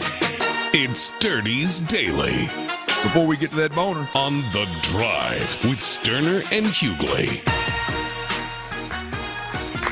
Sturdy's Daily presented by Wonderful Roasted, my favorite flavor. And skid marks. Every day I'm bringing a new one to somebody buys, and I'm bringing a new one. He's going to be from my life. From my life. It was all the fellas that wear white draws yesterday. What was it the day before, Tyler? It was True Fruit. Yep. And then today is Wonderful Pistachios, man. We're out at Buffalo Wild Wings, Richie and 45. Richie Road and 45. Come on through. Be like Andrew, man. You hear us on the radio. Come on through and hang out with us. It is a Boneless Thursday. What is that? Buy one, get one free. Boneless, that's right. Boneless Thursday. Tyler, you'd have a field day here with these boneless wings, brother. You would have a field day. Just now a they miniature got regular version of a tender. I don't know if they have them little. Ain't nothing miniature about these joints, but they're nice. I don't know if they got those little beers that you like to drink, but they do have Bud Light. I like to. They do have Bud Light in the building. Come on through, hang out with us. Tyler, you cannot come hang out or win the gift card. But anybody else out there listening absolutely can. Texas Star Grill Shop. I know that's one of your favorite spots, Ron. That's right. Yeah, they. My father-in-law, who him and Ron have a lot in common in that category. There, boy, they can't get enough of that cooking meat. Now, I mean, the smoking meat, grilling meat. What else can you do to it? Bake it. You can bake it, saute it. There you go. You do it all, don't you? So does old father-in-law. They get over to that Texas Star Grill Shop, and they got a meat market there as well. I believe you'd call it a meat market, but all that high-dollar stuff. But get on by Texas Star Grill Shop. Get on by here. You can win a gift card. Hadn't given it away yet. There's a mini projector as well that we're giving away courtesy of Bud Light. Obviously, Bud Light girls are here as well. Got a big game tonight, so plenty of reason to come on by Buffalo Wild Wings. If you can't get to this location, get to any location. We'd greatly appreciate it. The Eagles, Philadelphia Eagles, 4-1 versus the Giants, 1-4.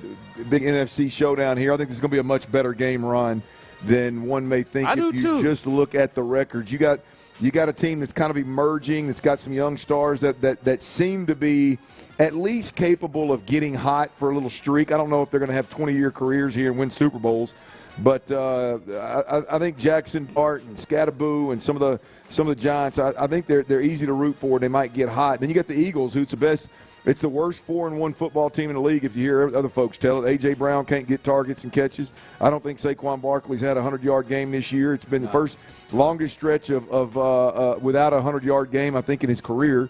So Eagles 4-1, Giants 1-4, 7:15 p.m. kickoff. Get down to your nearest Buffalo Wild Wings. Also, a little announcement here. We are over in Katy tomorrow, Boomer Jacks, 1110 Grand West Parkway over in Katy, and we'll be giving away some Texans tickets tomorrow. So if you can't get here today, Buffalo Wild Wings, come on through Boomer Jacks tomorrow and see if you can't win them tickets. We'll also have some other giveaways there as well. All right, the Texans, they're on the heels of two impressive wins, Tennessee Titans, Baltimore Ravens. And they are staring down the pike at the Seattle Seahawks. They got 2 weeks to prepare. This week's prepare. It's next Monday night in prime time versus the Seattle Seahawks. And the Seattle Seahawks are a really good football team thus far. I've watched them a few times, Ron. I think Seattle's for real. Now, I say for real. I think what I mean is what we've seen from them is an above-average football team in this league, a team that, if they continue to get better as the season goes along here, definitely a playoff caliber team, definitely a team that could have double-digit wins, definitely a team that could get into the playoffs and make a little bit of noise potentially. They are for real. That's who's up next for the Houston Texans. And the question is, what we saw in the two previous games that allowed them to win 26-0, and I believe it was 44-10, in those two games, outscore their opponent 70-10. Some of the things that we saw, Ron, we saw great push by the offensive line, tight ends, and wide receivers in the run game. We saw I singled out Xavier Hutchinson and Dalton Schultz. I thought those two guys really stood out in the run game in a sense of how they were able to get a hat on a hat, run their feet, move mass, and do some really good things. I think the double teams by the offensive line, I think it's a change in scheme. I think it's a change in approach to run blocking, which gives me hope. But there was serious push up front at times. I mean, there was a lot of space for the running backs. Number one. Number two, separation by the pass catchers. Obviously, when 8 different receivers catch balls in a game and 10 different guys are targeted, then there's clearly some separation being created with these pass catchers. A lot of guys which we had not seen create separation at all, hardly on the offense. No. We definitely have not seen. I think Xavier Hutchinson to the tune of 2 touchdowns in a game. I know we've seen some good plays out of him. Don't want to minimize those at all, but going into a game where you're just creating separation and making big catches and they're resulting in touchdowns, I think that's probably his best game. So there was definitely separation created, and this is one that B. Scott mentioned yesterday, Ron, that got me to think about this question and this topic. Right, is they really cut down on the penalties. They really seemed to address the penalties and clean up that part of the game. And these are all 3 things, whether we're talking about the push in the run game, the separation by the pass catchers, or the fact that there was only a few penalties. I think a lot of that had to do with the fact that the opponent was so bad. The opponent didn't have the ability to either not let them create separation, not give up so much push, didn't have the ability to fight through and obviously create opportunities where penalty flags were thrown. How much of what I mentioned in there, because I think we all watched the film, we all watched the game, we know what was going on at a crazy level. How much of that do you think transitions to a Monday night game against Seattle? Yeah, I think the biggest thing that translate is the mindset and the potential of what you're trying to execute. Yep. Clint, I need to see a little bit more to see if this offensive move people the way they did, especially against Baltimore. We still saw Jeffrey Simmons and the Titans front at times give them problems. And then the second half, we saw Woody break out, so that feels a little bit more real. But and the separation, Christian Kirk's, he was just running. You didn't even see another guy in the angle. And, that back shoulder throw, they putting on to even trust to throw that ball to Hutch. Yep. Maybe we'll see more confidence in that. But to me, the biggest thing that I see that translates, because I agree with you, I think all of those, there's still questions to that. Because I don't know that I'm ready to say that the Texans are just a physically or an athletic-driven team that can just win like that on non-guys that aren't Nico and some others. But I do think the mindset of, hey, get it out quick. Cecil said it earlier this week. Let's get the ball out quick. Let's get it over to Dalton Schultz real quick. Let's not fool around. Let's see if we can get Woody Marks. If he catches it and he gets 4, great. He breaks a tackle, that could be 10 to 12. Big play. I think that part of it offensively, I do definitely think that translates for CJ, and it's really believable, Clint, because it's what we saw from CJ when we've seen him at his best. So that I think is the biggest thing that translates. Now I don't know that results in 26-0. I don't know that results into 70 to 10 like it was the last 2 games, but I do think that's what I'm talking about. My man, chance the hell with the hell with it. I see you ain't sticking that past us. Hey, I'm telling you, didn't splash a not bit of one. foam either. He got one in his hand. He walking over here like he got somebody else sitting with him. Man, he gonna take them too. But no, I think that part is really the thing that I can see that moves over. Well, I definitely agree with that. I think that is ultimately the elephant in the room is if they, the Nick Caley, C.J. Stroud. I'm going to be honest with you, though, man. It's crazy to think that we're here. The push that this offensive line was getting, and really because, like I said, that clearly Cole Popovich changed something. Like, hey, man, you guys stay on these tackles. You stay on the down lineman. Don't worry about the linebacker, which I love because if you give a running back space to operate, they're hard to tackle. You give them a two-way go and not say, hey, man, the only thing you can do right here is bounce this thing, then they're easy to pursue, right? When you give them a two-way go, I think you're on to something. I think you can actually move the needle and run the football, and I think that translates. I think that translates. I think it translates to Monday night. I think this offensive line is they're built in a way too to where once they taste a little bit of success, yeah. I would think that it's going to go a long way. But I think the push in the run game, I think it transitions. Now I don't think it transitions to the tune of what we saw the last previous 2 weeks. But I do think we're watching that Seattle game and we're watching an offensive line that's getting some good push in the run game. And I do think the penalties. I think that was real. It was a big part of over these 2 weeks, but I think that's a part of knowing who the hell you are, knowing what you're doing. Yeah. I think that's part of it. Yeah. And I don't think, as we watch the Texans' offensive line play, with the exception of maybe the rookie, like I don't watch it and go, yeah, man, they're gonna get outmanned.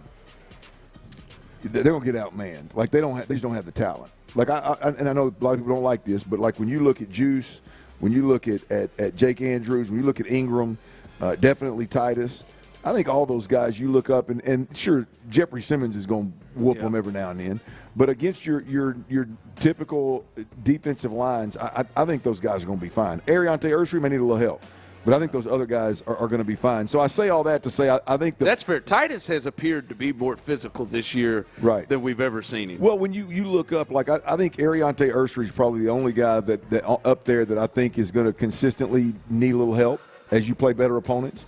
I think he's the only guy that's going to have the propensity to get beat and have to hang on and maybe get – because he's on the edge. I'm still on the fence with Juice. We'll see. Yeah. Well, look, I'm not super confident in any of them, but I'm talking about to where penalties could become a problem. Like it wouldn't shock me one bit if we look up and Ariante Ursary in the fourth quarter's got 4 penalties in the game because he's hanging on. You know what I mean? But to the point that you just made, though, knowing who you are, the Texans, like they had against Jacksonville, shouldn't have a lot of straight, no play action, straight 7-step drops. Yeah. That he had to hold up for long stretches. Sure, they've got to protect him with the play call. They've done better with that. Yeah. But we'll see. We'll keep an eye on that. I think that's going to be. I mean, this question. I know it's a broader question, but I think that is going to be.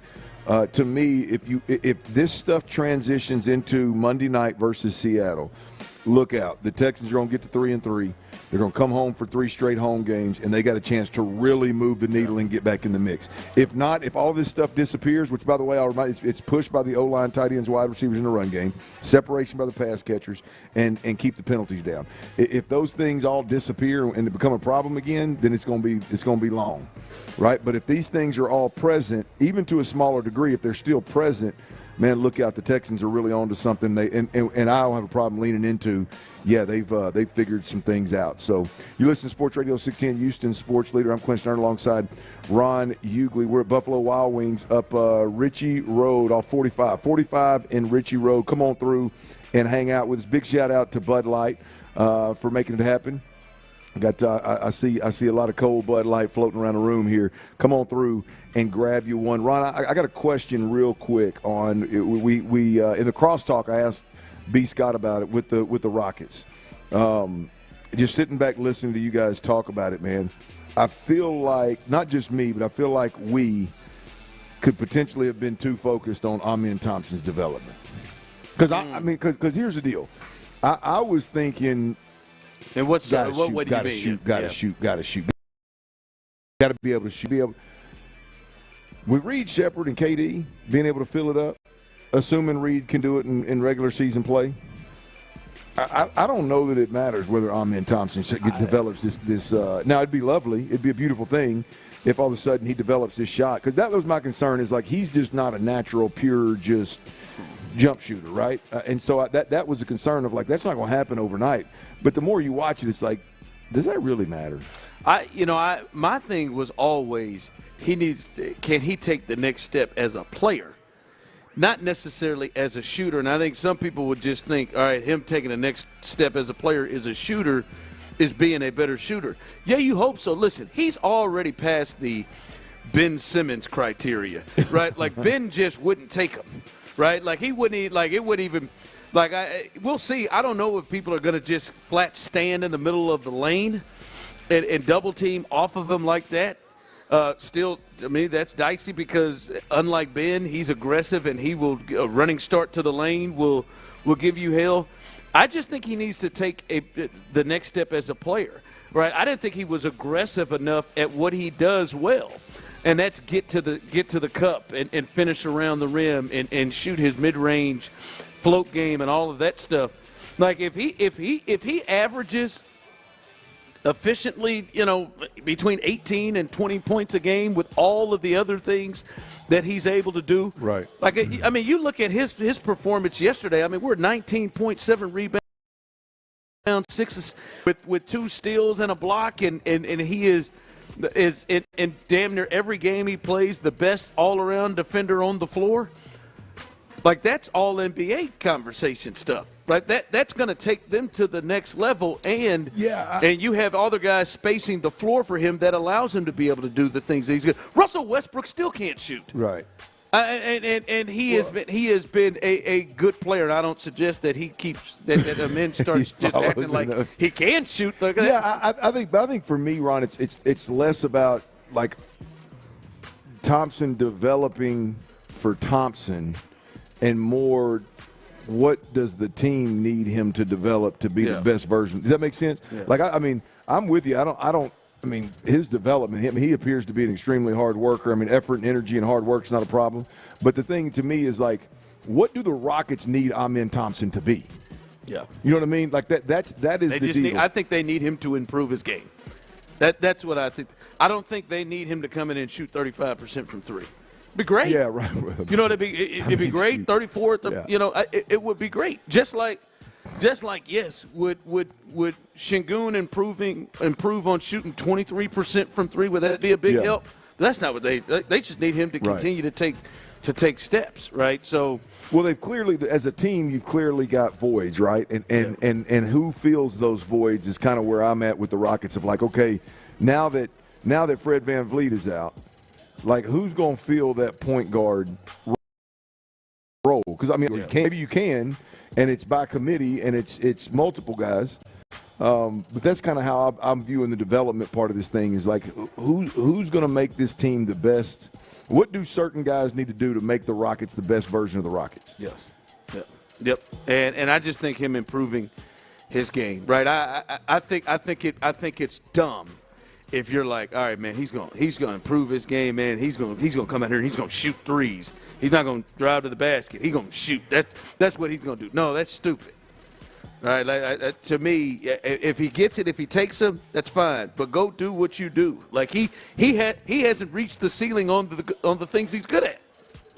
Like let's do that. I'm glad you brought that up because I want to go to the other dude. Şengün, he's got damn near 20 assists in 2 preseason games with this group. What's the ceiling on him? We've talked a lot about the ceiling on Amin Thompson. We've talked a lot about the ceiling on Reed Shepherd and all this. Şengün was an all-star. Is this a dude that could be, like, better than that? Is this a dude that could be the best player on a team? We'll discuss that coming up next. All right, y'all, look, these days more and more people are in pain, and they're taking control of their health, y'all. That's what's going on. And what they're doing is they're looking beyond these traditional medicines, right? This is precisely why QC Kinetics exists, and it's precisely why QC Kinetics is –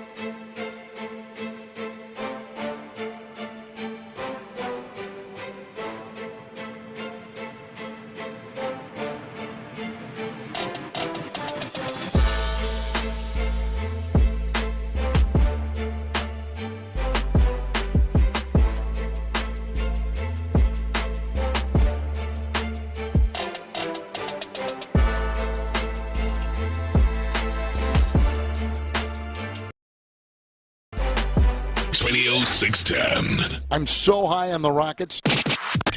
It's a Thirsty Thursday with our friends at Bud Light on Sports Radio 610. Live from Buffalo Wild Wings at I-45 in Ritchie, here's The Drive with Stoerner and Hughley. All right, welcome back in. There you go.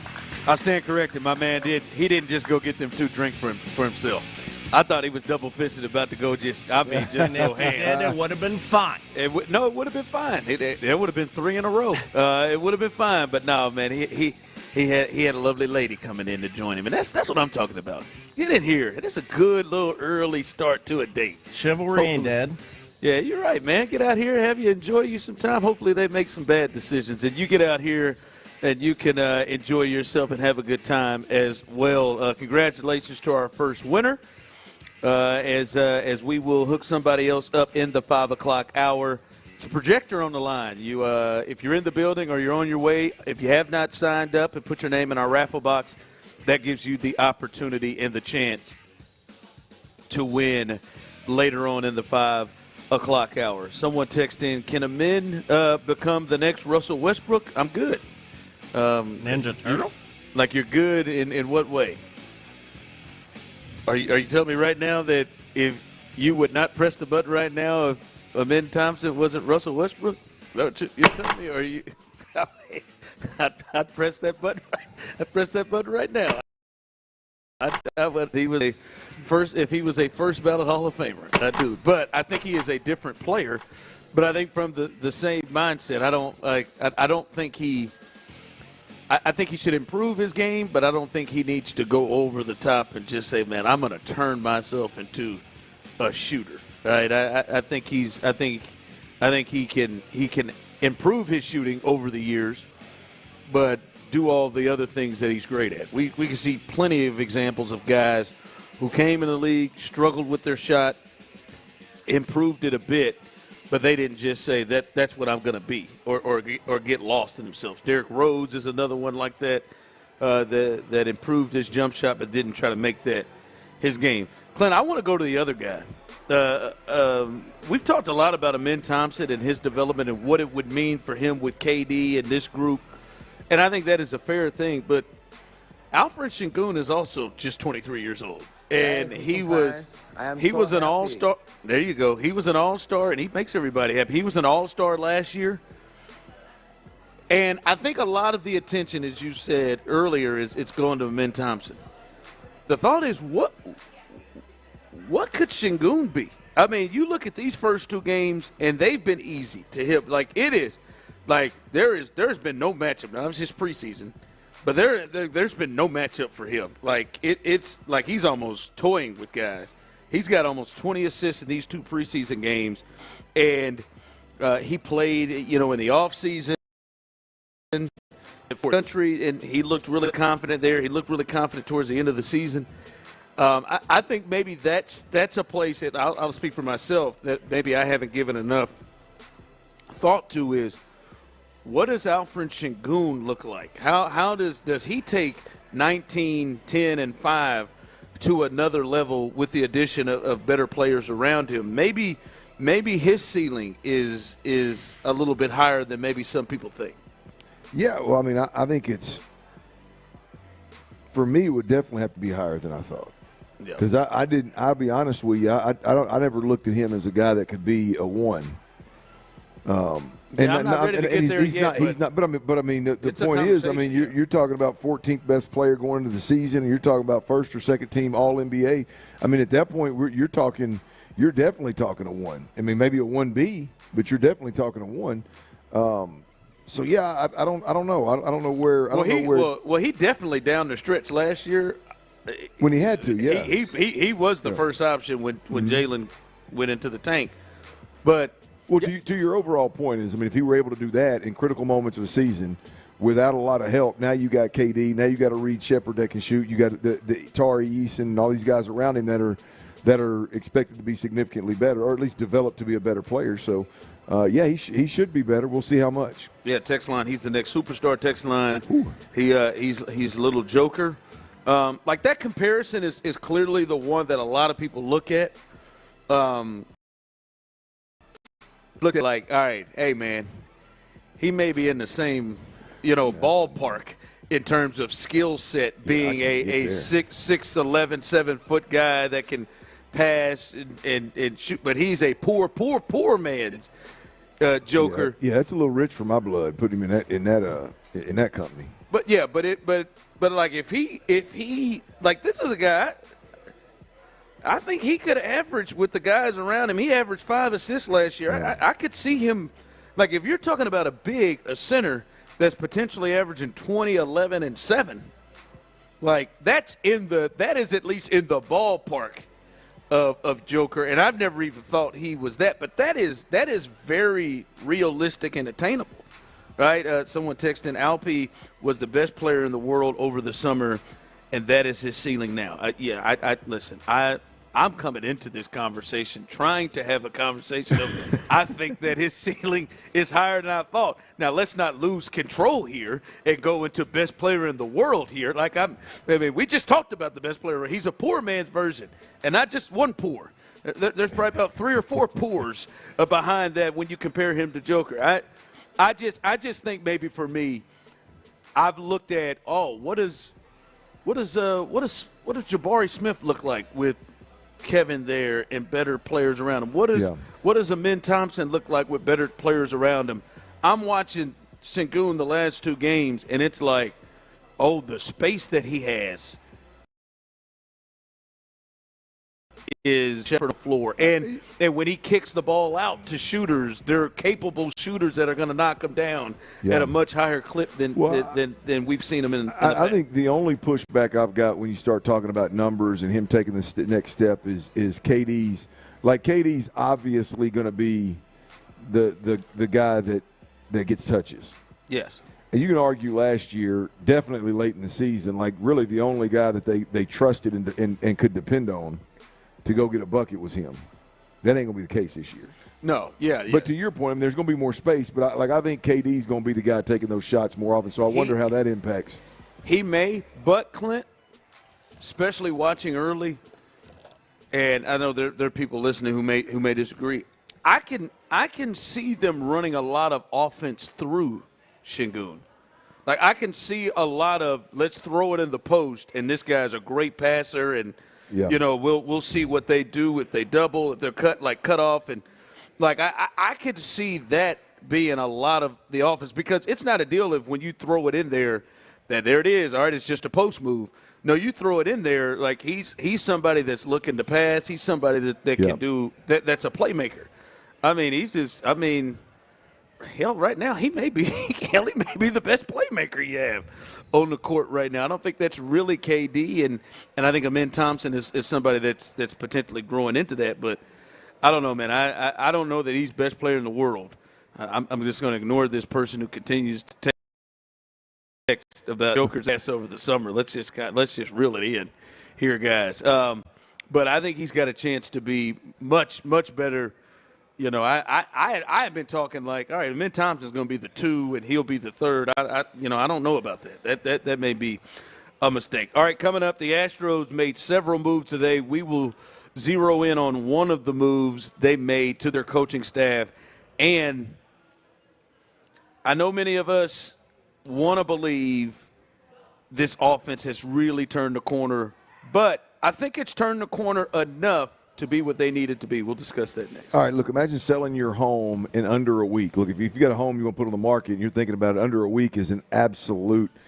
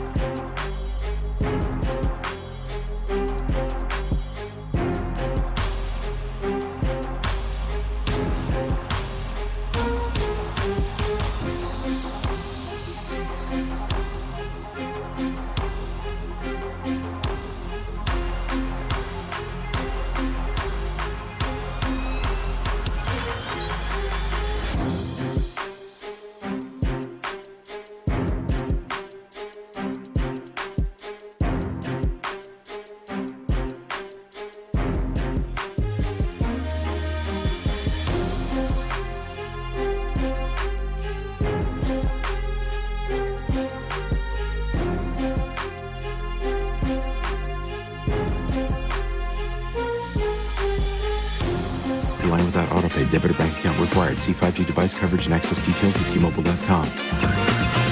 Injured? Call Mokaram Injury Lawyers, 281-222-2222. It's a Thirsty Thursday with our friends at Bud Light on Sports Radio 610.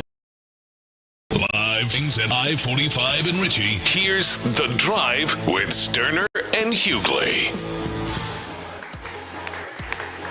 All right, welcome back in as we are a couple of hours into this thing, having a good time here on a Thirsty Thursday. I see the Bud Light girls have been around hooking some folks up with things as well. Look at this. You didn't know you was coming in here getting hooked up like that, did you? Just thought you was going to have to come in here and spend all the money. No, they'll take care of you. Come on out here and have a good time. Shout out to Bud Light, who helped us put these Thirsty Thursdays on alongside with Buffalo Wild Wings every single week. Again, we are, as you heard the big voice guy there, right off Ritchie Road here on off 45. So come on out and hang out with us. We'll be here till 6 o'clock. TV's all over the place. As Clint said earlier in the hour, you got the Giants and the Eagles tonight. That they got TVs all over the place for you to check that out. Playoff baseball tonight, as the Dodgers look to try to finish off the Phillies tonight, and the Cubs try to stay alive against the Brewers. You can watch both of those here tonight with one of the TVs all over the place and just enjoy yourself. That was a better intro into it, and it was smoother for you via the Bud Light girls. Maybe nervous a couple times. Did I? Yeah, man. Tyler maybe it was a little creepy one time, and then one time it was a little iffy. That was a little smoother right there. What did I say? What was iffy? What else? That first time you said, "Yeah, Bud Light girls here. I see y'all walking around the place. I see y'all." I said, "What are we doing?" I did that. It ain't creepy. I just said, "I see you. They walking." No, you did the way you said it though. I see you walking. Bud Light girls are in the house. Oh, I see them walking around here, walking around the place. Yeah, I see y'all. I said, whoa, I do. I see him. My fault. The Bud Light girls around here. I see y'all walking around. Girl? Assisting the here. second time, I can't remember what you said, but it was another one. The second time, I almost got my man Chris in trouble. That's right. It was Chris. I said, so you know what the hell I'm talking about. Chris is out here about to get it in with these Bud Light girls. That may be, that may be taken out of context. Get him, Topher. Hey, every gal out there that her man's named Chris and he listens to Sports Radio 610 right now. Hey, man, was you up off Ritchie Road yesterday? They ain't calling him. Christopher. They calling a friend that's at work with him, calling his boss. That one was smooth though. That was a good one, man. That was good. We'll see if we can mess it up a little bit later on. Somebody who done messed up enough to get themselves out of a job. Alex Cintron, the hitting coach. Did you just clap for Alex? I know it. I know it. That's rude. I mean, all right, so we got people over here at Buffalo Wild Wings clapping for a man losing his job, Alex Cintron. Oh, now you feel a little different now, huh? I'll do that for the head trainer. There you go. They're parting ways with him as his contract was up. And they've decided to move on, Clint. This isn't a major surprise, as we've discussed. The Astros offense for the last couple of years has not looked or operated in the way they've wanted it to. Now, I bet you Alex would sit down and say, "Hey, man, okay, you done gave me 7 Space Cowboys in the lineup every night. Damn it, maybe I may have a shot. All right, I mean, can I get Jordan in the lineup for maybe more than 60 games? Maybe I can get a shot before I get fired." It's funny how they say what makes a good coach? Good players. Good players. Yeah. Talking about you want us to be patient. Yeah. All right. The leader in the clubhouse, is he patient? I'm just saying that's probably what Alex just said. Yeah, I can tell. I can tell Jose Altuve to be patient at the plate as many times as I want to. He's still going to swing at the first pitch. It don't matter what I say or not. But Clint, with as bad as they've been, there's no surprise that somebody what was the stat? I think I saw this stat, Tyler, that over half their games they scored 3 runs or less. Mm-hmm. I got it for you. They scored 3 or fewer runs in 82 of their 162 games with a 719 OPS. That ranks 7th out of 15 American League teams, so middle of the pack. Yeah, no, and that is terrible. And I got no problem with the thought of moving on from Alex Cintron. Maybe he just didn't reach, maybe a new voice, maybe new ideas. I will say I mean, some of them lineups they were running out there. Well, now, look, I mean, that part is a little tough. This is. I mean, this one to me, this one's really easy. This is a guy that was the previous regime's hitting coach, right? This is. I mean, I think this is Jeff Luhnow. I think, right? So it's not Dana Brown's guy, and you go into a season. And Dana Brown and Joe Espada both were very vocal about seeing more pitches, being more patient at the plate, and then the Astros commenced to run out there. And to your point, there was a lot of Sugarland Space Cowboys out there, but the Astros rolled out there and had the second highest chase rate in all of baseball. I mean, if you're not said general manager's hire, if you're not his guy and you've been there for a long time, I mean, you can't go out. He asks you to do one thing. And your lineup doesn't accomplish it. Your job's got to be on the line if that's the case. I mean, to me that's where this thing. That's what made this possible.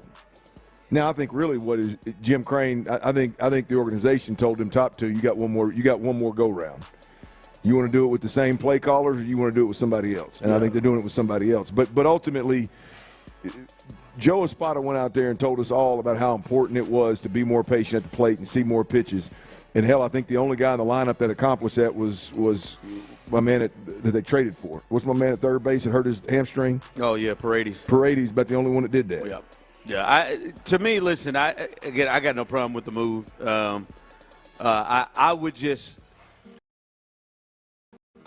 if they had similar injury problems next year, I don't know that the hitting coach is going to be that big of a difference from what Alex did. That's all I'm saying is I don't know if the hitting coach is going to be the answer to a lot of these. Like all of a sudden this is going to swing around and guys like Jeremy Pena are going to really improve and change their approach. Jeremy had a damn. Yeah, and he was pretty aggressive, and at the plate, not taking a lot of pitches, as well. I just we'll see. I think the injuries and having their best guys and their guys, with the ability to play more this year will obviously be the bigger impact than just the hitting coach. Right, we'll see. Maybe he has for guys like Jesus Sanchez. He's able to unlock something. This new hitting coach, but you picked the one that was chasing everything and anything. That's the one I was thinking of. They got a hold of him from the Marlins, and he was bad with the Marlins, and it got worse when he came here. And again, maybe there might be an answer. I can understand of like, hey man, we need a new voice. There needs to be a new voice within this thing. All right, I was listening to NFL Live earlier, and you don't have to play this, Tyler, but just a gist of what Mina Kimes was saying. She said she wants to believe in the Texans' offense, but the biggest thing she has looked and seen over the last game or two is that they can be competent. If they can be competent with how great their defense is, then they've got a real chance to be a successful team. And to me, that explains how I feel perfectly, Clint, is the one great thing about what D'Amico and them are building in terms of their defense is, like, they don't need for them to win a lot of games for C.J. Stroud and the offense to have performance like they had against the Buccaneers his rookie year, or to have performances like he had against the Bengals his rookie year. They don't need that. They just need those guys not to lose games and not to screw them up, and to give their defense a chance, right? Like, I mean, your defense, 9 points, giving your defense 9 points in a game, you gotta be able to give them more than that. and for them to work with that margin of error. But if they are competent, which they've shown to be the last 2 weeks, I think that changes a lot of things. They're able to win, I would say, a lot more games on their schedule than one would look at. Well, look, I think they're going to have a chance to win every game where they go out there and they can the formula is competent on offense, elite on defense. I think that's going to win a good chunk of games. Now, is it going to allow you to win the division? Probably not. Is it going to allow you to get into the playoffs? Probably not. Is it going to allow this year? No. Probably not. But if we're just looking to be a decent team, if we're just looking to kind of get this thing back on track, I agree that's the formula to get it done. Yeah. And I think they've got to – and I think that is a realistic thing, right? I think that's a realistic deal of maybe they don't put up 44 points on teams like they did against the Ravens, against better teams. But I think it is realistic to think that CJ and that group can be solid. I think it's smart. I mean, I think I think it's smart if that is the current goal for this offense is to just let's go out there, let's be competent, let's not beat ourselves, let's not turn the football over, let's see how many of these things we can carry over from the last 2 games into Monday Night Football. And just build slowly that way. To go out there, to think that we were listening to these guys talking about being super aggressive and stretching the field last year. It's the same group, right? I mean, obviously not the OC and the receiver. I'm just talking about the same team in less than a year. But the reality of it is there's a let's get to a competent level versus a good opponent, and then we'll worry about flourishing and doing some different things. Yeah, we're not coming back from tape drop Tuesday, and it's like, this is really bad. This is really bad. We've got a couple good ones, man. But I'm just saying, those good ones came with these last 2 games. But the first 3 games, there are moments where, like, this is worse. This is worse than just an early start. They've got to shake loose of those games. And hopefully these last 2 games put them in a space where they're able. As we continue a little 5 o'clock fire here on a Thirsty Thursday, we'll give you the other news. There are going to be some real big staff changes with the Astros, and the big news that many people were hoping to hear with the Astros. We'll let you know that coming up and get you ready for a little Thursday night football. Eagles at the Giants. It seems like it should be a blowout, but will it be? We'll talk about that coming up next. All right, y'all. Football season is in full swing. Basketball's right around the corner, and baseball playoffs are rocking and rolling. There's never been a better time to download the Underdog app. It's the best place to get in on all the action. You make picks, you can win money, you can do it all right.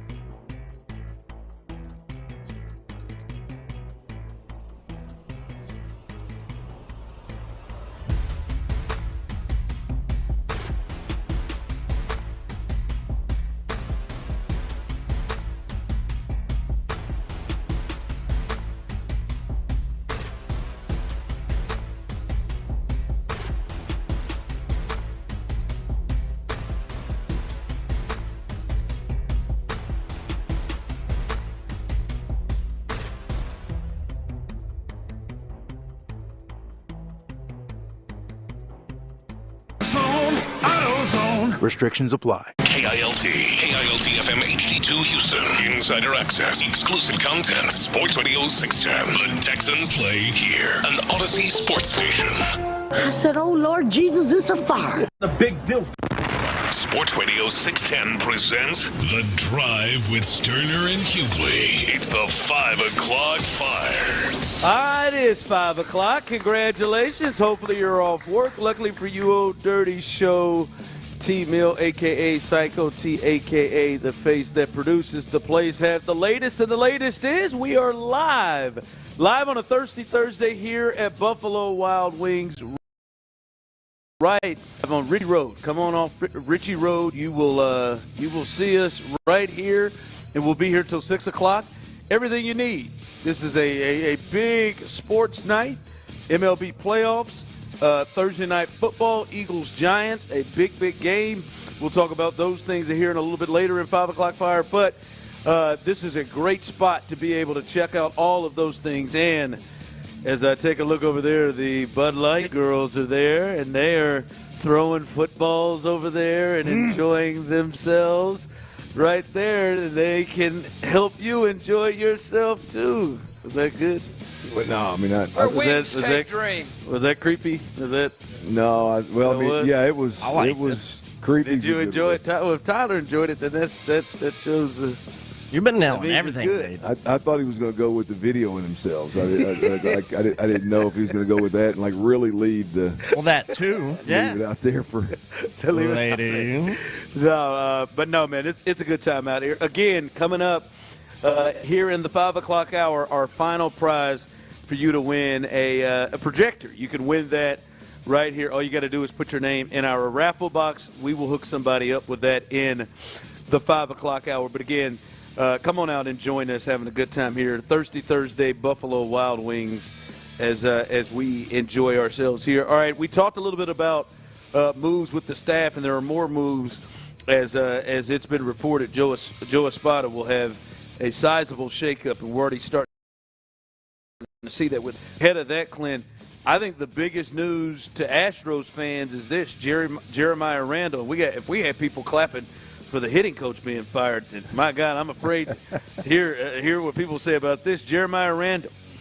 At first, it was reported earlier that he was fired, but that was incorrect. His contract expired as well, just like the hitting coaches, and he is done at the end of the season. And that is Jeremiah Randall. He has been the head athletic trainer for the Astros for the last 10 years, and he is no longer going to be that. There, Tyler is doing a round of applause. My man just yelled and took a drink of his Bud Light and kept it moving. She did not discriminate. She also clapped for Jeremiah Randall as well in his firing. So all the way around, at least she's fair. But this is a move that no one is really or should be surprised about, and I think this is a move that Jim Crane had to make. And I'm not even going to say it was all his fault, Clint, but everything that happened here, and I mean, we could take the time to go over everything that's happened in the last 3 years. Hell, last year was embarrassing enough, but they had to make some sort of a move, Clint, with their medical situation. Yeah, look, there's going to be a lot made about the Astros pitchers and the arms, and I don't look at Jeremiah Randall or any athlete as the reason that guys' arms are popping the way they're popping. That has to do with trying to get extra spin. That has to do with the way that they're strength training. That has to do with all of that stuff. So that kind of epidemic, if you will, or whatever you want to call it. I think a lot of people think of that when you look at what's going on here. But I look directly at if you want to talk about pitchers, you look at how they clearly botched the whole Lance McCullers deal. Whether it was bone spurs or this or that, it was botched the whole way. You look at how they botched Yordan Alvarez with his hand this year that doesn't need a second opinion. He goes out there, he goes through BP, boom, needs a second opinion, and it's fractured. You mentioned last year. Kyle Tucker. Yeah. Also, you look at this year with Jake Myers with thinking that he was cleared to play, and he goes to jog back out on the field in warm-ups and snaps whatever is in his calf is an issue. I look at all of those kind of in-house type thing, not the surgery, the long-term recoveries, all that kind of stuff. Even when those guys come back, I believe that's above the pay grade of an athletic trainer. But the day-to-day stuff of whether something needs a second opinion or whether a guy that strained a muscle is ready to go, or a guy hit a ball off his shin, hey, man, we're good, don't worry about it, it's not a big deal, let the swelling go down. No, it's actually fractured. Like that kind of stuff it seems like there's just weight with Jeremiah Randall-Cat. I just don't know how you survive all of that. Well, it feels like the Astros have had – they've had issues over the last several years with the injuries, and it just seemed more than the norm from other teams. And it just seemed out of the ordinary, whether it be injuries to begin with, the arms as you talked about, or guys coming back too soon, or like whatever. It just like we reached a point of it was like, well, damn, it always just seemed to happen to them. And at that point, man, Jim Crane had to look at the whole thing and said, man, maybe it ain't your fault, Jeremiah. Maybe it's not completely you, but something that we are doing over, from an overall standpoint, something that we're doing, we've got to change. And just like, maybe it's not your fault, Alex Santron, as a hitting coach, but something's got to change because this is just not the direction we need to go. Well, look, I think with Jeremiah Randall and the athletic training situation, like I think part of your job is to direct and inform the manager and the general manager so that they can then talk to the media. Yes. In whatever fashion they want to. And it seems like that was always wrong. Yeah. And look, that may be – it didn't seem – to me, to be honest with you, it didn't seem like Dana Brown and Joe Espada met very often. I was about to say, like they met. They seemed like they had different meetings with different – Right. So, but that whole thing was just a mess, man, and that is just hard for somebody to survive. Talking about a guy that was part of the last regime, and so you better be flawless if you're going to stick around with these kind of problems and survive these kind of problems. You better have a real strong relationship with ownership, and clearly theirs isn't strong enough. And listen, I thought the Yordan Alvarez thing, somebody should have lost their job immediately. Like somebody was responsible for, hey, man, all right, he hurt his hand. All right, we're not going to really do some imaging. We're going to have him go and take some live BP. Man's complaining about his hand. We do some imaging. Oh, shoot. That thing been broke. It's been broke long enough to be 60% so broke, healed. It's more than halfway healed. Now we just got to sit you down for another. That whole scenario, because of how it happened to begin with and then who it is, that's the other thing is Jim's got to be thinking, this ain't just regular folks getting hurt. This is I'd invested in $85 million on Lance, and he's missing 3 seasons. Like I've invested money on Yordan. I can't get him healthy. I want to try to potentially invest some money or at least squeeze everything I can out of Kyle Tucker, and he's got to miss 80 games because you guys can't figure out if his shin is broken or not. And then, it's not just low-level guys. I'm not going to single out some guys. I mean, this ain't Jesus Sanchez. These are the big names that you need. Justin Verlander just said, "To hell with y'all. I'm not even going to deal with y'all no more. I'm going to deal with my own medical team." I mean, the only one position player-wise that seemed to go smooth was Bregman, right? When Bregman whatever laid through it and said, "I'm just going to come." Yeah. Like that's the only one that you can say worked out in his like player that kept playing and played through it and survived and actually was all right. I'd like to get the skinny on what the rib issues was really for Jeremy Payne that seemed to keep him out a lot longer. Also, other moves. Even that one snuck back up on him, didn't it? It did. Well, the oblique, it did. Stuck in. Yeah, I forgot about that. It ended his season. Other moves they made. They went ahead and removed the assistant hitting coach as well. And the catching coach, defensively that was so bad. Yeah, you got to go too. So maybe it ain't your fault. Maybe it ain't your fault, Mike. But your ass got to go. Yeah, that was that's got to be the second one right behind the trainer, right? I mean, from the volume of the applause, I think the trainer's one. The catching coach has to be two. I mean, I know Citron was on thin ice with a lot of folks, but the catching coach has got to be. And catching coach over there, Mike over there saying, ain't nobody saying a damn thing when Machete was over there. When Maldonado was back there, he had job and security. thought I was a great coach. Now we get these next jokers in here, and we got first baseman still in the bases at wheel. Hey man, I tell you, I got to. That's the damnedest thing. The way runners would just run around them bases. That is the one thing I will guarantee. How did the spotter never get pressed on that? Yeah.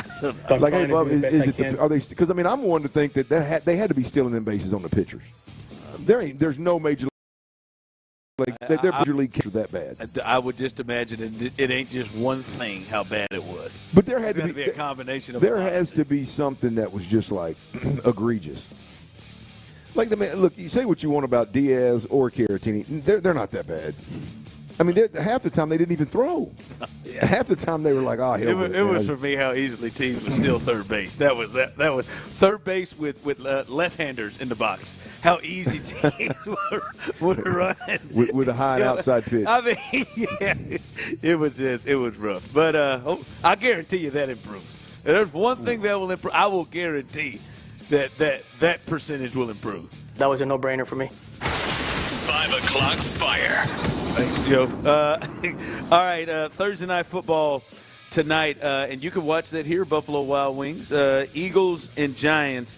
And Clint, this feels like a game that should be a blowout, right? It feels like you got a Giants team that's young, that is struggling with, or not really struggling, but they got a first-year quarterback that's in his third start of the year and still trying to find his way.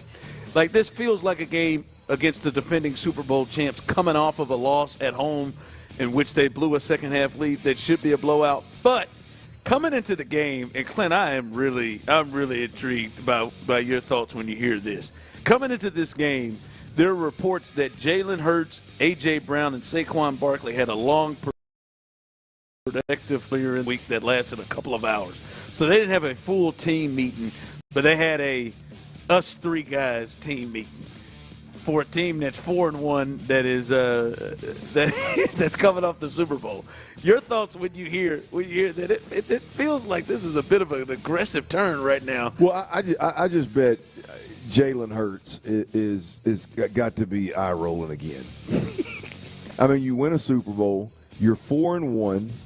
And you know what this is about. I mean, I just said it earlier. I mean, it's been a story for 3 weeks now that A.J. Brown's not happy because he's not getting enough targets. And you say what you want. I mean, you can tell by his responses that he's at least aggravated or annoyed. And then Saquon Barkley, this is the longest streak, I think, of Saquon Barkley's career of not having a 100-yard game. And so Jalen Hurts got to go meet with these two cats that ain't happy. They're 4-1. I mean, instead of looking at it like, hey, man, if we can get Saquon going, if we can get A.J. going, hell, we're gonna make a run. We're going to be 16-1. We're looking at it trying to keep guys happy. And so there's nothing more frustrating than a team that wins and wins constantly, and there's still somehow turmoil in the building from the players. I mean, look, you can understand the media and everybody else. You can understand that. But from a player perspective, man, especially after winning a Super Bowl. Well, I mean, it's you got paid, not once but twice if you're A.J. Brown, I believe. You've won a Super Bowl. Nobody's sitting around going, man, you can't play no more. I mean, if they decided to move you right now, you'd go somewhere, you'd play, and you get paid. Yeah, I think there's a little bit of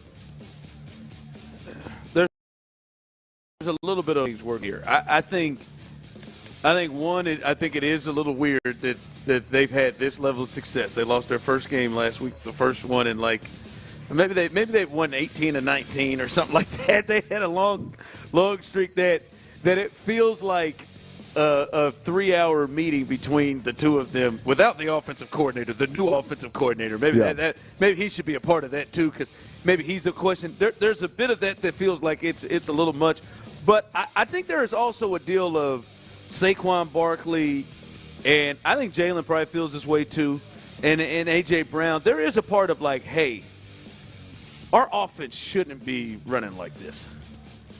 Like, I know we've won games, but our offense shouldn't be running to where we just get shut out for halves. Or our offense shouldn't be running where we have all the players we have. Because Devontae Smith is not happy either. It's been reports to him that we have our quarterback go 0 for 8 for an entire second half. Like, I think there's a part of like, hey, man, we have got to pick this up. We have too many parts around here for our offense to be struggling. I think there's a little bit. There's some of that in there too, which I don't think is just like. No, there is some of that. And if you were the Giants, then yeah, I mean, you have a meeting.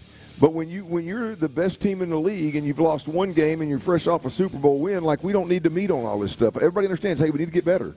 We've got to be better offensively. I've got to throw it better. And hey, AJ, yeah, we got to target you a little bit more. And maybe I got to get the ball to you a little bit more. We don't disagree with that. What makes you 3 or 4 hours. I mean, it's always 3 or 4. It's always something with them. But I mean, look, if you thrive in that adversity, and that's how they won a Super Bowl with it, with guys reading books on the sideline. The Saquon thing is weird. The fact they cannot seem to get their running game going, that is strange. That man ran 2,000 yards plus.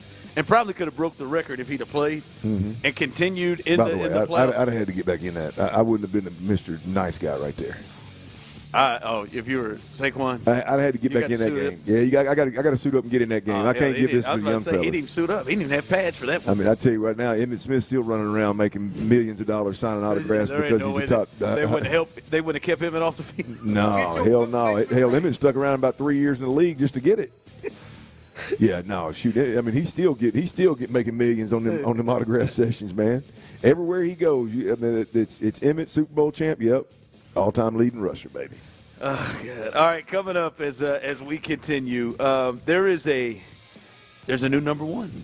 There is a new number one when it comes to the Houston Texans. We'll discuss that coming up next. But before we do that, guys, listen, you've got multiple locations to choose from, so you got no excuse in the Houston area. If you're looking to improve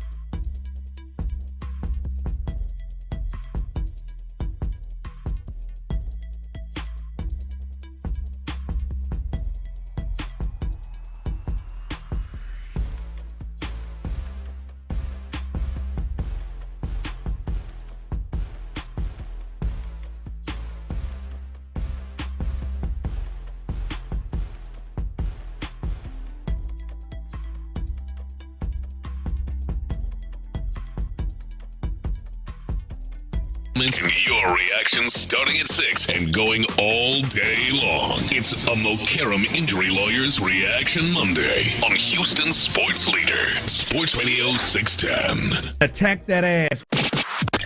It's a Thirsty Thursday with our friends at Bud Light on Sports Radio 610. Live from Buffalo Wild Wings at I-45 in Ritchie, here's The Drive with Stoerner and Hughley. All right, make a little noise out here as we're having a good time. Thirsty Thursday, Buffalo Wild Wings. Every single Thursday, we're out here at Buffalo Wild Wings. Every Thursday, different location around the city. We hit Buffalo Wild Wings. This one, on this Thursday, we are here live right now until 6 o'clock at the location right off Ritchie Road. So you can still make your way on out here, man. And it's my man Wood right here coming on in here and have himself a good drink. I mean, them braids is laid, Jack. I'm telling you what, them braids is laid, baby. If I can keep my hair like that, if I can still have that growth, baby, I know I don't have a chance, but if I can still have that growth, you got a chance, man. You somehow moving to Houston, somehow your hair's come back. You're right. I gotta be positive. Get down here around all these chemical plants, man. It makes your hair grow, cuz. I gotta be positive. Text line, as we were talking about the Thursday night football game, A.J. Brown starting to act like Antonio Brown. Let's slow down just a bit, guys. I mean, we don't have to get that far. I don't think he's going to take his shirt off and run off the field. Yeah, I don't. Yeah, but reading the book on the sideline and people acting like that's normal blew my mind. Like, I mean, literally to turn the TV on, people like, oh, yeah, man, he was reading this book. It was a self-help book, man. It's teaching him how to make – come on, man, what are we doing? It's to keep himself centered. Are you kidding me? Keep himself centered on the field, baby. Reading a book on the bench, not a depth player, not a young player. No, a veteran that is he the highest paid player on that team other than Jalen? Yeah, I would think so. I mean, we normalize that somehow. Maybe that tackle's making more. He ain't A.J. Brown, man. A.J. Brown is a guy who doesn't pay people who work for him. Like, he hires people and doesn't pay and throws furniture off the top of buildings. AB was like special. He's a special kind of POS. There ain't no doubt about it. Yeah. Listen. He ain't with you. I'm sorry. I went to laying out why A.J. Brown is a different bird. In reality, I should have just said, no, he's not on that level. Didn't Antonio just get arrested for attempted murder or something? Tyler, wasn't that him? Yeah, he did. I don't know. Yeah, I think they slid through it, but he was wasn't he shooting in the crowd? It was something that happened a while back that was apparently in court. I mean, that's the last 6 months. They proved it was him. I mean, he's the type of crazy you got to do something about sooner rather than later because someone will legit get hurt. He's out there. Yeah, he's nuts. Yeah, so I don't think AJ's there yet, man. I don't think he's there yet. All right. Clint, let me ask you this. The people, you can jump in 713-572-4610, YouTube and Twitch. Also, you can participate as always. Hell, you do whatever the hell you want every day. Is the offensive line, is that still your number one concern on this football team? No, sir. It isn't, because that's what it was all year. It's not your number one. It's no longer your number one concern. First off, that's a positive thing. That's a real positive thing because you thought that that's going to kill the team. That has shifted. What's shifted, or if there's just one thing, what things jump to your mind as a concern more than the offensive line, since that's not number one? Well, I tell you what shifted is C.J. Stroud playing the style and brand of quarterback that he's played the last couple of weeks that protects the offensive line. As I've said for a year plus now, is if your quarterback plays a different brand, your offensive line is not asked to be perfect every damn snap. It's hard to be bad. I mean, it's hard to be the reason that you can't win a ball game if your offensive coordinator and your quarterback are jiving and they're playing the right brand. Then the offensive line problems, for the most part, get figured out or covered up. I like what Nick Caley's done. I like what C.J. Stroud has done, and in turn, I think I'm less concerned about the O-line than I have been in a long time. Yeah. Well, yeah. It's odd. I didn't think 5 weeks into the season that it would be that way, especially if you told me, hey, Ron, about week 2, for about the next two or 3 weeks, they're gonna have a left guard competition in game, like not just in practice. No, in game, man. They're doing line changes with their left guard spot, which you don't generally see. But I'm with you. I don't view that as there. I think there are a couple of things to me that I look at that moving on for them to try to get in the postseason, I have bigger concerns with. Yeah, I mean, there's Nick Caley would be at the top of my list. Look, when you're sitting at 2 and 3, there's going to be a concern when you're talking about the expectations or double-digit wins in second round of the playoffs. You're sitting at 2 and 3, there's going to be concerns. Absolutely, I think they've answered some questions, of late. And I'll be honest with you, I've got, for me, the only way that Nick Caley and C.J. Stroud can continue to trend in the right direction is if their receivers are able to create separation immediately.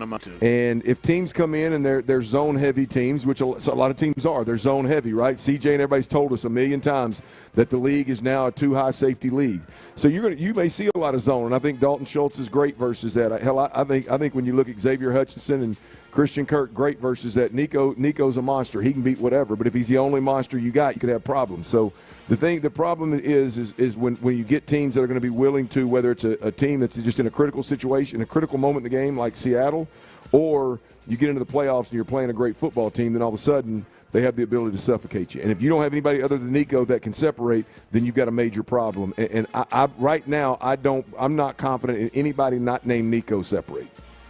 Which means that C.J. Stroud's going to have to hold the football longer, which then means we're back to the same old stuff. We're going to have to ask our tight ends to block edge rushers. We're going to have to ask this offensive line that is not great at pass protecting. We're going to ask them to protect for 2 or 3 extra seconds.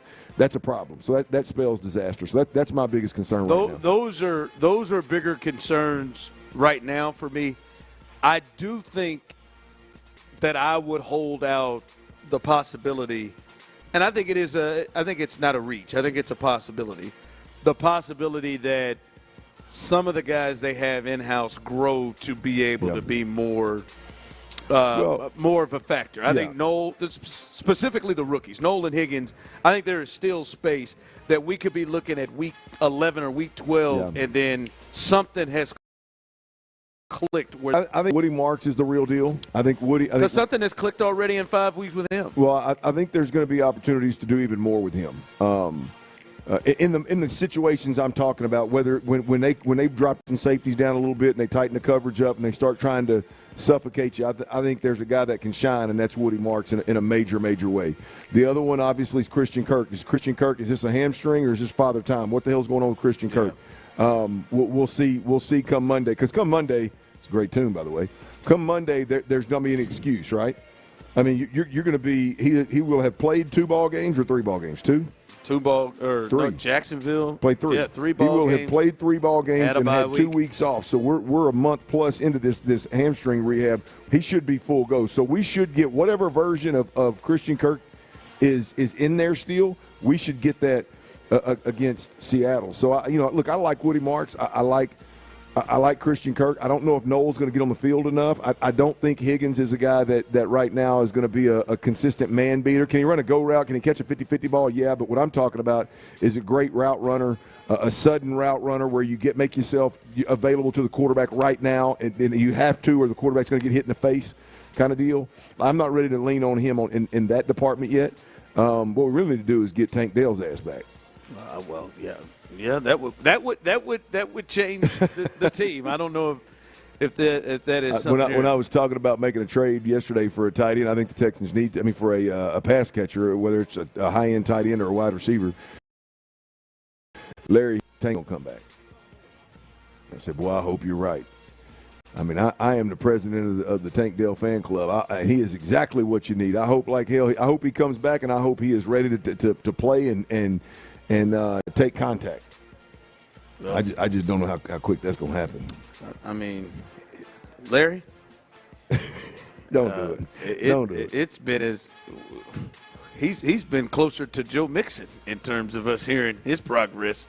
The tone's been better when they've addressed it. The tone's been better. I'm just talking about just his progress where he is. Him being close. It's been closer to Joe Mixon than maybe than other guys. So we'll see. I don't know. Someone texted in running back is my biggest concern.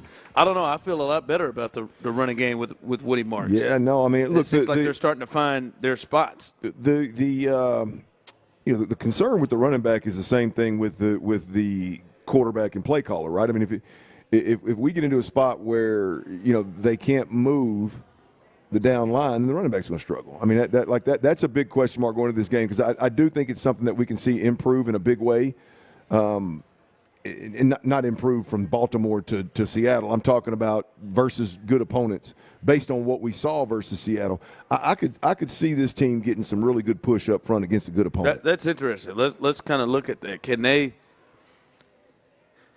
they've run the ball really well lately. Is that something that they can continue doing? These next 4 games may determine their season, right? And these are really good defenses and better teams. Can they continue to do things like that? They rushed for almost 170 yards against the Ravens. Is that something they can continue? We'll discuss that coming up next. All right, before we do that, though, I got to tell you about them cold Coors Lights, y'all. I do it every day and sometimes twice. It's them Silver Bullets and Wolf Killers, Coors Light.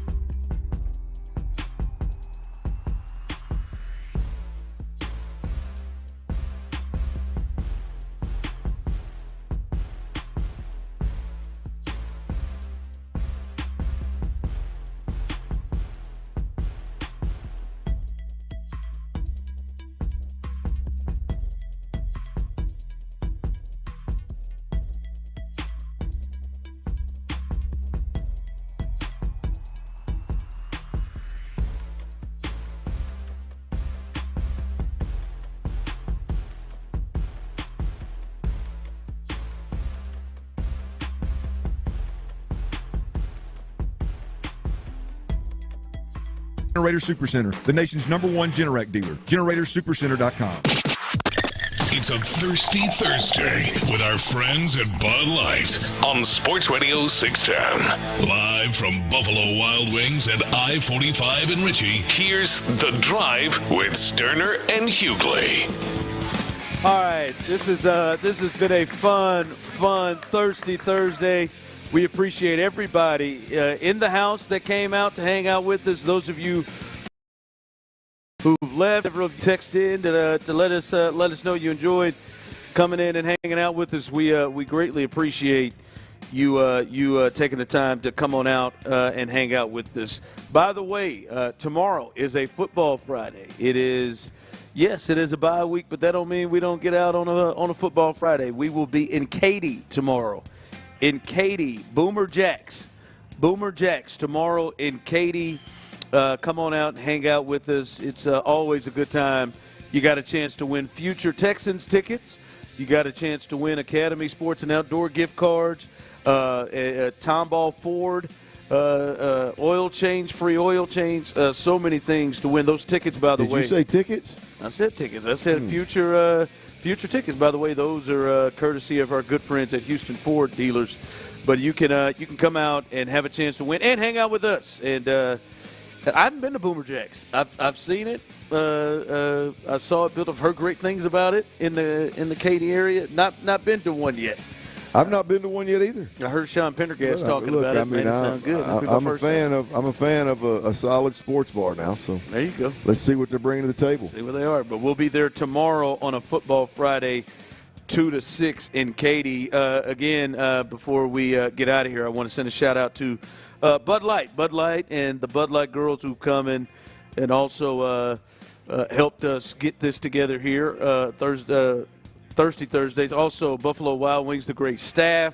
They've been fantastic here. Our pro Andy, our engineer, keeping us on the air and on YouTube and Twitch. And, of course, Tyler back at the station doing his thing as well. We appreciate everybody who's played a part in helping us stay on the air. Coming up in a bit, Texans All Access. After we get done, they will follow us. And then Thursday Night Football, the Eagles and the Giants. You can listen to that right here on Sports Radio 610, 7 o'clock after Texans All Access. That's courtesy of our good pals at Westwood One. That's what Tyler typed in, so I'll say it. I'm not looking at it right now, and I have totally forgotten what I put in there. Our good pals. That's tight, Tyler. Yeah, that's tight, Tyler. Our good pals at Westwood One. And, hey, folks, Tyler's on the road now. 5 for 5 last night on T-Mill's Best Bets. And trust me, when we know Tyler's doing good is when we get that text message. And we got that text message late last night. And I'll just say there was a lot of green. He went more than 5 for 5. I'll tell you that right now. Well, hey, before I got married, I used to love waking up to text messages. I wake up to text messages now. It's 99.9% Tyler. And see, listen, and I know. Or what? I know. I mean, back in the day, it was beautiful. What would I miss out on, man? What was going on? I ain't gonna put Tyler's business out there. But I'm gonna tell you this. One of the things I was thinking was, damn, Tyler had a good night. And then the other thing I was thinking is, boy, there was a lot riding on that. There was a lot of action. There was a lot. Big slate. There was a big slate. Like, all my mind I could think is if that going the other way. I mean, here's the beauty of T-Mill's best. The beauty of T-Mill's best. That was a long text, a long list. The beauty of T-Mill's best bets is you can let him weather the storm. And then when he gets hot, you can pick a couple that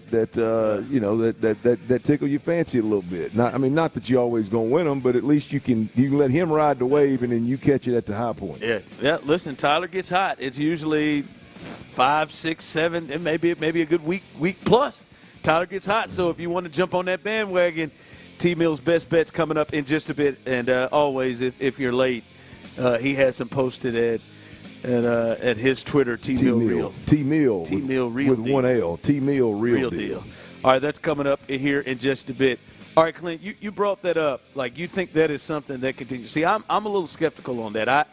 I do. That's one of the big things that I am really intrigued to watch when they go up and play Seattle Monday night after the bye week is they rushed for almost 130 yards, 35 carries, right? They had the ability to stick to it. Yeah. 35 carries against the Titans, and they rushed for almost 130 yards and multiple touchdowns. They had 167 yards on 35 carries against the Ravens. That is something that I don't know that I believe is going to translate with these next 4 games of Seattle, the 49ers, the Jags earlier this year. I wonder if that will translate. That one I'm intrigued to see because I'm not 100% sure on that one. Well, I'm not 100% sure on any of them, but I do love what Cole Popovich and Nick Caley have done in that regard. It just seems to me like, the receivers running routes, that wasn't nothing new. We've seen them. The penalties, I think, is because you're not straining and struggling as you will when you face a better opponent. I'm not too sure about those. But when we talk about the O-line improvement, I think you can watch the game and see there was a change in what they were doing. Right? I mean, I think there is not only a change in what they're doing, it's almost like they decided to use some level of physicality in offensive line play.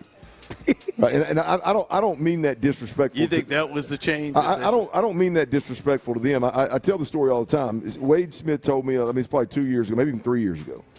He said, Clint, you got to quit looking at this like it's when we played ball, man. I mean, these kids from the time that they're young, they're trained a different way, and it's more of shielding than it is blocking, bro. And it's they're trained a different way, so we're just not going to see it.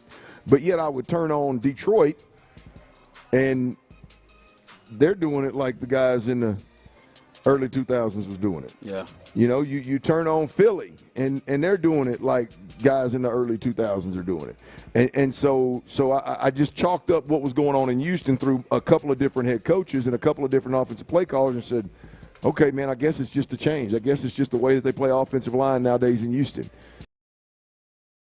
There the last couple of weeks. And it again, there's been a shift in a lot of things because of the opponent. I get that.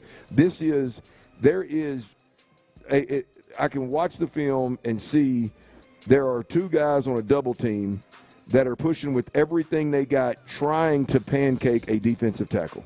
I can honestly say I've watched every game multiple times for 6 years, and I don't remember seeing that once. I've seen Dalton Schultz try to.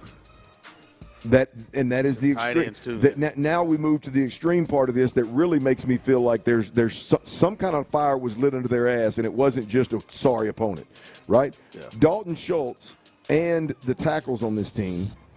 I mean, Dalton Schultz tried to run a safety 10, 15 yards down the line, down the deal. I don't know what got into him. Nobody's seen that, right? You look at what Xavier Hutchinson was able to do on some of those insert himself inside the box and then lead up on the safety 2 different times.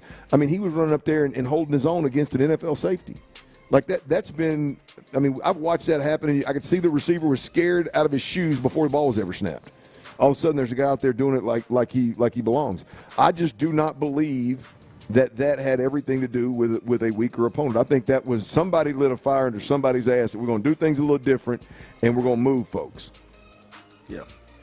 No, we'll see. And because, they were able to do it the fourth quarter, especially second half against the Titans. They did have some struggles, and Jeffrey Simmons is one of the best in the league. Sure. So he's going to be a problem. But I'll go a little more if we see that. Yeah, and look, I'm not saying that they're going to go in there and rush for 200 yards against Seattle, but you know it as well as anybody. I mean, it's human nature. If you become a punching bag, every opponent that comes in there they're going to strike fear. They're going to strike downhill. They're going to feel a lot more comfortable about bullying you and pushing you around. The Texans have been that punching bag, I think, in how they play for a while. Yeah. To be completely honest with you, and it looks like they're trying to buck that trend and change their way. And I think just that simple effort. Take Dalton Schultz as the extreme example. I don't know who lit it, but Dalton Schultz is hot right now. Yeah. All right. Again, T-Mill's best bets. Let's get to him. He was 5 for 5 last night. He's going to go, I'm guessing, a lot of Thursday night football in this thing as opposed to playoff baseball. But let's hear it. T-Mill's best bets. What you got tonight? Yes, sir. No no better way to spend our money, get some money, than some Thursday night football because we've been nailing it. Thursday night football lately, we're hitting like 75 or 77% of our bets for best bets right here on the drive. So I got 4 for you tonight, coming off the perfect 5 for 5 last night. Keep the heater going. Giants +8. I teased that a little bit. The line has been hovering around 7, 7.5 for the Giants taking on the Eagles, but I teased it to +8 tonight. I like the over in this one. I think it's gone up a little bit since I placed my wager, but I like anything under 43 or 44. I'm on over 39 points tonight between the Eagles and the Giants. Set your props fast, one from each squad. First, a guy we've talked about a bit today, A.J. Brown. I got over 4.5 receptions for him. And then maybe my lock of the damn night and week, young Scatterbo. Over 47.5 rushing yards. If it was anything under 60, I would be hammering that bet. Over 47.5 rush yards for young Cam. Those are your 4 best bets. Well, I got good news for you on that Cam Scatterbo bet. What's that? Jalen Carter's been ruled out. He's inactive tonight. That's big, yeah. Damn, so I that's a big news. The Cowboys ran all over them when he was out that first game. Yeah. Yeah. So I wonder if that number's gone up. Tyler, what's that number at? Ooh, I'll have to check. Yeah, check it for me, man. I may get on that one. Get Cheryl on that one. Let me tell you something. He makes more people make business decisions than I've seen in a long time.